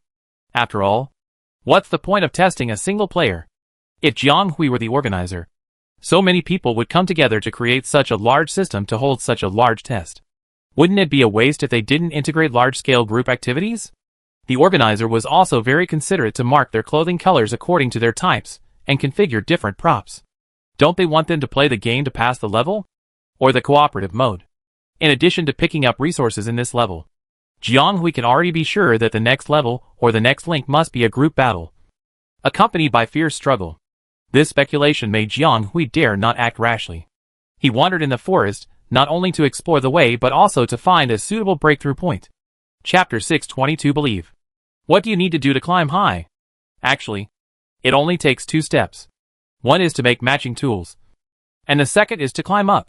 For Jiang Hui, unless it is really a desperate situation, there are always more solutions than difficulties. She has always been very resilient, never giving up easily, and trying to use the materials around her.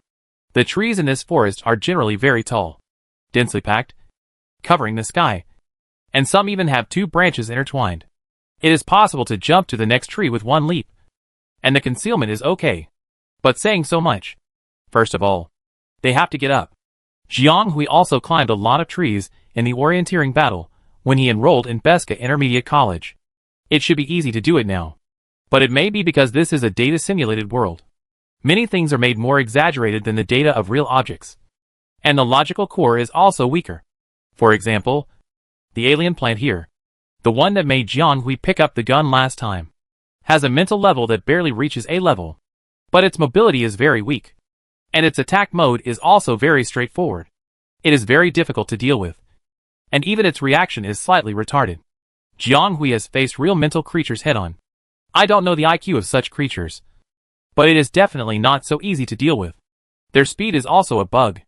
Last time Jiang Hui fought against the swamp snapping turtle, he was almost beaten into a pancake because he misjudged its speed.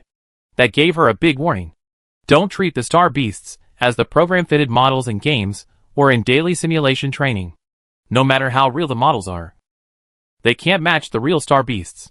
Because the hunting desire under bloodthirstiness and the ferocity trained in the wild cannot be simulated by any data. Just like the difference between dolls made in cotton mills and real beasts. Jiang Hui's first thought after escaping from the claws of the fake alligator turtle in the swamp was whether it would really kill people, or whether it would really make a meat pie sound. She must not treat the star beast as a piece of meat that could be chopped at will. So when she faced the alien plant that was second only to the star beast in the legend, her first reaction was, what the hell was this? A CS character? Although the mode on the outside did look a bit like that, it was still a full mechanism in its bones. No matter how many kills it had, it could only maintain an entry level. Therefore, when Jiang Hui was rushing to the list of Beska Intermediate College, no matter how many high scores she got, she didn't feel much reality, but was worried, especially after returning from Atlantis. She found that the level of these simulated star beasts for students was really limited, and the real ones were several times or even dozens of times more terrifying than these. And they will face such enemies in the future. And they may say goodbye to this world if they are not careful. The journey is long, and no one knows who can make it to the end. What she said is a bit crooked. In short, although the senses in this simulation scene are very restored and the realism is acceptable, it is actually somewhat different from reality. If it were someone else, they would just watch if there was a difference. But Jiang Hui was different. She was the one who dared to try speculative operations in the simulation system 3 years ago. And she also used unconventional means to kill an A-level star beast. At that time, she broke through and entered the list in one fell swoop. You know, that list is so difficult that many people have not been able to get on it for 3 years. Jiang Hui got on it in one go. All thanks to that A-level star beast that she killed herself. Later, she had more exciting things in her life and more goals to strive for. Instead, she didn't remember much about the simulation system. It was also because she trained for a period of time a while ago for the unified examination. At that moment, Jiang Hui realized that what she felt in the simulation system 3 years ago was not an illusion. As for what she felt, Jiang Hui looked down at the slightly rough rope, then stood up and prepared to throw the lead rope part up, and then climb with the help of other parts. Little A next to her watched her throw the lead rope that looked not very strong up, and the bottle lifts at both ends used for balancing the fall gently touched each other, making a series of crisp sounds. Jiang Hui threw it up and circled it on both sides, and then pulled it down before preparing to climb up. Wait! Boss! You don't want to climb up the tree with this rope, do you? Stop it. You will fall down. Little A had been hesitant to speak since just now, and finally stopped Jiang Hui when he really pretended to climb. Although Jiang Hui really taught her a lot of skills along the way, everything should be logical. Can this rope made of fiber and bark of unknown plants really be used as a tree climbing tool? Will it fall down before I pull it twice? Or should I say that this is still good luck? What if the other party breaks and falls down halfway up? Who can guarantee that he will not fall out of the examination room directly? It would be a pity if the other party, who is so strong, withdraws from the exam in this way. Xiao A felt that although he did not develop any particularly solid alliance with this 395 classmate, he was still a companion along the way, and the other party helped her a lot. He didn't want to see the other party make a fool of himself. Jiang Hui nodded, yes. Don't worry. I will go up first. No. This is not the point. Don't you understand what I mean? Do you want you to not go up? Didn't listen at all. Xiao A suddenly felt that the other party was incomprehensible, and some of the arguments were not making sense, and he became a little angry. This guy is not very smart. Why is he stupid at this time? Hey, wake up. That rope is impossible, he said angrily. Jiang Hui, who was still confirming the position and structure of the knot, turned around and looked quietly at this temporary companion who rarely showed his emotions. He didn't interrupt, and listened carefully to his not-so-polite words before replying, believe me, it's okay. And thank you. Thank you for your reminder. Xiao A was stunned, because this was the second time Jiang Hui had stared at her so seriously since they met, and the first time was when the two met in such a tense situation. He could still vaguely remember the sharpness hidden in the other's eyes that flashed for a moment. This time was a little different. It was so quiet and peaceful with some scrutiny, just like the feeling she gave people, as if nothing could cause her panic. Xiao A felt that his heart settled down immediately. Don't worry. Wait for me. I'll take you up later if you can trust me. After saying that, Jiang Hui climbed up the self-made tree climber easily. The boy below was stunned by Jiang Hui's serious and confident attitude, and then he reacted and wanted to stop him. But it was too late. The other party passed the lower section in a few steps, and completely left the safe area of the tree. Chapter 623 Flags in the Distance. Seeing that he failed to stop the person, Xiao A took a few steps forward in a rage, but could only watch the other person rise up flexibly. He accidentally touched something that fell at the end of the god department, and was shocked to take a step back, fearing that his random movements would kill the person above. But then he realized, this bottle was nothing else. It was an empty bottle of physical supplements. Oh my god! This is even more unreliable, isn't it? He was angry and anxious down there. It was obviously not him who went up, but at this moment, he was more anxious than anyone else. Perhaps even Xiao A himself did not realize that he had been thinking about it, since he had been thinking about it for a while. However, none of this could affect Jiang Hui's decision. She has always been like this. No matter what kind of external environment, it can't affect her to move forward according to her own plan and goals. For her, nothing is worth entangled. What do you want to achieve? Whether you can do it. What kind of effect you can achieve. These are all useless assumptions. There is no need to think so much, because no one knows before they start. And only when they really start can they know the answer. The mental power flows out from her forehead, slowly climbs up along the index, and sinks into the rope. With just such a moment of power injection, this rope, which is actually not so reliable, instantly transforms into a new chain structure. Jiang Hui can clearly feel that a new connection has been formed at the other end, and the whole structure has become stable. Yes, this is what Jiang Hui discovered in the simulation training field a while ago. Her mental power seems to have undergone some kind of change. Jiang Hui has always known that her mental power is very special. Of course it is special. Who has a consciousness space in the brain that can differentiate everything. And it also comes with an extra 24 hours. This golden finger is really explosive no matter what subject it is used on. She has also been trying her best to use this golden finger to improve herself. wanting to be a little bit worthy of her golden finger. But before that, although her mental power was still high and the reserves were unusually rich, her state was always normal. However, in the past 6 months, there has been a hint of materialization. Yes, Jiang Hui found that her mental power has changed qualitatively, although her mental power was also shaped in the past, and its ductility reached a level that would amaze geniuses like Huan Xian. It was still at a regular level, until the period after the Atlantis incident. She felt that her state had become very bad again, a bit like the feeling of being promoted to S level a few years ago. That is, it seemed that she could not supply energy for anything. But there were some subtle differences. However, with the last situation as a basis, Jiang Hui quickly purchased a large amount of mental power supplement potions, and asked Hillman to get 2 bottles of advanced potions as backup. After successfully passing through, Jiang Hui went to Lu Jin for testing and found that her mental threshold was a little higher, and her entire closeness became higher. Even advanced medical equipment could hardly detect it. Lu Jin suspected that one day even the top instruments might not be able to accurately detect the situation in her brain area. The therapist was amazed by this, and he told Jiang Hui that it was a foregone conclusion that she would become an S+ level mental power awakener after she fully awakened. Or it should be said that she was at least S+ level. This is a high potential awakener that all the major forces in the military are vying for. Lu Jin felt that he was witnessing the rise of a military reserve general. But Jiang Hui vaguely felt that her change this time seemed to be not only a change in the threshold of mental power, but also in form. She could call on mental power more freely. It had seemed that there was still a barrier before. Then after this time, she felt that her nerve touch was expanded to the extreme. Her heart moved at will, and her mental power was used to serve her as she wished. This was already a sign that her mental power was about to begin to materialize. Jiang Hui had a hunch that this mental power would materialize. It would increase day by day.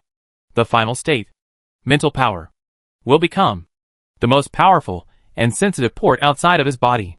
And this point is manifested to the extreme in the digital virtual world, or has already appeared in advance. She has a common and connected control over this data world. How to say it? It's not that he can control the world. This system focuses on the experiences of countless generations and countless people, so it's naturally not something she can match alone. However, she found that in this kind of simulation system or venue, no matter which system is running or which coding program is presented, her mental power entering it is like returning to the origin, becoming freer and unrestrained. Whether it is a system or something simulated according to the program model, Jiang Hui's power is treated with the greatest preferential treatment, as if it were something of the same kind and origin. Although this cannot exempt Jiang Hui from the offensive program, it can achieve a certain confusion effect, and she can build and rebuild the data chain to a certain extent. This rope is naturally not good in terms of structure, but after Jiang Hui's construction, it really confused the system. Maybe some people think it is abstract. Let's put it this way. Although this rope was woven by Jiang Hui, she took the material from here, and its basic logical structure also follows its source. The rope's structure and its own strength and toughness make it impossible to be used as a climbing tool. But Jiang Hui's mental power made the rope's toughness real. So real that even the system can't tell the real from the fake. Jiang Hui had experimented with this conclusion in the simulation training room several times before graduation. For this reason, he fought 3 A-level star beasts in a row, and set the fastest record of landing on the top 100 list that day, which caused Beska Intermediate College to boil for a while. Those people were originally curious about Jiang Hui because of the Atlantis incident, and the fight pushed her reputation in the school to the peak. In order to avoid exposing his abnormality in the simulation training room, Jiang Hui did not dare to rush to the list again. So her name was set at 78th on the historical list, and it will be passed down from generation to generation until a stronger new generation breaks her record. So this is why Jiang Hui is so confident that she can do it. In less than 5 points, she climbed up a giant tree hundreds of meters high. Jiang Hui found a large branch and landed steadily. With her hand on the trunk, she looked down and saw that the small A below shrank to a small black dot. The other party seemed to be shouting something anxiously at this moment, looming and intermittent, and she could vaguely hear words like safety and caution. She did not listen too seriously, because at this moment her attention fell on the direction in the distance, which was a high-flying green flag. Chapter 624 Command. After leaving the outer forest, the inner circle that went a little further and has gathered many people. They are all candidates who have broken through the inner circle and come here recently. There are not many of them, but they are not few either. There is a potential competitive relationship between these students, although they still don't know the rules. Everyone has a hunch that the real war will start soon, so they quickly moved in this short period of time. At this time, of course, they formed gangs and factions to strengthen their own forces and make themselves more reliable. Although no one knows what will happen next, it is not bad to make a temporary alliance. And there are so many people here. The bigger the force they form, the better. If something happens, they can seize the initiative. Many people have guessed what the next level is, and they are all waiting for the moment when the real note arrives. And how to find a suitable ally is also a problem. As mentioned before, in order to eliminate the interference of external factors and maintain a relatively fair environment, the unified examination adopts the method of blurring gender and appearance. And the certification number that may leak the information of the candidates is also hidden in the random code that does not reveal any information. Therefore, in the simulation field, everyone has a standard public appearance. Each one is different, but has a familiar core, which is probably the legendary one made out of a mold.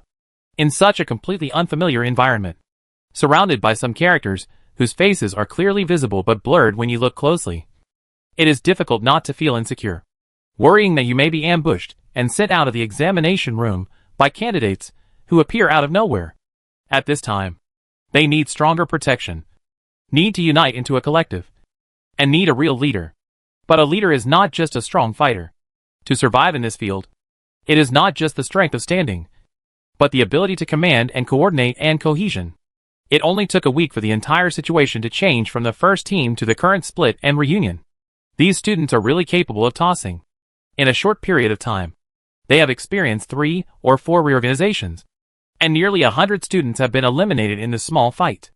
They even lost the qualification to compete before they could show their skills, which shows that the struggle between the parties is fierce.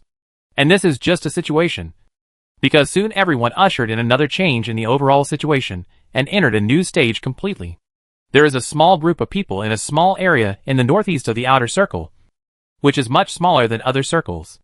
There are more than a dozen people, and it is not known whether the 3 palms have reached. But compared with the chaotic feeling of most temporary alliances, they seem unusually calm and stable, and operate in an orderly manner. Some of them were on sentry duty, some were on alert, and some were mumbling with their earmuffs on. From time to time, they would turn their heads to communicate with their teammates. There were 5 soldiers, 5 auxiliary soldiers, a mecha master, and a medical candidate wearing a pure white robe. In addition to the one who was currently commanding, there were 4 or 5 specific majors. The one in the middle was wearing a white robe with a green lining. Obviously, he was a student who intended to be a command student. His face was naturally a popular image, without any personal characteristics. He even had fewer expressions than ordinary people, and looked a little expressionless. His stature was average among the other templates, and he was not good enough to stand alone. But no one dared to underestimate him at the moment, because almost everyone present had seen the power of the other party, which was a power that only gods could have, at least in their eyes. It was also because of the existence of the other party that they, a group of strangers, could quickly and properly form a team. The other party led them to harvest a lot of resources and achievements along the way, and they were invincible. Let's call the other party K for the time being. The existence of the other party made them believe that although their team was small, they would eventually stand out. What puzzled them was why K chose such a bad and inconspicuous area when everyone was eager to expand the action. Not only was it difficult to attract good players to join, but it was also easy to miss opportunities due to lack of information sources. But everyone had seen the other party's ability before, so they naturally didn't think that the other party was so scared. He was more like a beast lurking in the dark, sweeping his eyes over everyone passing by, waiting for the opportunity to strike quickly and kill. But these candidates are still too young after all. They are puzzled by K's behavior of staying here for a long time, and gradually have some opinions. It's not that they are resentful, but they thought the other party was going to do something big. But the result is worse than before. Before, at least they could pick up some things and kill monsters in the forest. But now they can only stay in this small area, unable to move, and don't know how long they will stay. When can we fight our way out? A somewhat annoyed candidate standing guard looked at his companion next to him. Be patient. K will have an arrangement. You didn't forget who was still talking about his absolute trust in K a few weeks ago. But you forgot it not long ago. Although he couldn't read minds. The other person strangely confronted the complaining student. And then interrupted him without mercy. What arrangement? I think he's just timid, woohoo! He was interrupted by the person next to him before he finished speaking. The soldier next to him looked at Kay nervously and found that the other party didn't seem to care. So he breathed a sigh of relief. Does this guy still want to take the exam? What if he offends Kay and is kicked out of the team? If he is not kicked out, the exam will be over. The field is so small. How could others not know about the man's movements? But just turned a blind eye. And he did ask the question in everyone's mind. What does Kay want to do? But no matter how anxious the others were, Kay, as the central figure, did not move at all. As if he didn't hear those words. Just when everyone was about to lose patience. He moved. He stood up and seemed to have come out of a semi-dazed state. When he woke up, his first words were, "Okay. Time is up." People were confused by this. What's okay? Kay didn't unlock too much. And began to give orders in an orderly manner. Arranging everyone to prepare for the advance. But only he knew what kind of changes he had experienced not long ago. It did provide a lot of convenience. Let's go! He gestured to the people behind him and said, we should also expand our team. Getting the command is just the beginning. What he can do with this command is the most important thing. Chapter 625, Tricky. Of course, Jiang Hui and the others didn't know what was going to happen over there. They were still busy climbing the tree. It happened not long ago that Jiang Hui climbed up the tree that was hundreds of meters high with almost no effort, and saw the green flag about a few miles away. She was basically sure that that must be their next main venue. But before that, she had to bring the other person up. The other person was worried, and kept wandering around below. Jiang Hui would definitely hit him if he fell down. But bringing people is not the same as Jiang Hui doing it alone. She was confident, and became more and more determined each time she came up. But the other person was different. He had doubts about the rope from the beginning. Even if she had come up now, it seemed a bit difficult to convince the other person to trust her. And there was a high probability of failure. If that was the case, she would just disconnect and let the other person leave on his own. After all, they had cooperated well for so long. And Jiang Hui didn't think anyone should follow her all the time. The most important thing in cooperation is sincerity. Jiang Hui thought it would be difficult to talk with the two of them separated by a tree. So he simply slid down from the tree again. When Xiao A saw her coming down, he almost jumped up. Boss, you are really scary. You went up without saying anything, and you dared to come down so quickly. What if the rope breaks? He was really shocked by this guy's thick nerves. It would be fine if she climbed up. But she also climbed down so quickly. It took her less than 7 minutes to climb up a tree hundreds of meters high with these thin ropes that looked unreliable. Even if you know that this is a simulation site where no one will really die, there is no need to do this. Compared to this 395 classmate, the so-called courageous peers he met in the past are nothing. And in fact, people in the simulation site may die. And there have been such examples before. In fact, although the death experienced by the accessor in the simulation site is not real death, it will also feel a certain degree of pain. The damage suffered in the simulation world will also be reflected in the spirit, but it will be reflected in the soul body according to the system's transmission rate. It is said that in the past, someone died in the simulation site in a tragic way, resulting in a biogenic stress response, and the brain and spirit collapsed. It was sent to the hospital for rescue, but it was powerless. Before 3 stars, the brain waves collapsed and dissipated, and it was impossible to save him. This can be called a tragedy in the interstellar that year, because the person involved was only 13 years old, and it was not long since the second awakening. He was still a high-potential awakener. If it hadn't happened, he could have had an infinitely bright future. But all these disappeared with his death.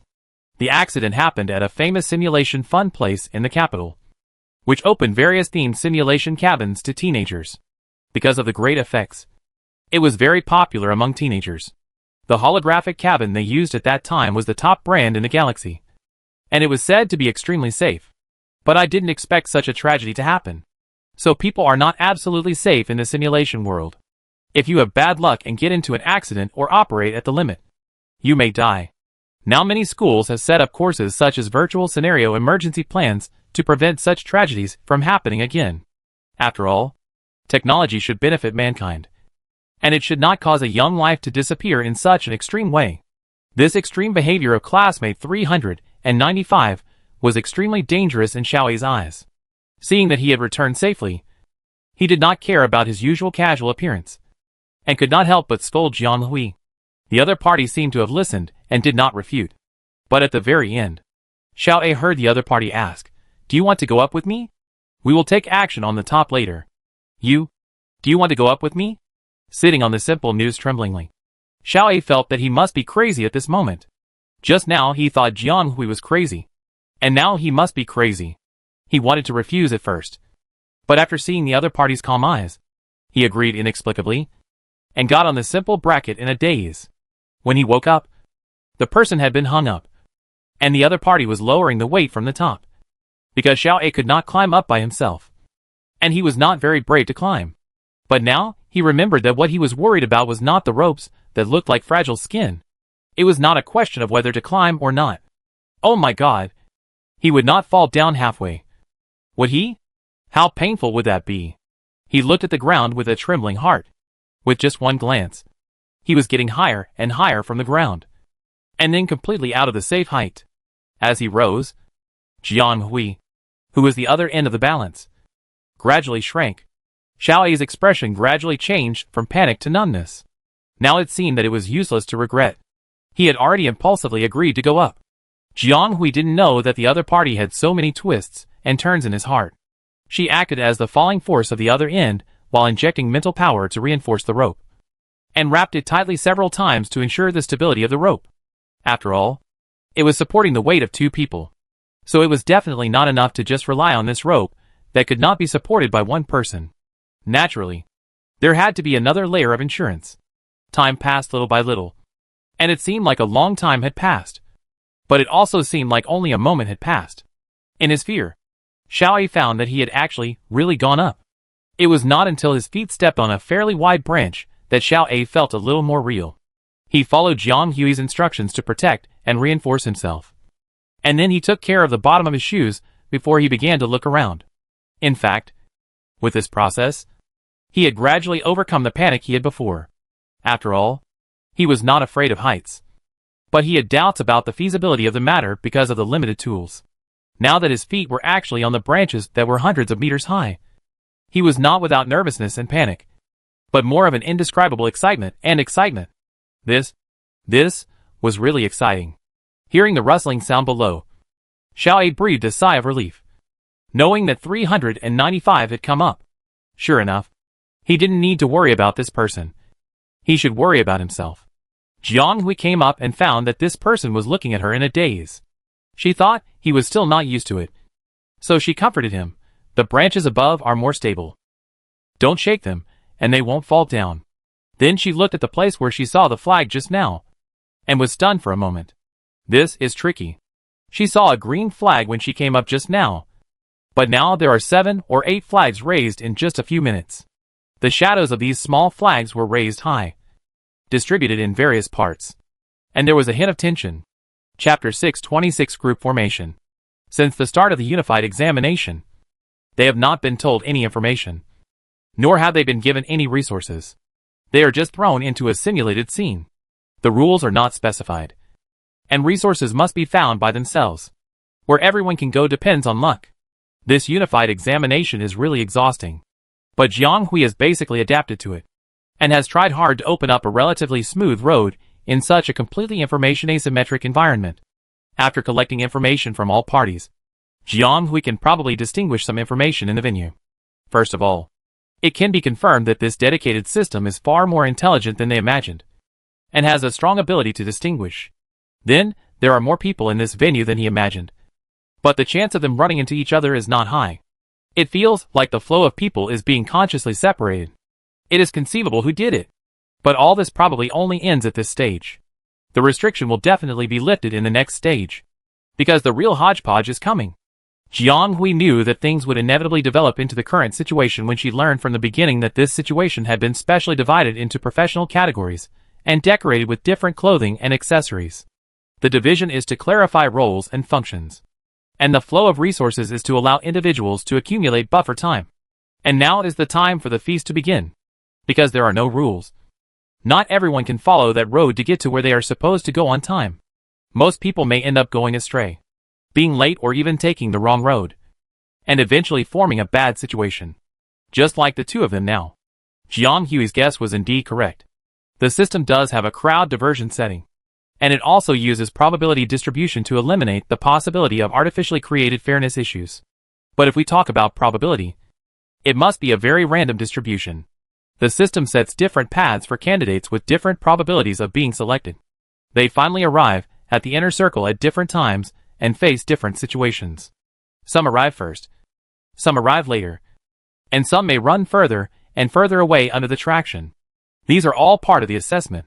Any performance during this period may win them points or deduct a certain amount of points. Of course, this is just a random setting, and there is no initial reservation when the machine allocates. So although it seems unbalanced on the surface, in a sense, it is also a kind of fairness in unfairness. Jiang also knows that his luck has never been good. Even if he gets together with lucky people for a while, he will always encounter various unexpected situations. So it doesn't matter whether Xiao A is lucky or not. Anyway, with her being the one who drags down the aircraft carrier, the result will probably be the same. So as expected, they are still the latecomers, and because of some restrictions, they have been unable to enter the inner circle. Otherwise, according to Jiang Hui's efficiency en route, she would have entered the inner circle and started to participate in the battle. Now she can only wander in the outer circle where she can barely see a little movement, which is also quite frustrating. Xiao A doesn't know if he was dragged down by her, and Xiao A's mind is not that complicated. He glanced at the phantom of the flag that was still increasing in the distance and asked with some doubt, "What is that?" "League flag," Jiang Hui said. The so-called League flag is, as the name suggests, a group flag. Generally, a group will set up a flag for itself to distinguish itself from external forces. There are many kinds of League flags. Generally speaking, they are distinguished according to different groups or functions, and the group patterns on them are also different. The most common is the Legion flag. The Legion flag is also the most legal among all types of League flags, and it is also the most strictly managed. Speaking of which, because of the special nature of the Legion flag, they also have a special management agency to apply for registration and other matters. The officially registered Legion flag also has a special mark.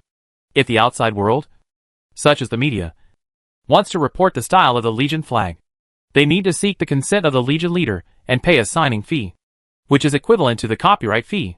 It is said to be a large sum. And the reporting party also needs to ensure that the Legion flag will not cause any adverse effects for this exposure. Therefore, it is a very costly thing for the news media to publish the Legion flag, which has a considerable risk, and not everyone dares to do it. However, because it is just a setting in the unified examination, what they see now are just ordinary League flags. As soon as the flag of the regiment was lit, Jiang Hui basically knew that this level would probably be a simulated military battle test, which is a training mode often carried out in the command department. And it really tests people's comprehensive ability. Although Jiang Hui has never participated in it, she has learned a lot about related training from Huan Xian's information and the other party. Command is not a subject that can be discussed on paper, but it cannot be created out of nothing. The theory that should be learned and the practice that should be carried out must still be carried out. There is no real army for these children to command. So various tools, props or simulations are used to make up. Before they can really command people, they can exercise a little. In this way, the arrangements of the unified examination are also matched one by one. The color of the lining is not only to distinguish professional categories, but also to distinguish roles and assign functions to each member. Isn't it? A legion must have basic personnel such as commanders, individual soldiers, mecha divisions, scouts, medical soldiers, etc. And the distinction is more conducive to the formation of a group. After giving an individual identity, what role an individual plays in a group depends entirely on personal ability. Jiang Hui had guessed something before, and now seeing the fluttering group flag, he confirmed the assessment mechanism. However, the bad news is that before she arrived there to explore the environment or form a team, others had already become one. Group flag. Group flag. Of course, the flag can only be raised after the group is formed. They were still here, unable to get in, and the other side had already raised the flags to fight. So how could they fight? When Jiang Hui saw it, it was really just one flag. And when Xiao A came up, there were 7 or 8 flags, and when the two stood shoulder to shoulder on a branch 100 meters high and looked out, there were already dozens of flags erected there. And the number was still increasing. Looking at those flags, some of which were swaying in the wind and rain, and seemed to be shaky, while some were stable and motionless, Jiang Hui felt a little inexplicable inside. Time waits for no one. It's too late. For Xiao A, who has not yet realized the reality. He still can't quite understand why the aura around those flags has changed. And he didn't dare to say anything in the end. The other party looked for a while. Not long. But Xiao A felt it was particularly long. Until the other party moved his shoulders. Let's go. It's time for us to. Chapter 627 Wait and see. For the unlucky people who were diverted outside, and couldn't even get into the inner circle. Those who entered the inner field were naturally lucky. So people are indeed social creatures. And many activities need to gather together to be more efficient. When everyone was alone, they were almost shrouded in layers of fog. And nothing could be determined. When there were more people, the information was mixed. Not only could they verify each other, but there were also more opportunities for trial and error. People quickly figured out the rules of the game, and the rules of the exam in this round. Originally, the people who saw flowers in the fog and felt their way through the fog seemed to have found the way all of a sudden. What was the point of doing it like before? Everyone went their own way, and they couldn't fight each other. After all, no one had a weapon in their hands, so they couldn't fight. But entering this inner circle was different. And they found that the environment suddenly changed. The system could no longer divert them. Even if they were slightly evacuated. A large number of candidates poured in from all directions, and still bumped into each other in a disorderly manner. And the accumulation became more and more. Previously, the system had modified the appearance of all candidates who had accessed the system. The same professional category used a basic model. For example, individual soldiers basically had the appearance of Jiang Hui. The only difference was in the individual's mental power. After all, they were already connected to the system with mental power. It was impossible to let everyone reduce their mental power to adapt to the average level. This was too meaningless. People were different from each other. In this case, no one could tell who was who, especially when they realized that everyone around them might be their competitors. Their vigilance increased to more than 10 times the original level. In the first two areas, it's not that no one tried to attack other candidates. After all, in their understanding, isn't the assessment exam just that kind of thing? If there is an obstacle, just kill it. If you want to stand out in a certain assessment or competition, there is no better way than to kill the participants in the same group. But after countless people tried, they found that the system seemed to have set them up okay. And they couldn't attack other candidates. Or it should be said that it was invalid. But it wasted their own resources. Therefore, so these ambitious people also gave up the simple and crude population liquidation plan. For this part of people, they couldn't pick up any good resources and couldn't do anything to others. This unified exam was really boring. Many people felt depressed about this, but they had to suppress their emotions and continue. In this way, Xiao A was still pitted by Jiang Hui. If the rule of invalid attack is established, the premise of Jiang Hui's previous threat to Xiao A is not established at all. Because even if Jiang Hui really did that to him, it would probably be invalid. But neither of them actively attacked others. So they wouldn't know this. But who could have thought that things would take a sharp turn for the worse after entering the inner circle? Not long after they entered the circle, they found that the restriction that puzzled them before seemed to have been lifted. People found that they could cause harm to their peers in the exam and even eliminate them. Now, the situation changed all of a sudden. The people who were originally crowded together changed their mentality instantly. And no one dared to get close to each other. After all, in order to get the possible points, the people around them might attack them at any time. They consciously dispersed. Or the small teams that were already fighting secretly kept a distance from the people around them. Those who entered the inner circle began to spread out in this way. And soon they discovered some new mechanism points in the inner circle, such as the base tower and the control panel. The former is the key to the group's expansion of the base, and the latter is an important prop to assist the group battle. The single soldier is the red lining, and the green lining is the command department students. Only these two types of students do not want to equip any props when entering the simulation site. The auxiliary class will be equipped with professional tools. The medical class will also carry basic potions. and other professional classes will also have various forms of props. The help of these two types of students is in another aspect. The single soldier itself is assessed on the standing power. So in the end, it will only be displayed when the props are dropped. They are more likely to pick up offensive props. And hunting alien star beasts is also likely to explode guns and other weapons. And the commander will wake up a control panel in the inner circle. Yes, it is the thing that everyone thinks is similar to the game panel. They can mark the territory of the base tower, look at the battle situation, etc., which is completely the mode of the strategy game. With these two things, the situation in the inner circle will change. Then it became what Jiang Hui and his team saw outside. Some long-dormant ambitious people quickly responded with the only effective information, integrated their own forces, and raised the group flag at the Jiwei Tower. And those who failed were also fighting for the Jiwei Tower as a base, wanting to form a team of their own while there was still room for survival. Of course, more people are still watching. After all, most of them are strangers here.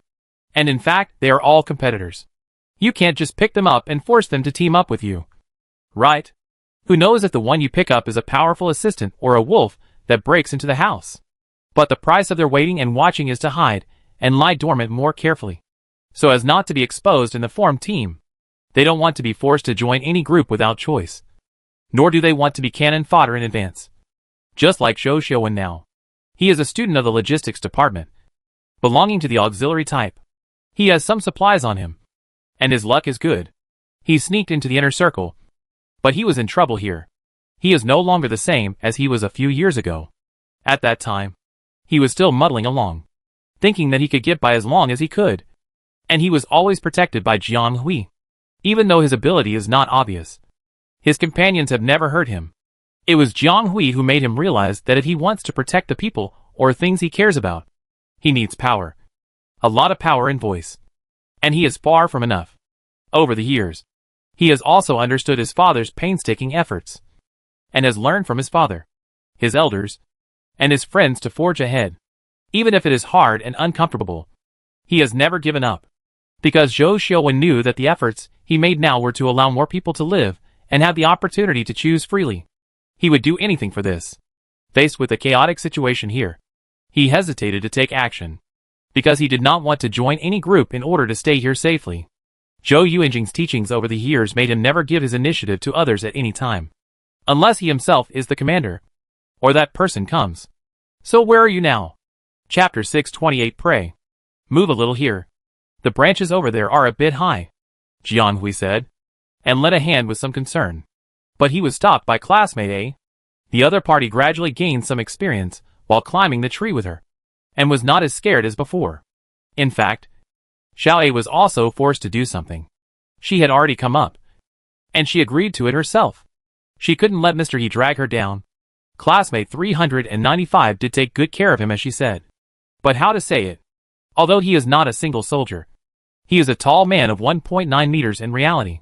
If he has to help and support him all the way like this, even if he hides his appearance and no one knows who he is, he can't get through his own level. It's okay to die. But classmate 395 doesn't seem to be afraid at all, which shows that there is no problem. So rounding it off is no problem for him. Xiao A mustered up his courage and went from being trembling with fear at the beginning to being able to freely shuttle between the branches connecting the two trees, and even freeing his hands to pick up some things, which was a big improvement.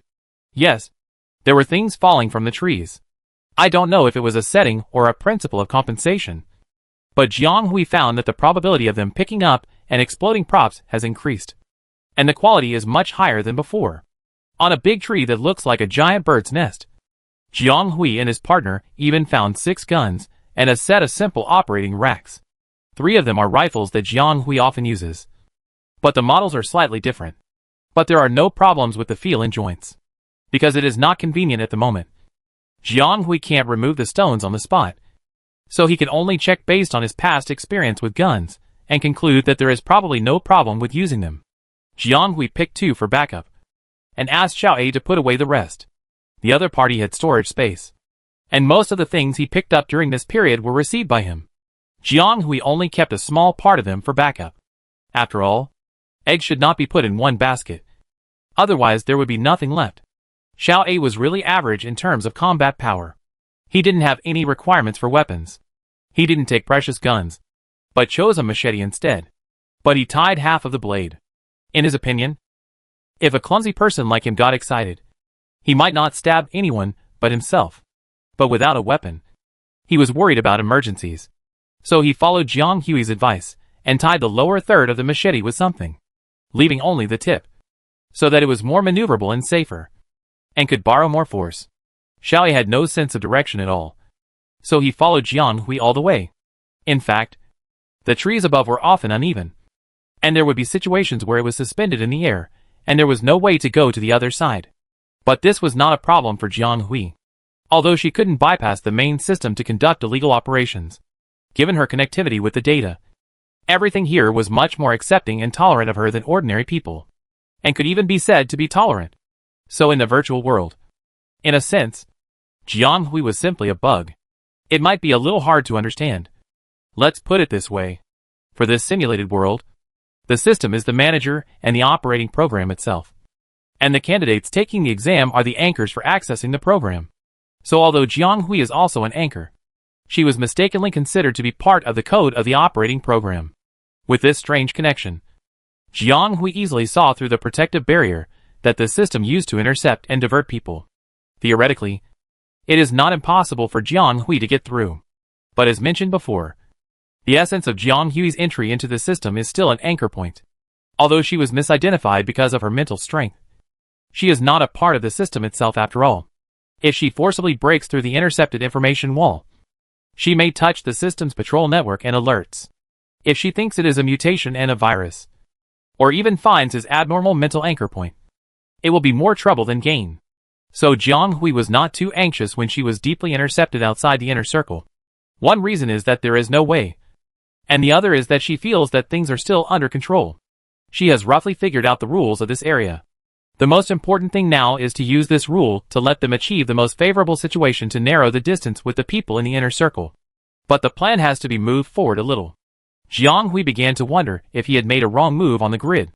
How come he hadn't encountered the prey he wanted to hunt for so long? Little A didn't know what Jiang Hui was thinking, but he felt that the journey up there was amazing and thrilling. He was still sighing, "Boss, it's indeed much easier to walk up here. And the view is also wide. But the road is a bit uneven." While saying this, he just happened to step on empty air and screamed. Jiang Hui was speechless, and quickly grabbed his arm to prevent the person who was making a fuss from really falling down. "Be careful." "Thank you. Thank you. And you're wrong. We didn't come up here to make the road easier to walk on." Before she finished speaking, the person in front of her suddenly turned his eyes to a certain direction, as if a sharp knife pierced through the gaps between layers of trees. Ah! The prey finally came. Then she stopped the person behind her and signaled him not to make a sound. Damn it! What kind of people are doing in the Interstellar Teaching Bureau? Who set the questions?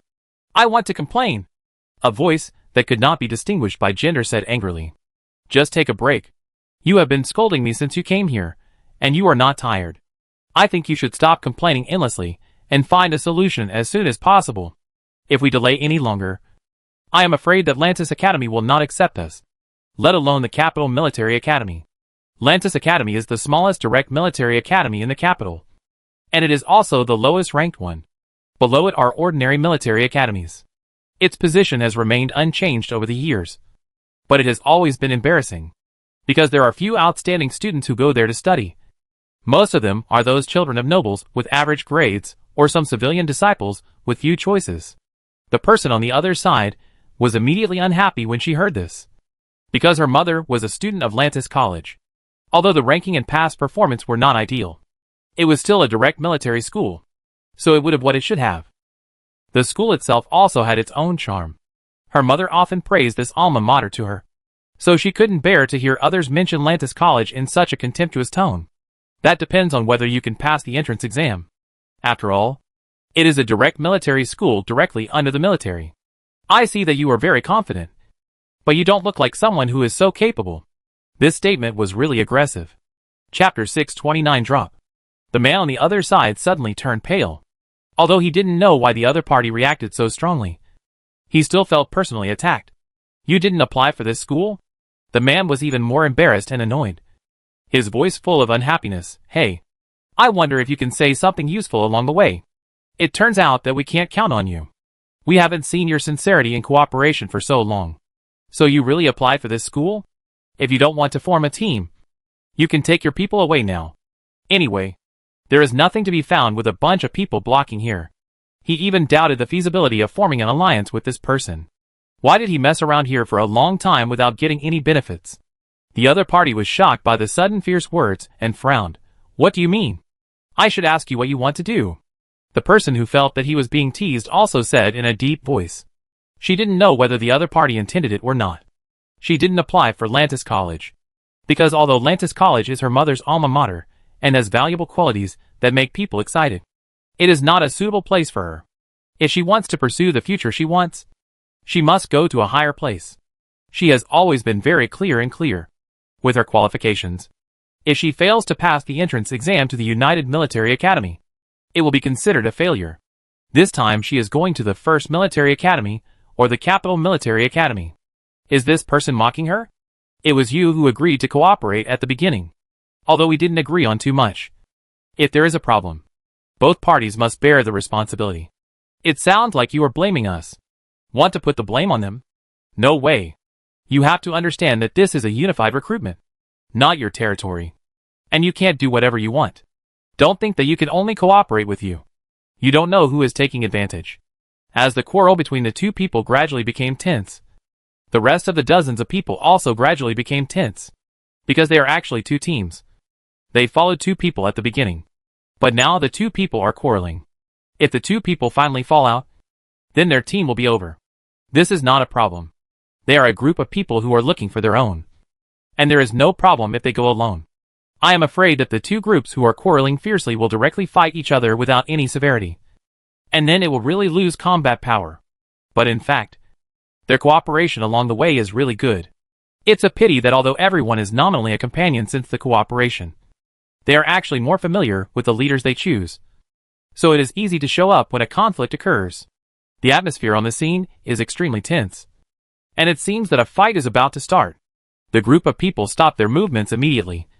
And almost all of them looked up at the same time, with a puzzled and alert look on their faces. The two who had been arguing like cross-eyed just now looked at each other, as if they had reached an agreement in an instant, and said in unison, "Let's go. Over there." Jiang Hui quickly hooked over the long branch and swung to the other side with its toughness. This was the fastest and simplest way she knew to reach the other side. It was rough but fast enough. But it was a bit tree-consuming. Xiao A, who was behind, followed with a stumble. But in fact he was already far behind. And he couldn't move like Jiang Hui. She originally wanted him to stay where he was and wait. But he insisted on catching up.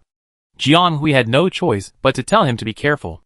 If he really couldn't catch up, he should just wait where he was, and wait until the matter was over. She would find it back. There was no doubt about this. Jiang Hui took the initiative to connect with the other party. It was relatively easy to find it back with the mental mark. And now she didn't have the mind to care about the other party. Her heart fell on the other side, which was the prey she had been waiting for a long time. Feeling that the power flow at the entrance of the passage was getting closer and closer, Jiang Hui even quickened her pace. Since entering this unified recruitment, everyone in the examination room has completely experienced the wilderness survival link. Everything has to be made by yourself. There is no clear direction. Even the way has to be found by yourself. If you are not careful, you may completely deviate. But this is not real wilderness survival. The unified recruitment is to select talents for the empire. Naturally, it has to be divided into upper and lower levels, and distinguish some characteristics and subject knowledge. At this time, various props and the application of various props by each person are particularly important. The name says it all. Unified enrollment. The purpose is to recruit, not to really provide a more comfortable environment for all candidates. So these props are for everyone to use, just like the different settings for students of different majors at the beginning. In order to disrupt the whole situation, the existence of weapons and props is necessary. The various weapons and props picked up in the forest are naturally good compared to the empty-handed state. Better than nothing. However, these props are not good enough in the war. Too basic, and almost useless for fighting and hunting. As the candidate who should have hunted the most exotic plants in the forest so far, Jiang Hui felt that she was qualified to say this. Moreover, She took Xiaoe and went around the inner circle for a whole circle, killing countless exotic plants and collecting them everywhere. She did pick up a lot of drop points, but the actual drop rate was not high. For example, the number of slightly useful guns they have collected so far is no more than 10, and 6 of them were exploded in a certain place, which shows the content of dropped items in the forest. Normal people may find that there is no use in picking up more than a dozen places, and may give up such meaningless collection, because it is useless to pick up more. But Jiang Hui didn't.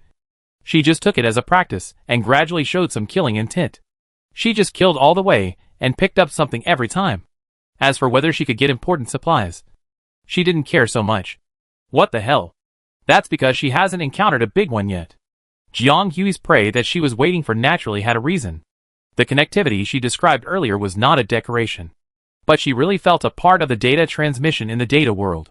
Everything in this world is made up of data, like the subtle flow of power fluid, showing the fluctuations of its past existence, like the moment when those alien plants burst into power when facing her, or the interception and protection city that intercepted them at both ends, like the Chu River and Han River, and the last stream of power that escaped when the alien plants were killed.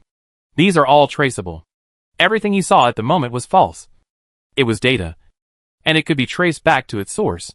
So he could feel the data flow that was left as a mark of information after the prey as a data model collapsed. And naturally, he could also feel the movement of some special materials being distributed. Chapter 630 Melee. A group of people rushed in the direction of movement, and soon they saw a faint white light in front of them, penetrating through the layers of trees and emitting some kind of signal to the people around them. The members behind wanted to rush over to see, but were naturally stopped by the 2 leaders at the moment. The people behind didn't know why their leader didn't let them go up when they clearly discovered the unusual movement. Could it be a trick? The 2 people who were still arguing just now were now in tacit understanding. It may not be a trick, but there are really many mantises waiting to catch the cuckoo. So many that they dare not show up easily. Yes. How could such an unusual movement be seen by only them? It is estimated that all the people nearby were attracted here. I think this is the purpose of the test party, to make such a big noise to attract everyone to fight for something. Both of them are high-potential spiritual awakeners. Their perception is much stronger than that of ordinary awakeners. Before they arrived here, they felt that Lin Jing had hundreds of different auras going in the same direction with them at the same time. They are all the participants this time. At least hundreds of them. If they go out now, they will be involved in this struggle. They are not afraid. But the risk is too great.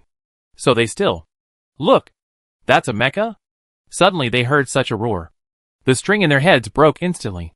And all the analysis was unimportant. What are you still hesitating about at this time? Don't rush to grab it. Huh? Are you waiting to pick up the scum? In such a place where there is no decent weapon, the mecha is simply a must-win. It doesn't even matter whether they can enter the inner circle, if they can grab the mecha. At this moment, everyone's eyes are shining, and they don't need to wait for their boss to speak. Nor do they worry that this is actually someone's conspiracy. It doesn't matter whether it's a conspiracy or not. What matters is the mecha. Is it the mecha they are going to grab now? No. It is the guarantee for them to win the second half and be admitted to their favorite college. No one can resist such a temptation. Even the so-called boss. Isn't he a person temporarily selected by a group of unfamiliar people? There are many ambitious people among them, but they can't get the position due to their own abilities and opportunities. But if they can get that kind of thing, as long as they can get 2, no. As long as they have 1, anyone can become the leader. At that time, it doesn't matter who was their leader or who they were subordinate to. Who wouldn't want to try the feeling of being in charge? The first military academy of the empire. In the teaching hall, which is completely different from the other 2 schools of the same name. All the teachers are in neat military uniforms, and sit in a neat row on both sides of the conference table. The scene was silent, and you could hear a pin drop. But no one in the field felt anything strange about it. Or it should be said that they were all used to it. On the main seat was an old man with a white beard. He was not wearing a neat military uniform, like the young teachers below.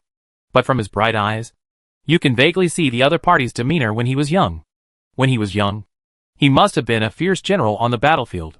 Maybe it's because of the atmosphere. Or maybe it's the style. Although they are watching the game, this side is much calmer and quieter. Everyone was very confident, as if they were not selecting talents for the school, It's been more than 7 weeks. Suddenly the old man in the upper position said. Yes. It's been 7 weeks without knowing it. And 1/10 of the unified recruitment time has passed. It's about time to see the situation. Although this can only be regarded as a game for children at most in their eyes. Whether the game is played well or not is another matter. In fact, this unified recruitment is not as complicated as everyone imagines. For the upper-level military academies, qualifications are important. But quality and character are equally important and indispensable. Their admission standards can be said to be very strict. But they can also be said to be not so strict. If there is enough talent, qualifications can be put aside. Especially those who can handle major events and shoulder heavy responsibilities, which are rare talents on the battlefield. This is especially true for the 1st Military Academy. They are almost a full-time military system. Students who enter the school can get the greatest support among the military. The annual special training is almost several times that of other military academies. And they have the opportunity to choose the corps first. But the only thing is that students in the school must enter the army. This is the only condition. Unless there are special circumstances or physical problems. There are almost no students who enter this military academy but do not join the army. It can be said that it is a relatively compulsory academy. Despite this, there are still a steady stream of outstanding students entering every year. Most of them are students who have the intention and will to join the army. For them, this kind of coercion is an advantage. Especially for those who intend to join Zhou Yuanjing's faction. The 1st Military Academy has a stronger advantage than other colleges. In addition to the above situations, there are also some people who choose the 1st Military Academy to avoid power or family oppression. After all, even the big families in the imperial capital probably don't want to try to compete head-on with the 1st Military Academy. So the 1st Military Academy has never lacked students. And there are even more every year. For them, recruiting students is a very routine thing. As long as they let it go, they will come naturally. In previous years, they didn't have so many teachers sitting in charge of recruiting students. After all, everyone was busy. But this year, due to some special reasons, almost anyone who can spare the time has come here. Maybe even they can't explain what they want to see. They just want to take a look. The elder in the upper position looked at a name on the middle and back list. And his eyes flickered. It's time to get to the first distribution point. Now the inner circle has been in for a long time. And the outer circle has been blocked outside for too long. It's time to come with something powerful to change the situation. Jiang Hui is currently experiencing the so-called first distribution point. It should be said that, if you don't open for half a year, you can eat for half a year after opening. How long have they come in empty-handed? They have been walking along the way, and have been able to pick up very few things. Even if they kill alien plants, they can only get some slightly useful things. But they are only slightly useful. Not much. Jiang Hui always feels like he is trying to survive in the wilderness. But this situation is finally coming to an end. The things sent in by the system at this stage and time are definitely not just small props like before. They are definitely very useful, relatively powerful, and have an absolute effect on the current situation. Could it be what she thought? Chapter 631. The first distribution point is also the first turning point. In order to divert the flow, the system intercepted some candidates and only allowed some students to enter the inner circle, while most of them were stopped and wandered around the outer circle. These people took advantage of the opportunity to quickly divide the territory. And this speed is still commendable.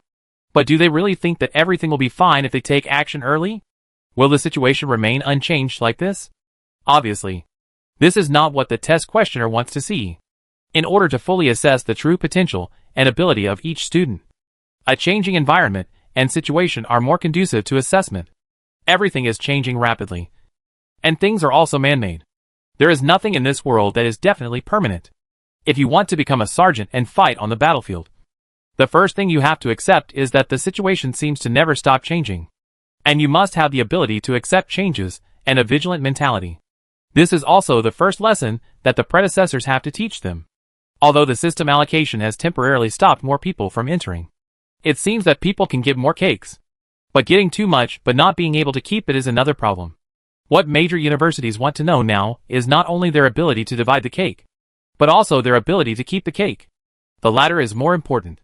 However, the situation in the inner circle has been determined. If we want to reshuffle the cards, we have to add some new and powerful forces. The sheer number of people is not enough, and more powerful weapons are needed. Mecha is undoubtedly the best choice, and those mecha students have been idle for too long, and it is time for them to show their talents. The diversion between the first and second batches is about to end. Before the reshuffle, they need to make preparations and provide conditions for the change. In order to break the situation where the inner circle has been determined, the mechas will be distributed to the inner and outer sides in different proportions. Of course, the outer circle accounts for the majority this time, although the system has distributed up to 1,000 mechas in a 3-to-7 ratio. There are too many candidates for the unified enrollment, and the assessment area is also vast, so it is not enough to spread them out. Just like a bag of stones thrown into a pool only causing a little ripple. Jiang Hui also took advantage of the mental connection to quickly lock onto several of the distribution items with relatively large fluctuations. It was mentioned earlier that her mental power is special and can be connected to the system data flow to a certain extent, and she can read some subtle data information, although it cannot be said to be very specific. There will be different streams for any operation of the system, and Jiang Hui has roughly summarized a rule. It is known that the data points of the props transmitted by the system are random, but the specifics are generated in the central processing unit, which means that even the system itself does not know where the things will eventually return. Not to mention the small items. The large items have complex modeling and a lot of data, which is more difficult to transmit and has large fluctuations, which can be clearly distinguished. So Jiang Hui directly locked onto a few points and rushed over there.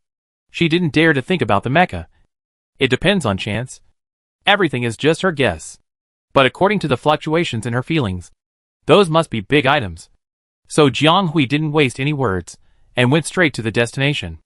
In order to avoid encountering a large group, she specifically picked a relatively close point with less traffic to pick up. Although this thing is not as big as the ones far away, it feels like a good thing. Instead of going far away to grab a good one, it is better to make do with a slightly worse one. And the possibility of getting it is even greater. But Jiang Hui was indeed a bit weird, and things never went too smoothly. She had expected whether there would be an accident, and had also anticipated the direction of the accident. But she didn't expect to encounter the worst one.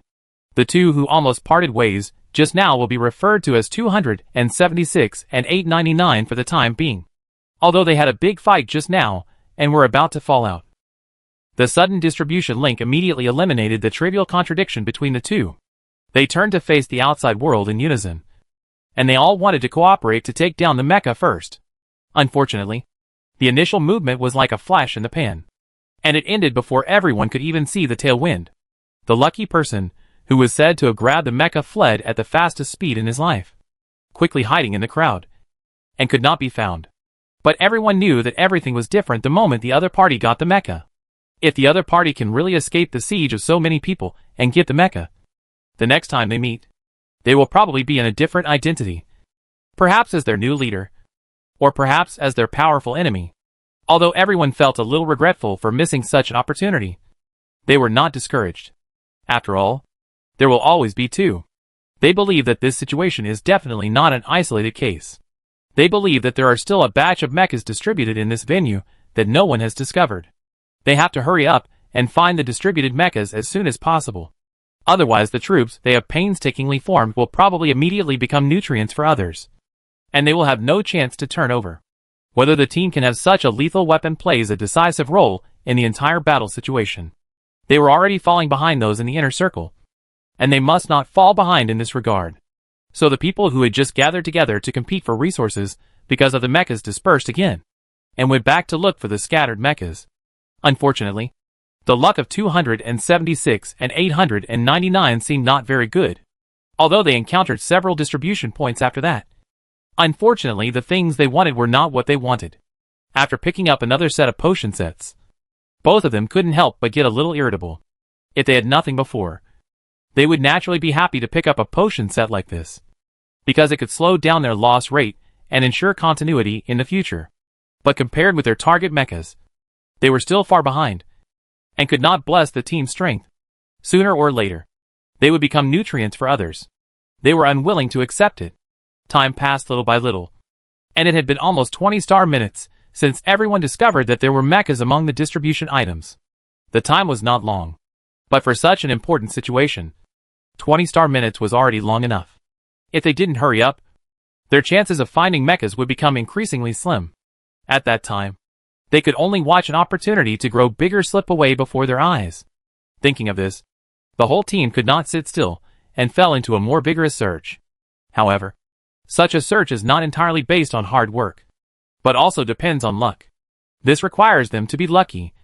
The object just landed near them, and no one took the lead before them. Huh? Over there. The two of them looked at each other, and then ran quickly over there. And the people in the team behind them quickly understood and followed. Chapter 632. As the saying goes, there is no free lunch in this world.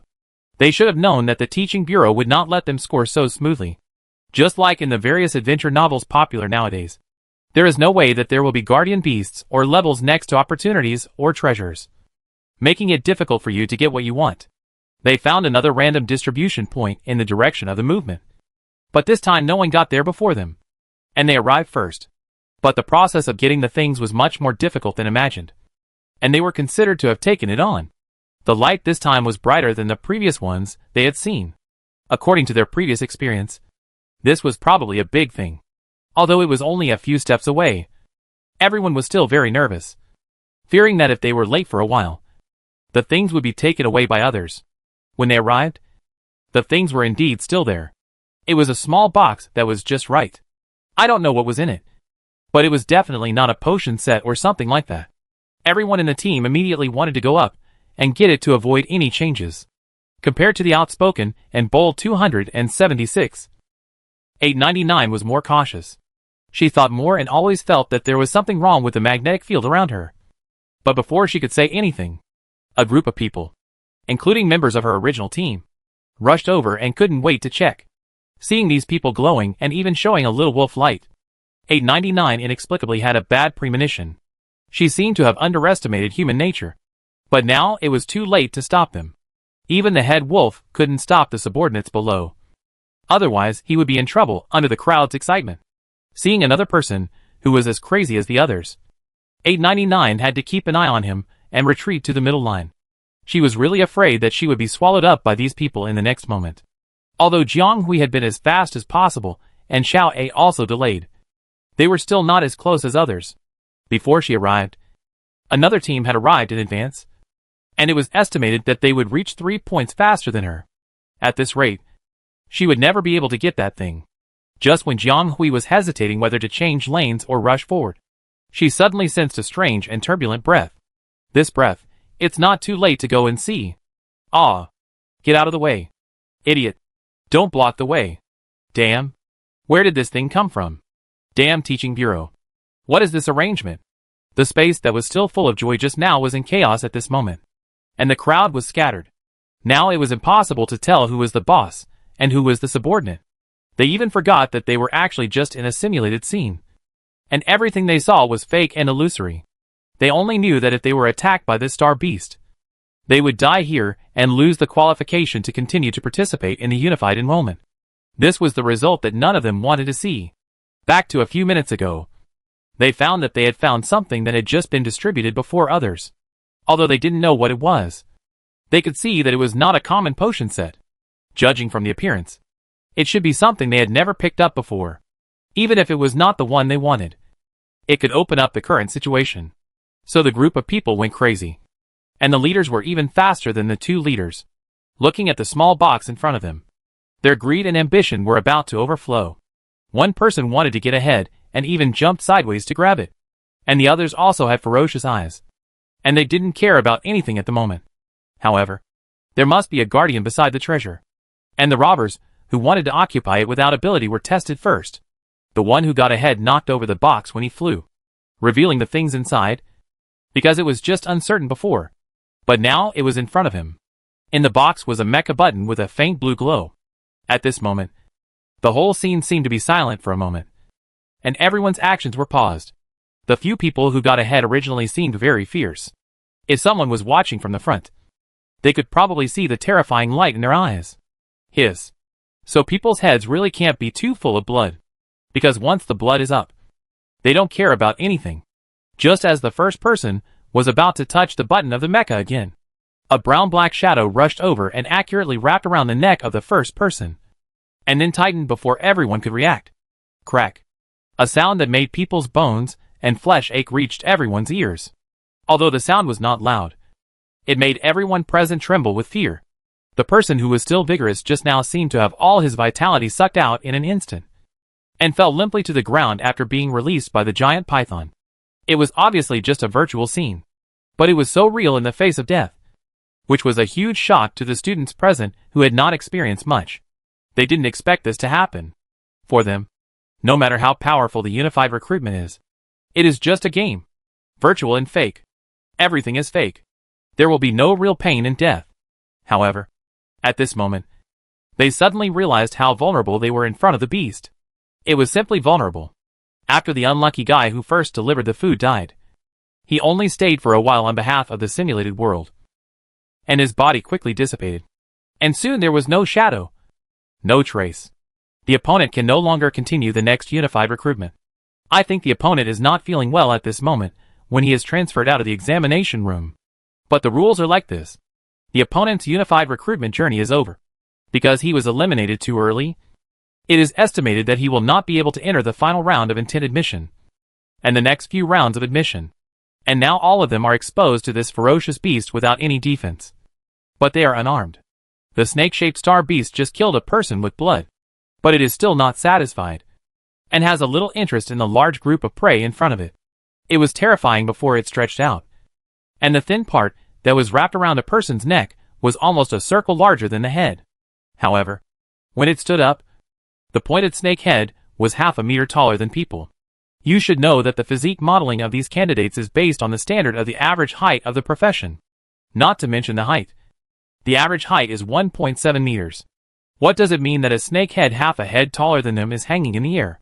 For this snake-shaped star beast, they are almost blind spots in 360 degrees. And there is no escape. But for them, it is not easy to capture the figure of the giant snake. This is almost a dead end. The tall and huge snake head drooped slightly, and they could hear the unique hissing sound of snake-shaped creatures swallowing and spitting, which made people feel terrified and a little scalp numb. Chapter 633. The scales are tough. The movements are agile. And the mental waves carry the unique rhythm of snake-like creatures, with a sense of oppression coming to the face. This is at least a star beast with an overall level of about A level. Where did this star beast come from? There was no such creature in the forest before. They were all alien plants. How could it suddenly appear? It is hard for everyone not to suspect that this is a level specially set for mechas. But damn, how can they take things from the mouth of the snake when they are unarmed? The mecha they found with great difficulty. Isn't this forcing them to give up? Looking at the mecha buttons blocked by the giant snake star beast, some people hesitated for a while, and immediately made a choice. Fortune is sought in danger. Fight. The Imperial Joint Military Academy. It has been 7 or 8 hours since the unified enrollment started, and several groups of people have been replaced in the conference hall. After all, everyone has a heavy responsibility, and it is impossible to stay here for a few days and nights. That is too extravagant.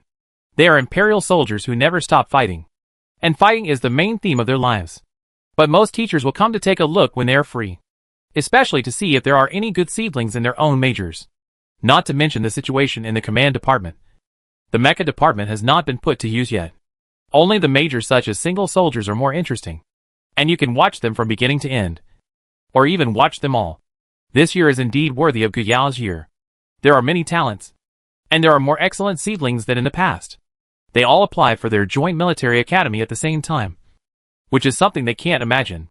The chief teacher of the single soldier department is a mixed-race Chinese-Korean descent named Bona Zeng, who is over 300 years old, close to the average retirement age of Imperial soldiers. He has extremely rich combat experience, and is currently a major general.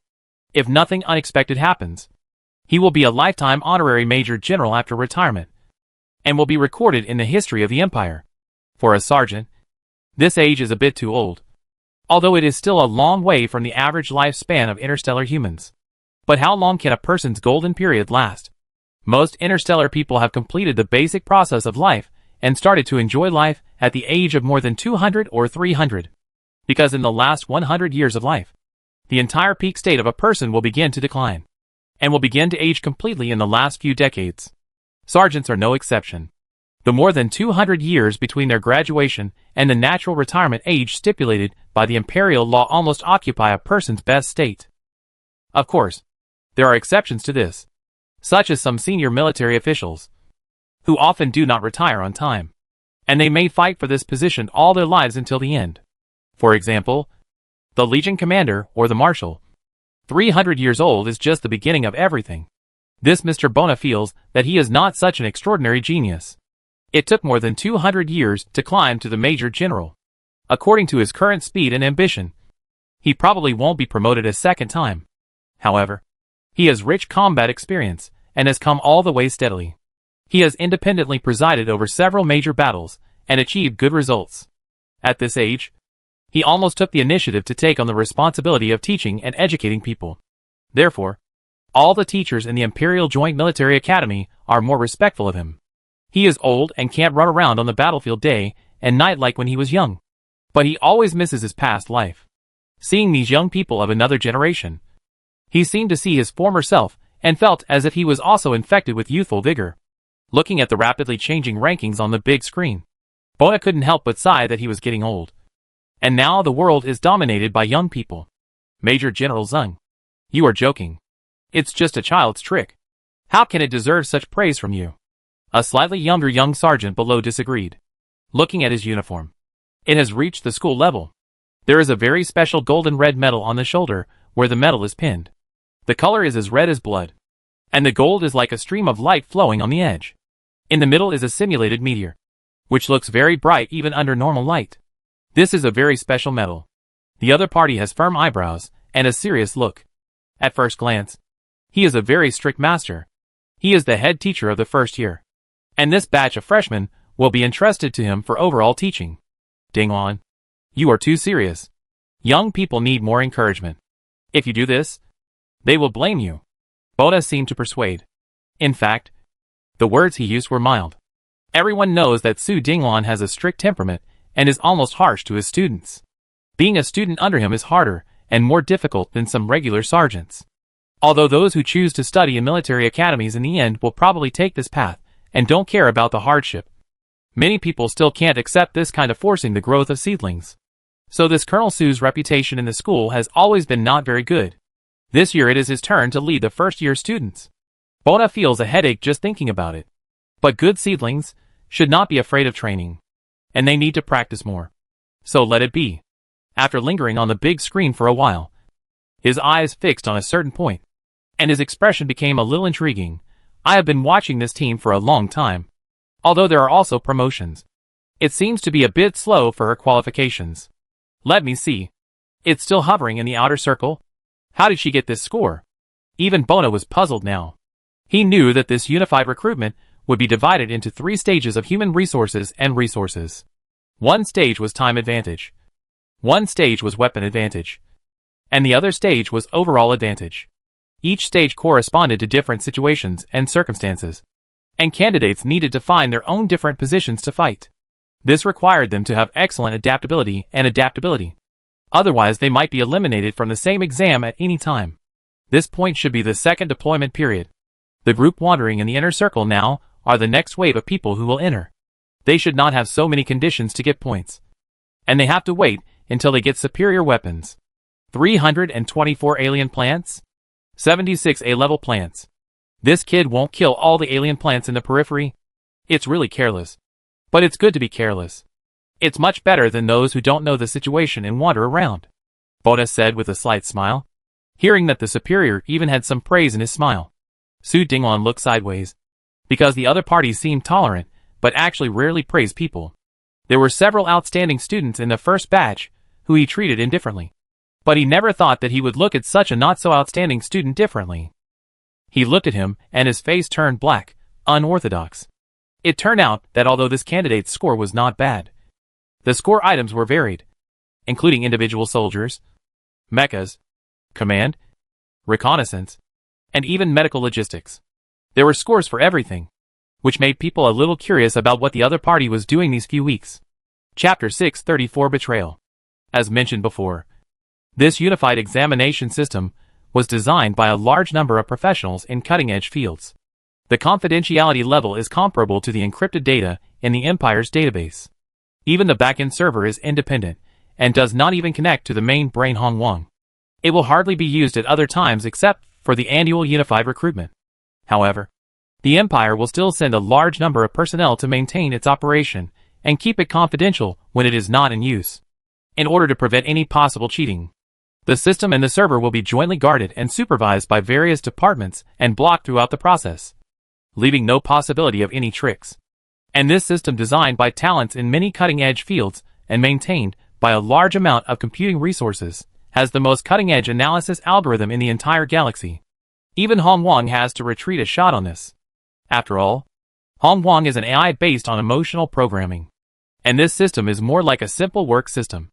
It contains nearly 40% of the complex data of the current human civilization, and also contains a large amount of real person information and conducts data analysis and comparison. It embodies the complex life mechanism of human beings with machines. Although it is not intelligent enough and does not have independent thinking ability like the prehistoric, it still has unparalleled analytical ability. Human behavior itself is very complex, and it cannot adopt a simple scoring standard, especially under such a comprehensive evaluation. The scoring standard becomes very complicated. The simplest and most common one is prey counting, which is the most standard and easiest to count. However, this is easy, but it highlights the combat power more, and the abilities of other majors cannot be shown, which is completely contrary to the basic principle of talent selection. So the standard should be more comprehensive. In order to ensure relative fairness, they set up multiple sets of scene language behavior logic. As long as you reach a certain line or complete a certain indicator, you can get points in each item. This is completely counted by the system. Even the original staff in the background can only watch and cannot do any intervening operations. Some people still don't quite understand this scoring standard. What is the difference between it and their usual participation in various activities? Let's put it this way. Take Jiang Hui as an example. She killed alien plants in a very simple and rough way, and all the points were counted on the combat power accumulation points. There is no doubt that the King of Heaven and the old man came. This is the same algorithm. But she can also get points in other aspects because some of her behavior standards meet the requirements of a certain scoring. For example, picking up a certain part and assembling it into a simple tool will score 1 point.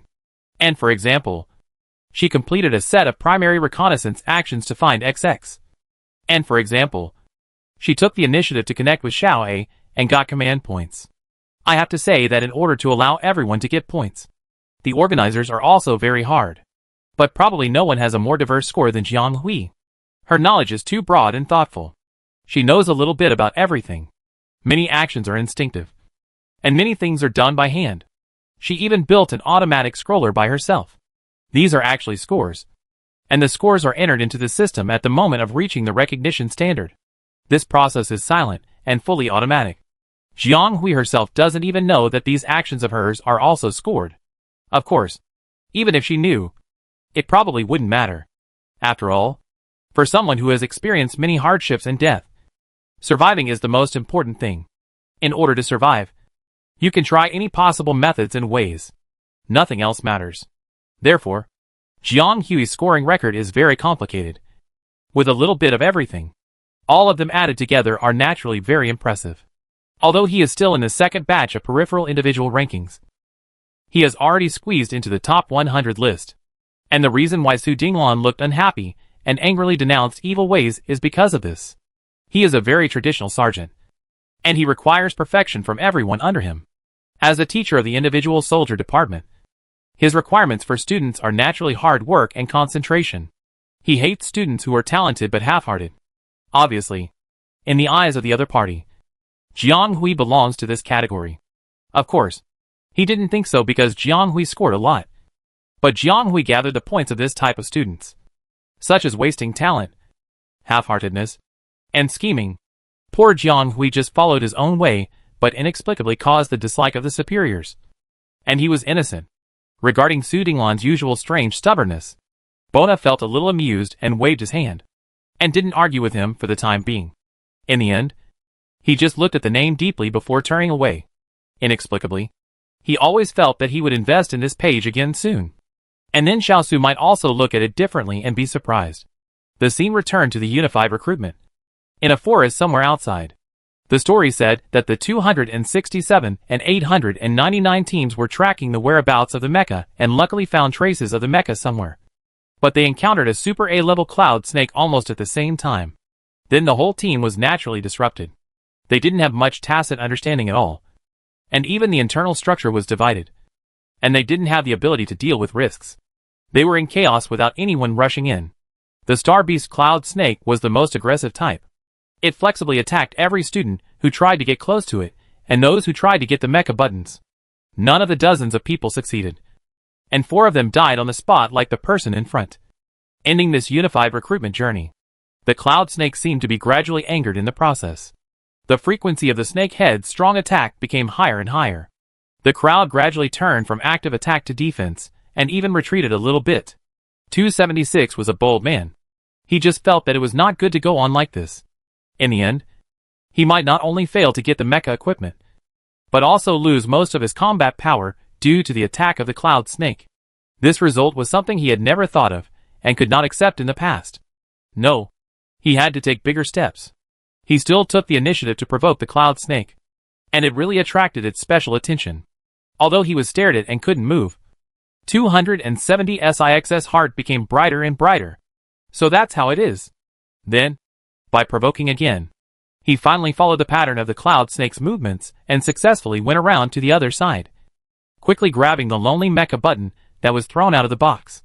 The whole process took only a few seconds, almost in the blink of an eye, and everyone didn't have time to react. After getting the mecha button, 270 SIX's heart was beating wildly and jumping in ecstasy. He was about to shout to tell everyone that they could retreat and didn't have to fight to the death with this super A-level Cloud Snake. But he didn't notice that the eyes of those people looking at him had changed a long time ago.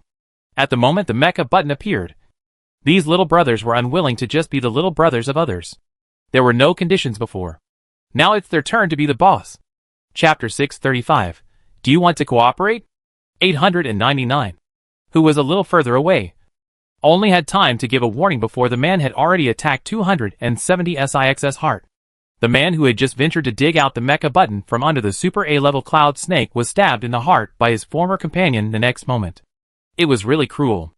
Although everyone was temporarily gathered together. In fact, they didn't know each other in essence. But at least they had been together for such a long time. Even if there was no firm feeling and loyalty, there should be some friendship.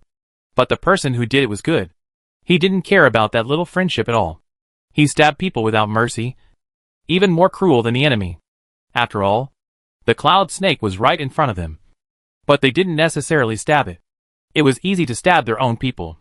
Facing 270 SIX's gaze, the man who took action was still confident. I just don't want to be oppressed anymore. This mecha button should clearly be mine. Now I take it. It's okay. Right? The problem is huge. A good discussion is not the same as a sneak attack and robbery. After saying this, the other party seemed to have gained some kind of strength and became more confident from the original weakness. Although it was actually just a perverted logic. That man had a good idea.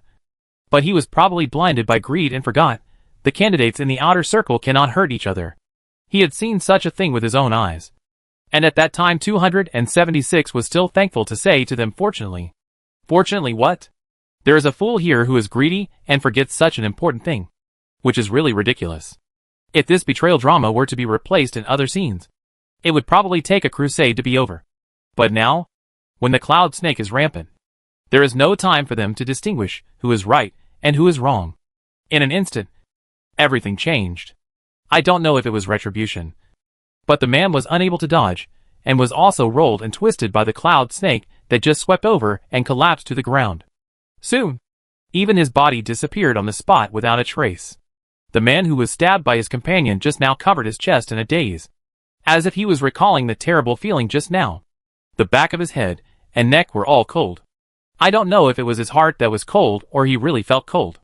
The scene was silent for a moment, leaving only the rustling sound of the Cloud Snake's abdomen rubbing against the ground. But the next moment, a terrible internal conflict broke out with the failed sneak attack just now. There was more than one person who was greedy. There was more than one person who wanted to monopolize the mecha button. As for the previous life friendship, who could it influence? They were already impatient to be trapped on the periphery. They could stay in the team of 276 and 899 only because there was strength in numbers. In this unknown situation, the more people, the better. As for who will be the leader, what does it matter? As long as it brings them benefits and victory. It's that simple. The man who failed to rob before was because he was incompetent and stupid. And the other party's failure further confirmed this. They are different. Or it is that man's behavior and ending that stimulated their desire to rob. So I'm sorry, leader. So that's it. The former brothers began to fight with the leaders they chose.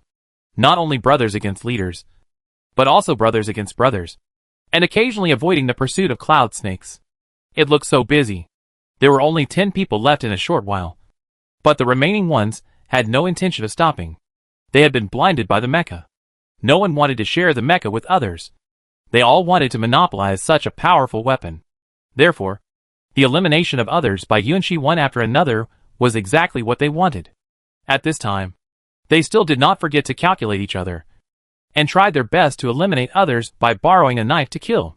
It's funny to say that the two people who were left with a common position at the end were actually the two people who had been fighting like black chicken eyes at the beginning. It has to be said that things are unpredictable. Hey, you are so close to me. Aren't you afraid that I will also stab you with a knife?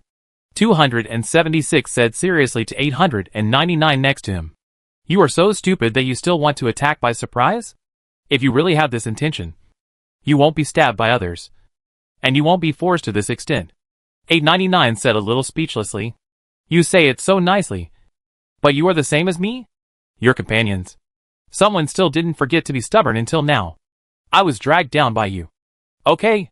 If you weren't stupid enough to be stabbed, I would have taken the opportunity to run away. 899 said unhappily. What she said was true. If it weren't for 276, she might have already run away with the crowd. Because these people showed a terrible greed after seeing the mecha uncontrollably. 899 felt that she couldn't resist. But she didn't expect that she would still run too late. And finally she was forced into this. In fact, it might be better if she swung her knife at 276 at the beginning. In this way, even if she had a common goal with the group, she could hide in the crowd and fight for it after killing 276 together. Who would have thought that it was a good idea? But 899 couldn't do it at all. Or it should be said that she didn't want to do it. Although the two quarreled fiercely on weekdays, they at least felt like allies in their hearts. Although they almost broke up, they cooperated happily with each other and helped each other. There was some friendship, but there was still some dignity. Moreover, if she followed suit at this time, wouldn't it be taking advantage of others' misfortune? Yu Qian felt that she had not fallen to this level. It turned out that she was the one who couldn't do it. If her grandfather knew, would he say that she was too soft-hearted? Well, indeed, she couldn't imagine that those people could do this. Their feelings were so plastic. The moment before, they were a harmonious team. But they turned around and stabbed people without any reluctance.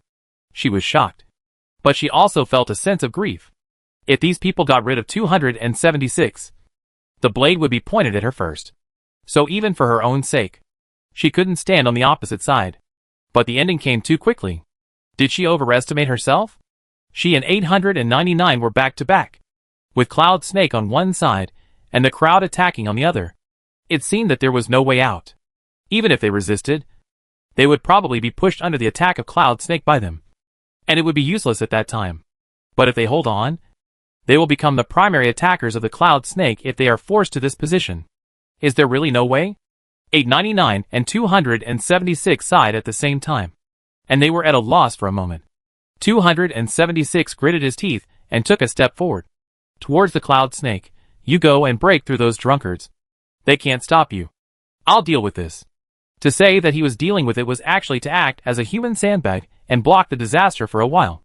In fact, it was to earn a glimmer of life for 899. And to thank the other party for the last help. No matter why. But 899 couldn't even pretend to cooperate with 276 to hunt together. So how could he really abandon others and run away alone? She stood there for a while, and didn't know what to do. Chapter 636 Success. Let's go. Do you still want me to take the mecha away for you? Hey. You have to find out why he was forced into this? No. 899 said hesitantly. Hello. Although it doesn't seem appropriate. Let's just say it directly. I see that you seem to need help. Do you want to cooperate? The kind with conditions. A strange voice suddenly interrupted. Independent of the two parties. No. A strange voice from the three parties. Like a thunder from the sky. Awakened several people present. Who suddenly broke into this not-so-glorious siege? Although everyone's face here is blurred. Everyone hides their real name and appearance. And replaces them with a string of randomly matched numbers. But in the end, this matter is really not good. Being seen in such an ugly and hideous side. The faces of everyone present were not very good. And thus, they felt a little hostile and resentful towards this person, who suddenly broke in and meddled in other people's business. But no matter how they looked around, they couldn't find the source of the sound. The sound suddenly appeared among them, as if it came from the sky. And they couldn't find any trace.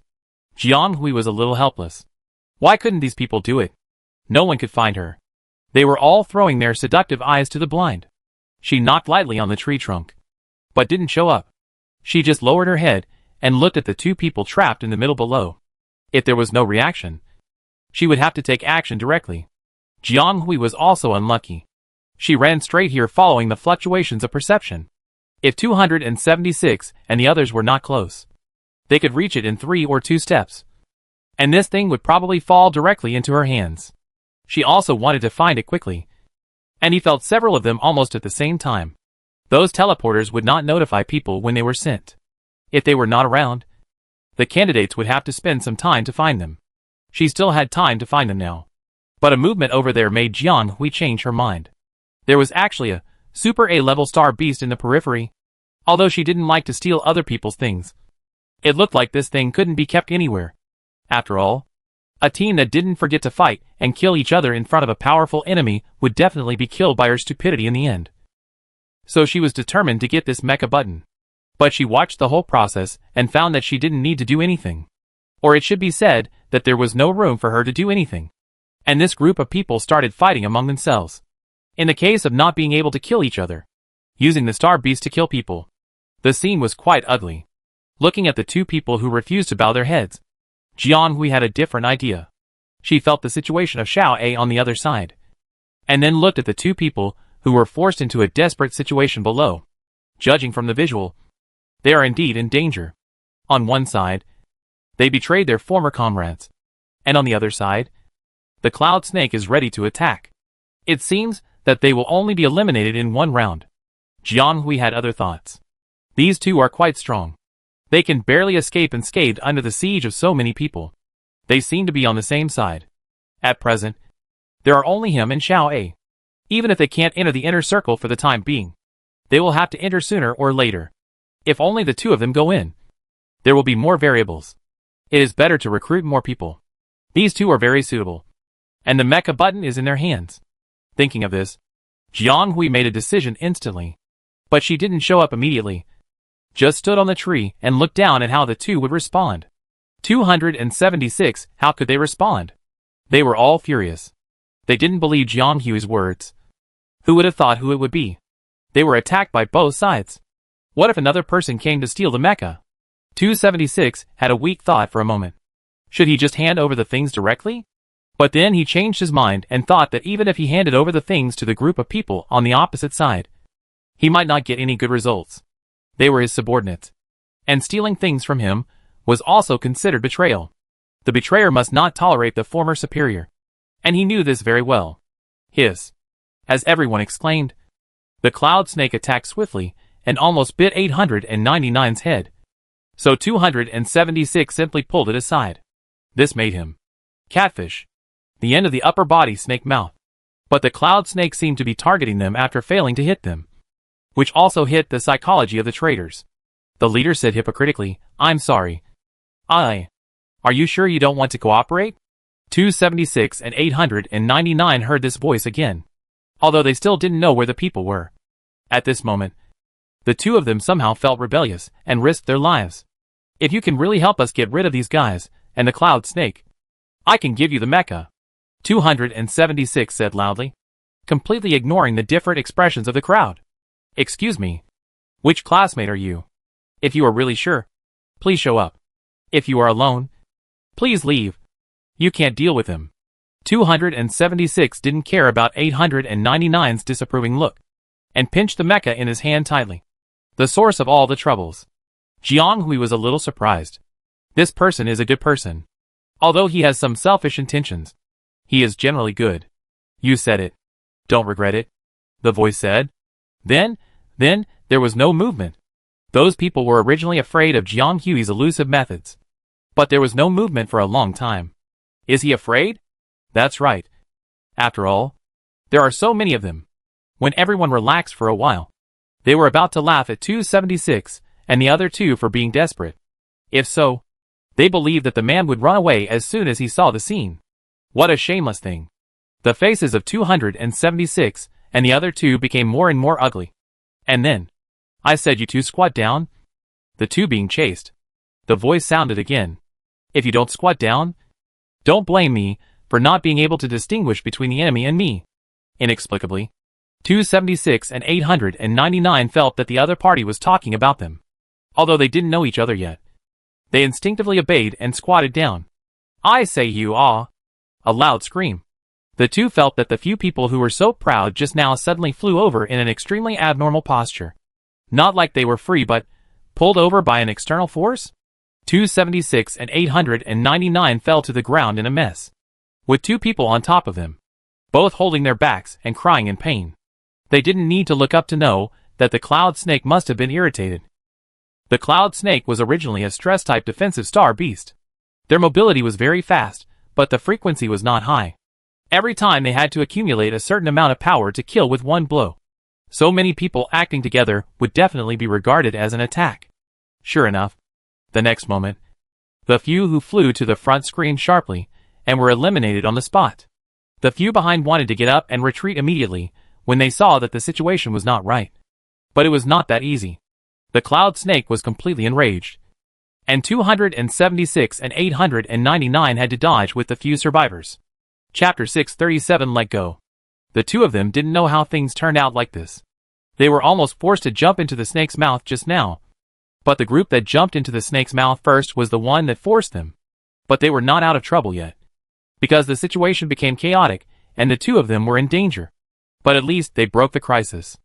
A figure slid down from above and landed in front of the two of them. 276 and 899 watched helplessly as the other kicked forward one by one, all leaning towards the snake, and the rest were pulled and dragged to the front. A 1.9 meter tall man didn't even have the strength to resist and was pulled to the front, facing the snake head that was about to rise high and suddenly tightened. He was not afraid at all, and seemed to be worried that the snake couldn't reach it. So he kicked the man forward again. The Cloud Snake seemed to have received an order, paused, and really bit one by one. 276 and 899 were stunned. Is it so cruel? No. The other party would not think it was not enough, and feed them to the snake as well? You two go to the back. I will deal with it. When the other party said this, neither of them reacted. But the next moment, he was in front of them. This is a typical image of a single soldier. Over 1.9 meters tall. Strong. And gender cannot be seen. This simulated world blurs the appearance and gender. And even the image has reached a high degree of unity. But after all, it is a spiritual world with spiritual power involved. And the algorithms of many things are connected with spiritual power. Spiritual power is the only thing that cannot be blurred or reduced. And the shaping of the appearance in the simulated world will also be affected by spiritual power. Even Jiang Hui misunderstood, thinking that her 1.9 meter tall A-grade physique was the common image of a single soldier. But it was not. For the same profession, there are still subtle differences in the appearance and physique of individuals in the system.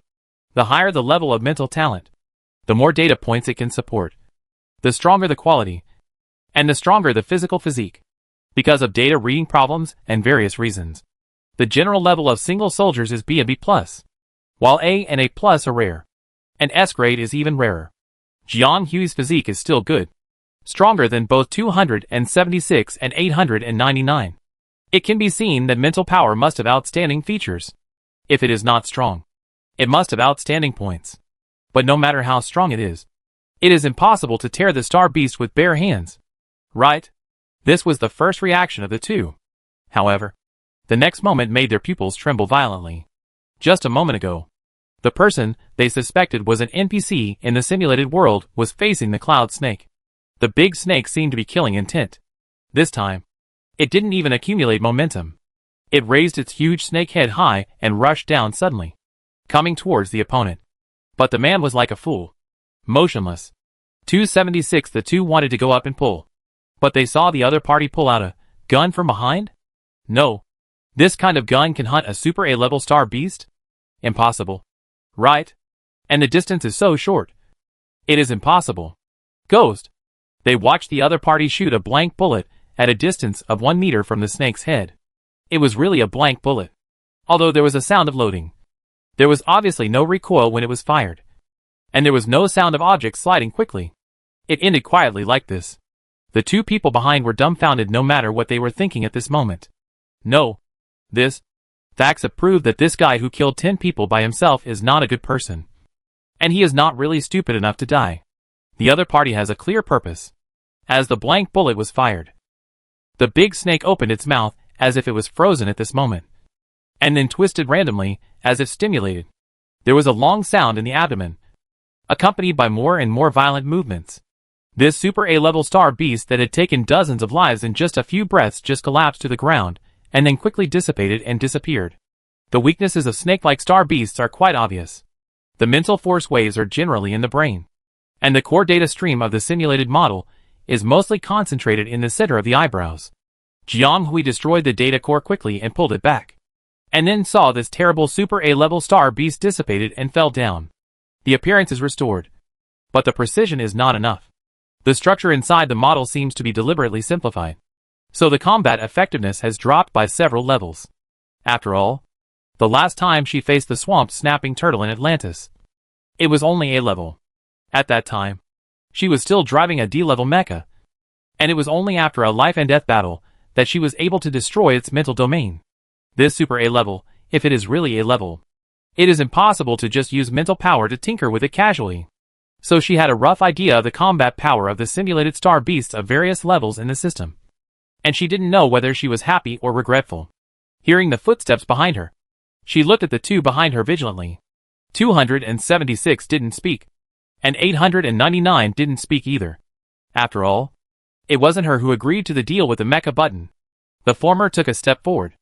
Jiang Hui just looked at him, and he walked to a distance of 1.5 steps away from her and opened his palm, on which was a light blue mecha button, because its owner had held it tightly not long ago.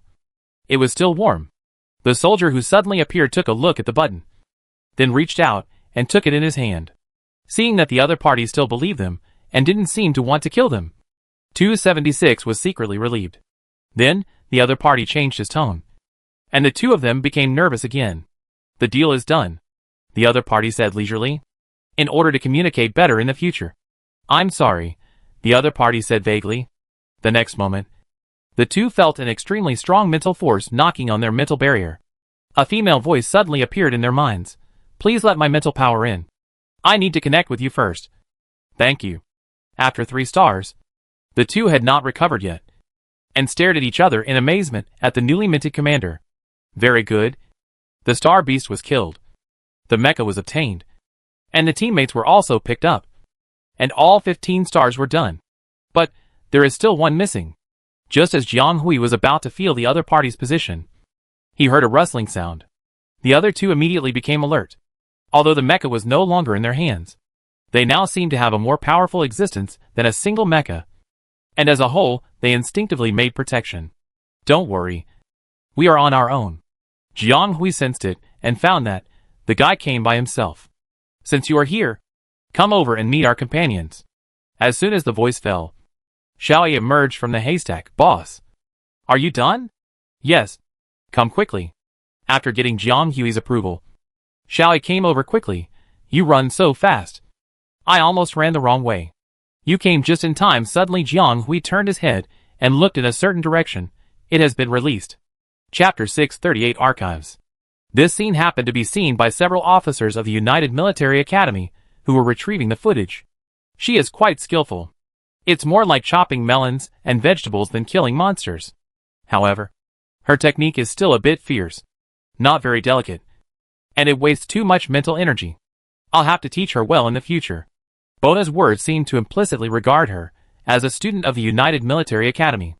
But she hasn't even completed the exam to enter the admission circle of the United Military Academy. And there is someone above her. Su Dinglan found that her ranking had jumped up again and entered the top 100. In this case, she hasn't even broken through the first batch and is still hovering on the periphery. This is not an easy task. Look at her. Those above her and even below her are all from the second batch. Either the top individual soldiers or the commanders. And the second place in the second batch is ranked outside the top 3 or 400. And the total ranking of the empire is also in the 5 digits. But it is also true that a student who can easily kill a super A-level star beast, even if it is just a simulation result, is enough to show his ability. Even though Su Dinglan was not satisfied with her wandering style, he had to admit that this was a very talented child. An absolute good seedling. But now only 1/10 of the time for the unified enrollment has passed. And there are more variables in the future. It is not impossible for her to give up halfway. No matter how talented she is, it is fate that she cannot get to the front. Why did Major General Zeng think so highly of her? Su Dinglan has seen many talented students in the United Military Academy over the years. And there are countless better ones than this person. He couldn't figure out what on earth made this officer look at her differently. Was it because of her miscellaneous work? Seeing Su Dinglan's slight disapproval, Bona did not try to force an output. He just clicked directly into the candidate's file. Then densely packed records appeared in front of several people in the individual soldier department. Not only Bona, who clicked it spontaneously, and Su Dinglan, who didn't take it seriously at first, but also several other teachers who did not participate in the conversation were surprised. The personal files of the candidates for unified recruitment are for the convenience of the school to submit files, although they will not be too detailed. Their basic life context and related honors and achievements will be recorded. However, most of these incompletely awakened people have just started their lives. They have spent almost the first 10 years in the education system or in a safe environment under the wings of their parents. So naturally there is nothing big. So most of them are written on them. Educational experience, at most, is just the result of some large-scale competitions or exams. Of course, there will naturally be some special groups among so many candidates. Although they are also young, they have experienced major events different from ordinary people due to family background or fate. If they have some performance in it, these will also appear in the file as plus points. From the simple information provided, it can be seen that this is a student with a spiritual power level of S. She has not even experienced a complete awakening. But the external conditions have already met the requirements for admission to the Joint Military Academy. If there is no major problem with her performance in the future, she can be admitted directly. For this, the two elders nodded secretly in their hearts. Especially Su Dinglan, although he did not care so much about the other party's unprofessional behavior. But the point is that the densely packed records below are really a bit shocking. They have seen students with such special files. For example, they have evaluated a student who is more special than this one not long ago. There are several students with special identities in the same class. But those students are either born extraordinary or have amazing backgrounds. Only this child, although she is also born in a military family. How many such families and families are there in the interstellar space? What's more, the other party is currently in the stage of losing both parents and leaving the family independently. But her file is not inferior to those students they recruited during the special recruitment stage. The other party has a military rank. This can be seen from the special mark on the avatar. But this is not the point. The point is what she has experienced. The first half of this student's education is very few, with an ordinary background and an ordinary major. And there is nothing special. But until she awakened for the second time and transferred to the permanent galaxy, she rose rapidly. First, she won the first place in the entrance examination of the intermediate college where she enrolled. And during this period, she and another classmate saved an officer. After that, she was always the first. And she never dropped down for several years. She was the best among the best students. Not only did she have good theoretical scores, but her practical scores were also impeccable. She also won several awards of high level in the few public exams. Although most of them were only students, it was not easy to stand out in such a large range.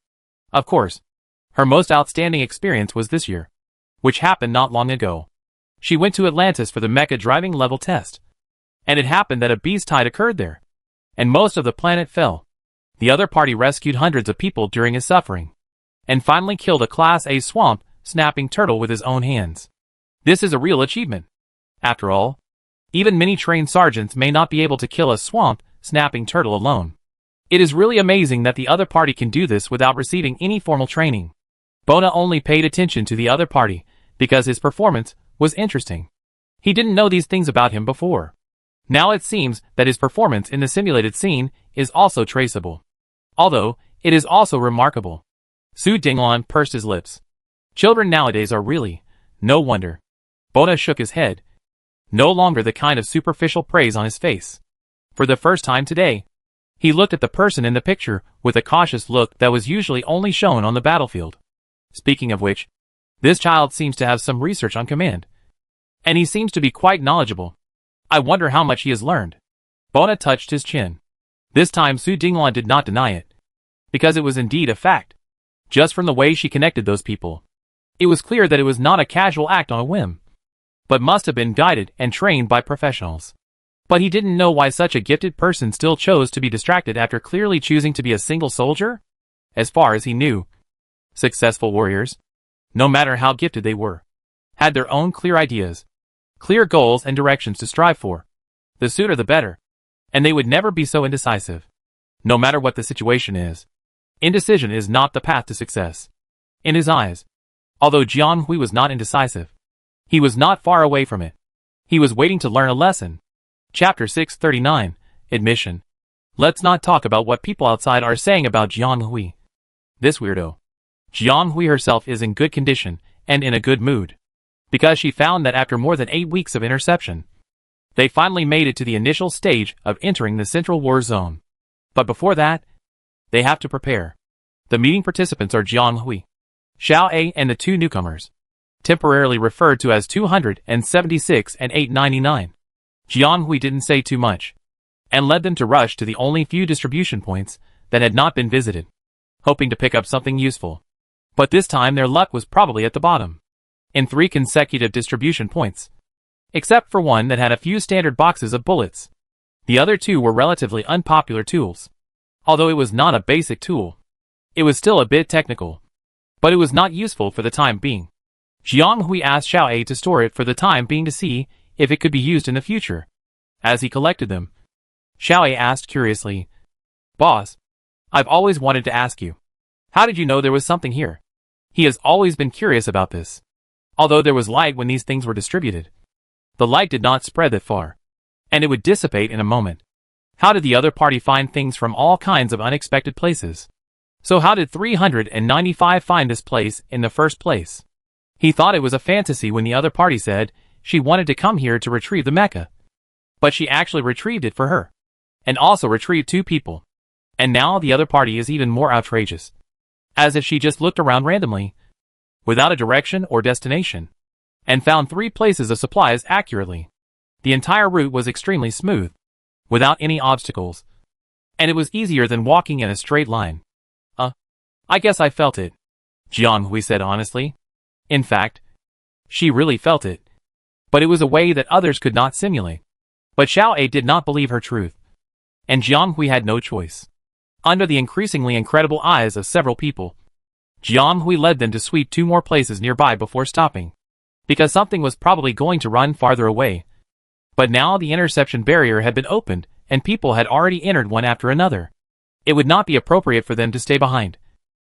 So it was better to enter the factory quickly. So they did not go to the remaining places. According to the energy flow, it should not be a good thing. Jiang Hui took them to count the things they had. First of all, it was the newly acquired B-class mecha. From the button shell reading bar. It was still in the cooling period, and could not be opened for the time being. Which was better than nothing. Then, there were some firearms, and 2 small short cannons. But the latter was empty, and had no matching shells. Then, there were some miscellaneous tools, and potions, that were not used very often. The supplies were sufficient. But the overall situation was not that useful. Jiang Hui was a little worried about them entering the venue. But that was the only way. After all, the organizers prepared such supplies for them. Which was a bit of a test. Jiang Hui redistributed the supplies to everyone, giving guns to those who didn't have guns. And tools were distributed according to needs. and the rest were put back to Xiao A's space for standby. However, the two newcomers gave them a surprise. 276 provided more than a dozen sets of simple operating racks. Jiang Hui had used this thing to solve many problems before, so he naturally knew its plasticity and happily distributed them. Compared to 899, she was more suspicious of appearance. She took out something unexpected.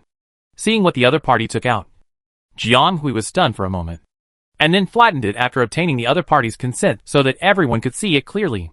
It turned out that this was a small piece of incomplete map, with various marks densely marked on it, including emphasized lines representing terrain, small circle marks, points of unknown function, and some triangles that could not be distinguished.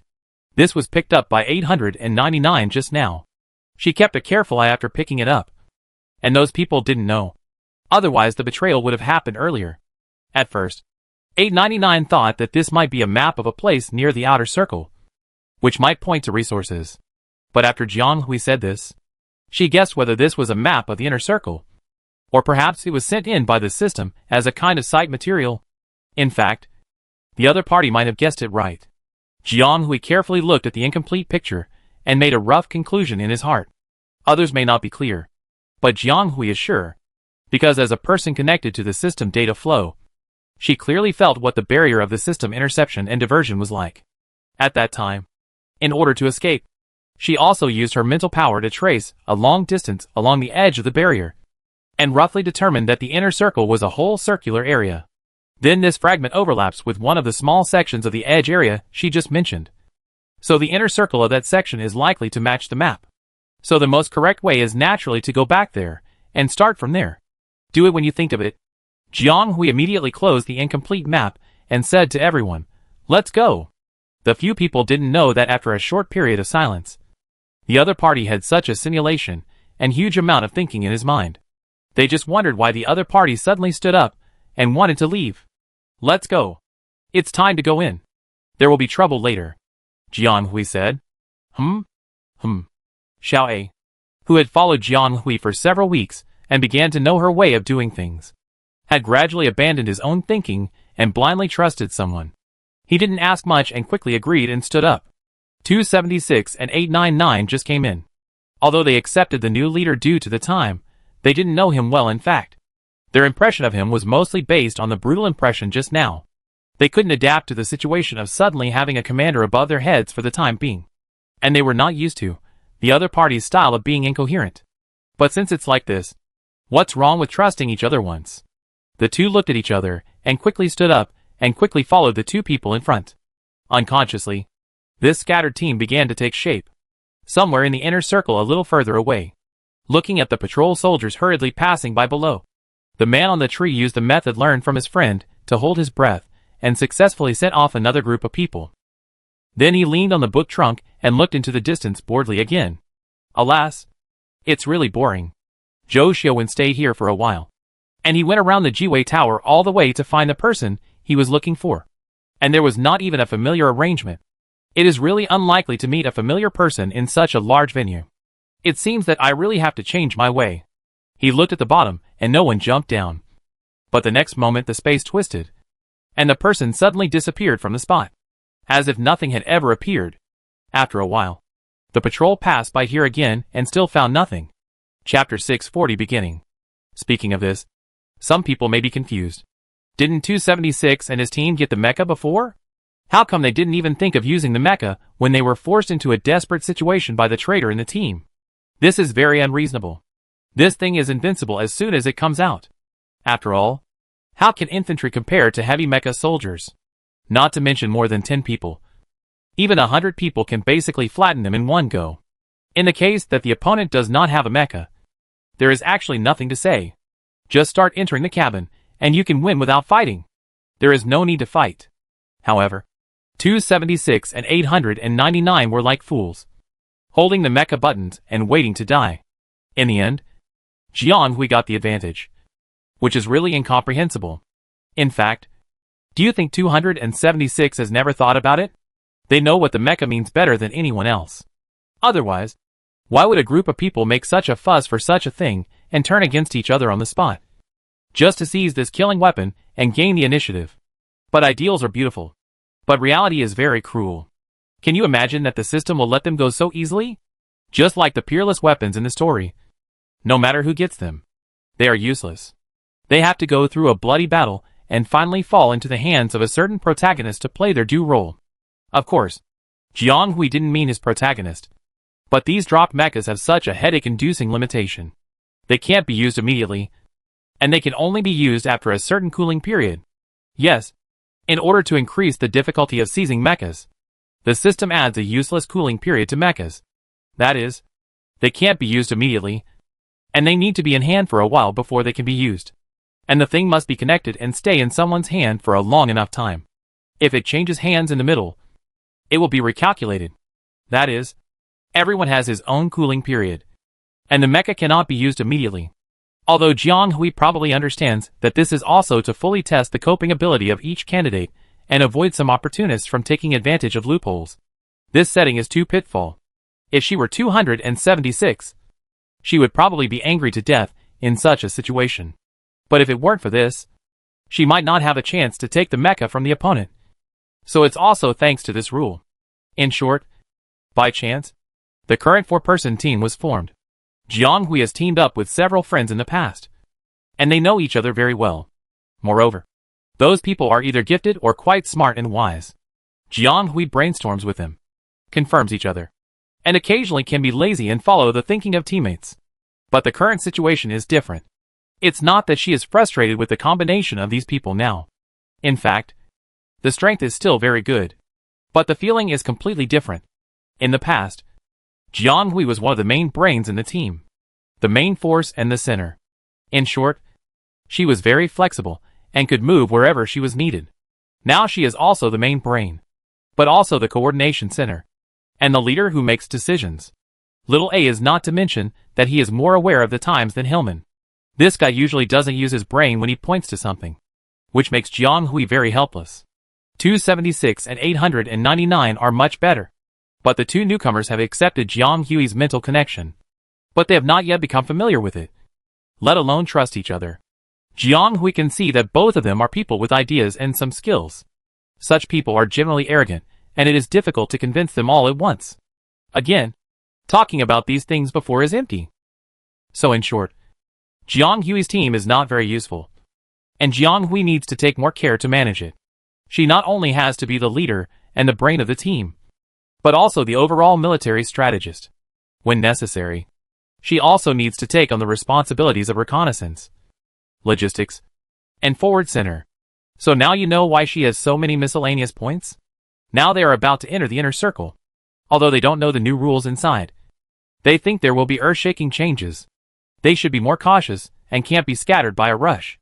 Jianghui led everyone to the part of the suspected incomplete map, while radiating mental power to push to the edge.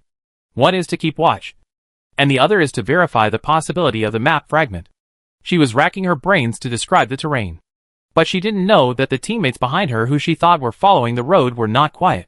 Jianghui was a single soldier, so she naturally didn't get the command gift package given by the system. She took the traditional route and connected them with her own mental power. This kind of connection is naturally much more useful than the control panel created by the system. But the upper and lower limits are large. Not only is the number of people that can be connected and controlled limited, but the command has too much influence on the subordinates. When connecting just now, Jianghui has already shown her strong mental power. Xiaoe and others have experienced it deeply. They have never seen someone who can directly penetrate the mental magnetic field of others to achieve the mark. For her, the connection is more like tying a knot easily. Not only does she seem to have no feeling, but even they, the person involved, have no feeling. But focusing on one point is completely different from spreading it out. At this time, they really realized how dangerous it was to capture this strange individual soldier who captured them. When the opponent's mental power surged and extended, the mental power they hung on the opponent's mental power hook was like a drop in the ocean. And they were so melted that they couldn't even feel it. However, this is not the end. Of course, they were not melted, and they were still hanging on Jianghui's mental field, being pulled by her constantly extending mental power. He strongly felt the direction of Jianghui's intention at the moment, and they could clearly feel where she was going next. Xiaoe was okay.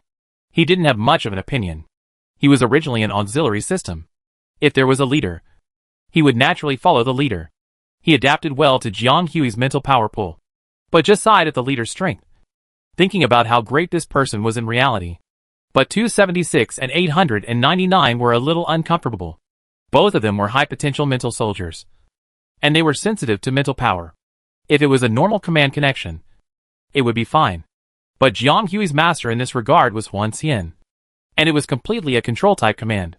Not only could she mark the connection directly, but more coincidentally, she also had similar talents and abilities to Huan Xian. If Huan Xian is in control of everything, and nothing can escape his gaze, then Jiang Hui is a connection type. She has a strong ability to predict and can often anticipate the enemy, thanks to her extremely precise calculation ability. This advanced control can push her command to the highest efficiency, but it also gives the connected members a strong sense of oppression.